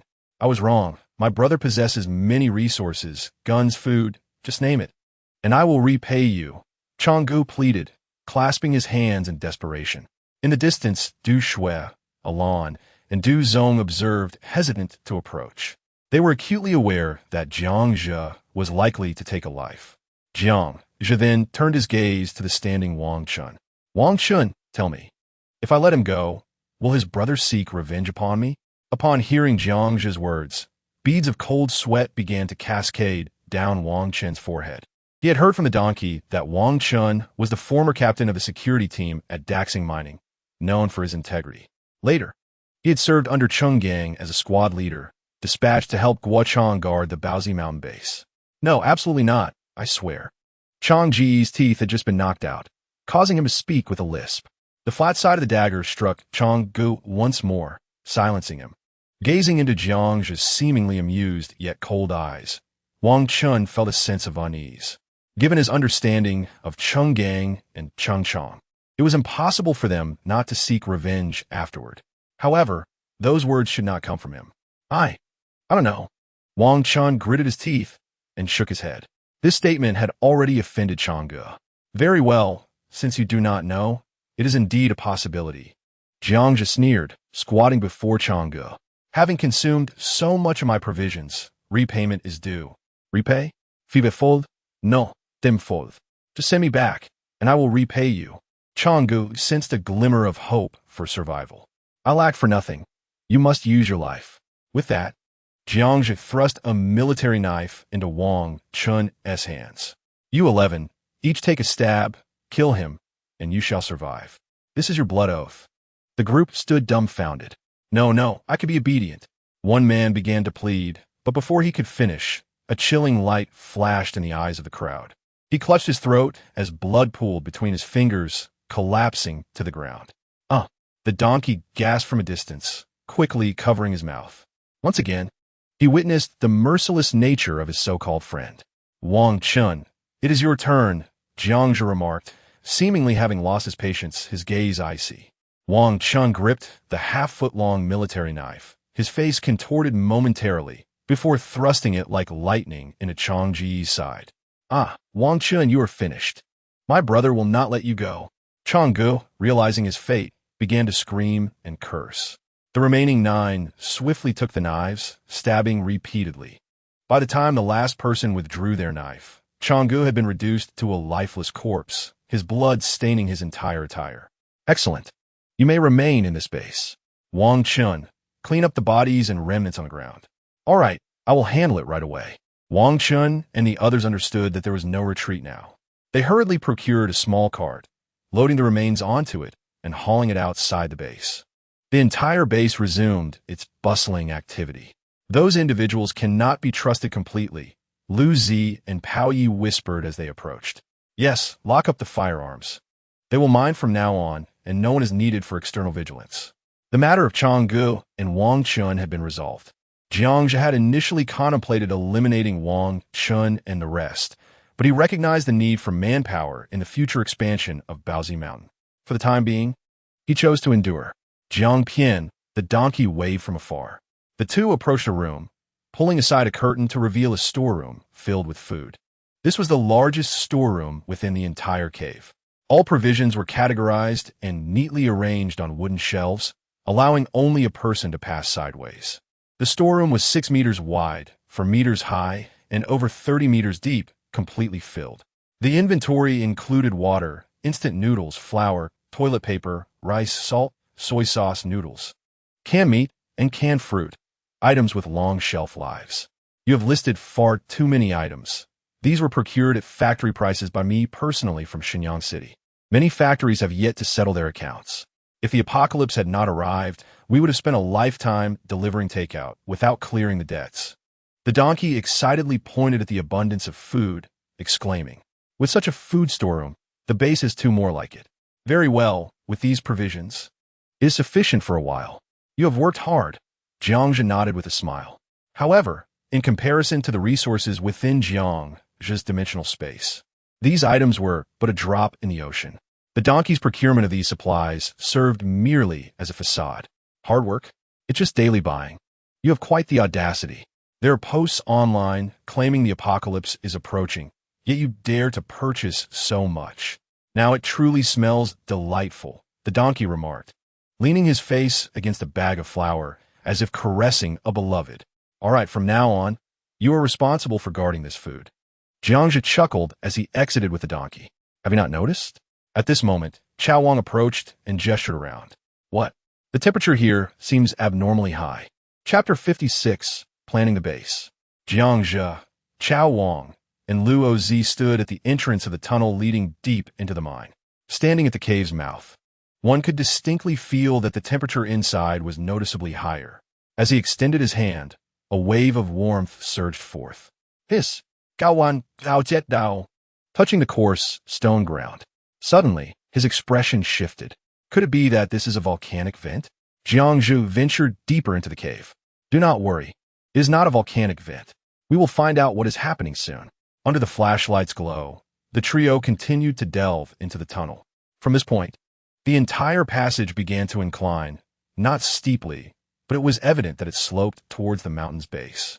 After walking over 40 meters, disordered rubble completely blocked the tunnel, with piles of sorted crimson iron or stacked beside it. The light illuminated the surrounding tunnel, revealing an even higher temperature. Chao Wang curiously touched the wall. Jiangzhe's gaze fell upon the cave wall, where a thin layer of dark green moss emitted a faint blue glow under the light. There are even plants here? Chao Wang exclaimed in astonishment. However, Luo Zi, seemingly carefree, remarked, "Isn't it normal for moss to grow here? We often relieve ourselves in corners, and those places grow even more abundantly." Jiangzhe cast a helpless glance at Luo Zi. "It seems we will need to set up a restroom here, otherwise this place will be uninhabitable." Luo Zi chuckled, "But we haven't had the time yet. Cheng Chong, that fool, doesn't seem to know how to improve sanitation." Jiangzhe reached out, plucking a piece of moss and tasting it. The familiar flavor reminded him of his previous life.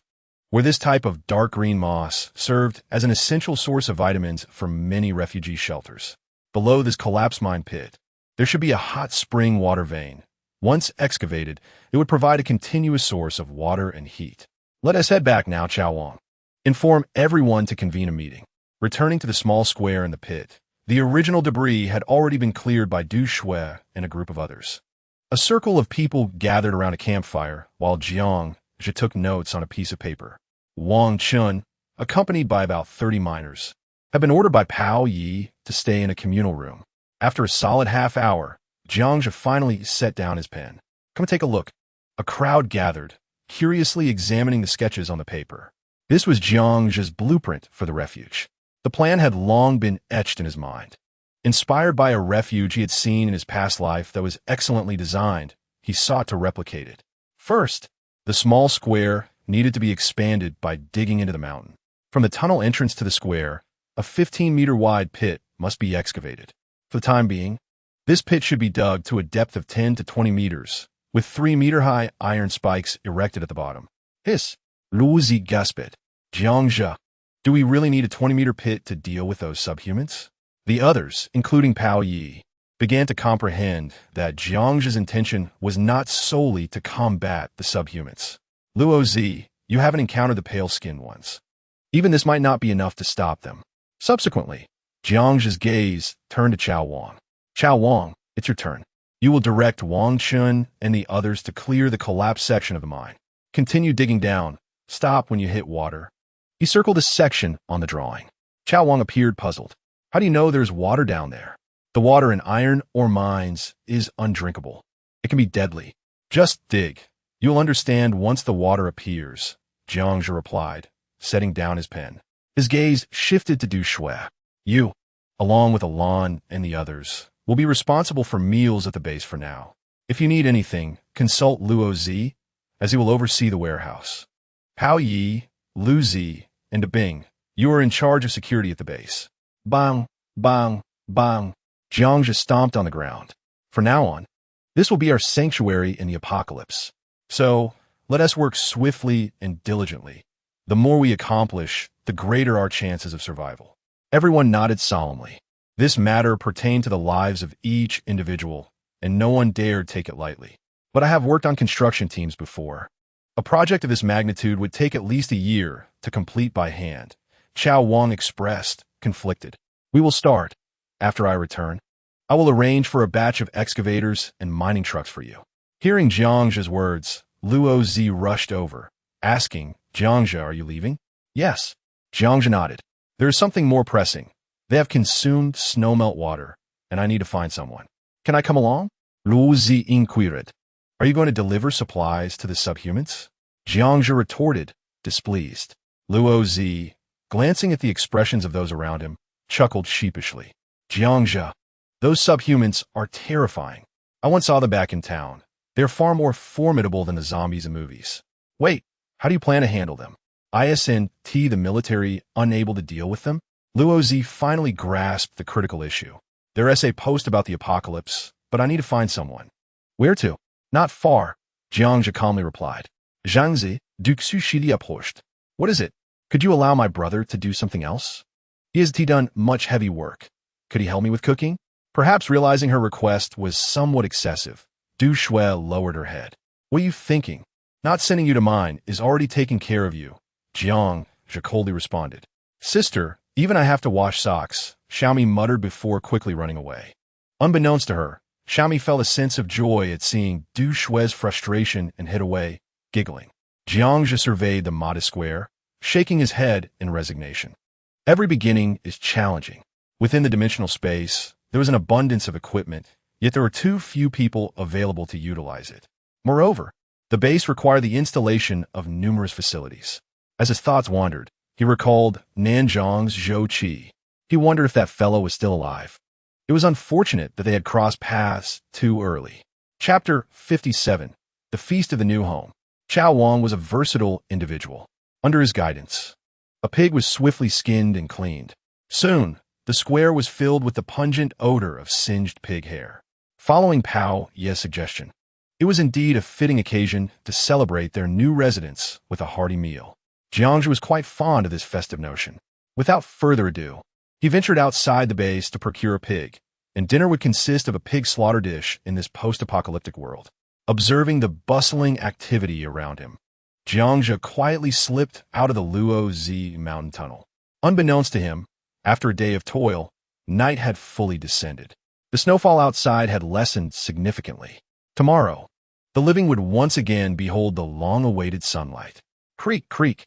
Amidst the crunching snow, Jiangzhu ascended the rocks above the cave entrance, winding his way until he soon reached the mountain summit. Gazing into the distance, a range of undulating snow-covered peaks stood silently.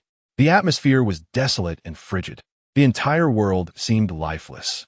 Thankfully, after enduring the most arduous months, humanity would gradually learn to survive tenaciously in this icy apocalypse.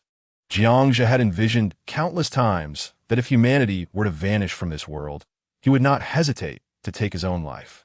Even with immense skill and abundant resources, the absence of humanity renders existence dull and uninteresting. With a sigh, Jiangzhu waved his hand, and a pile of firewood gathered at his feet, with Chun Yun's lifeless body resting atop it. Her visage had returned to a serene state, no longer bearing the ghastly pallor. She appeared to be in a deep slumber. After gently caressing her cheek, he placed a piece of chocolate upon her chest. His right hand slowly descended onto the stack of wood. Suddenly, a burst of flame erupted from his palm, igniting the firewood. The roaring flames illuminated the surroundings, consuming Chun Yun's remains. Jiangzhu took a swig of white liquor and poured a portion onto the snow before him. Sister, I had initially intended to lay you to rest in Nanjiang, but I cannot bear to leave you alone in that place. Did you not promise to seek me out? Henceforth, you shall remain here, saving yourself from a long journey. You had your choices. All I can do is kindle this fire for you. Once down there, you shall feel no chill. He continued, I cannot concern myself with others. Do not blame me, for we were never truly aligned. For your sake, I shall show some mercy towards those soldiers. Otherwise, if we were to meet again below, I would have no explanations to offer you. With that, he concluded, all that remains is in the liquor. The flames cast a glow upon Jiangzhu's face. A sip of liquor, a puff of smoke. Half an hour later, the white liquor was nearly gone, and the fire began to dwindle. An aluminum alloy box appeared in Jiangzhu's grasp. He carefully retrieved the bones from the fire and placed them into the box, to be buried atop the mountain. Soon, a thin layer of snow blanketed the ground. To the astonishment of onlookers, Jiangzhu abruptly set down his hook. Behind him loomed a mobile diesel generator painted a pale beige, measuring over 5 meters in length and 3 meters in height, with a power output of 500 kW. It would suffice for the base's electrical needs, at least for now. What on earth? Exclaimed Liaozi, who set down his beer and hurried over to inspect the generator. Jiangzhu, where did you procure this? Please do not tell me it was scavenged like that pig. Jiangzhu brushed the dust from his hands, explaining, I had hidden it at the foot of the mountain before the apocalypse, but did not have the chance to inform you. The pig's offal has just been cooked. Perfect timing. Come, let us eat first. After our meal, I shall have Chao Wang take care of it. From now on, this base shall no longer depend on candles. Jiangzhu's voice called everyone back to the table, where they feasted on peanuts, chicken feet, salted duck eggs, red sausage, pickled cucumbers, and a sizable bowl of freshly prepared pig offal. The enticing aroma dispelled the cold of the snowy night. Jiangzhu raised his beer bottle and proclaimed from now on, we shall make our home here. Once it thrives, so shall we. When it is secure, we shall be safe. Now let us drink. The crowd erupted in enthusiastic response. As laughter filled the air, they indulged heartily. In this post-apocalyptic world, only the robust thrived while the weak perished. Before the end of days, individuals like Alan and Du Shui would have scarcely glanced at the pig offal, yet now they savored it greedily. Brother Luo, come, eat more. A tall girl affectionately served Liaozi. The group shared knowing smiles. Thank you, beautiful. Here, enjoy some pig kidney. It is quite nourishing, Liaozi replied, a tad bashful, as he offered her a piece of food in return. Brother Luo, her name is Shan Shan, the tall girl chuckled, playfully tapping Liaozi's arm. Since arriving at the base, it was evident to everyone that Jiangzhu and Liaozi shared a close bond. The girls refrained from flirting with Jiang Zhe due to his ominous aura, instead directing their attention towards Liaozi. In the world before the apocalypse, a girl like Shan Shan, with her charm, would not have given Liaozi a second glance. Now, it seemed that a mere glance from Liaozi could ignite a romance. "Brother, you've worked hard. Eat a bit more." Xiaomi leaned forward, offering Jiang Zhe a piece of rib with practiced ease. Liaozi widened his eyes in surprise. "Oh, Jiang Zhe, I see you have a penchant for nurturing. No wonder." "Nurture my foot," Jiang Zhe retorted, tossing a bone at Liaozi's head.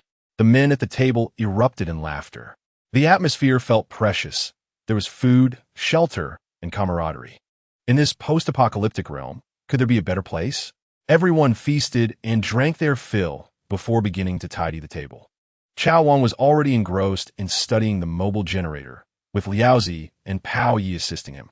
Soon, amidst the calls of the men, a wooden pole stood erect in the center of the small square, topped with an LED outdoor light. With a roar, Chao Wang excitedly pressed the ignition button. The generator rumbled to life, emitting a deep growl. The light at the top of the pole shone brightly, causing the girls to gasp in delight. This small electric light seemed to transport them back to a more civilized era. Wang Chun and over 30 members of the mining team dined on the remnants of Jiang Zhe's pig offal stew, accompanied by 3 cornmeal pancakes. Even with such humble fare, they expressed their gratitude repeatedly. The previous 20 or so individuals had fared no better, as Changgu had only provided them with a thin gruel with a pinch of salt. Wang Chen's group had been anxious about whether Jiang Zhe would mistreat them. However, witnessing the meal, they realized he bore no malice. Chao Wang and his companions continued their busy preparations, aiming to efficiently set up the base's lighting. It wasn't until after midnight that the hallways, warehouses, and bedrooms were finally connected to electricity. However, the generator was now idle, as using it solely for lighting was a significant waste. Its primary purpose was to power the entire water supply system of the base. Jiang Zhe's bedroom, naturally, was the former quarters of Changgu. It contained a spacious double bed, a desktop computer without internet access, and a sofa. In the corner, there were stacks of bottled water, instant noodles, and various canned snacks. The room was large, once used for storing mining equipment. But Jiang Zhe had since changed the sheets and covers. Liaozi stumbled in, swaying slightly. "Not sleeping?" Jiang Zhe offered him a cigarette. "I can't sleep tonight," Liaozi replied, shaking his head. Jiang Zhe chuckled as he lit it for him. "What's wrong? Feeling agitated? Why not seek out that Shan Shan? There's no shame in mutual affection." "Hey, I'm not foolish. If it weren't for this base and the food, would Shan Shan even glance my way? I want a genuine relationship, not something so direct," Liaozi confessed, appearing conflicted. "Come off it. In the past, when delivering takeout, how many girls were willing to genuinely connect with you?" Jiang Zhe teased. "Are you looking down on me? Do you not recall that girl from last year who was willing to marry me?" Liaozi retorted, growing agitated. "Nonsense. That was because she was already pregnant and wanted 30,000 in betrothal gifts. Had I not scolded you, you would still be a virgin thinking you were a father. Are you not feeling rather proud of yourself?" Jiang Zhe jabbed back. As the two exchanged playful barbs, suddenly, Xiaomi's voice cried out in alarm. "Ah, what is wrong with you?" Outside in the square, Du Shui's terrified voice echoed. Chapter 58, The Transformed Xiaomi. A chorus of gasps erupted from Alan and the others in the square. By the time Liaozi stood up, Jiang Zhe had already vanished from the room. At the entrance of a house, a crowd had gathered. Du Shui looked on in horror, while a few girls stood nearby, covering their mouths. Liaozi and Dabing aimed their guns at the room. Even the Duke was quietly yelling at the entrance. As Jiang Zhe pushed through the crowd and beheld the scene inside, he was momentarily taken aback. Xiaomi's once smooth face was now marred by dark, worm-like veins, her eyes reduced to pinpricks. Her mouth, now twice its size, continuously howled and lunged at the crowd, while her hands were bound to a rusted truck wheel hub beneath the bed. The fingers were tightly bound by a coarse rope, producing a series of sharp sounds. It was evident that the transformed Xiaomi now possessed strength surpassing that of many adults. Damn! Jiang Zhe couldn't help but strike the doorframe with force. Slowly approaching Xiaomi, he crouched beside her. With a series of thuds, Xiaomi, facing him, opened her mouth wide, revealing a set of jagged teeth continuously attempting to lunge at him. Suddenly, he noticed a crumpled piece of paper clutched in her hand. Restraining Xiaomi, Jiangzhe pried open her fingers and retrieved the paper, unfolding it. "Brother, I love it here. I love being with you all, so I kept myself bound to avoid harming anyone. Before I met you, I drank snow water, and I was afraid to tell you, fearing you would abandon me. I want to stay with you forever, please." The handwriting was crooked and accompanied by pinyin. With a swift motion, Jiangzhe crumpled the paper tightly, pressing his lips together as he lowered his head. Silence enveloped everyone. Throughout, he had failed to notice the presence of this little girl beside him. Had he been informed an hour earlier, perhaps a crystal core could have saved her. But now it was too late. Suddenly, Jiangzhe drew a knife. "No!" Du Shui exclaimed in alarm from the doorway. Xiaomi stumbled toward the crowd, and everyone had grown fond of this clever little girl. Expressions of compassion and regret filled their faces. "Jiangzhe, don't you have a way to save us? What about Xiaomi? Why can't she be saved?" Duxu asked, tears glistening in her eyes. Jiangzhe shook his head. "It's different. Once transformed into an A people, there is no hope left. Perhaps we should confine her." Du Shui continued to plead. "You want her to be treated like a dog, watched over every day." As he spoke, Jiangzhe stepped forward and severed the rope. He then lifted Xiaomi's body and began to walk towards the base's exit. When Du Shui tried to follow, Chong Fu restrained her. "Jiangzhe has his reasons. Don't complicate matters. Can't you understand? Sometimes, death is preferable to life." Chong Fu then turned to Lu Zi. "If one day I also become an A person, you must use your gun. Your knife skills are lacking. I fear no pain." Everyone watched as Jiangzhe disappeared into the alley. Outside the base, the snowfall had become sparse. Xiaomi struggled fiercely, but was held firmly in place by a powerful hand. Quietly observing her, Jiangzhe raised the knife. The tension hung in the air as he hesitated. Suddenly, the ropes binding Xiaomi snapped. Jiangzhe shouted, throwing Xiaomi several meters away. "Get away from me. I never want to see you again, or I will kill you." Xiaomi's body left a trail in the snow as she rolled. As she attempted to charge back, she caught sight of Jiangzhe holding the knife, her eyes locked on him. They exchanged silent gazes for several seconds before Xiaomi let out a low growl and swiftly ran down the mountain, disappearing into the endless expanse of snow. Jiangzhe watched her vanish, exhaling deeply. He turned his wrist and swallowed a crystal core with a swig of liquor. A low growl echoed in the stillness of the mountainside. The snowfall ceased. Ding, ding, ding. The bell at the entrance rang, and the plaza of the Paisi mountain base erupted with Lu Zi's excited shouts. "Is it true? Really?" Chong Fu and Bing rushed into the alley without their hats. Behind them, everyone in the base followed suit. As Jiangzhe stepped out of the Paisi mountain base, over 30 people exhaled white mist, all basking in the just-risen sunlight. The donkey twisted its body excitedly in the snow. Noticing Jiangzhe's calm demeanor, it asked, "Jiangzhe, why aren't you happy? With the sun, we won't have to suffer so much." "Good things can also be bad," Jiangzhe replied, shading his eyes and gazing towards the vast white, snow-capped mountains in the distance. The surrounding people turned to listen to his words. No one liked heavy snowfall, but such snow also concealed humanity's tracks. Once it stopped, unless one remained in a refuge for life, the A people, the pale-skinned, and the mutated beasts were not fools. "Everyone, return to your tasks. Stop standing around like lost souls. If the A people show up, you will have no one to bury you," Jiangzhe warned. After his words, everyone greedily soaked in the sunlight before hurriedly returning to the base. Du Shui, prepare food and equipment for 5 days. "We're setting out soon," he instructed. She nodded, aware that Jiangzhe was seeking the antidote for the genetic virus. Time was of the essence. Only 8 days remained. 20 minutes later, Jiangzi, Duxu, Pao Y, Lu Zi, Bing, and the donkey stood by the cave entrance. "Pao Yi, if anyone approaches, do not open the door. Wait for my return. If someone forces their way in, eliminate them immediately. Donkey, keep an eye on the base. If anything happens, take Lu Zi and be cautious of Wang Chun and his group." After giving everyone their instructions, Jiangzhe led Du Shui towards the foot of the mountain. As they walked, Jiangzhe cleared the path, while Du Shui followed closely behind, panting. "Jiangzhe, Doesn't it feel warmer? She asked. Of course. The entire blue planet is like an ice cap, and this snow won't melt for another 5 years, he replied as they conversed back and forth. Finally, they arrived at the parked helicopter. Seeing the intact aircraft, Jiangzhe sighed in relief. Fortunately, this location was remote, with no animal tracks or signs of other survivors in the surrounding snow.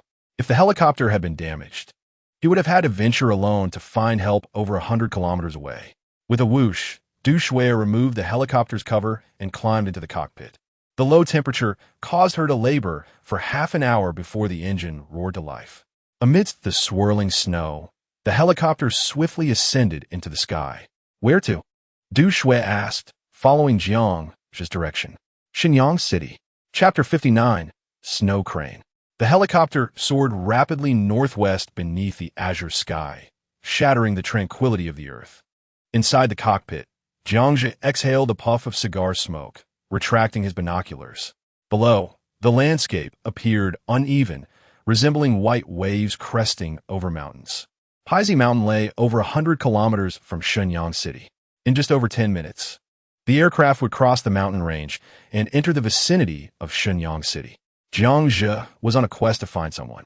In his previous life, at the Longtan Refuge, he had encountered a female lecturer who had escaped from Shenyang City University of Science and Technology. In exchange for 2 bags of instant noodles, they had engaged in a deep conversation throughout the night. This lecturer revealed the existence of a bomb shelter at the university. At the onset of the apocalypse, hundreds of professors, lecturers, and students had been trapped there. Later, under military organization, those individuals evacuated to a military refuge. Calculating the time, those people should still be hiding there. Jiangzhe aimed to locate a professor specializing in biology and genetics to extract a genetic enhancement serum from the crystal core. He could overlook others drinking snow water, but he could not bear to watch Pao Yi transform into an A person. Be cautious. A shadow darted across his peripheral vision like lightning. Boom! As Du Shui deftly maneuvered the helicopter, she instinctively executed an evasive maneuver, causing the aircraft to veer sideways.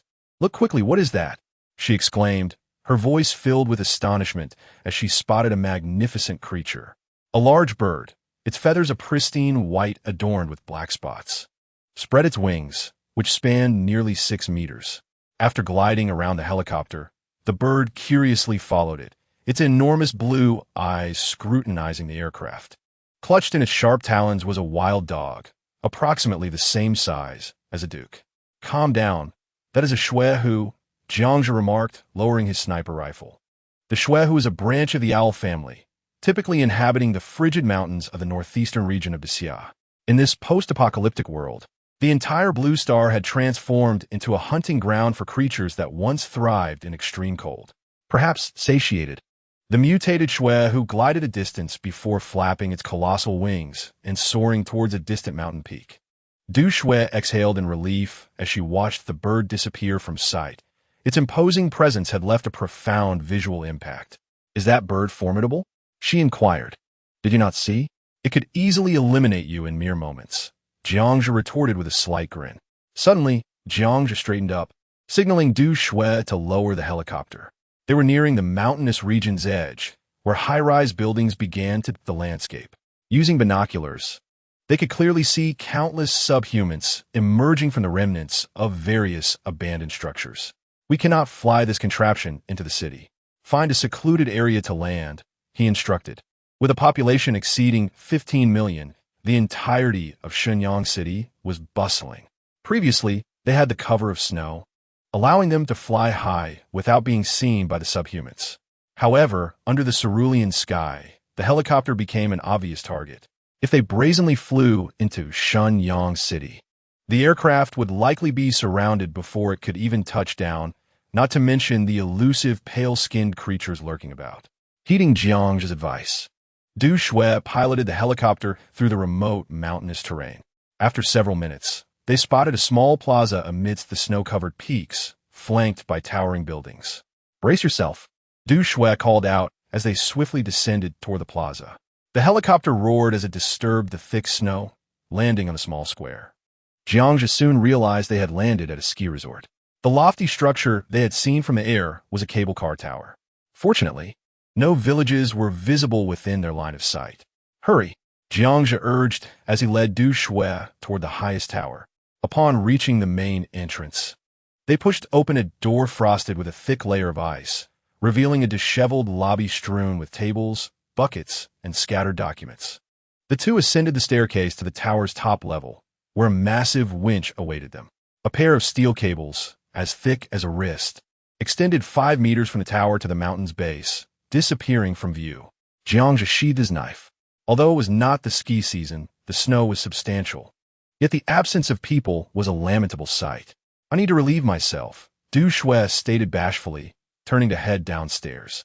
Seizing the opportunity, Jiangzhe retrieved his phone from the dimensional space and confirmed their location was less than 40 kilometers from Shenyang City. At his speed, he estimated they could reach it by nightfall.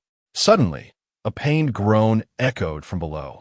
Jiangzhe swiftly drew his knife and darted down the stairs like a cheetah. At the restroom entrance, he found Du Shui bent over, gripping a metal doorknob with her right hand, clearly in distress. "What's wrong?" he asked, trying to suppress a grin as he inspected the situation. The poor girl had removed her gloves to grasp the metal handle, and in the frigid temperature of over -40 degrees, her skin had become firmly stuck to the metallic surface. With a little more force, she risked tearing the skin from her palm. The restroom, with its window ajar, was blanketed in snow, while a puddle of yellow urine lay in the corner. "What are you staring at? Have you never seen this before?" Du Shui snapped, glaring at Jiangzhe, who was transfixed by the unsightly mess. "I have seen it. Yours is just more noticeable," he replied candidly. She exclaimed, her sudden movement causing her hand to throb painfully. "Help me. Do you really want my assistance?" Jiangzhe smirked. "Yes. Hurry up and stop dawdling." "All right," he replied, beginning to unbutton his trousers. "What are you doing?" Du Shui shrieked. "Don't way. Aren't you asking me to help you?" When faced with such a situation in the wild, the quickest solution is to simply relieve oneself. You should be grateful. If someone with a weaker constitution encountered this, they might not have such luck. "Please no," Du Shui cried, turning back in horror, only to immediately look away again. Jiangzhe, being decisive, had already exposed himself and proceeded to relieve himself right there. As Du Shui turned, she was met with the sight. A wave of warmth arose, prompting her to leap away into another room. "Oh!" Jiangzhe shivered as he redressed, thankful he had managed to gather some warmth earlier. Otherwise, he would have had to resort to using a lighter, which would have been a waste. "Hurry up. Don't take too long." He tapped on the door. Du Shui emerged, her eyes betraying a mix of embarrassment and frustration. "Once I leave, you must stay here and ensure the windows are sealed. If anything happens, retreat to the winch above," he instructed, adjusting his backpack as he prepared to depart. "Take me with you," Du Shui interjected, blocking his way. Jiangzhe slowly turned, gazing at her with calm intensity. "Are you commanding me or pleading with me?" "I don't know. I just don't want to be alone," she faltered, sensing his unwavering gaze. "Your role is to pilot the helicopter." Du Shui once again obstructed his path. Before he could respond, Jiangzhe's strong hand gripped her neck, pinning her against the wall. "Do you think that without you, I am powerless?" he challenged, his knife poised against her throat. Yet, Du Shui's gaze hardened with resolve. "Jiangzhe, I refuse to be like Alan or Shan, using my body to barter for protection from others. If I perish, it is my choice, and I will not hold you accountable." The two lapsed into silence. Jiangzhe studied her eyes for a long moment before turning away. "Very well. I shall grant you this opportunity." Chapter 60. Du Shui's determination. Two figures clad in white snow camouflage emerged, leaving a trail of displaced snow as they halted at the edge of an artificial oil pine forest. This area marked the base of the ski resort. Beyond lay a provincial road leading directly to Shenyang City. "Have you practiced skiing?" Jiangzhe inquired, pulling out binoculars as he scanned the horizon. During their descent from the mountaintop, he had been pleasantly surprised by Du Shui's skiing prowess. If she did not exert herself fully, she could generally keep pace with him. Du Shui nodded. "I have also trained in rock climbing, diving, parachuting, and wingsuit flying." Jiangzhe shook his head in disbelief, surveying the distant landscape. Before the apocalypse, such activities were reserved for the affluent. Yet Du Shui's courage was undeniably commendable. Let us move. After confirming the absence of danger, Jiang Zhe shot forth like an arrow, crossing a wide expanse. Ahead, a small town gradually came into view, its buildings lined along a roadway. Suddenly, damn it, Jiang Zhe muttered as his high-speed snowboard seemed to be caught by an unseen force, propelling him forward into the air. Upon witnessing the scene behind her, Du Shui promptly came to a sudden halt, causing a flurry of snow to rise as she barely managed to stop. Jiang Zhe, suspended in the air, executed a swift turn and landed in the waist-deep snow. What happened? Du Shui panted, adjusting her ski goggles as she approached. Jiang Zhe waved his hand dismissively, bending down to extract a pencil-thick iron wire loop, which was tightly ensnared with a snowboard. What is this? Du Shui inquired with curiosity. Jiang Zhe glanced towards the distant town and the faintly visible villages amidst the icy expanse. This is a trap for rabbits. There are survivors nearby. Be cautious. There may be other traps. After saying this, the two circumvented the wire loop and continued forward. The remaining survivors had begun to take their fate into their own hands, displaying a formidable will to survive. As they neared the town, Du Shui asked, "Shall we go in?" "No, we will go around it and follow the road," Jiang Zhe replied, shaking his head. No one knows where the Yaran might be hiding. It would be too troublesome to engage. It was already past noon, with sunlight glimmering off the snow, making the crystalline particles reflect the light, creating a dazzling glare. Suddenly, a low growl echoed from within the town. Jiang Zhe raised his binoculars to observe.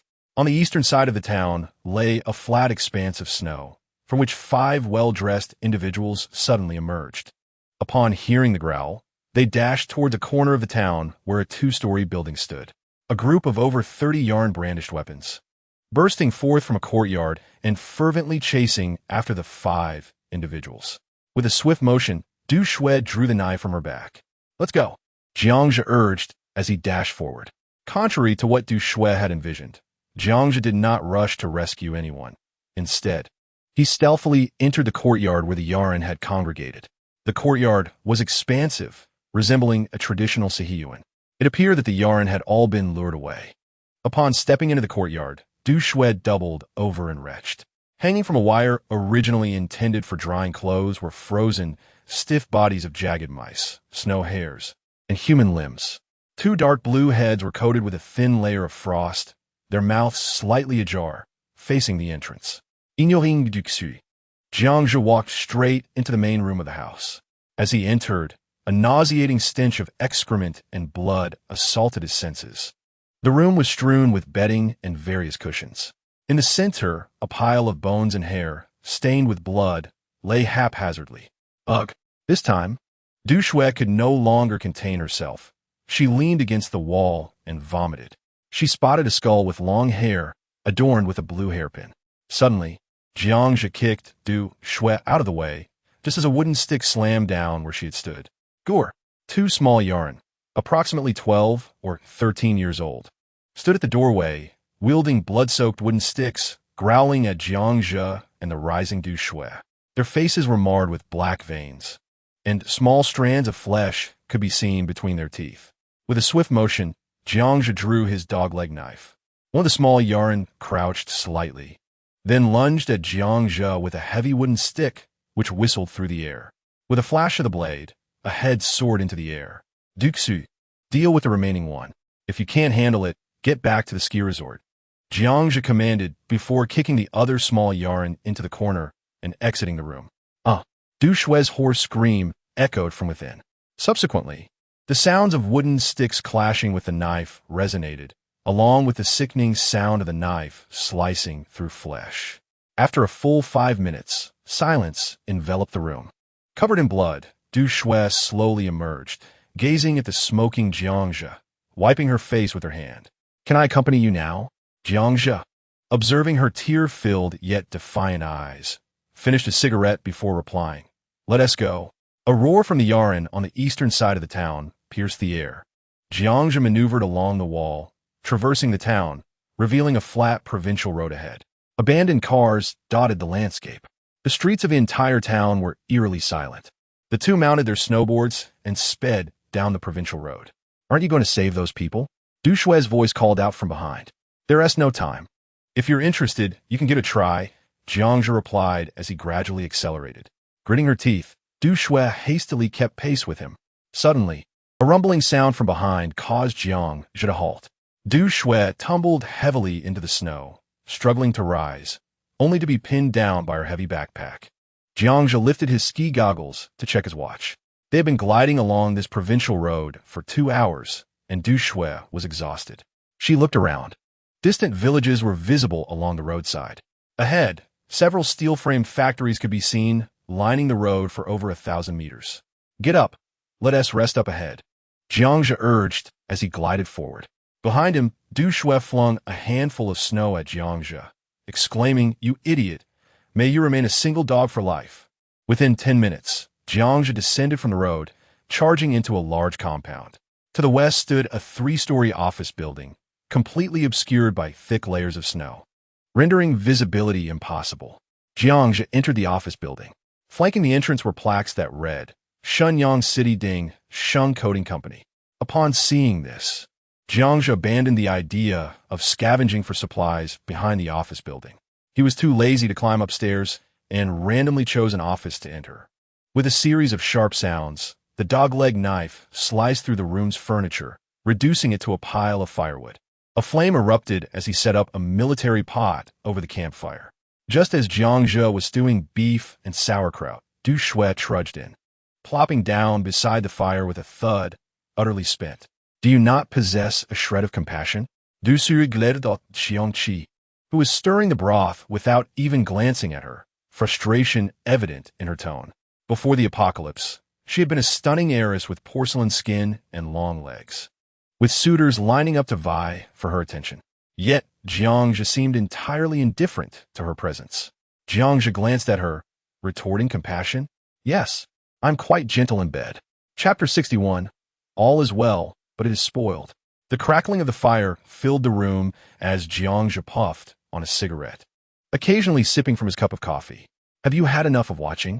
Du Shui asked, casting a sidelong glance at him, clad in black lace-trimmed undergarments. She held up her thermal where to warm it by the fire. Earlier, she had pushed herself to the limit to keep pace. Her thermal where beneath her down jacket had become completely soaked. Having experienced falling into the water previously, Du Shui was now unabashed, sitting in her underwear without a care. Jiangzhe squinted at her, taking in the sight of the composed Du Shui. It's fine to look, but it's a bit spoiled, he commented, then inhaled sharply through his nose. Damn it, Du Shui muttered through clenched teeth. With my life barely intact, who has the mind to take a bath? 2 hours later, with a swift motion, Jiangzhe's dog-leg knife flashed, cleaving a wild dog in two. He kicked the carcass away and raised his binoculars to survey the distant high-rises amidst the snow. At that moment, they stood on Outer Ring Highway. The small city before them was an essential passage to Shenyang City. After traversing this area, they would be merely 20 kilometers from their destination. Huff! Du Shui gasped, wiping the blood from her knife. Her down jacket had just been torn by the wild dog, causing feathers to spill out. Let us go, Jiangzhe urged quietly, and Du Shui nodded, following closely behind. Suddenly, Jiangzhe halted, extending his hand to stop Du Shui. The sniper rifle appeared in his hands, aimed at a small cargo vehicle on the overpass. Beside him, Du Shui held her breath, slowly drawing out her straight knife. Jiangzhe, are they Aaron? Jiangzhe shook his head. No, he had just heard the faint crunch of heavy footsteps on the snow. If they were Aaron or pale-skinned, they would have already charged out. Crunch, crunch. Jiangzhe walked toward the small truck. At that moment, 3 figures emerged from behind the cargo vehicle. We are humans, not monsters, a somewhat juvenile voice rang out. 3 teenagers, resembling wildlings, appeared, their brows frosted, around 16 or 17 years old. They held kitchen knives and crude spears, their bodies wrapped in white bed sheets, tightly secured with ropes. Their eyes, tinged with nervousness, looked at Jiangzhe. What is the matter? Jiangzhe slowly lifted his ski goggles and called out to the 3 youths. The foremost boy raised his kitchen knife, signaling that he meant no harm, then pointed at the corpses of a dozen wild dogs on the ground. Big brother, do you still want these wild dogs? Jiangzhe glanced at the 3 boys and replied, no need. Oh, the 3 boys cheered, pulling out a large plastic basin from behind the truck. After smearing the wounds on the wild dog corpses with snow for a moment, they tossed them into the basin. Two boys dragged the basin, while one followed behind Jiangzhe. "Big brother, are you also fleeing? If you have nowhere to go, you can come to our base." One boy excitedly said, "I just saw you, big brother. You're amazing. You killed 10 wild dogs all by yourself. Aren't you afraid of those wild dogs?" Du Shui looked at the three boys with a hint of pity. In a world that had ended, these boys should have been in school, enjoying a peaceful life. "Not afraid, we have this." The last boy proudly pulled out 2 grenades from his pocket and waved them. "Where's your base?" Jiangzhu inquired. "Right in front, where the flag is on the roof." The boy pointed to a distant factory building. Jiangzhu noticed the flag. After a few simple questions, Jiangzhu understood the backgrounds of the 3 boys. They were from a nearby shelter. The shelter was on the way to Shenyang, less than 3 miles away. Just as Du Shui was nearing her limit, Jiangzhu agreed to the boy's suggestion to head to the shelter. Soon, the boys led Jiangzhu off the road toward a nearby factory, surrounded by a 3-meter-high wall. The boys arrived at a heavy iron gate and tugged on a rope attached to the wall. After a moment, a lookout hole in the iron gate opened. "You're back? Who are they?" The man in the lookout expressed surprise upon seeing Jiangzhe and Du Shui. "This big brother we met on the road. He killed all these wild dogs." The boy happily pointed to the basin filled with the wild dog corpses. "Wow, so many? We can have a good meal today." The man, seeing the wild dogs, joyfully opened the big iron gate. At this moment, Jiangzhe noticed that the man held an AK-47, scanning the surroundings with vigilance. Jiangzhe followed the 3 boys through the iron gate, which then closed behind them. The heavily bundled man led a group toward a massive steel-framed factory behind. The windows surrounding the factory were blocked with sandbags, leaving only a heavy, sliding iron door. "Open the door." The leading man stood in front of the door, gently knocking on it. Creak! The iron door cracked open, revealing a defensive wall made of stacked sandbags about 10 meters behind it. Several rifles pointed toward the entrance. There was no one behind the iron door. This was a special mechanical device controlled from a distance. Observing the defensive measures here, Jiangzhe silently praised the leader of this shelter for achieving such a level of defense in such a short time. Passing through the sandbag wall, they revealed an iron door at the back of the warehouse, leading to a sloping downward corridor. Jiangzhe estimated that this corridor descended over 10 meters underground. As a heavy curtain was pulled aside, a buzzing, noisy sound suddenly filled the air. This was a vast underground warehouse, nearly 200 meters long and over 50 meters wide. Surrounding them were large vats, the pungent smell of pickled vegetables mingling with an unidentifiable stench assaulting their senses. Over 100 people were gathered in the center of the warehouse, conversing, while behind them were 2 rows of bunk beds, each lined with foam boards. In the center stood a furnace bigger than the pickling vats, radiating enough heat to make the entire warehouse bearable, warm enough to sustain life, but not overly comfortable. A group of people had spotted Jiangzhe and Du Shui, regarding them with curious expressions. In such an environment, encountering outsiders was indeed a rare occurrence. By the furnace, a tall and lean man stood up, his thick eyebrows resembling charcoal strokes. The leading man whispered a few words in the boy's ear. The man raised his eyebrows, revealing a smile, and extended his hand. "Young man, impressive. You dare to travel such a long distance with just the 2 of you." Duenzang, the leader here. A flicker of recognition crossed Jiangzhe's eyes. Maintaining his composure, he shook hands. "I'm Jiangzhe, coming from the Maozi mountain area, preparing to find someone in Shenyang." Duanzhang, a notable figure from his past life. After awakening as an extraordinary being, Duanzhang later became the leader of a shelter. He gained fame not for his strength, but for his penchant for consuming aerin. Jiangzhe learned that Duanzhang was originally the workshop director of this pickling factory. The over 100 people in the cellar were mostly employees of the factory. Duanzhang systematically organized a group of women and elderly men to process the corpses of the wild dogs. "Jiangzhe, it seems everyone here is willing to listen to him," Du Shui murmured beside him. Not bad," Jiangzhe nodded. "A person who could later become the leader of a shelter must possess considerable capability." Jiangzhe felt no discomfort regarding Duanzhang's taste for aerin. In the apocalypse, Most people lived in confined underground spaces, each carrying psychological scars. The fact that they had not succumbed to madness was testament to their resilience. Come, young brother, have some hot water. A woman in her 30s offered hot water to Jiangzhe and Du Shui. Thank you. Jiangzhe accepted the cup, but discreetly signaled to Du Shui. Holding the cup without drinking, Jiangzhe remained vigilant. Du Shui understood his intention. After the incident with the Yu, she had become more cautious. Unless absolutely necessary, they would avoid consuming food from strangers. Behind the woman, a clean little boy peeked out, his wide eyes curiously observing Jiangzhe and Du Shui, holding an enamel bowl filled with a lump of dark pickled leaves and cooked corn kernels. Here, take it. Du Shui, gazing at the boy's innocent face, felt compelled to pull a Snickers bar from her pocket. However, Jiangzhe's large hand pressed down. Your life, including everything you possess, belongs to me. Don't give away anything casually. Return where you came from. You're selfish. Du Shui's face flushed with embarrassment. Duanzhang glanced at Jiangzhe, ruffling the boy's hair, unfazed by Jiangzhe's coldness. Moments later, both parties found a topic to converse about. Young brother, thank you for the dog meat. I won't keep you any longer. Wishing you a safe journey, Duanzhang politely addressed Jiangzhe. Earlier, Duanzhang had intended to invite Jiangzhe and Du Shui to stay, but Jiangzhe found an excuse to decline. Thank you, but you won't be able to stay here for long. It's manageable now, but food and resources will become increasingly scarce. Perhaps we might meet again at an official shelter in the future.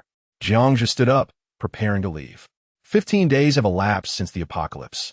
The resources left on the surface are inevitably dwindling, and ultimately, these small gathering points will vanish without continuous production, only by seeking refuge in official and large-scale shelters. Relying on advanced technology, can humanity barely survive? I understand that the snow has ceased. I estimate that official rescue efforts will continue. We have also prepared for evacuation, and when the opportunity arises, I will lead others away from here. I wish you a safe journey as well. During our conversation, a figure rushed into the cellar, bringing alarming news. Chunzi and the others had encountered a group of subhumans upon their return. Instinctively, everyone in the cellar rose to their feet. With a swift motion, Duanzhang drew a handgun and commanded others to follow me, instructing the women to take cover. He then paid no mind to Jiangzhe as over 30 individuals surged out of the cellar in unison. We must deal with the subhumans before we can depart. Jiangzhe grabbed his backpack and led Du Shui outside. The iron door of a steel frame factory had already been shut tight. Outside, a cacophony of roars echoed. And through the gaps in the sandbagged windows, Jiangzhe glimpsed the subhumans relentlessly scaling the walls, charging towards the factory. At the shooting openings created by the sandbags, over 30 rifles were poised, aiming at the approaching subhumans. Duanzhang stood in a corner, his expression grave as he gazed at a pale young man slumped on the ground. The young man's arm bore a wound, from which blood continuously seeped. It was evident that he had been injured while scavenging for supplies, inadvertently leading the subhumans to us. The sliding iron door of the warehouse reverberated ominously. The subhumans were launching various attacks against the door, aiming for the necks. We have limited ammunition, so let us not waste a single shot. Duanzhang's voice rang out within the warehouse. Jiangzhe cast a glance at the 30-odd men, though no one spoke or fled. The tension was palpable on their anxious faces. He signaled Du Shui to be cautious. After all, they were not soldiers, and their proficiency with firearms was likely minimal. The warehouse was besieged by a series of thunderous sounds, punctuated by sporadic gunfire. It was unclear who fired the first shot, but soon, the entire base erupted in a barrage of gunfire. The 30 rounds from the assault rifles were expended in just over 3 seconds. Aside from a few composed individuals who maintained their aim, the rest of the men behind the sandbags began to frantically reload their magazines. Jiangzhe peered through the sandbags. Fewer than 5 subhumans lay outside, while over 100 continued to assault the factory's iron exterior.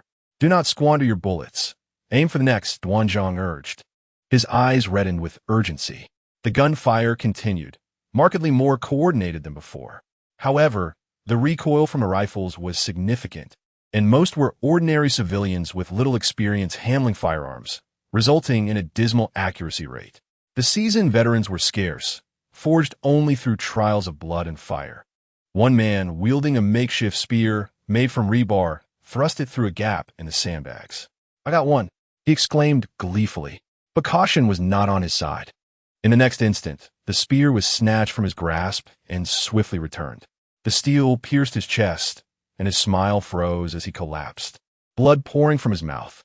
The subhumans possessed strength that far exceeded that of ordinary humans, and his carelessness cost him his life. Before anyone could mourn, the sliding iron door of the warehouse crashed inward.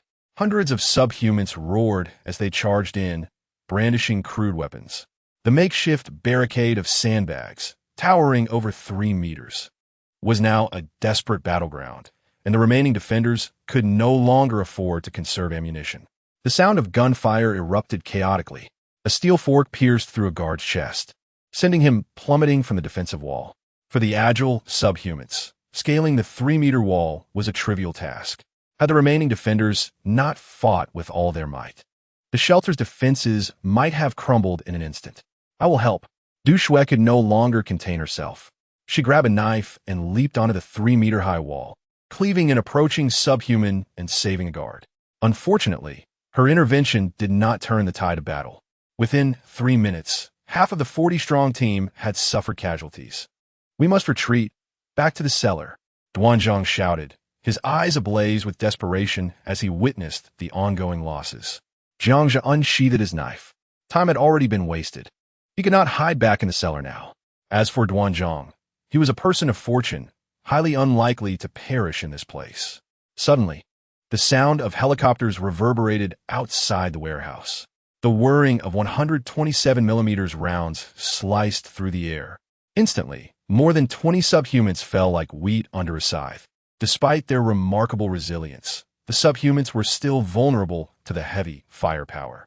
The remaining subhumans let out a collective roar and scattered like frightened rabbits, disappearing in the blink of an eye. "The military has come to rescue us." Duanzhang, having narrowly escaped death, realized this and exclaimed joyously. As those in the warehouse celebrated, a squad of over 20 fully armed soldiers of the Dixia entered. The leading soldier barked, "Stop the cheering. Those still breathing, hurry and follow us." Chapter 63.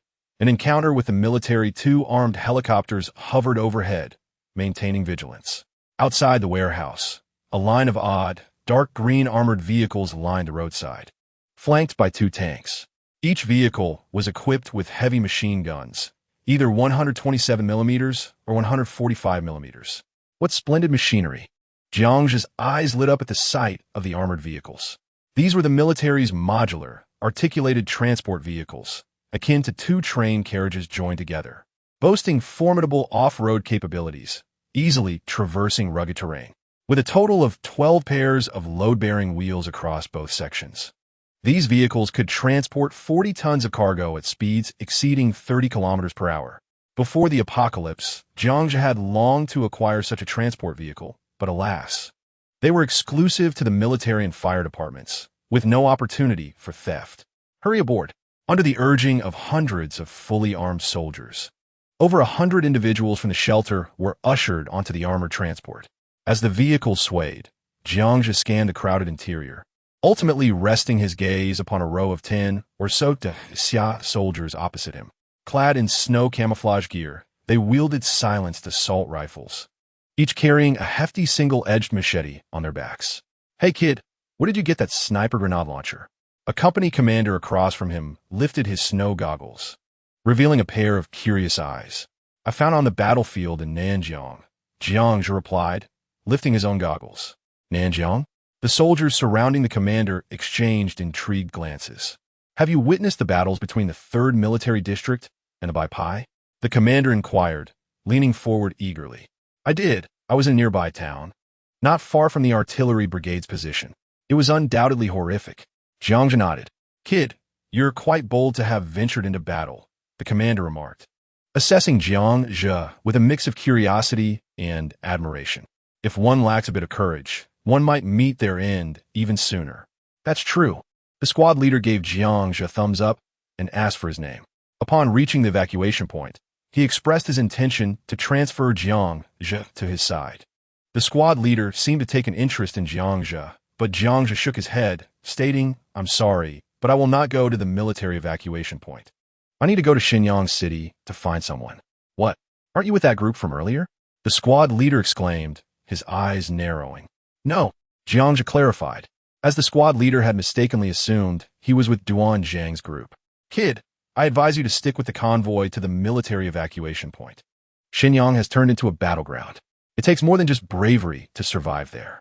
One of the soldiers beside the squad leader interjected. Jiangzhe stubbornly shook his head again. "Thank you, but are you out here specifically to rescue people?" It was evident that Jiangzhe had made up his mind. The squad leader leaned against the vehicle, looking helpless. They had many tasks, one of which was to transport steel ingots from the steel factory to the evacuation point, while also searching for stranded individuals along the way. "Our team is heading to Shenyang to pick up a group of people from there. If you truly wish to go to Shenyang, you can join us." The squad leader finally offered Jiangzhe a chance. "All right," Jiangzhe nodded in agreement. "Why do they say Shenyang City is a battlefield now?" Duxu, Nilbi, couldn't help but ask the soldiers. There are hundreds of thousands of people still in the countless air raid shelters in Shenyang City. The military is evacuating them in batches. The Arin and Baipai are not easy to deal with, the squad leader replied lazily, pulling out a crumpled cigarette from his pocket. Jiangzhe noticed the wrinkled cigarette in the squad leader's hand and took out a pack of Huazi. "Here, try this," he offered. The squad leader's eyes lit up as he eagerly accepted it. The surrounding soldiers, about 10 of them, also gathered around, each taking a cigarette. "Hey, you're in luck. The squad leader is our brigade's champion in combat and firearms competitions. Stick with him, and you'll be safe," one soldier said cheerfully. A box of cigarettes quickly bridged the gap between the two parties. The Mongoose all-terrain transport vehicle was indeed robust, cutting through waist-deep snow at a speed of 30 to 40 kilometers per hour. Ahead, tanks cleared the way, while armed helicopters patrolled above. Soon, the convoy was less than 15 kilometers from the city center of Shenyang. Just as Jiangzhe and the squad leader were conversing, the squad leader suddenly gestured. He pressed his hand to his earpiece, and moments later, he barked, "Everyone be alert." Jiangzhe turned his head. Through the narrow gap in the vehicle's window, he noticed that the convoy seemed to be passing through a densely built town with several 3- to 5-story buildings closely packed together. Before Jiangzhe could withdraw his gaze, the heavy machine gun mounted on the tank at the front let out a thunderous roar. Then, the streets erupted with the deafening sounds of battle as countless Arin charged toward the convoy. Immediately, all the heavy machine guns in the convoy opened fire simultaneously. The armed helicopters overhead circled continuously, hesitant to fire for fear of hitting the convoy. Clack! A dozen soldiers loaded their rifles, pushing the people inside the vehicle toward the back, ready to engage at any moment. The convoy continued to advance rapidly. If they fell into an encirclement against such a multitude of Arin, survival would be impossible.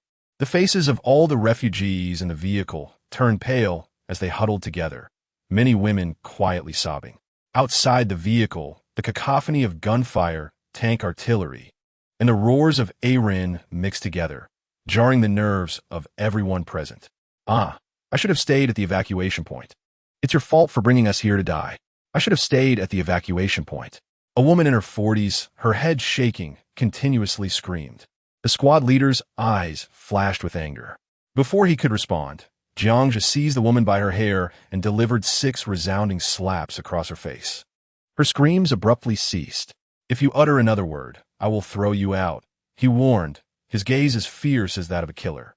The woman, clutching her swollen cheek, trembled and lowered her head, retreating into the crowd, afraid to speak. The squad leader gave Jiangzhe a thumbs up, his eyes filled with admiration. The convoy pressed onward. Loud bangs echoed from the vehicle as they traveled. Fortunately, the 10 or so Mongoose transport vehicles were reinforced with thick steel plates, rendering the Arin's attacks ineffective for the time being. The vehicle swayed violently from side to side, causing the people inside to cling tightly to one another. That was the result of Arin being swept under the vehicle. After half a minute, the convoy maintained its rapid pace. It seemed that this time, the Arin's ambush would fail. Boom! A dull thud resounded from the rear of the convoy. "Not good, 015 is stuck," the squad leader shouted, shattering the vehicle's silence. Through the observation port at the back of the vehicle, Jiangzhe saw that the last mongoose transport vehicle was tilted at an angle on the road, with thick black smoke billowing from its exhaust. However, the entire vehicle remained motionless. The transport vehicle was heavily loaded, nearing 40 tons, and the city road's drainage system could not withstand such weight, resulting in a collapse of 5 to 6 meters of pavement. In the blink of an eye, behind the 015 mongoose vehicle, thousands of Aryan surged forward like a rising tide. Chapter 64. The fifth-generation heir of Yi, when the last tank came to a halt. The 127mm heavy machine gun atop, it continuously spewed fire, causing the Aryan in the front to fall, wailing. The two armed helicopters hovered low, their door guns raining ammunition down to prevent other Aryan from surrounding the transport vehicle. "Stop the vehicle!" With the squad leader's booming command, Jiangzhe's transport vehicle came to a sudden halt. With a clang, the back door swung open. The squad leader, accompanied by 10 men, rushed toward the stranded 015 transport vehicle. At this moment, the door of the 015 vehicle also opened, and a dozen soldiers, along with over 50 survivors, scrambled out and ran toward Jiangzhe's vehicle. Meanwhile, the squad leader and his men raised their weapons, firing at the approaching Aryan. The helicopters and the machine guns on the vehicle's roof ceased their fire to avoid friendly fire. At this moment, the Aryan had caught up, and firing again would risk hitting their comrades. Screams erupted from the crowd. Several survivors at the back were tackled to the ground by Aryan. "Run, run!" the squad leader shouted, urging the crowd. His assault rifle fired at the Aryan approaching from all sides. Fortunately, these soldiers had good aim, often hitting the Aryan in the neck with each shot. However, the Aryan surrounding them multiplied. The squad leader dared not linger and led the group back to the transport vehicle. "Help me, help me!" The cries for help rang out from the crowd. Unfortunately, at this moment, the squad leader could do nothing but turn back, knowing it would cost more lives. "Ah, my son!" A sorrowful cry rang out from the crowd. It's Duanzhang's son and wife. Inside the vehicle, Du Shui grasped Jiangzhe's arm. In the fleeing crowd, a woman and a child were brought down by two Aryan, their screams abruptly silenced. In the span of 100 meters, people were continuously knocked down by the pursuing Aryan. The squad leader and his men had exhausted their ammunition. Drawing out their machetes, they urged run. The squad leader helped a fallen comrade to his feet and turned to slash. Clang! The sharp sound of metal clashing echoed as the Aryan steel pipe met the machete, sparking wildly. Seizing the moment, the squad leader ducked, pivoting to the side of the Aryan, and brought his machete down forcefully onto its neck. The blade sliced through, sending a jet of dark blood spraying forth as the Aryan screamed in agony, the machete cutting deep into its throat. In a moment of peril, as an ordinary person succumbs to fatal injuries, this Aryan continues to wield the steel pipe with ferocity. The squad leader skillfully steps back to evade. The machete descends like lightning upon the wound on the Aryan's neck. Amidst the gushing black blood, the Aryan's head tumbles to the ground. The heavy machine gun, mounted on the transport vehicle, once again roars to life, providing cover for the squad leader's retreat. Get inside. The first survivor to arrive is swiftly pulled into the compartment. Hurry, squad leader. The two soldiers stationed beside the compartment fire their weapons while continually shouting at the squad leader, who is now 20 meters away. At this moment, only the squad leader and his two subordinates remain outside the transport vehicle. A life-threatening mishap suddenly occurs. One soldier stumbles, caught by some unseen obstacle, and collapses to the ground. The squad leader quickly pulls the soldier up. In that brief moment of delay, the Aryan has already closed the distance. A look of resolve flashes in the squad leader's eyes. He shoves his two subordinates forward and urges, run. He then turns and swings his machete. Squad leader. The two soldiers attempt to reach for him. Get back. The squad leader bellows, using the machete to block the steel pipe that the Aryan swings down. He stumbles, nearly dropping to one knee. The disparity in strength nearly causes him to lose control of his weapon. Escape has become impossible. Go, don't mind me. The squad leader shouts towards the transport vehicle. A spike club swings down with force toward his head. Just as the squad leader raises his trembling arm to lift the machete, A dull whoosh sounds from behind. A dogleg knife becomes a whirling disc, slicing into the Aaron's neck. A grotesque head flies up half a meter before the squad leader. Before he can register the event, a large hand grips him from behind and hurls him into the arms of two soldiers. Squad leader, remember, you owe me a life. Jiang's voice resonates in his ear. With a thud, the foremost Aaron is sent flying like a cannonball, toppling a dozen more charging Aarons. Jiang retrieves the dogleg knife, wielding a straight-blade military knife in his left hand and the dogleg knife in his right, like two sides of death. He relentlessly harvests the lives of the advancing Aarons. With each strike, one Aaron falls. In less than 10 seconds, Jiang has dispatched the dozen Aarons that had pursued them. He then channels his strength, dashing forward like a cheetah, catching up to the transport vehicle and leaping into the compartment. The door slams shut. The squad leader gazes at Jiang, momentarily stunned before asking, "How are you so formidable? What do you do?" "I delivered takeout before the apocalypse," Jiang replies, shrugging off the blood from his knife. The squad leader looks at his equally bewildered teammates. "If all takeout delivery people were like you, what use would we have left?" The squad leader glances at Jiang with a hint of dissatisfaction. "You don't believe me? Fine. I'll say it differently. I'm the 5th-generation heir of U1. That should convince you." Jiang winks at the squad leader. The squad leader smirks, but refrains from engaging further, aware that Jiang wishes to keep his identity concealed. Moments later, he leans in excitedly. "Little brother, your skills are extraordinary. Join my squad. I'll gladly pass my position as captain to you." With a roar, the transport vehicle's engine belches and accelerates forward. The last tank, belching black smoke, draws in the Aarons behind the transport vehicle, propelling both vehicles out towards the outskirts of the town. The squad leader genuinely admires Jiang now. Slaying Aarons is as effortless as chopping vegetables. He has never witnessed such exaggeration. "Not interested." Jiang shakes his head.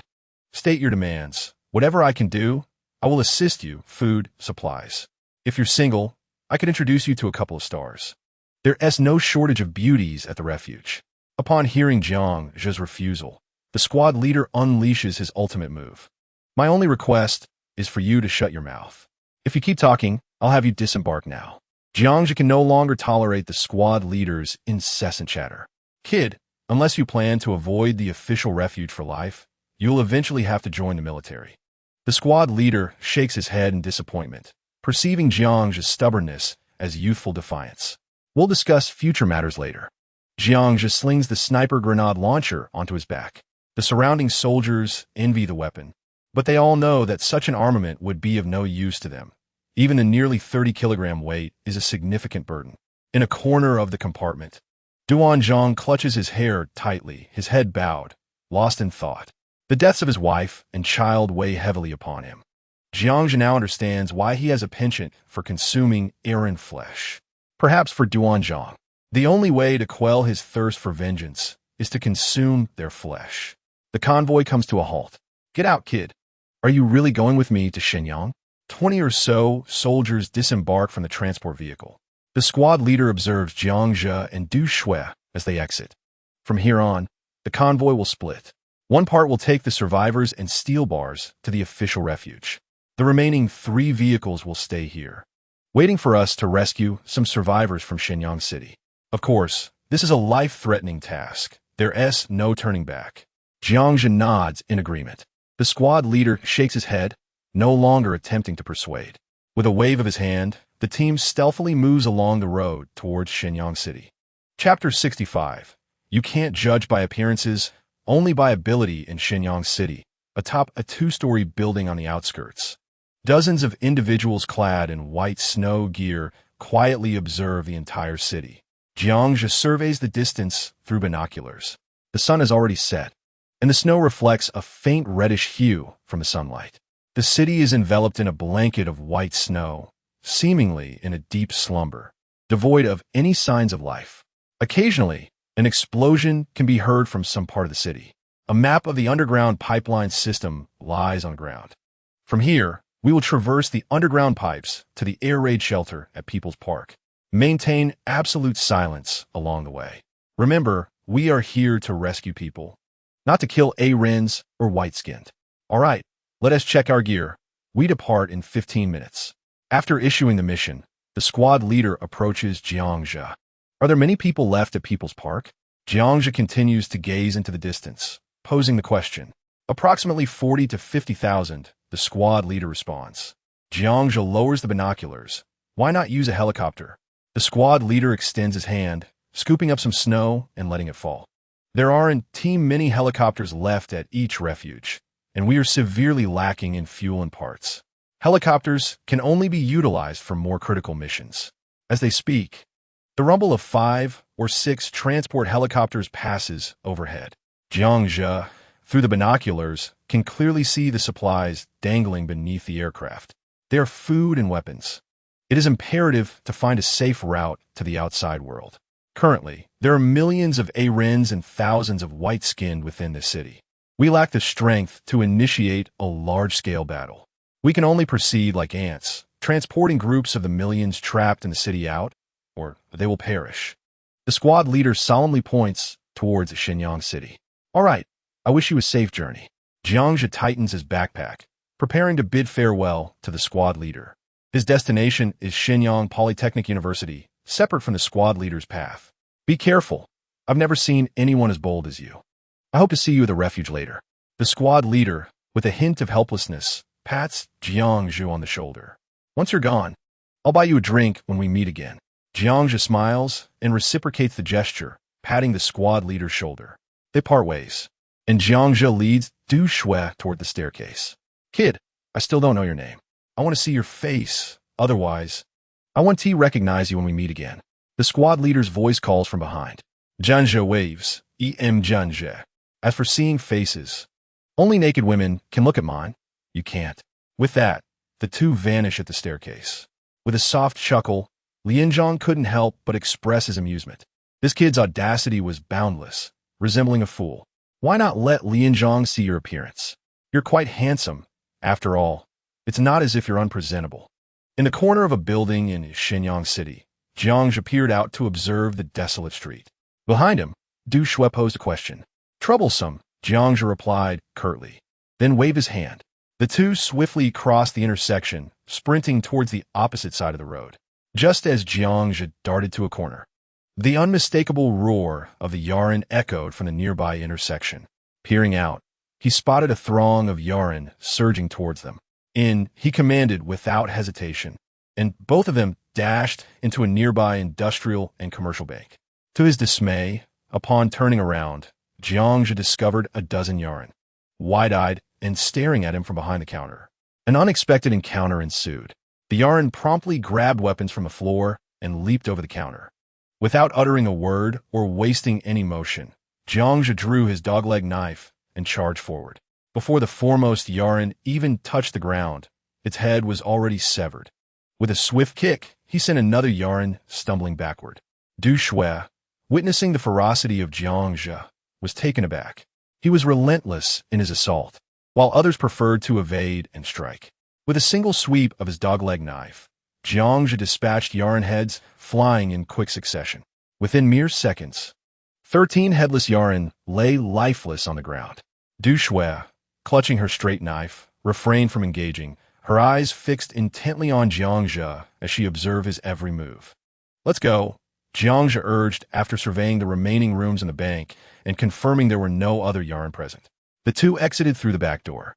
With a swift motion, Jiangzhe decapitated a Yaren that was about to roar, its head thudding against the ground. There are quite a few, he remarked while wiping the blood from his knife. The Yaren here were in abundance, a stark contrast to Shenyang and the nearby mountains. In a short distance of 1,000 meters, hundreds of Yaren had already fallen to Jiangzhe's blade. Du Shui, cleaning her knife, had been deliberately positioned by Jiangzhe to confront a single Yaren each time. After slaying 5 or 6 Yaren, her strikes became increasingly precise. Though she couldn't yet match Jiangzhe's lethal efficiency, she was no longer inferior in combat prowess. Indeed, only through battle can one grow swiftly. The most evident manifestation was that she no longer adopted those ridiculous poses before engaging in combat. Jiangzhe unfurled a map, glancing through the window at the street signs. They were still 10 kilometers away from Shenyang University of Technology. Shaking his head in resignation, He folded the map and continued on their journey. Night had completely fallen, and the cold moonlight bathed the city. The occasional roars of Yaren echoed in the crevices of the buildings. Jiangzhe and Du Shui moved like shadows, stealthily advancing towards the northern part of the city. Upon turning a corner, Jiangzhe abruptly halted and pressed a hand against Du Shui. She glared at the hand resting on her chest, about to protest, but upon seeing the gravity in Jiangzhe's eyes, she extended her hand to gently remove his. "Hide," he instructed, spinning around and leading Du Shui into an abandoned SUV by the roadside. Just as they closed the car door, a thunderous roar echoed from the street corner, accompanied by the growl of an engine. A tank drifted around the corner. Behind it, 3 white figures relentlessly pursued, and within 50 meters, the trio had leaped onto the tank's roof, their claws sparking against the heavy steel. On either side of the street, Yaren, who had initially rushed out upon hearing the noise, retreated upon sighting the white figures. At the intersection, the tank, carrying the 3 white creatures, screeched to a halt. The 3 were flung off as the tank braked sharply. As they attempted to regroup and confront the tank again, flames suddenly erupted from the surrounding buildings. 3 individual rockets struck the white creatures from various angles. Amidst the deafening explosions, one of the 3 was caught off guard and blasted away by a rocket. Chapter 66. The hunting squad at the intersection, the remaining 2 white creatures shrieked and darted towards the surrounding buildings. A thunderous explosion followed, sending debris and the figures of the white creatures flying. Even the car where Jiangzhe and Du Shui hid trembled from the blast. The force of the explosion indicated either an aerial heavy bomb or an anti-tank landmine. Jiangzhe's eyes widened in realization.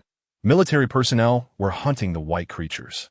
In a mere 5 seconds, the 3 white creatures were felled. The sound of metal clanging echoed as 6 soldiers clad in cold weather gear emerged from a manhole on the road, surrounding the injured white creatures with light grenade launchers in hand. "These individuals are formidable," Du Shui remarked in a hushed tone, observing the soldiers from the vehicle. "Indeed, they at least understand how to utilize traps effectively." Having endured a disastrous defeat, the military had learned that only in complex terrain could they effectively eliminate the white creatures. The efficacy of urban combat was now evident. Several grenades struck the heads of the white creatures. In close proximity, 2 grenades obliterated the skull of one, confirming the death of the 3 white creatures. Several soldiers swiftly extracted the crystal cores from their heads, executing the task with precision and speed, a clear indication of their experience. Just as Jiangzhe was stealthily observing, a frying pan suddenly dropped onto the car roof. He pried open the sunroof, and a head poked out from a second-floor window, waving at him. "Let's go take a look. They've already spotted us." Jiangzhe signaled to Du Shui, and they entered the building. After collecting the crystal cores, the soldiers disappeared into the manhole, and the tank rumbled into a nearby building. The street fell silent, with only the 3 white creatures' corpses lying motionless on the pavement. As Jiangzhe stepped into the adjacent building, 2 assault rifles pointed at them from around the corner. "Who are you 2? A burly man emerged from the corner on the first floor, his piercing gaze scrutinizing Jiangzhe and Du Shui. "Jiangzhe, this is my friend. We're on our way to Shenyang University of Technology to find someone." Jiangzhe responded calmly. "Where did you come from? Why aren't you at a safe zone?" The imposing man questioned, skepticism evident in his eyes. Just then, the streets echoed with a cacophony of Yaren roars. Countless Yaren surged forward, drawn by the scent of blood from the white creatures. The first few Yaren pounced upon the corpses, ravenously devouring them. "Follow me. We'll discuss things in a safer location." The muscular man gestured. After exchanging cautious glances with Du Shui, Jiangzhe followed the 3 soldiers into the building's underground passage. Reaching the second basement level, they lifted a metal plate. With a thud, they jumped into a sewage system, where the sludge beneath their feet was harder than the concrete floor. Suddenly, the tactical flashlights on the soldiers' chests flickered to life. As I turned a corner in the sewer, the underground space suddenly illuminated. A pile of bonfire emerged beside the maintenance platform. 8 soldiers, clad in identical attire and huddled around the fire, noticed the burly man and stood up with a start. "Captain," one of them exclaimed, "is anyone injured?" The robust man inquired in a low voice as he approached. Haha, no, Captain. Today was quite fruitful. We have already taken down 8 white-skinned ones, exceeding our mission objectives. One of the soldiers chuckled. Jiangja scanned the group of 11 soldiers. Weapons of various heavy calibers strewn about. Rocket launchers, heavy sniper grenades, and anti-tank mines. Do not be careless when fighting the white-skinned ones.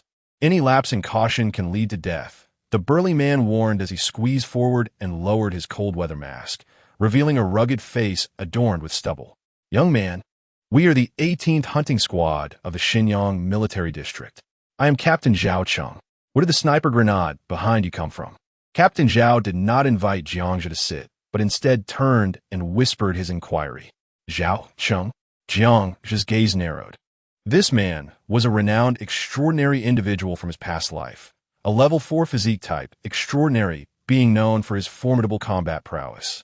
He had heard tales and envied him in his previous life. But unexpectedly, he encountered this celebrity in the sewers of Xinyang after his rebirth. I found the gun on the battlefield in Nanjiang, Jiangja replied, removing the sniper grenade from his back and offering it forward. A teammate of Zhao Cheng's took it, inspected it briefly, and returned it.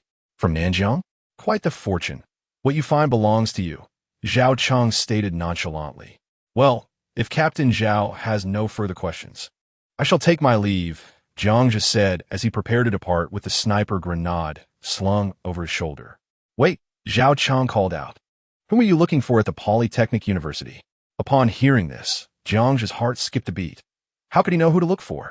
I do not know either, he replied, shrugging helplessly.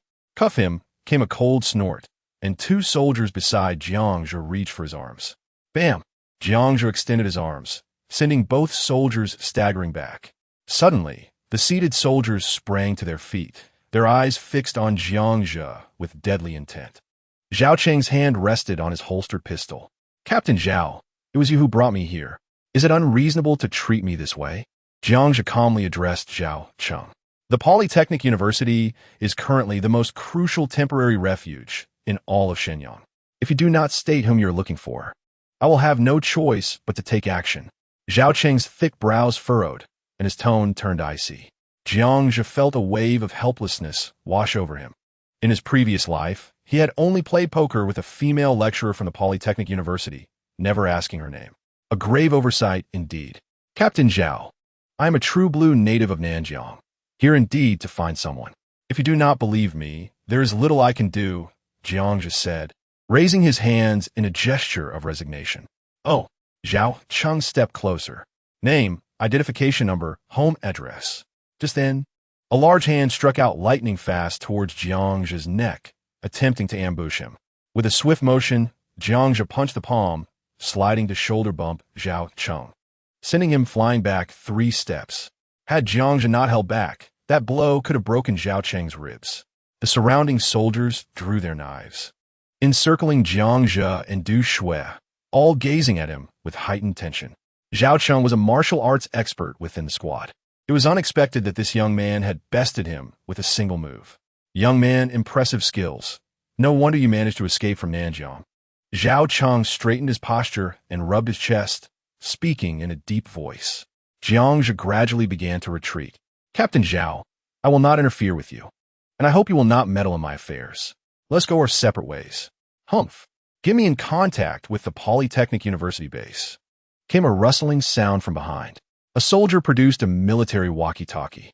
Jiangja halted, turning to look calmly at Zhao Cheng. Captain Zhao, do you truly wish to proceed this way? In the dimly lit sewer, Jiangja stood before the 11 members of the hunting squad, straightening his back slowly. Du Shui placed her hand on the hilt of her knife. At this moment, everyone in Shenyang City seeks to escape this place, yet you choose to venture into it. I must ensure that you have not consumed any snow water. Regardless of which, I must clarify your intentions.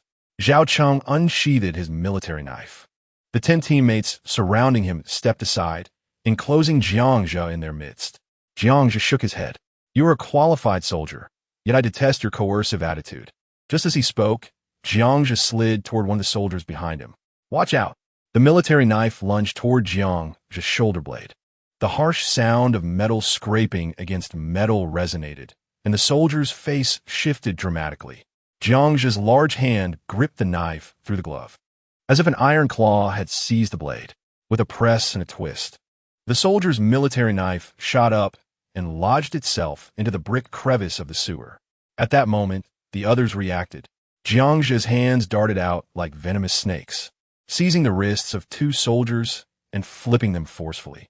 Their defenses faltered, leaving them wide open. With a swift kick, Jiang sent both soldiers crashing against the sewer wall. Zhao Cheng's expression was still one of shock as Jiang rushed towards him, a tremendous force smashing through Zhao Cheng's raised arm.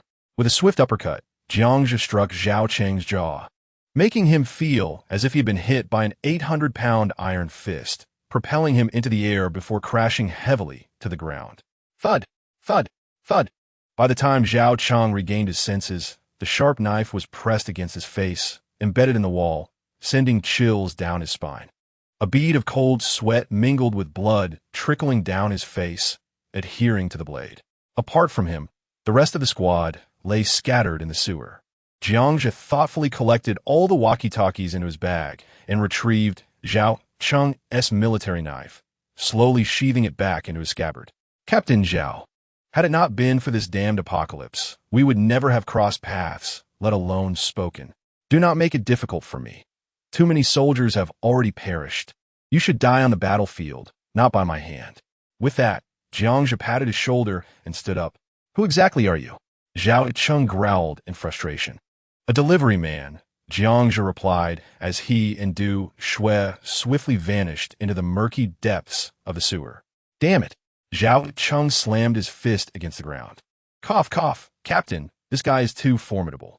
Should we call the brothers to intercept him at the Polytechnic University? One soldier, clutching his chest and grimacing, suggested. No need. I will seek retribution for this myself, Zhao Cheng declared after a moment of silence, his gaze fixed on the direction Jiang had vanished. In the dark sewer, Jiang's knife glinted as he cleaved two oncoming serrated rats in half. How'd you do that? Du Shui asked, kicking aside a corpse of a serrated rat. What? Jiang continued, walking ahead. I saw you catch the military knife barehanded. Your gloves are just ordinary cold-weather gloves. They cannot possibly withstand a knife. Jiang remained composed as he walked forward. That was thanks to my second-tier ability in this psychic energy system, Gold, which allows me to transform parts of my body into metal at will, significantly enhancing my defense. Have you heard of the Golden Bell Shield? Yes. It's a martial arts concept from novels. Jiang continued. What I did earlier was akin to the Golden Bell Shield. When I was young, an old man suddenly handed me a book and said my bones were unique and suited for martial arts. So I practiced and practiced until I became skilled. Du Shui stood in a daze and said firmly, if you don't want to talk, then don't. Do you think I haven't watched Xing Ye's movies? Was it necessary to be so dramatic? Jiang nodded in agreement. Indeed. You know I wouldn't say anything, yet you still ask. Is that foolishness on your part? The two continued their conversation as they walked forward. Although the sewer reeked with an acrid smell, it was sufficiently safe. Aside from the occasional encounters with the saw-toothed rats and the confusing forks in the path, they reached the university without incident. It was already midnight. The cold moonlight spilled onto the snow, casting a silvery, dim glow. The entire university lay in silence, with all the buildings displaying dark, hollow windows, resembling monstrous entities lurking in the night. Do you know where the air raid shelter is? Du Shui asked, standing at the corner of a dormitory building, scanning the area cautiously. No, Jiang replied honestly, shaking his head. He only knew that the shelter was somewhere on campus, but the exact location was elusive. How do we find it? Du Shui leaned against the wall, whispering. This woman was actually quite exhausted, but Jiang hadn't suggested resting, nor had she voiced the need for a break. She continued to grit her teeth and persevere. Jiang pointed to the ground, looked for traces. The people entering and exiting the shelter must have left some signs. With that, he began to wander around the desolate campus with Du Shui. Half an hour later, he pointed to a soccer field in the southeast corner of the campus. The spacious soccer field was littered with numerous subhuman corpses and various sized craters. In the southernmost corner of the field stood a rectangular structure, entirely cast in reinforced concrete. Creaking, Jiang slowly crossed the field, confidently walking towards the building. He was certain that it was the entrance to the shelter and that someone was watching. Rather than sneaking around, it was better to walk in boldly. 2 minutes later, Jiangzhe and Du Shui stood before a 3-meter-high, 6-meter-wide doorway that resembled a warehouse. The steel door's thickness was indeterminate. In the upper right corner of the door, a surveillance camera flickered with a faint red light. Jiangzhe waved at the camera, then wrote the word survivor in large characters on the back of Du Shui's down jacket. Indeed, a minute later, the heavy iron door creaked open, revealing a narrow opening just wide enough for one person to enter. As soon as Jiangzhe stepped into the base, a blinding light illuminated the space, revealing a dozen fully armed soldiers brandishing various assault rifles, surrounding them behind bulletproof shields. Jiangzhe slightly tilted his head to avoid the glaring lights. "Where did you come from?" A soldier's deep voice echoed from behind the shield, reverberating in the empty air raid shelter corridor. "In Nanjiang. When I fled to Bunxi, I encountered a military unit pulling steel bars. I'm here to find my brother." "Who is your brother?" "Luo Shun, a junior majoring in bioinformatics at Shenyang Institute of Technology. I'm here to find him." Du Shui, standing beside him, was taken aback, quickly lowering her head and gripping his arm tightly. "What is your name?" "Who is she?" "I am Jiangzhe, and she is my girlfriend Du Shui." Upon hearing Jiangzhe's response, Du Shui's hand trembled. "Are you kidding? Your surname is Jiang, and your brother's surname is Luo?" The soldier behind the shield asked, somewhat displeased. Jiangzhe fixed his gaze straight ahead. "My mother remarried. Each has their own family." After a moment, the lights dimmed. "Come with us," the voice commanded again. A sloped pathway appeared before Jiangzhe. Chapter 68. The air raid shelter refuge. The sound of hurried footsteps echoed continuously in the 6-meter-wide corridor. A dozen soldiers surrounded Jiangzhe and Du Shui, leading them down the sloping passageway. Dim emergency lights illuminated the walls every few meters. After walking for a full 10 minutes, they finally reached the end of the corridor. Before them stood a 3-meter-high, 3-meter-wide iron door, with shooting holes resembling those of a machine gun bunker positioned at a height of a person along the walls. Clink, clink. One of the soldiers pressed a button on the wall, and the iron door creaked open. "Enter," with the command issued. Jiangzhe and Du Shui stepped through the iron door. Behind the door was another corridor leading further underground, albeit much narrower, only 2 meters wide. 2 middle-aged women in white lab coats yawned, casting a discontented glance at Jiangzhe, extending their arms. "What is it?" Du Shui asked, bewildered from behind. "Of course. It's for a blood test. What if you two have already consumed snow water?" One of them said impatiently. Jiangzhe's heart sank. He hadn't expected the military to have developed the gene virus testing reagent so quickly. In his previous life, it had taken at least half a month. Certain events in the timeline had changed because of him.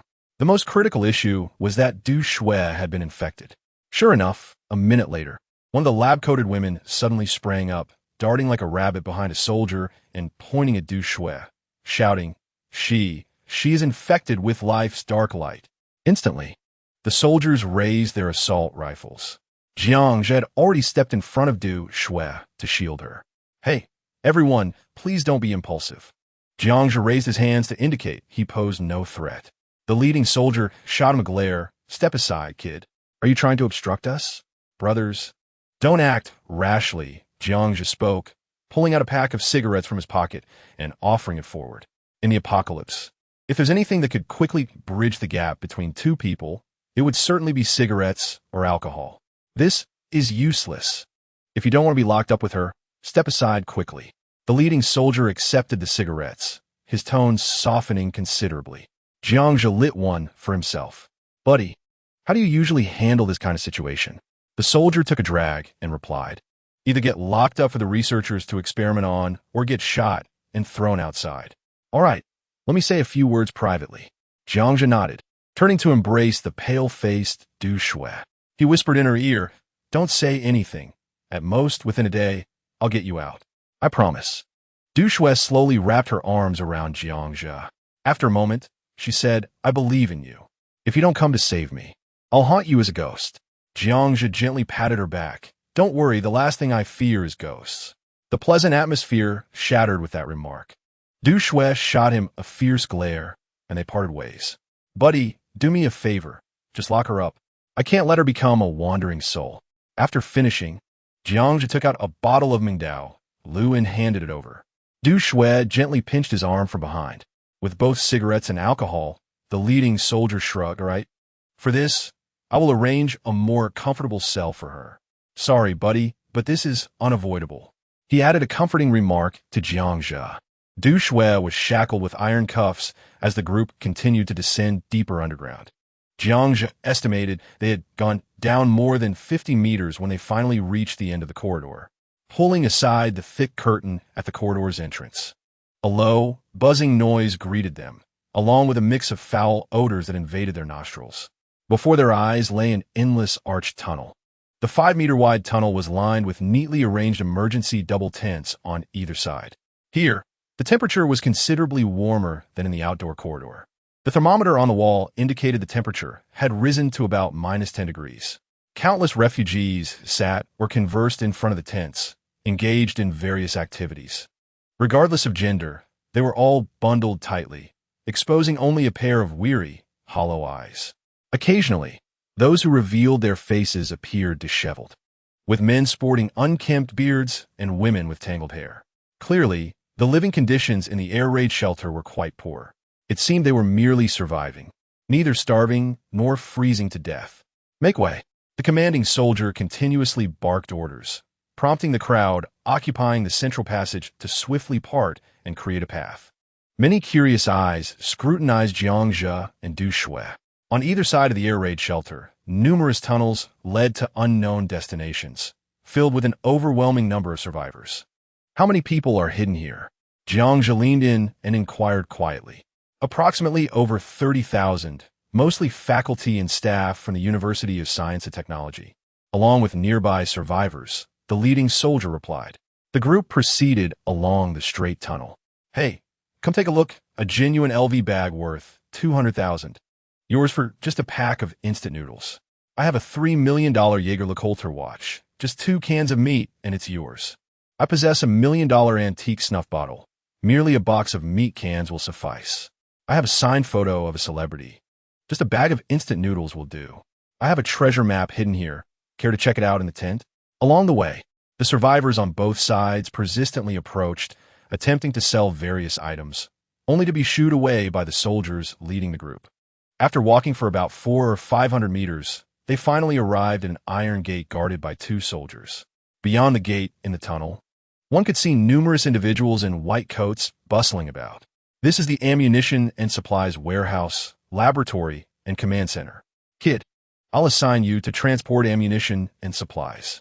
This is all I can help you with. Be smart and don't cause me trouble. The leading soldier stated while accepting 2 bottles of Mingdao Lu that Jiangzhe discreetly passed to him. Thanks, buddy. Jiangzhe nodded in acknowledgement. The group turned into a branching path, where on either side of the air raid shelter tunnel were independent small rooms. Each room contained 3 or 4 survivors, staring blankly at Jiangzhe and his companions. No one uttered a word, nor did anyone resist. Those confined within were survivors infected with the life black light. A rough estimate indicated at least 100 individuals. Go in. Du Shui was pushed into one of the rooms. This area was specifically for those infected with the life black light gene virus, ultimately destined for experimentation. A wrist-thick barrier separated Jiangzhe and Du Shui. The room was devoid of beds, empty except for a leather bucket for waste disposal, an overpowering stench permeating the air. Besides Du Shui, there were 2 individuals wearing glasses, huddled together on a tattered blanket for warmth. Upon seeing Jiangzhe outside the bars, they merely glanced up briefly before lying back down, their eyes devoid of life and filled with despair. Although Jiangzhe could not see their faces, he imagined they resembled ashes. Trust me, Jiangzhe conveyed a reassuring look to Du Shui through the bars.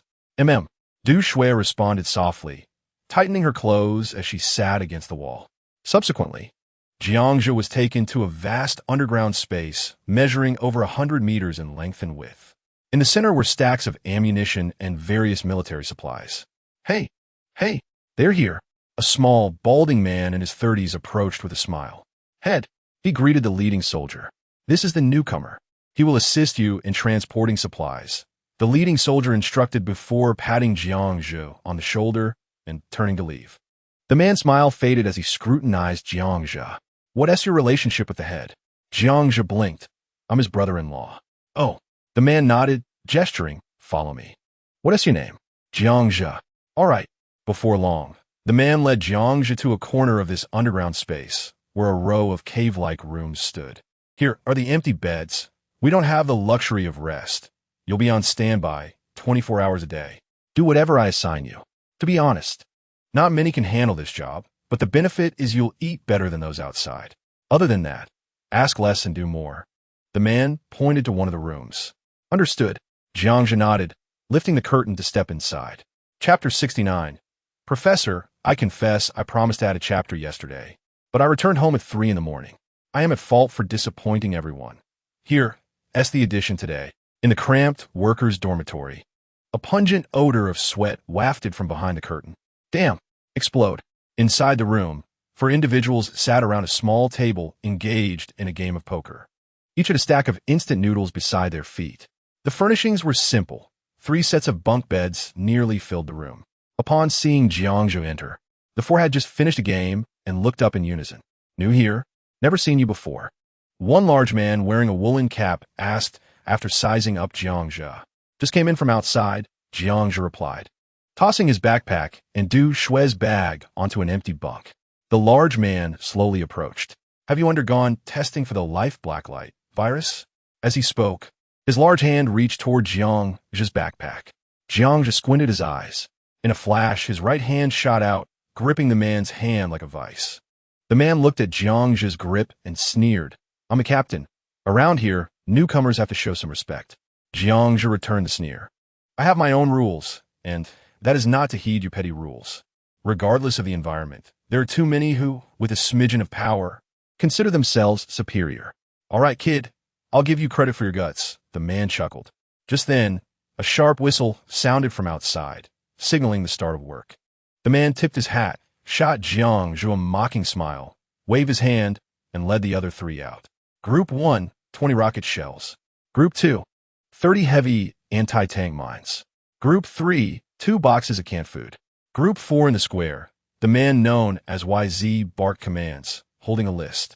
Immediately, over 40 people around the square began rummaging through the piled supplies, placing items onto a flatbed cart.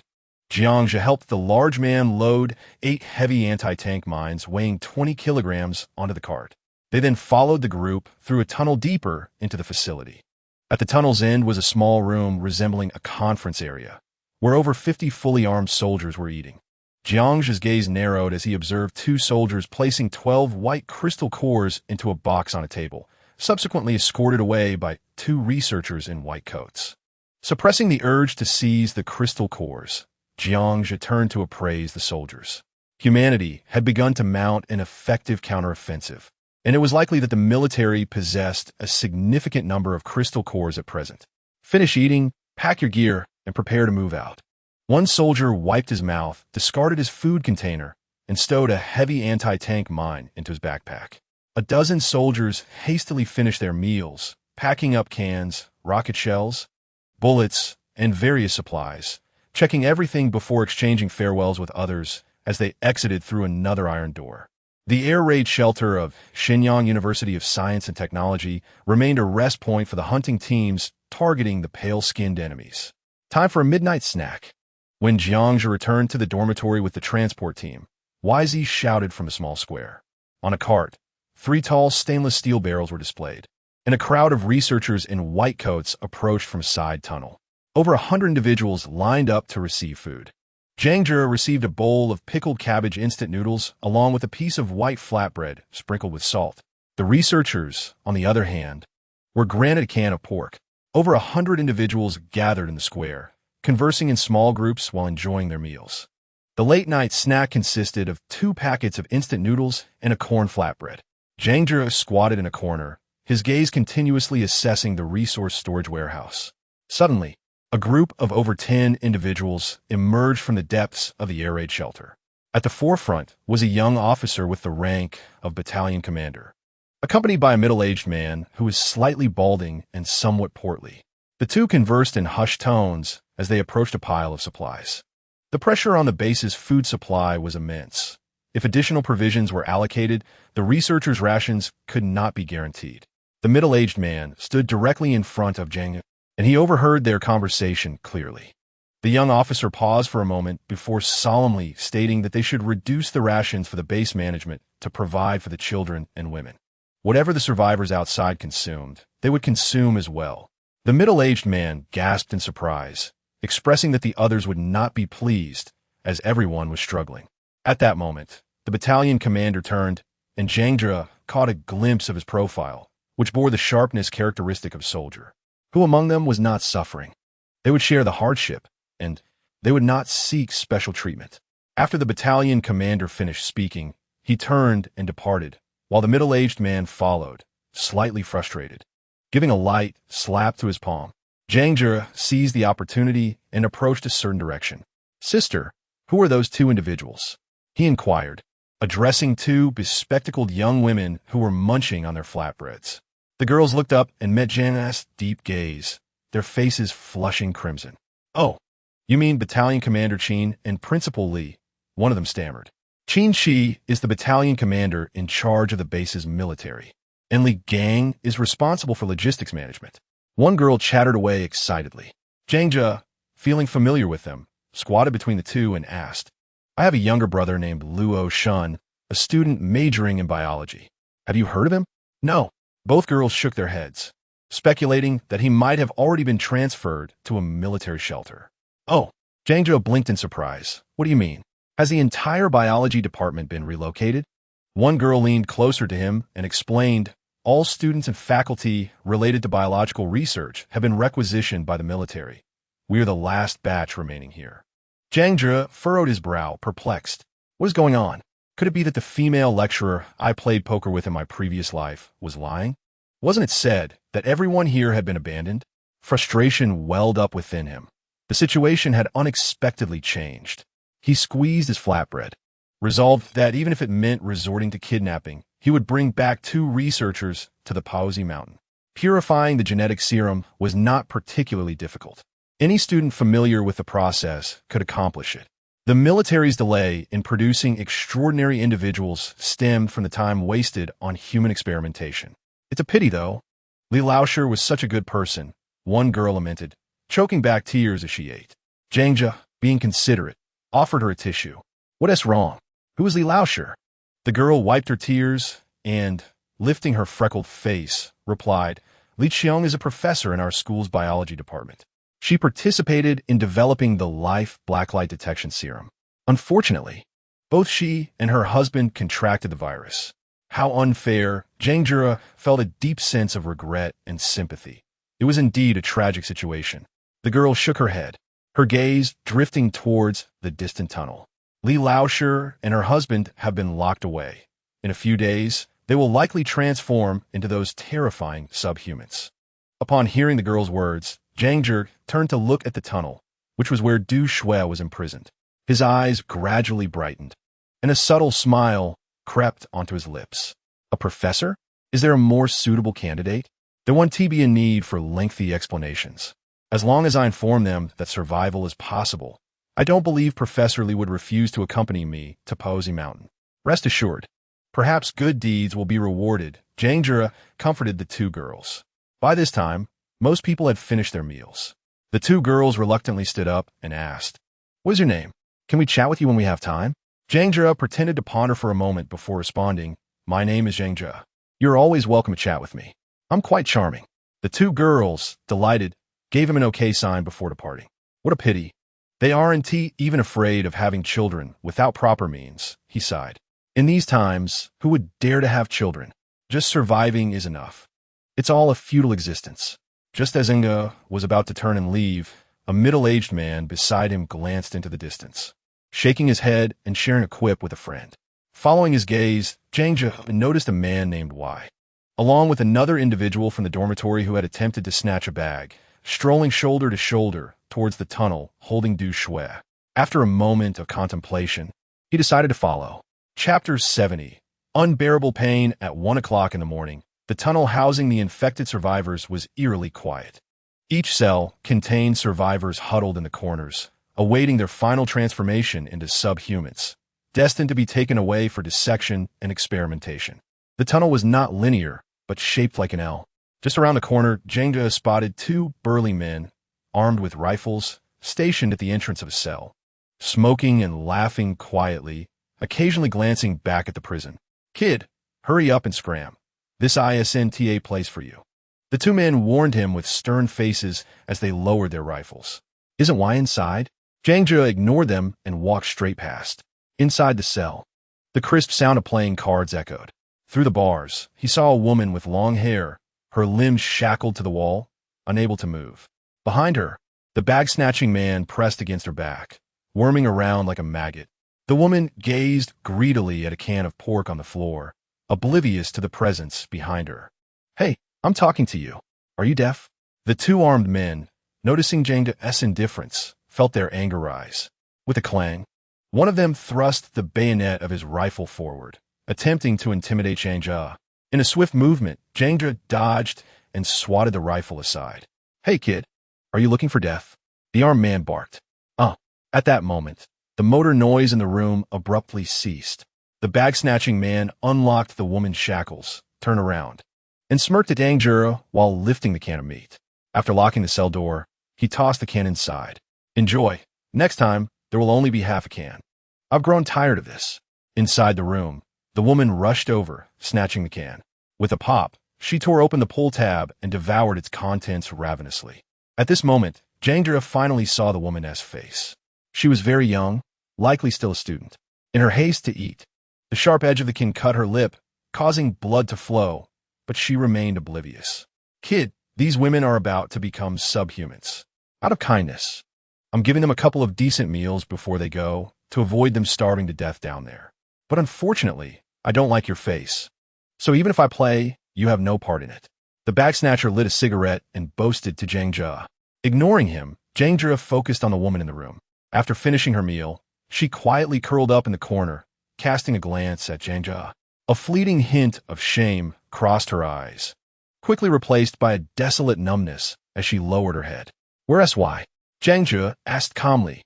The 3 men opposite him sneered, about to speak when a painful scream echoed from the depths of the tunnel. "Serves you right. People like you should not live. Heaven is truly blind." Alongside this, Du Shui's furious voice rang out. Jangja's expression shifted. The 4 of them quickly abandoned their bickering and rushed forward towards a room where Du Shui was held. YZ pressed his hands against his groin, leaning against the wall, his face pale and lips trembling, casting a sinister glare at Du Shui. Meanwhile, the couple sharing the room huddled in the corner. "YZ, quickly incapacitate this woman. Just don't kill her, damn it," YZ commanded, pointing at Du Shui as he spotted 3 companions approaching. The man attempting to seize the bag was abruptly yanked by his hair by Jiangzhe, and with a thud, he was hurled against the opposite fence, the violent impact rendering him unconscious. This scoundrel had the audacity to attempt to take advantage of her with a can. May his eyes be blinded. Du Shui, noticing Jiangzhe, kicked the can on the ground, which was swiftly retrieved by the couple in the corner. With a clatter, they opened the iron ring and devoured its contents hungrily. Suddenly, 2 men at the entrance removed their rifles, aiming at Jiangzhe. Alas, Jiangzhe's speed outmatched theirs. Before they could steady their aim, a military knife appeared in his hand. With a thud, both men froze in place, a crimson line gushing from their necks. Then, under the watchful eyes of the onlookers, their heads fell. YZ was momentarily stunned, barely managing to utter half a word before Du Shui delivered a swift kick to his groin. YZ rolled his eyes in agony. The remaining couple in the room embraced each other in the corner, their eyes wide with fear as Jiangzhe's gaze fell upon them. After a brief moment of shock, the woman hastily grabbed the remaining meat from the can and stuffed it into her mouth. "Excuse me, may I inquire about something? Do you know in which room Professor Li Qiong from the Institute of Technology is being held?" Jiangzhe inquired, offering 2 packets of instant noodles. Li Qiong. "And this is my husband," the short woman with glasses said in surprise, momentarily halting her chewing. Jiangzhe chuckled softly, shaking his head. What a coincidence. The couple appeared disheveled, much like other survivors, yet shared a resemblance with Zhou Qi, embodying that essence of scholars devoted to scientific research. Her husband cautiously shielded Li Qiong behind him. What do you want? We have already contracted the genetic virus. Whatever you desire, we likely cannot fulfill. How long have you been infected with the genetic virus? 7 days. Jiangzhe leaned closer, whispering a few words into their ears. Are you serious? The man grasped Jiangzhe's arm, his previously dull eyes suddenly alight with hope. Follow me. You two still have a glimmer of hope, and besides, what else do you have to lose? Jiangzhe declared earnestly. After a brief exchange of glances, the couple nodded emphatically. We will go with you. If it doesn't work, you can kill us. Jiangzhe smiled. Rest assured, this miracle will be born in your hands. Subsequently, Jiangzhe seized YZ and ordered. Let us go, YZ, lead us out. You can't leave. Many people know Professor Li Qiong. Really, trust me, YZ protested. Jiangzhe silenced him with the hilt of his knife against his mouth, sending 2 teeth flying before he quieted.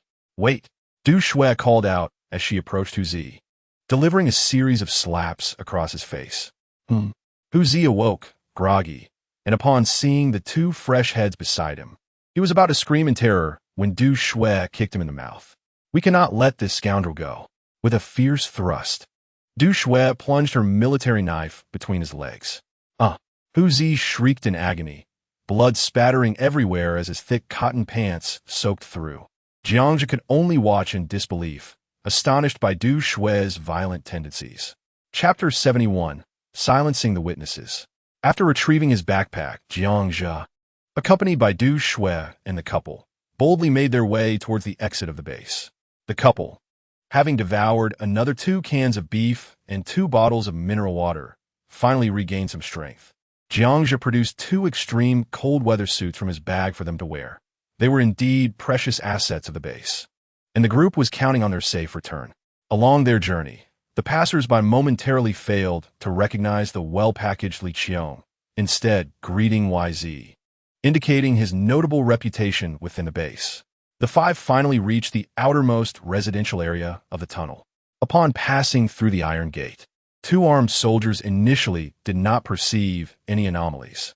As the 5 ventured less than 3 meters out, survivors from both sides of the tunnel encircled them, incessantly hawking an array of bizarre and useless items. A woman suddenly screamed and stumbled back, pointing at Li Qiong. She is Professor Li Qiong. You were infected with the virus. This outcry caused chaos. As YZ had warned, the refuge was predominantly comprised of staff from the Institute of Technology, and far too many recognized Professor Li Qiong. The surrounding crowd immediately scattered in panic, the once orderly tents now in disarray. Stop! The 2 soldiers at the gate reacted, raising their assault rifles and aiming at the 5. Don't shoot, I was threatened. YZ shouted desperately. The soldiers were not inclined to engage in dialogue. Upon sensing danger, they would undoubtedly open fire. Li Qiong and her husband, along with Du Shui, took refuge behind Jiangzhe. A knife was pressed against YZ's neck as the 5 slowly began to retreat.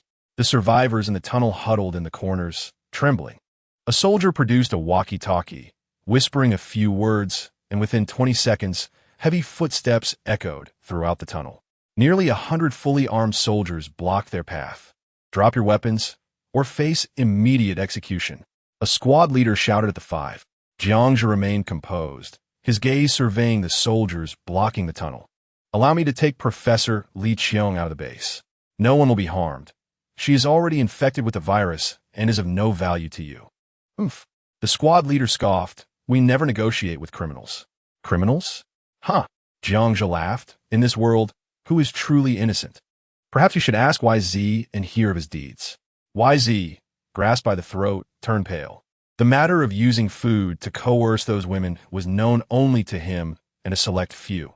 If the other survivors outside were to find out, the base's leaders would likely execute him to quell the outrage. What has transpired? Suddenly, the tunnel was filled with the sound of heavy footsteps.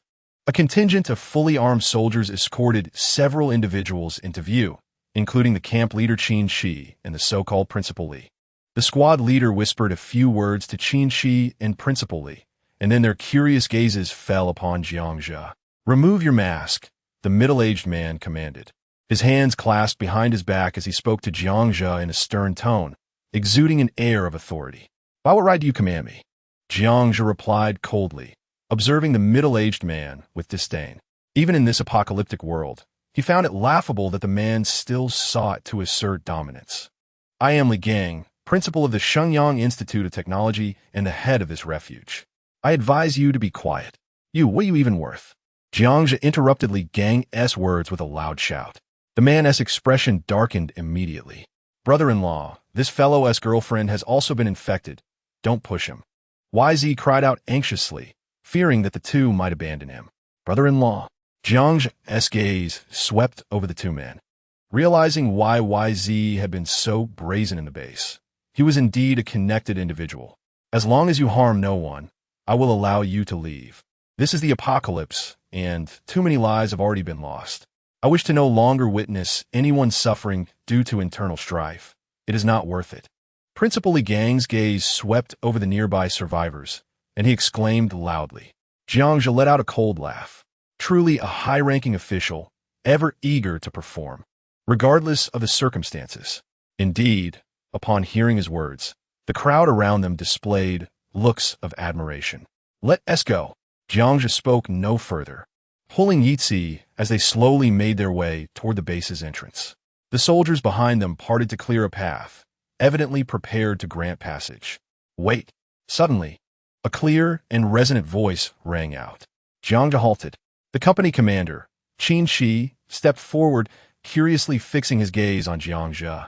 "Rest assured, since Principal Li has already agreed to let you leave, this decision will not waver." "You mentioned Yizi. What has he done? I am quite curious. Could you elaborate?" "Commander Qin, it is merely a trivial misunderstanding. There is no need," Yizi interjected before Jiang Zhe could respond. The young Commander Qin frowned, stating, "As the military head of this base, I have the right to know what transpires here. With both parties present, clarifying the situation should be quite straightforward." As soon as Commander Qin finished speaking, Principal Li Gang could no longer contain himself. "Commander Qin, allow me to handle this matter." Jiang Zhe, however, chuckled. "You wish to know?" "Indeed." Commander Qin nodded affirmatively. "Young man, do you still wish to leave here?" Principal Li glared at Jiang Zhe, the threat evident in his tone. "Listen, you're anxious." Jiang Zhe sneered, then turned to Commander Qin. "Can you make the call?" Without further ado, Commander Qin waved his hand. Instantly, all the soldiers in the tunnel lowered their weapons. "Commander Qin." Yizi attempted to speak again, but with a thud, Jiang Zhe struck him with the hilt of his knife, sending his front teeth flying. Subsequently, Jiang Zhe pulled Li Qiong and her husband closer, addressing everyone loudly. "Many of you should recognize Professor Li Qiong. If she speaks on this matter, no one will doubt her credibility." Jiang Zhe then exchanged an encouraging glance with the couple. After a couple of deep breaths, Li Qiong adjusted her glasses and bravely stepped forward, stating, "This Yizi usually does not allow those infected by the virus to eat. They threaten those women with canned food and instant noodles." Professor Li Qiong's words were abruptly interrupted by the sharp sound of gunfire that left everyone momentarily stunned. Principal Li Gang held a smoking gun, staring incredulously ahead. Jiang Zhe slowly moved the knife, blocking his path, revealing his cold, piercing eyes. On the heavy blade, 2 distinct bullet holes were clearly visible. "Do you intend to silence me?" Chapter 72. Truth or Dare with all eyes upon him. The knife pierced deeply into Yizi's neck, blood gushing forth. "Do not kill," Commander Qin shouted sharply. Yet, Jiang Zhe had already darted forward like a specter. In the blink of an eye, he closed the 10-meter distance, and before the surrounding soldiers could react, with a swift motion, Jiang Zhe seized Principal Li's gun. With a powerful upward thrust, the gun was now in Jiang Zhe's possession, and he struck down with his fist, producing a sickening crack from Principal Li's elbow, exposing white bone. "Ah!" Li Gang screamed in agony. As Commander Qin rushed forward to assist his comrade, Jiang Zhe kicked out with his right foot, sending him soaring backward, toppling several soldiers in his wake. When the scene became clear, Jiang Zhe had the knife at Principal Li Gang's throat. The soldiers raised their rifles once more, the tension mirroring the previous moment, but now The hostage had shifted from Yitzi to the principal. Calm down, everyone. I will investigate this matter thoroughly. If you kill him, you will not escape. Commander Qin grimaced, massaging his chest as he tried to quell the rising tensions. Jiangzhe regarded Commander Qin with surprise. He had a surprisingly good temperament, not reacting with fury despite being kicked. At least he was not aligned with Principal Li Gang. Commander Qin's gaze was intense as he addressed Jiangzhe. Friend, it will be a shame for someone with your skills not to join the military. Release Principal Li, and I assure you there will be no repercussions.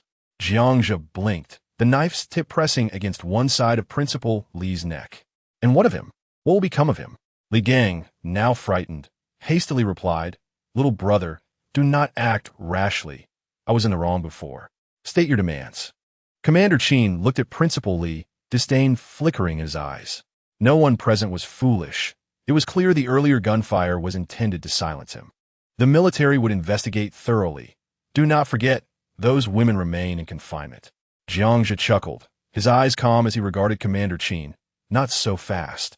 Let me engage Principal Li in a game of truth or dare.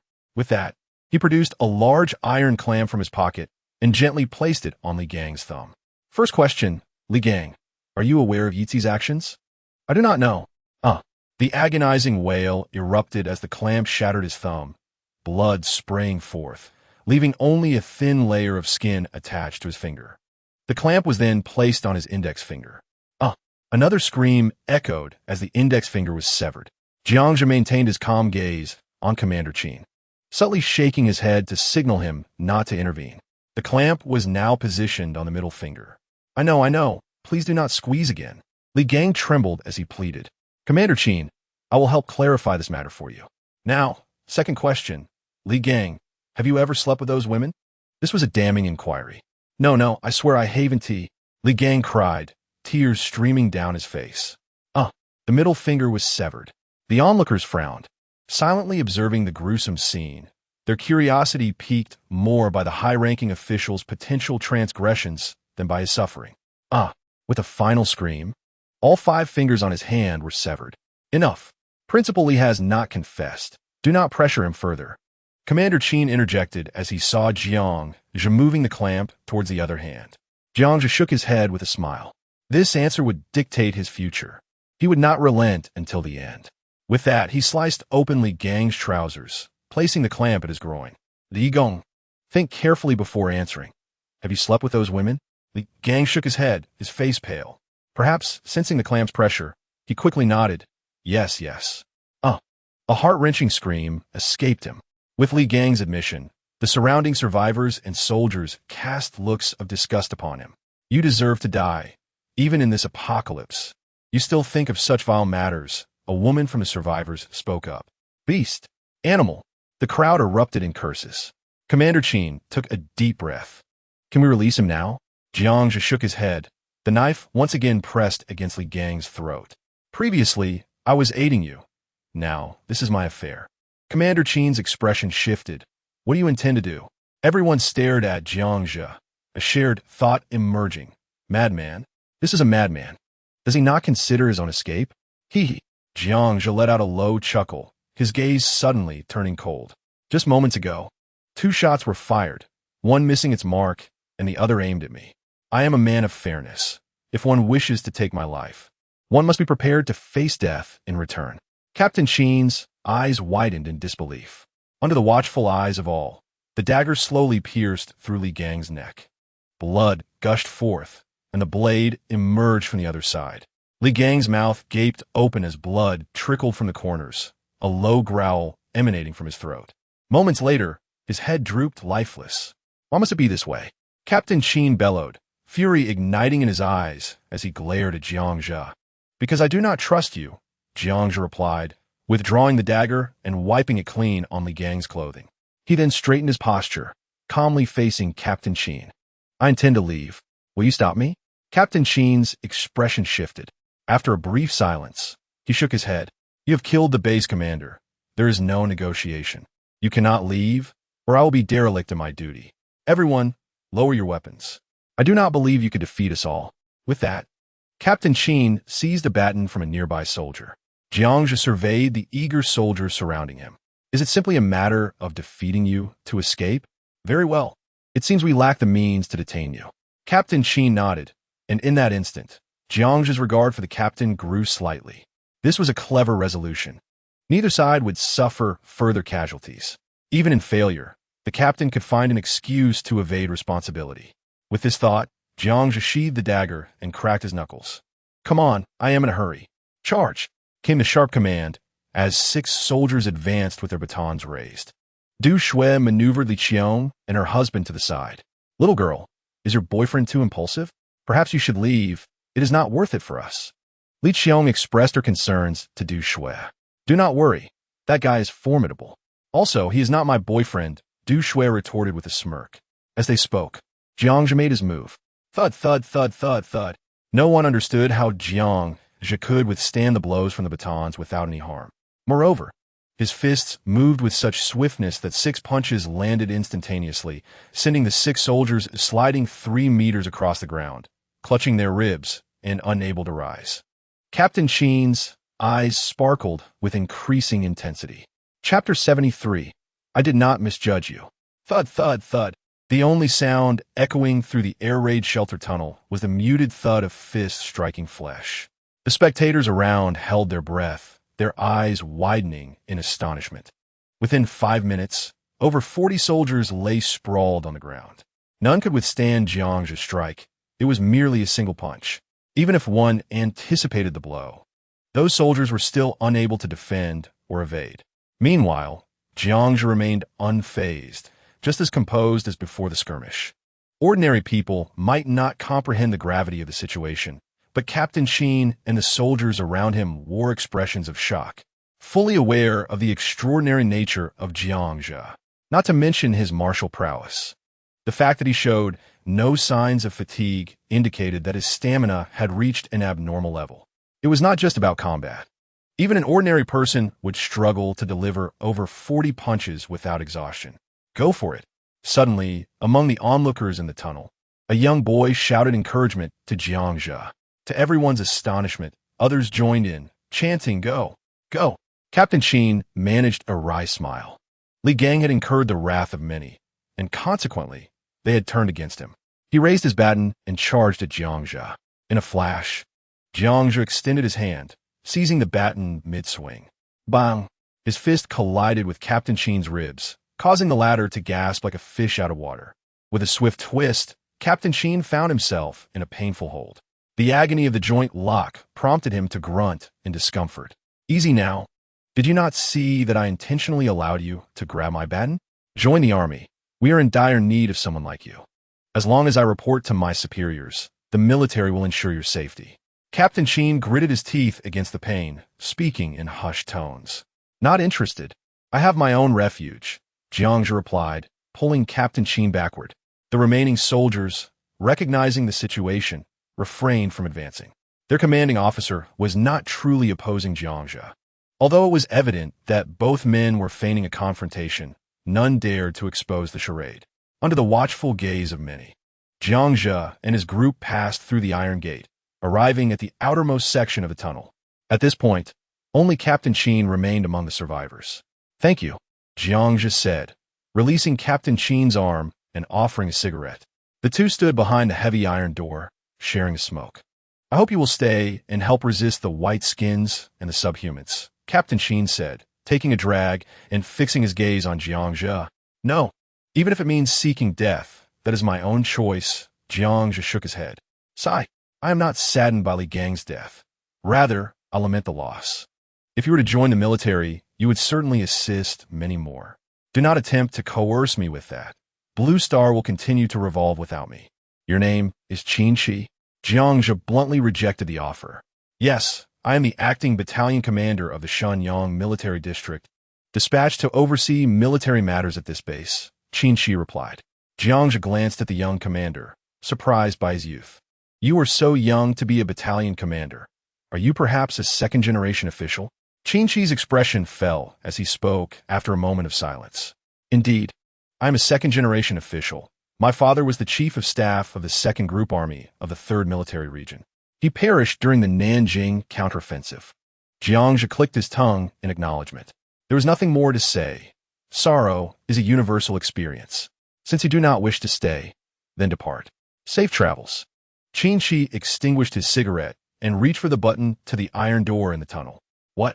Are you not going to try to persuade me to join the army? Jiangzhe asked, surprised as he adjusted his backpack. Forget it. If you can protect the people in a refuge, that is a good thing. It matters not where you go. Jiangzhe gave him a thumbs up, appreciating his vision. With a low hum, the heavy air raid shelter door began to rise. Take care. They nodded in farewell. Just as Jiangzhe and his companions were about to slip through the iron door, a group of soldiers unexpectedly rushed back in, leaving both parties momentarily stunned. It's you? Jiangzhe and the leading soldier exclaimed in surprise simultaneously. It was Zhao Cheng and his men, his eyebrows frosted over, eyes wide with astonishment as he regarded the duo of Qin and Jiangzhe. You two know each other? Qin asked, equally surprised. Hee. Jiangzhe chuckled lightly, nodding. Yes, we had a little misunderstanding on the way here, right, Captain Zhao? Zhao Cheng's expression shifted as he nodded in agreement. Indeed, Captain Qin. There were some minor misunderstandings. How do you know each other? Hee. Jiangzhe and Qin exchanged knowing glances and shared a laugh at the absurdity of it all. Just then, a crackling sound erupted from Qin walkie-talkie. Commander, urgent military orders. As the transmission concluded, a soldier rushed in from the base, handing over a briefing. After a minute, Qin expression grew serious as he handed the briefing to Zhao Cheng. The two studied it closely for a moment, their eyes brightening as they turned to Jiangzhe. Jiangzhe looked at them quizzically. What is with that look? Qin leaned in closer. Could you lend us a hand? He said, passing the briefing to Jiangzhe. Jiangzhe glanced at the document before slapping it back into Qin arms. No way. The dangers posed by Tianmei Biotech Company are surely substantial. Otherwise, this mission would not require so many squads to be deployed. Qin disappointment was evident as he took back the briefing. Well, you are not a soldier, and I cannot command you. I wish you a safe journey. And if the opportunity arises, I shall treat you to a drink. With that, Jiangzhe nodded at the two individuals and turned to leave. At this moment, Li Qiong approached and tugged at Jiangzhe's arm, whispering, Little brother, your rescue of me must be related to those viruses and crystal nuclei, right? Sure. Jiangzhe nodded in affirmation. Yes, what is it? Li Qiong glanced back at Qin and continued. Tianmei Biotechnology is the most comprehensive company in Shenyang City for biological instruments. If you want me to conduct experiments, do you have the necessary equipment? What? Jiangzhe was taken aback. Li Qiong raised her hand, listing various instruments.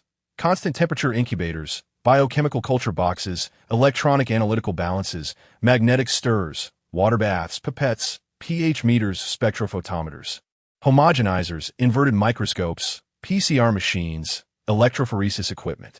Stop. Jiangzhe felt overwhelmed and quickly interrupted her. With only a high school education, he couldn't recognize all the instruments Li Qiong mentioned. Do you have them? Li Qiong asked curiously. Jiangzhe clicked his tongue. He had raided 2 biological laboratories in the alternate space, but he was unfamiliar with those items. Realizing this, he slapped his thigh in frustration. If he returned to the Paozi mountain and found himself lacking an instrument, he would need to make another trip to Shenyang. The military orders on the mission briefing indicated that Qin was to lead 10 support teams to acquire certain biological experimental equipment from Tianmei Biotechnology. Perhaps accompanying Qin to take advantage of the situation would be a viable strategy. They had seen his capabilities and wanted him to assist in this mission. Fortunately, Professor Li Qiong was perceptive. Hey, Qin. The iron door, which was about to close, halted and rose again. Jiangzhe returned with a smile. I am someone who enjoys helping strangers. I can't help it. If I don't do a good deed in a day, I feel uncomfortable. Zhao Cheng's eyelids twitched. What nonsense are you talking about? Qin face lit up with joy, exclaiming, Brother, I knew I didn't misjudge you. Chapter 74. The Challenge, 20 minutes later. On a maintenance platform in a sewer. Fully armed, Qin scrutinized a map of the underground pipeline in Shenyang City. Zhao Cheng, accompanied by a dozen soldiers, vigilantly observed the sides of the tunnel. Only Jiangzhe leisurely leaned against the wall, smoking, casting a glance at Li Qiong and her husband. Can you keep up? If not, go ahead and hide. The couple shook their heads. No problem, we can keep up. Even if we exhaust ourselves, it's better than waiting to die. Their eyes sparkled with excitement. From despair to now having a glimmer of hope for survival. They temporarily forgot their fatigue. At this moment, Zhao Cheng quietly approached Jiangzhe. I heard you took down over 40 soldiers at the base. Are you a disciple of a martial arts family? Yes, I am a disciple of Yuan. Jiangzhe replied earnestly. Nonsense. I could claim to be a disciple of Huang Feihong. Zhao Qin could no longer hold back from Jiangzhe's absurdity. Jiangzhe took delight in watching Zhao Cheng feel frustrated. Making this future extraordinary powerhouse feel utterly vexed brought him joy. Yuan could defeat 10. I could defeat 40. Do you not believe it? A sauf chuk l'escapade du Xues lips nierbi. Zhao Cheng glared at him. I will definitely challenge you again. Soon, I will become a super soldier. Jiangzhe narrowed his eyes at the disgruntled Zhao Cheng. This fellow's notion of super soldier likely referred to becoming an extraordinary being. It seemed that extraordinary individuals would soon emerge from the military's refuge. At this moment, Jiangzhe sighed helplessly, taking a deep drag from a cigarette. He still had around 200 crystal nuclei in his pocket. Regrettably, the past few days had been spent either on the move or rescuing others, leaving him no time to consume the nuclei. The last instance was the night he drove away Xiaomi at Paozi Mountain, which allowed him to successfully advance. Presently, Jiangzhe was at the second stage of physical enhancement: space, fire elemental energy, water elemental energy, and metal elemental energy. To elevate any of these to the third stage, he needed to swiftly take Li Qiong to Paozi Mountain to refine and categorize the abilities within the crystal nuclei. This way, Jiangzhe would not have to rely on blind luck, and he could also enable the upgrades for Liaozi and Pao Yi. Most extraordinary beings that emerged at the onset of the apocalypse were elite military personnel like Zhao Cheng. Later, as crystal nuclei became more abundant, ordinary individuals gained the opportunity to become extraordinary. In his past life, Jiangzhe waited over 4 years to obtain a spatial genetic serum. All right, I shall await your challenge. Jiangzhe smirked at Zhao Cheng. Suddenly, Qin Shi put away the map, announcing that the other teams were already on their way. During the day, drones had conducted reconnaissance. Tianmei technology was located right at the city center. There were many subhumans surrounding it, so caution was imperative upon nearing the warehouse, especially for the 2 female comrades. With that, Qin Shi winked at Li Qiong and Du Shui. Qin Shi, isn't it just the monthly bleeding of women? Why are you being so secretive about it at a time like this? Jiangzhe interjected humorously. You know my situation right after finishing? Do you think this is my first day in the apocalypse? Just then, a group of individuals looked at Jiangzhe with peculiar expressions. Du Shui then realized there was something amiss with her words, coughed lightly, and turned away. Jiangzhe grinned. All right, when we return, I will make a chart to mark your days clearly to avoid any trouble. Let's go. This is a matter for you to discuss privately. Sensing the conversation had strayed, Qin Shi promptly took the lead and walked ahead. As they navigated through the narrow and cramped sewer for less than 10 minutes, a sudden cacophony of screams from the serrated rats echoed ahead, seemingly intermingled with human shouts. Qin Shi's expression changed drastically. Not good. Our people have encountered a swarm of rats. Zhao Cheng and the other soldiers swiftly drew their mountain-cutting blades. These blades had become standard equipment for the Daxia military, designed for use in situations requiring silence. Just after turning a corner, several beams of light illuminated the tunnel ahead.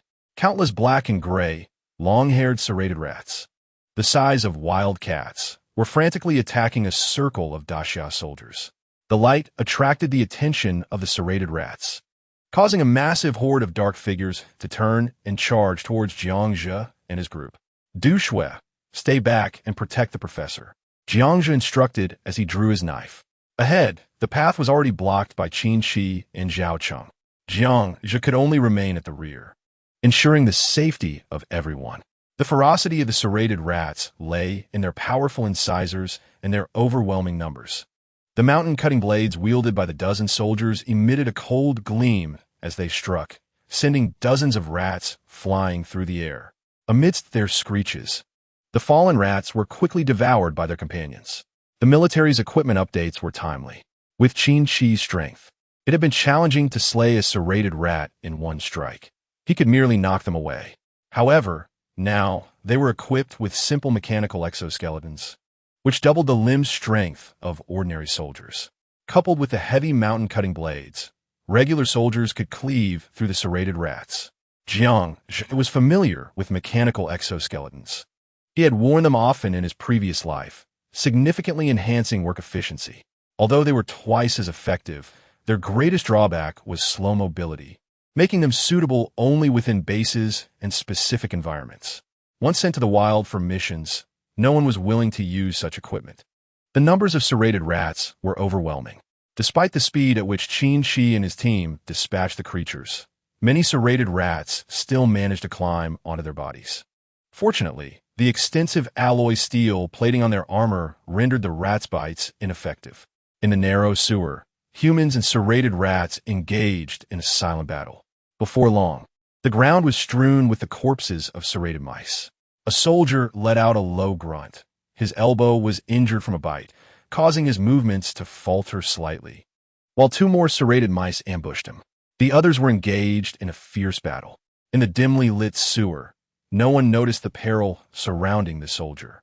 With a swift motion, a military knife sliced through the air, pinning two airborne, serrated mice against the wall. Jiang shook his head and suddenly pulled the nearest soldier behind him. At this rate, before reaching Tianmei Keiji, these individuals would exhaust all their strength. To save time, Jiang had no choice but to unleash a barrage of firepower. The sound of gunfire echoed through the sewer like water boiling in a kettle, releasing a continuous stream of noise. The surrounding space was filled with cold, gleaming blades, reflecting in the eyes of the soldiers. Any serrated mouse that ventured into this lethal zone was instantaneously severed in two. As Qin Shi swung his mountain-cutting knife, he was taken aback to find the once dense horde of mice dissipating under Jiang's blade, akin to snowflakes melting swiftly in a raging fire. The remaining serrated mice squealed and fled like a receding tide, sensing the impending doom that Jiang emanated. Just when I was pondering how Zhao Cheng had become so formidable, it turns out to be you. What a coincidence. A voice of surprise rang out not far away, as several indistinct figures emerged into the light. You recognize me? Jiang chuckled, wiping the blood from his knife. To his astonishment, it was the company commander who had journeyed with him to Shenyang. I haven't seen your face, but with that distinctive knife and your extraordinarily powerful technique, it will be hard to mistake you. The commander approached, his face smeared with blood. Jiang nodded and smiled as he shook hands with the commander, growing increasingly fond of his words. In Chapter 75, Tianmei Warehouse, the commander appeared quite pleased to reunite with Jiang. After performing simple first aid on the injured soldiers, the two teams merged and continued through the sewer. The sewers in the main city area were relatively spacious. Jiang would rather face the yarn in combat than crawl through filth. Along the way, he learned more about the commander. His name was Zhang Bin, a reserve officer from the Shenyang military district, who had been dispatched to Shenyang to escort a group to a refuge, but was reassigned at the last minute for this mission. After 10 minutes at a sewer wellhead, Jiang encountered over 100 soldiers from the hunting squad participating in this operation. To maximize the retrieval of experimental instruments, almost everyone wore mechanical exoskeletons. Many members of the hunting squad curiously eyed Jiang and his companions, puzzled as to why civilians were involved in such a perilous task. If discovered by the Yaran, they wouldn't stand a chance in their current gear. Jiang pointed to Qin Shi's exoskeleton, explaining, "This is a military order.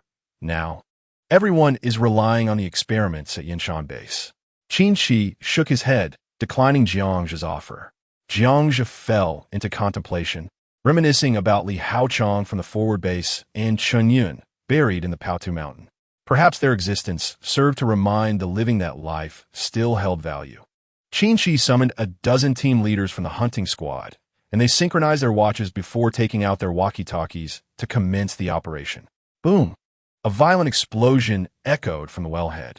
Dust and debris fell from the vaulted ceiling of the sewer.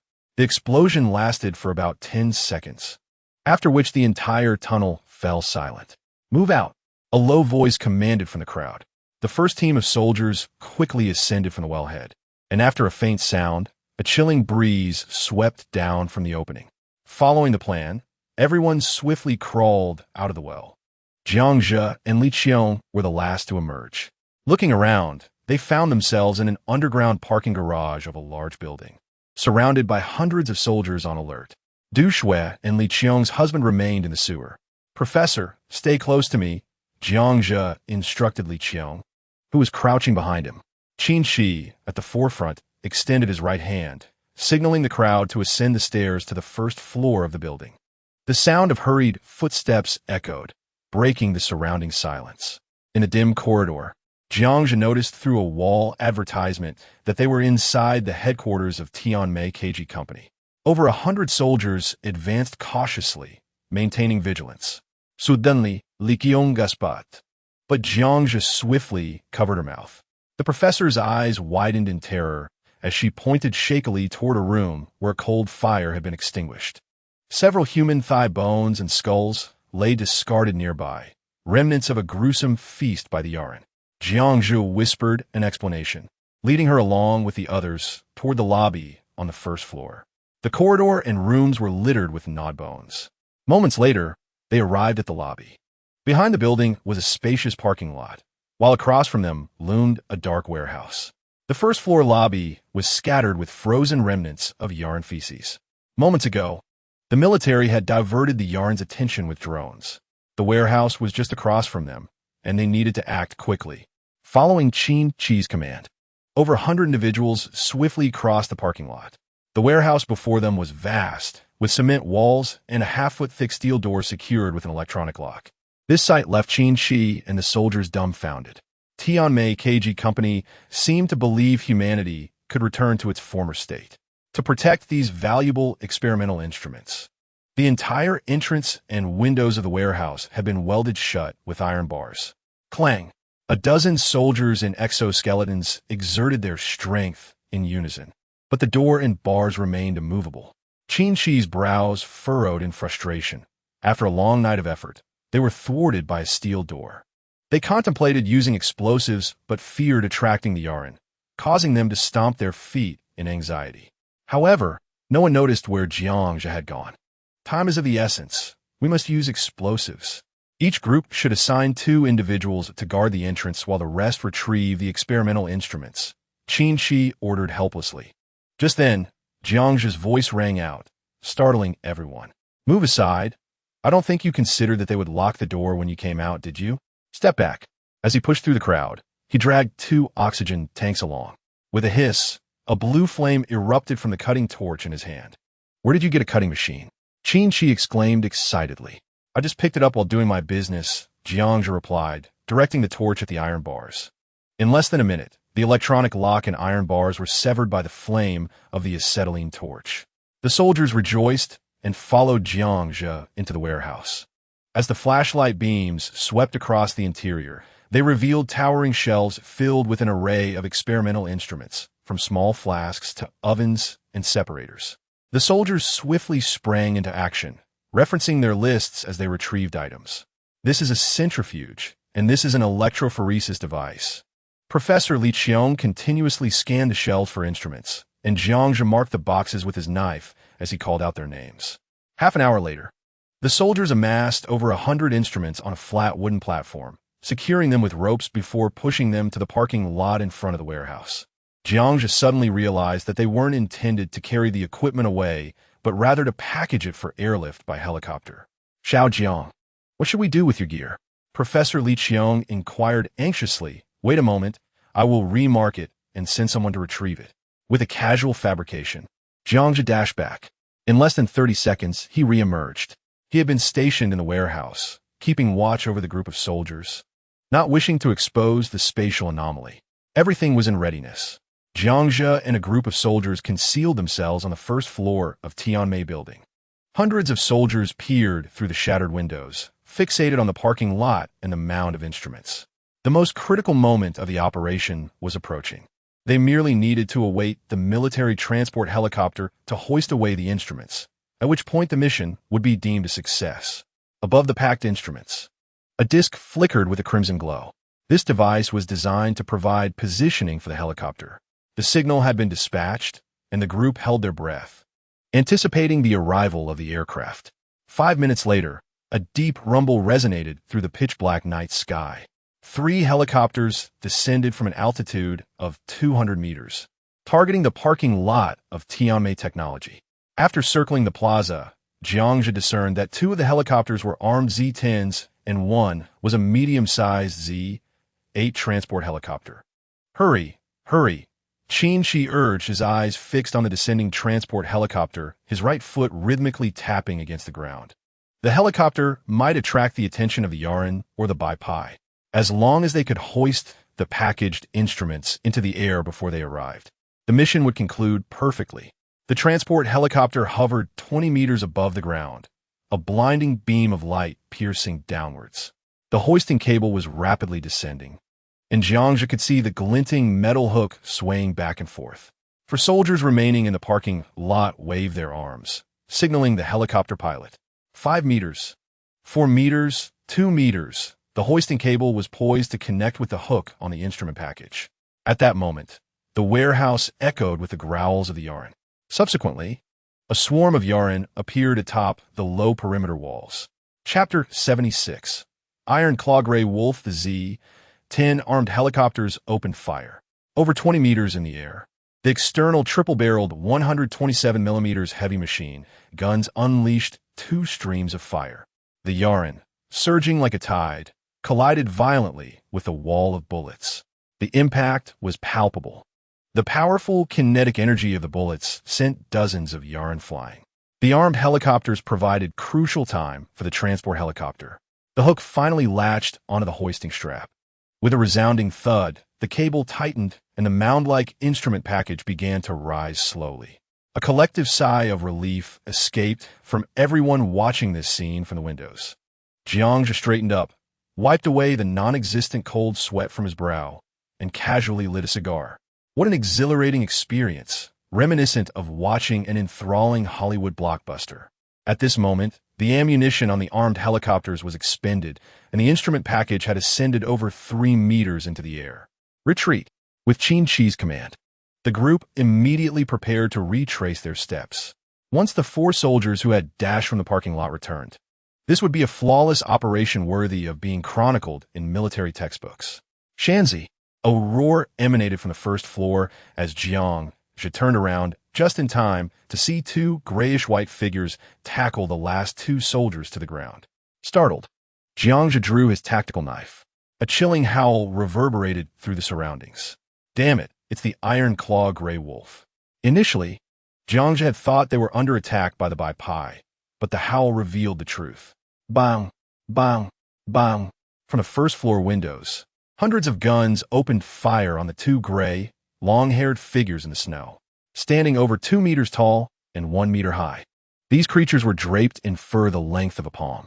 Their forelimbs, as thick as a calf, bore 5 curved claws that, with a mere swipe, could send torrents of blood spurting from the soldiers below. Their sinister, emerald eyes radiated a terrifying glow. The soldiers on the first floor clutched their assault rifles, firing at the rampaging Iron Claw Grey Wolves. The parking lot was in chaos, with hundreds of Iron Claw Grey Wolves leaping and attacking.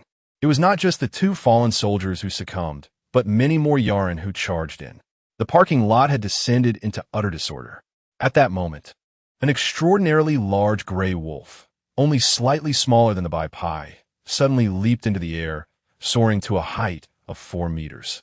Its robust forelegs landed on the strap beneath the instrument package. Not good. Shoot that wolf. The tremendous force of the gray wolf's leap caused the airborne instrument package to sway violently. The several tons of equipment, along with the transport helicopter, began to plummet. The entire aircraft swayed left and right, and dark smoke began to billow from the helicopter, signaling engine overload. In utter desperation, the pilot was compelled to descend, lowering the instrument package once more as the hoisting cable detached from the aircraft. As hundreds of guns fired upon the largest gray wolf, Jiangzhe furrowed his brow. He was certain that this gray wolf was the alpha of the pack, and more critically, It had undoubtedly consumed the crystal core of the Baipai.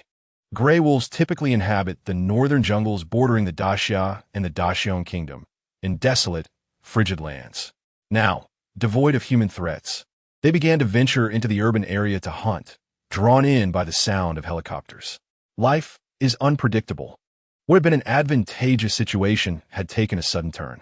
Qin Shi and his team of hunters gritted their teeth and continued firing at the iron claw gray wolves and Yaren in the parking lot. Several massive wolves and hundreds of Yaren took notice and charged forward, preparing for close combat. With Qin Shi's commanding shout, hundreds of soldiers drew their machetes.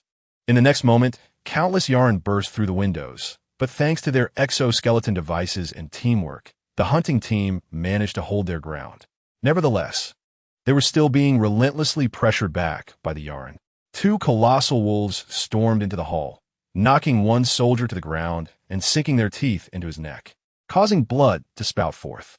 Zhang Bin, at the forefront, skillfully dispatched two attacking Yaren with his machete, but was then tackled by another towering Yaren. Just as the creature opened its mouth to bite down, a military knife soared through the air, piercing its neck. Thanks.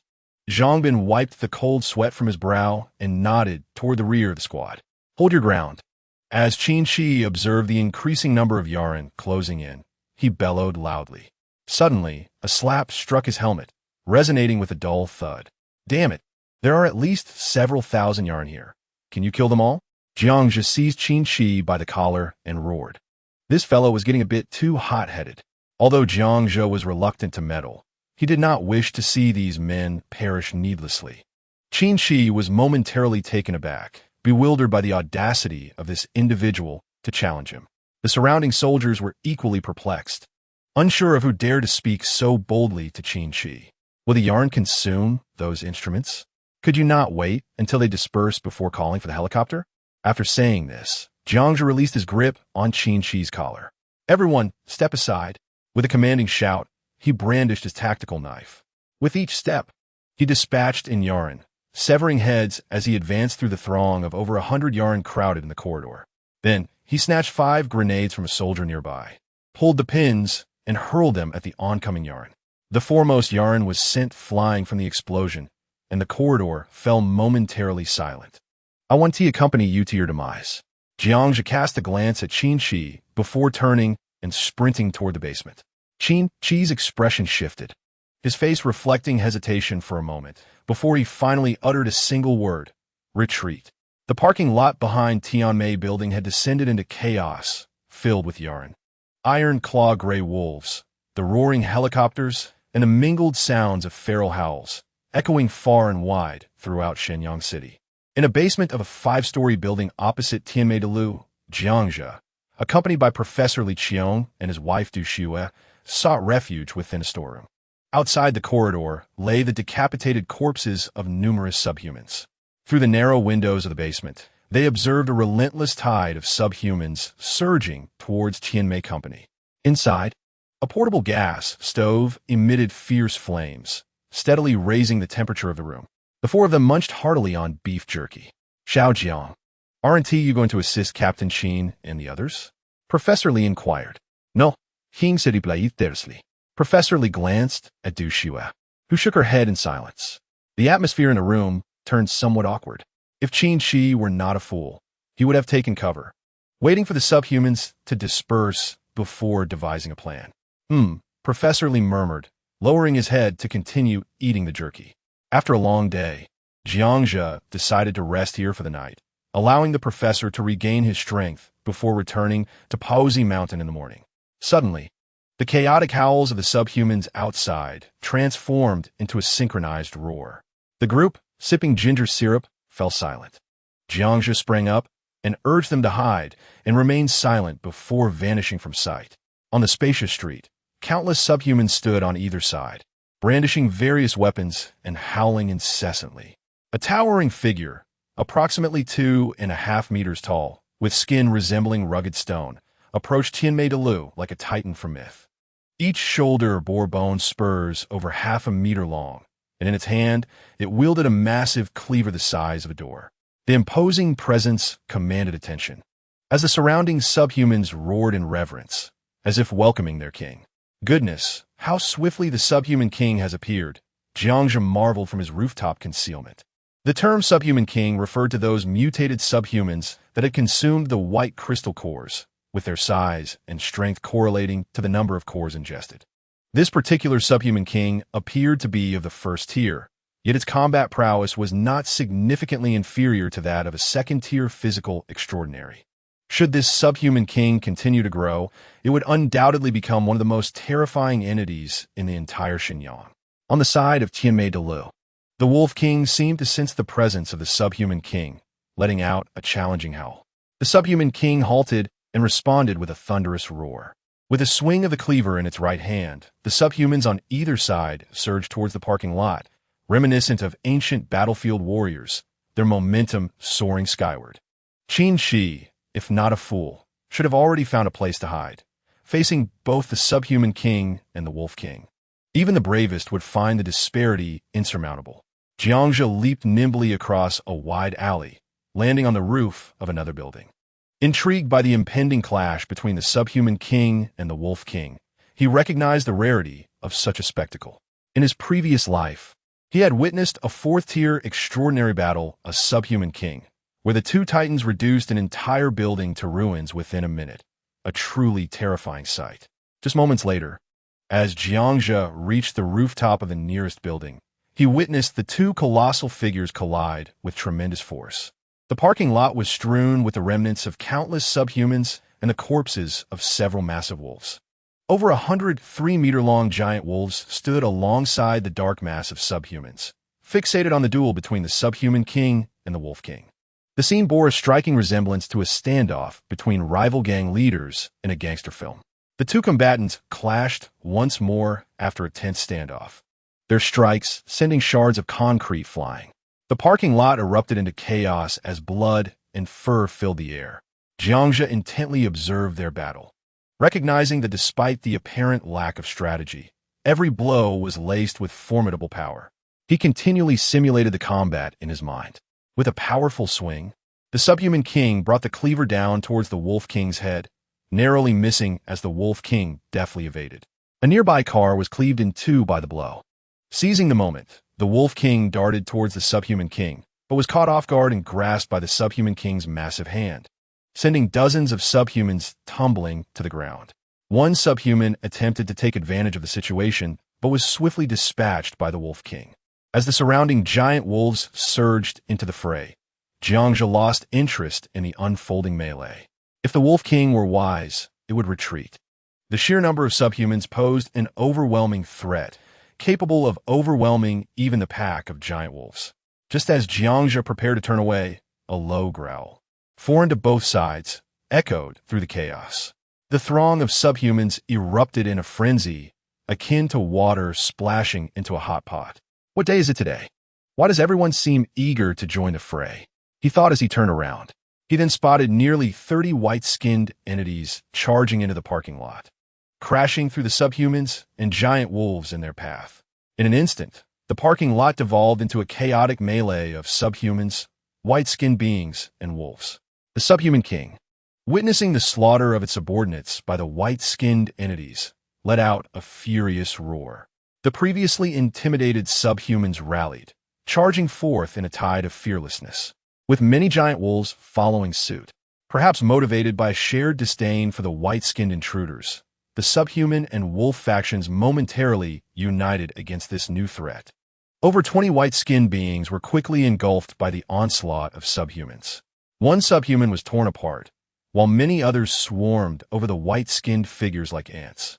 Two giant wolves clamped down on a white-skinned entity's hind leg, pulling it down as a mountain of subhumans overwhelmed it.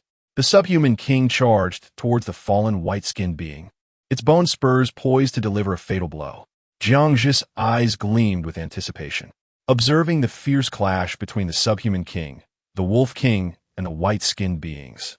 An idea sparked his mind. With such formidable allies present, he resolved to procure at least a dozen crystal cores to justify his venture to Xinjiang. In the parking lot, the subhuman king, having slain a white-skinned entity, incited the wrath of nearby white beings, provoking a furious charge. As the subhuman king roared, countless fearless subhumans surged towards their adversaries, igniting a bloody melee. Amidst the chaos, no one noticed a figure darting from Tianmei, swiftly reaching the recently slain white-skinned being, plunging a dagger into its skull, and swiftly vanishing with the crystal core in hand. The two subhumans beside him were momentarily stunned, just as they were about to raise their weapons. In an instant, two heads flew off.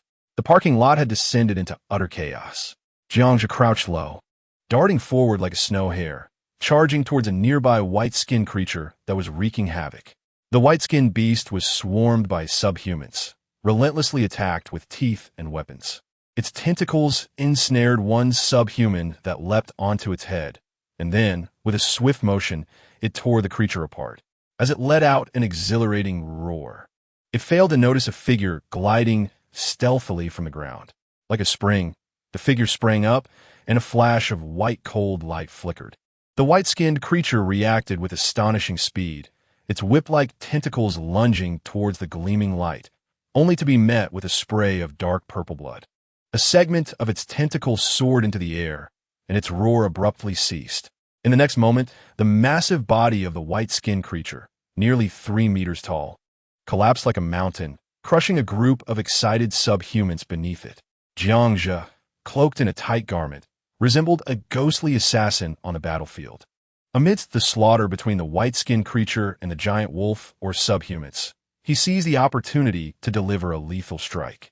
In a mere 10 minutes, he had acquired 8 crystal cores. Just then, the Wolf King, accompanied by a giant wolf, engaged in a fierce battle with the white-skinned creature, toppling dozens of subhumans in the process. The Wolf King, slightly inferior in size and strength, was pinned to the ground by the white-skinned beast. Another giant wolf attempted to assist, but was swiftly flung away by the creature's tentacles. A massive maw lunged towards the Wolf King, but suddenly, a figure appeared silently above the white-skinned creature, deftly hooking its neck. Before the creature could react, a spatial blade pierced through its skull from beneath its jaw. Its enormous body crashed down. The Wolf King struggled to roll away, while Jiangzhe deftly extracted the crystal core from the white-skinned creature. Crouching on the ground, he gazed at the Wolf King, whose deep blue eyes sparkled with a mysterious light, recognizing that this man had just saved its life. A whistle pierced the air. Jiangzhe sidestepped and leaped away as concrete shards erupted from beneath the snow. The subhuman king had seemingly discovered Jiangzhe and launched a surprise attack from behind.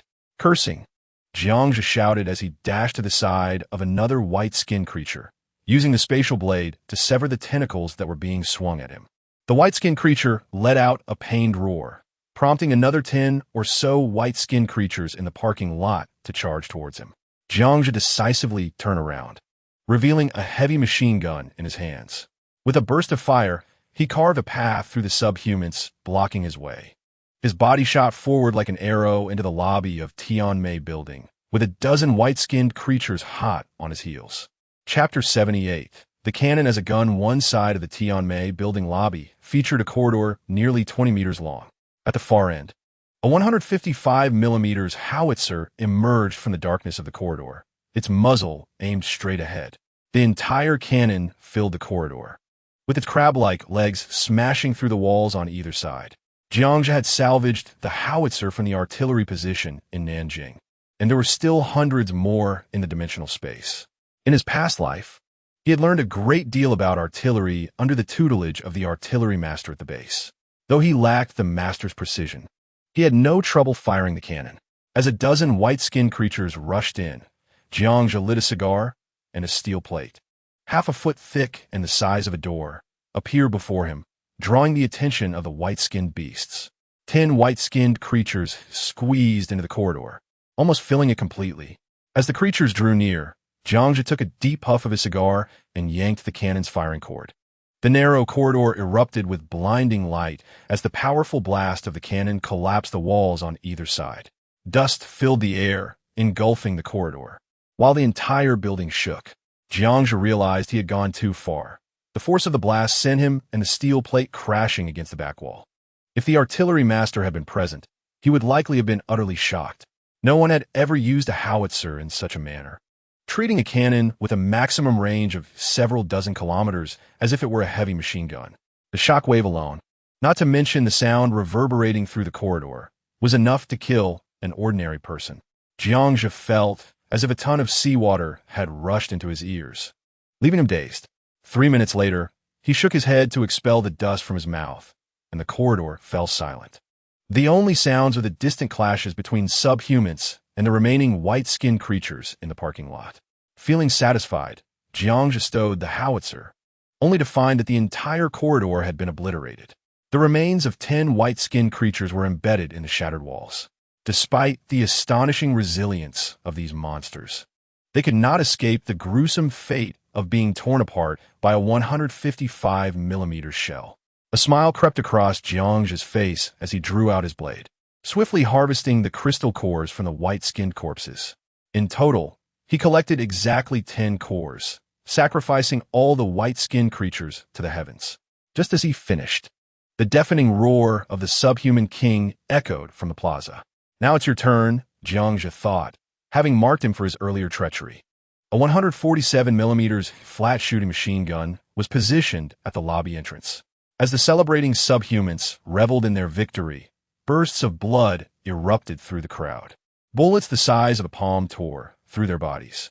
The subhuman king's chest exploded in a shower of snowflakes. With a thunderous roar, the subhuman king rallied the surrounding creatures to charge at Jiangzhe. Within 10 seconds, an entire box of ammunition was expended, turning the front of the building into a bloody hellscape. "That's mine," Jiangzhe exclaimed, witnessing the subhuman king trying to extract a crystal core from a white-skinned creature. Drawing his blade, he charged forward. Without the white-skinned creatures to worry about, he no longer needed to fear ambushes. With 2 blades flashing with deadly light, he decapitated the approaching subhumans. The subhuman king roared, and the creatures stepped aside, swinging their cleavers toward Jiangzhe.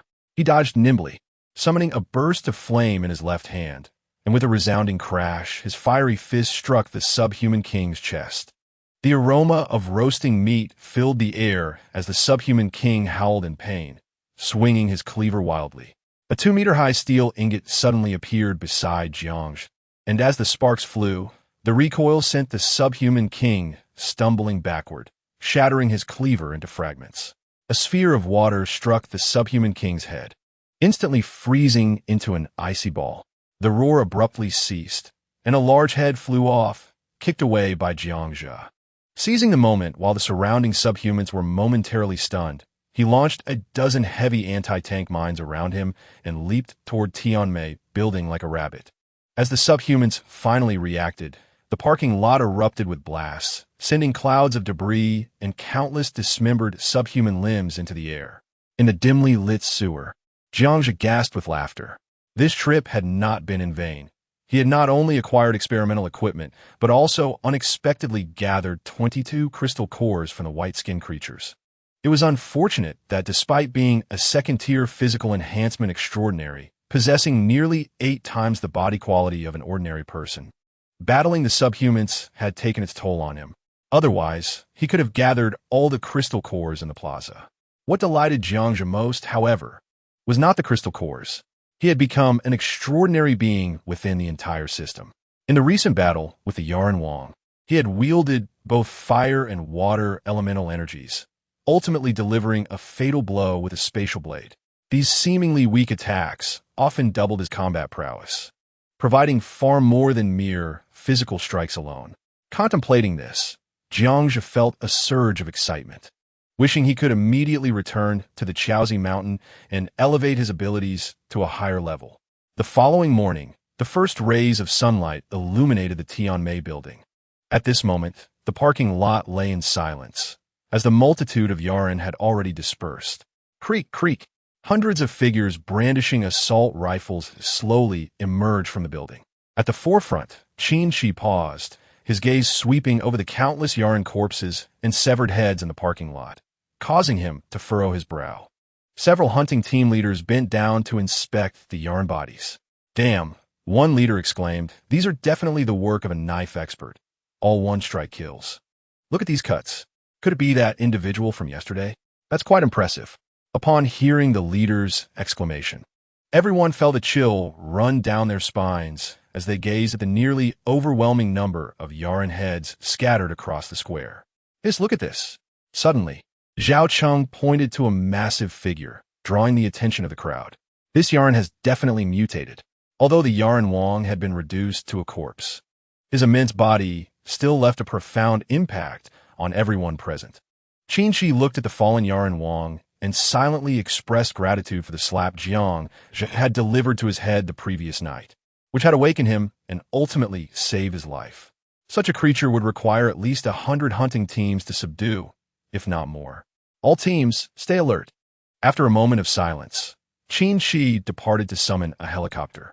This time, the military dispatched 3 armed helicopters, with the Yaran Wang no longer a threat. The number of Yaran attracted was significantly reduced compared to the previous day.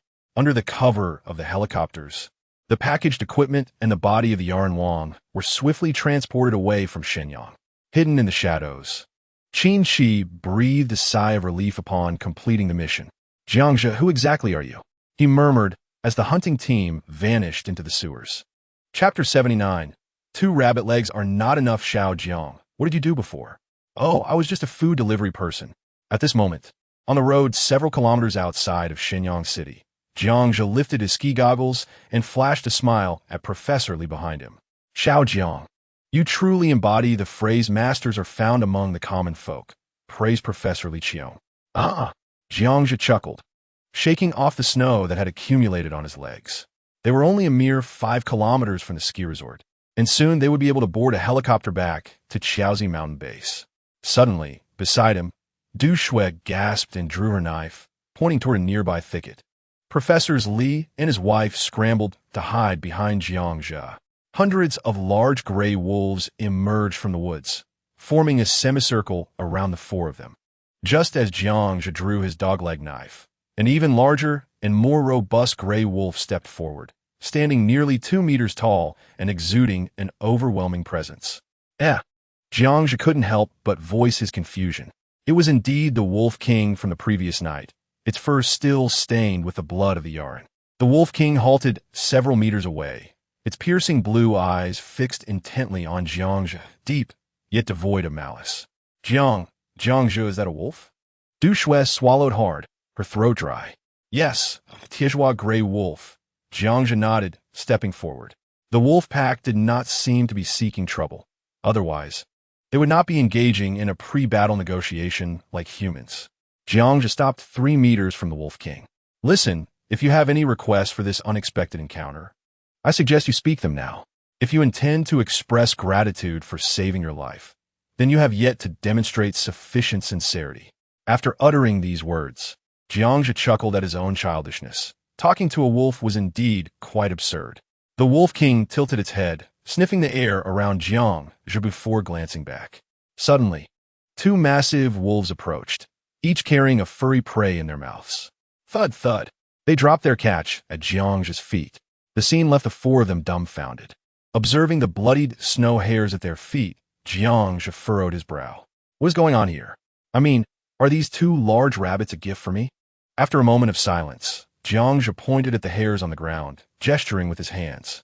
The Wolf King stepped forward, nudging the rabbits toward Jiangzhe. Witnessing this gesture, Jiangzhe couldn't help but laugh. Indeed, they had come bearing gifts. Having inadvertently saved the Wolf King's life the previous night, it had returned the favor. How delightful. This was truly a grateful wolf, understanding the importance of reciprocation, far superior to many individuals in this post-apocalyptic world. Jiangzhe drew his dogleg knife and swiftly cut off the hind legs of the 2 hares, securing them to his backpack. All right, you've gone to great lengths. I'll just take the 4 legs. He patted his own legs with satisfaction. The Wolf King tilted its head, seemingly comprehending Jiangzhe's intent. With a low grunt, it turned and headed back toward the thicket. Jiangzhe shook his head with a smile and also turned to leave. What a surreal experience it had been. In his previous life, he had witnessed extraordinary individuals communicate with ferocious beasts using mental powers.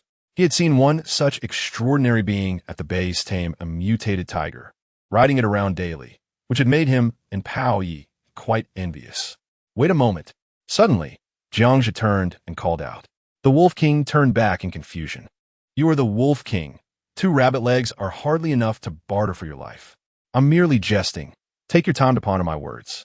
Jiangzhe grinned at the Wolf King with a playful expression before walking back.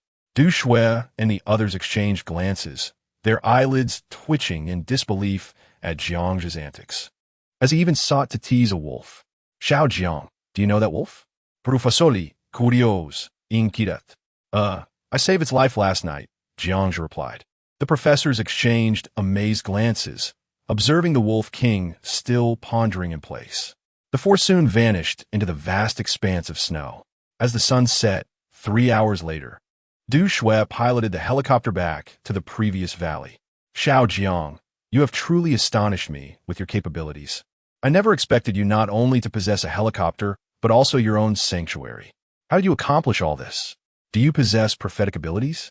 The professors gazed at the helicopter behind them with amazement. Initially, Li Qiong had not harbored high hopes. The most formidable military forces of the Daxia had been unable to achieve what Jiangzhe had. They had merely wished to escape the despair-laden air defense base, hoping to die outside rather than within its confines. Now, Jiangzhe had provided them with countless surprises, not only safely escorting them away from Shenyang, but also negotiating with the massive wolf, and now the helicopter before them. Everything felt like a dream. Professor, I am an enthusiast of post-apocalyptic novels, so I prepared some supplies in advance. Moreover, there was a post prior to the apocalypse that mentioned this. Jiangzhe offered a generic explanation to deflect their curiosity. Indeed, I have heard of that post in the base. Many regretted not heeding it. Professor Li replied after securing his equipment. He followed Du Shui toward the Chaozi mountain base, while Jiangzhe remained behind. As the 3 figures vanished along the mountain path, a dark green, serpent-like all-terrain transport vehicle materialized in the valley. Indeed, this vehicle was the very one that had been abandoned after falling into a pit on the road to Shenyang City, which Jiangzhe had fortuitously recovered while passing through a small town. Gazing at the imposing transport vehicle before him, Jiangzhe rubbed his hands together in excitement. In this apocalyptic world, when it comes to the mightiest mode of transport on land, there is no doubt that this tracked all-terrain vehicle reigns supreme. It traverses mountains and rivers with ease. Its off-road capabilities surpass even that of a tank, and with a slight modification, it could become a fearsome weapon in the wild. After half an hour of the bonfire crackling away, the serpent-like transport vehicle finally roared to life. Jiangzhe gently pressed the accelerator in the driver's cabin, and with the growl of the engine, the all-terrain vehicle surged forward. Although he had yet to master this behemoth, moving it was no challenge. It was remarkably easy to control, only slightly more difficult than driving a car. The snow, which reached up to his thighs, posed no obstacle to the vehicle. Before long, the all-terrain vehicle had navigated through a dilapidated 2-story building at the foot of the mountain and began its ascent. As Jiangzhe parked the transport vehicle at the entrance of the Laozishan base, Luo Shun and Cannon, you were already waiting at the door. Jiangzhe, it's over. It's over. As soon as Jiangzhe jumped out of the vehicle, the donkey rushed over, embracing him and whispering in anguish, what am I going to do? I couldn't hold back, and, with Shan, you think I'm going to become a subhuman? Jiangzhe shook his head, you won T. The donkey patted his chest, and a radiant smile spread across his face. Jiangzhe observed the dark circles under the donkey's eyes and playfully punched him. You're called Donkey, not a real donkey. You're almost a human now. Chapter 80, Base Reconstruction Movement. The Laozishan base had undergone a transformation. Even the tunnels were equipped with voice-activated lights, dispelling the previous darkness. In the small square, the once black and red rock walls had been freshly painted. In the gaps, vibrant bamboo and floral designs were painted in lively colors, bringing the monotonous base to life visually. The simple bonfire in the center of the square had been replaced by a 3-meter-tall heating stove constructed from neatly stacked stones and iron plates. Several iron pipes had been fashioned into a flue, venting through a side opening. The glass and once greasy black fabric curtains in the rooms on either side were now spotless and tidy, creating a refreshing ambience that Jiangzhe found delightful. Not bad. Donkey, who did all this? Jiangzhu inquired with a smile, taking in the changes, particularly the voice-activated lights, the ventilation system, and the electronic alarm devices. For Jiangzhu, any improvement in Laozishan brought him joy. Haha, it was done by a skilled individual. By the way, this person came looking for you, claiming to know you, replied the donkey proudly. Jiangzhu. Suddenly, a familiar voice called from behind him. It was still that thick-lensed figure, now covered in grime, holding a pair of pliers. The frostbite on her cheeks had darkened her once fair complexion, making her appear somewhat weathered. Zhou. Jiangzhu was momentarily taken aback, then burst into laughter. He approached and clapped her on the shoulder, giving her a once-over, "You've certainly endured a lot. Come, tell me how you managed to escape from Nanjiang." Zhou adjusted her glasses, expressing her sentiments, sigh. "As soon as you left Shanghai Hotel, I followed right behind. I journeyed to a military refuge. Who would have thought those mutated humans would become a life-or-death struggle? I followed a group northward, but when someone tried to snatch my bag, I had to navigate my way using the map. I nearly didn't team make it here." "Ha!" Jiangzhu laughed heartily. "Well, surviving great calamities often brings great fortune. Since you're here, I'll keep my word. You can stay." "Thank you, Jianggu," Zhou replied shyly. With Zhou's presence, the base's electrical equipment could soon be put to use, a double delight. "I'll take the professor to the laboratory. You all carry on for now. And we'll talk later," Jiangzhu said, disregarding Canon Ye's expectant gaze as he led Professor Li and his wife toward a designated room in the square, which served as Jiangzhu's laboratory. As they entered, the professor and his wife gasped in astonishment at the spacious laboratory filled with modern equipment. A closed laboratory encased in tempered glass filled the 300-square-meter space, equipped with an array of experimental apparatus ranging from the smallest test tubes to large drying machines. "Did you prepare all this from the start?" the professor's couple asked in disbelief, their fingers brushing over a computer on the desk. "Well, some of it was brought back from Nanjiang Tianmei. I've moved everything in," Jiangzhu explained. This laboratory had been set up by Chao Wang according to the plans Jiangzhu had provided before his departure. Then, Jiangzhu adopted a serious expression. "Professor, we are short on time. We have only 2 days. From now on, Laozishan will be your home." After speaking, he retrieved a box from the table and opened it. "Ah, Monster Crystal Cores." The professor and his wife could no longer contain their astonishment, exclaiming as they beheld the neatly arranged 100 or so cores inside the box. "Where did you acquire so many crystal cores?" Professor Li Qing asked, trembling. She understood the value of these cores. Each one was hard-earned. "I collected them during the ambush in Nanjiang." "Professor, I won't keep anything from you anymore. You must extract the energy from these cores as quickly as possible. That substance is the antidote to the life blacklight gene virus afflicting you." "Is that true?" Professor Li clutched Jiangzhu's arm tightly, her eyes, hidden behind thick lenses, fixated on him. "Indeed," Jiangzhu affirmed. The eyes of the Li couple sparkled with hope. "Xiao Jiang?" As Li Qing's husband was about to ask another question, he was silenced by her firm grip. "Enough talk. We're pressed for time. We'll discuss everything after we purify the energy. Xiao Jiang, let us get started." Observing the determined Li Qing, Jiangzhu nodded. "Professor, if you need anything, just say the word, and I will find a way to accommodate your request. Remember, we have 2 days, maximum." Exiting the laboratory, Jiangzhu lit a cigar and exhaled deeply. The success of the energy extraction now rested in the hands of Professor Li and his wife. The purification of the crystal core energy was vital to their very lives. Jiangzhu felt no further words were necessary. The mobile power generator was stationed outside the laboratory, supplying electricity to the entire facility. In the middle of the small square, only an LED light illuminated the surroundings. Canon Yi and his group gathered around, and Jiangzhu understood they were concerned about the virus. They settled around the 3-meter-high furnace in the center of the small square, sitting at the surrounding tables. Jiangzhu offered cigarettes to Canon Yi and his companions. "Just wait. Within 2 days, we'll know the outcome." The group nodded silently. "Chao Wang, how are the miners doing? What is the situation in the tunnels?"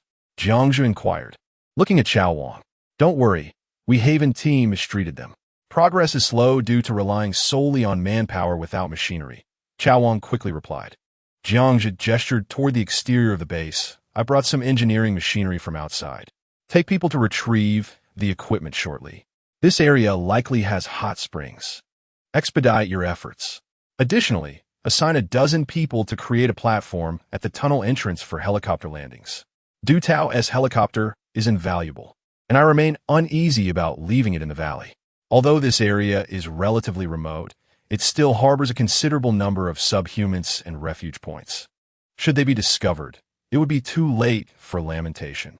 No problem, the leader. Upon returning, Jiangzhe had already positioned a dozen pieces of construction machinery at the foot of the mountain, leaving only Chao Wang to gather them. At that moment, the mule, driving the serpentine articulated transport vehicle, gradually came to a halt in the small square. A crowd of onlookers curiously gazed at this massive contraption.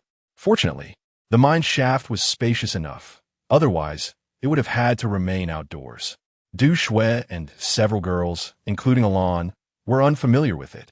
But Pao Yi and Lu Zi gathered around. This is a remarkable piece of equipment.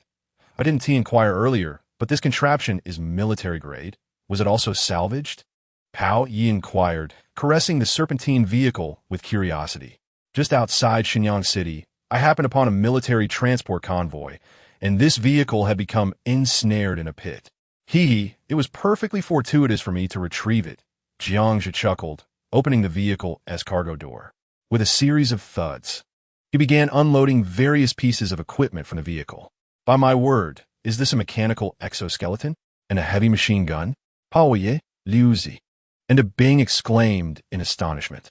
The mechanical exoskeleton was pilfered from the Engineering University's warehouse, while the 614 7mm heavy machine guns originated from the battlefield of Nanjiang.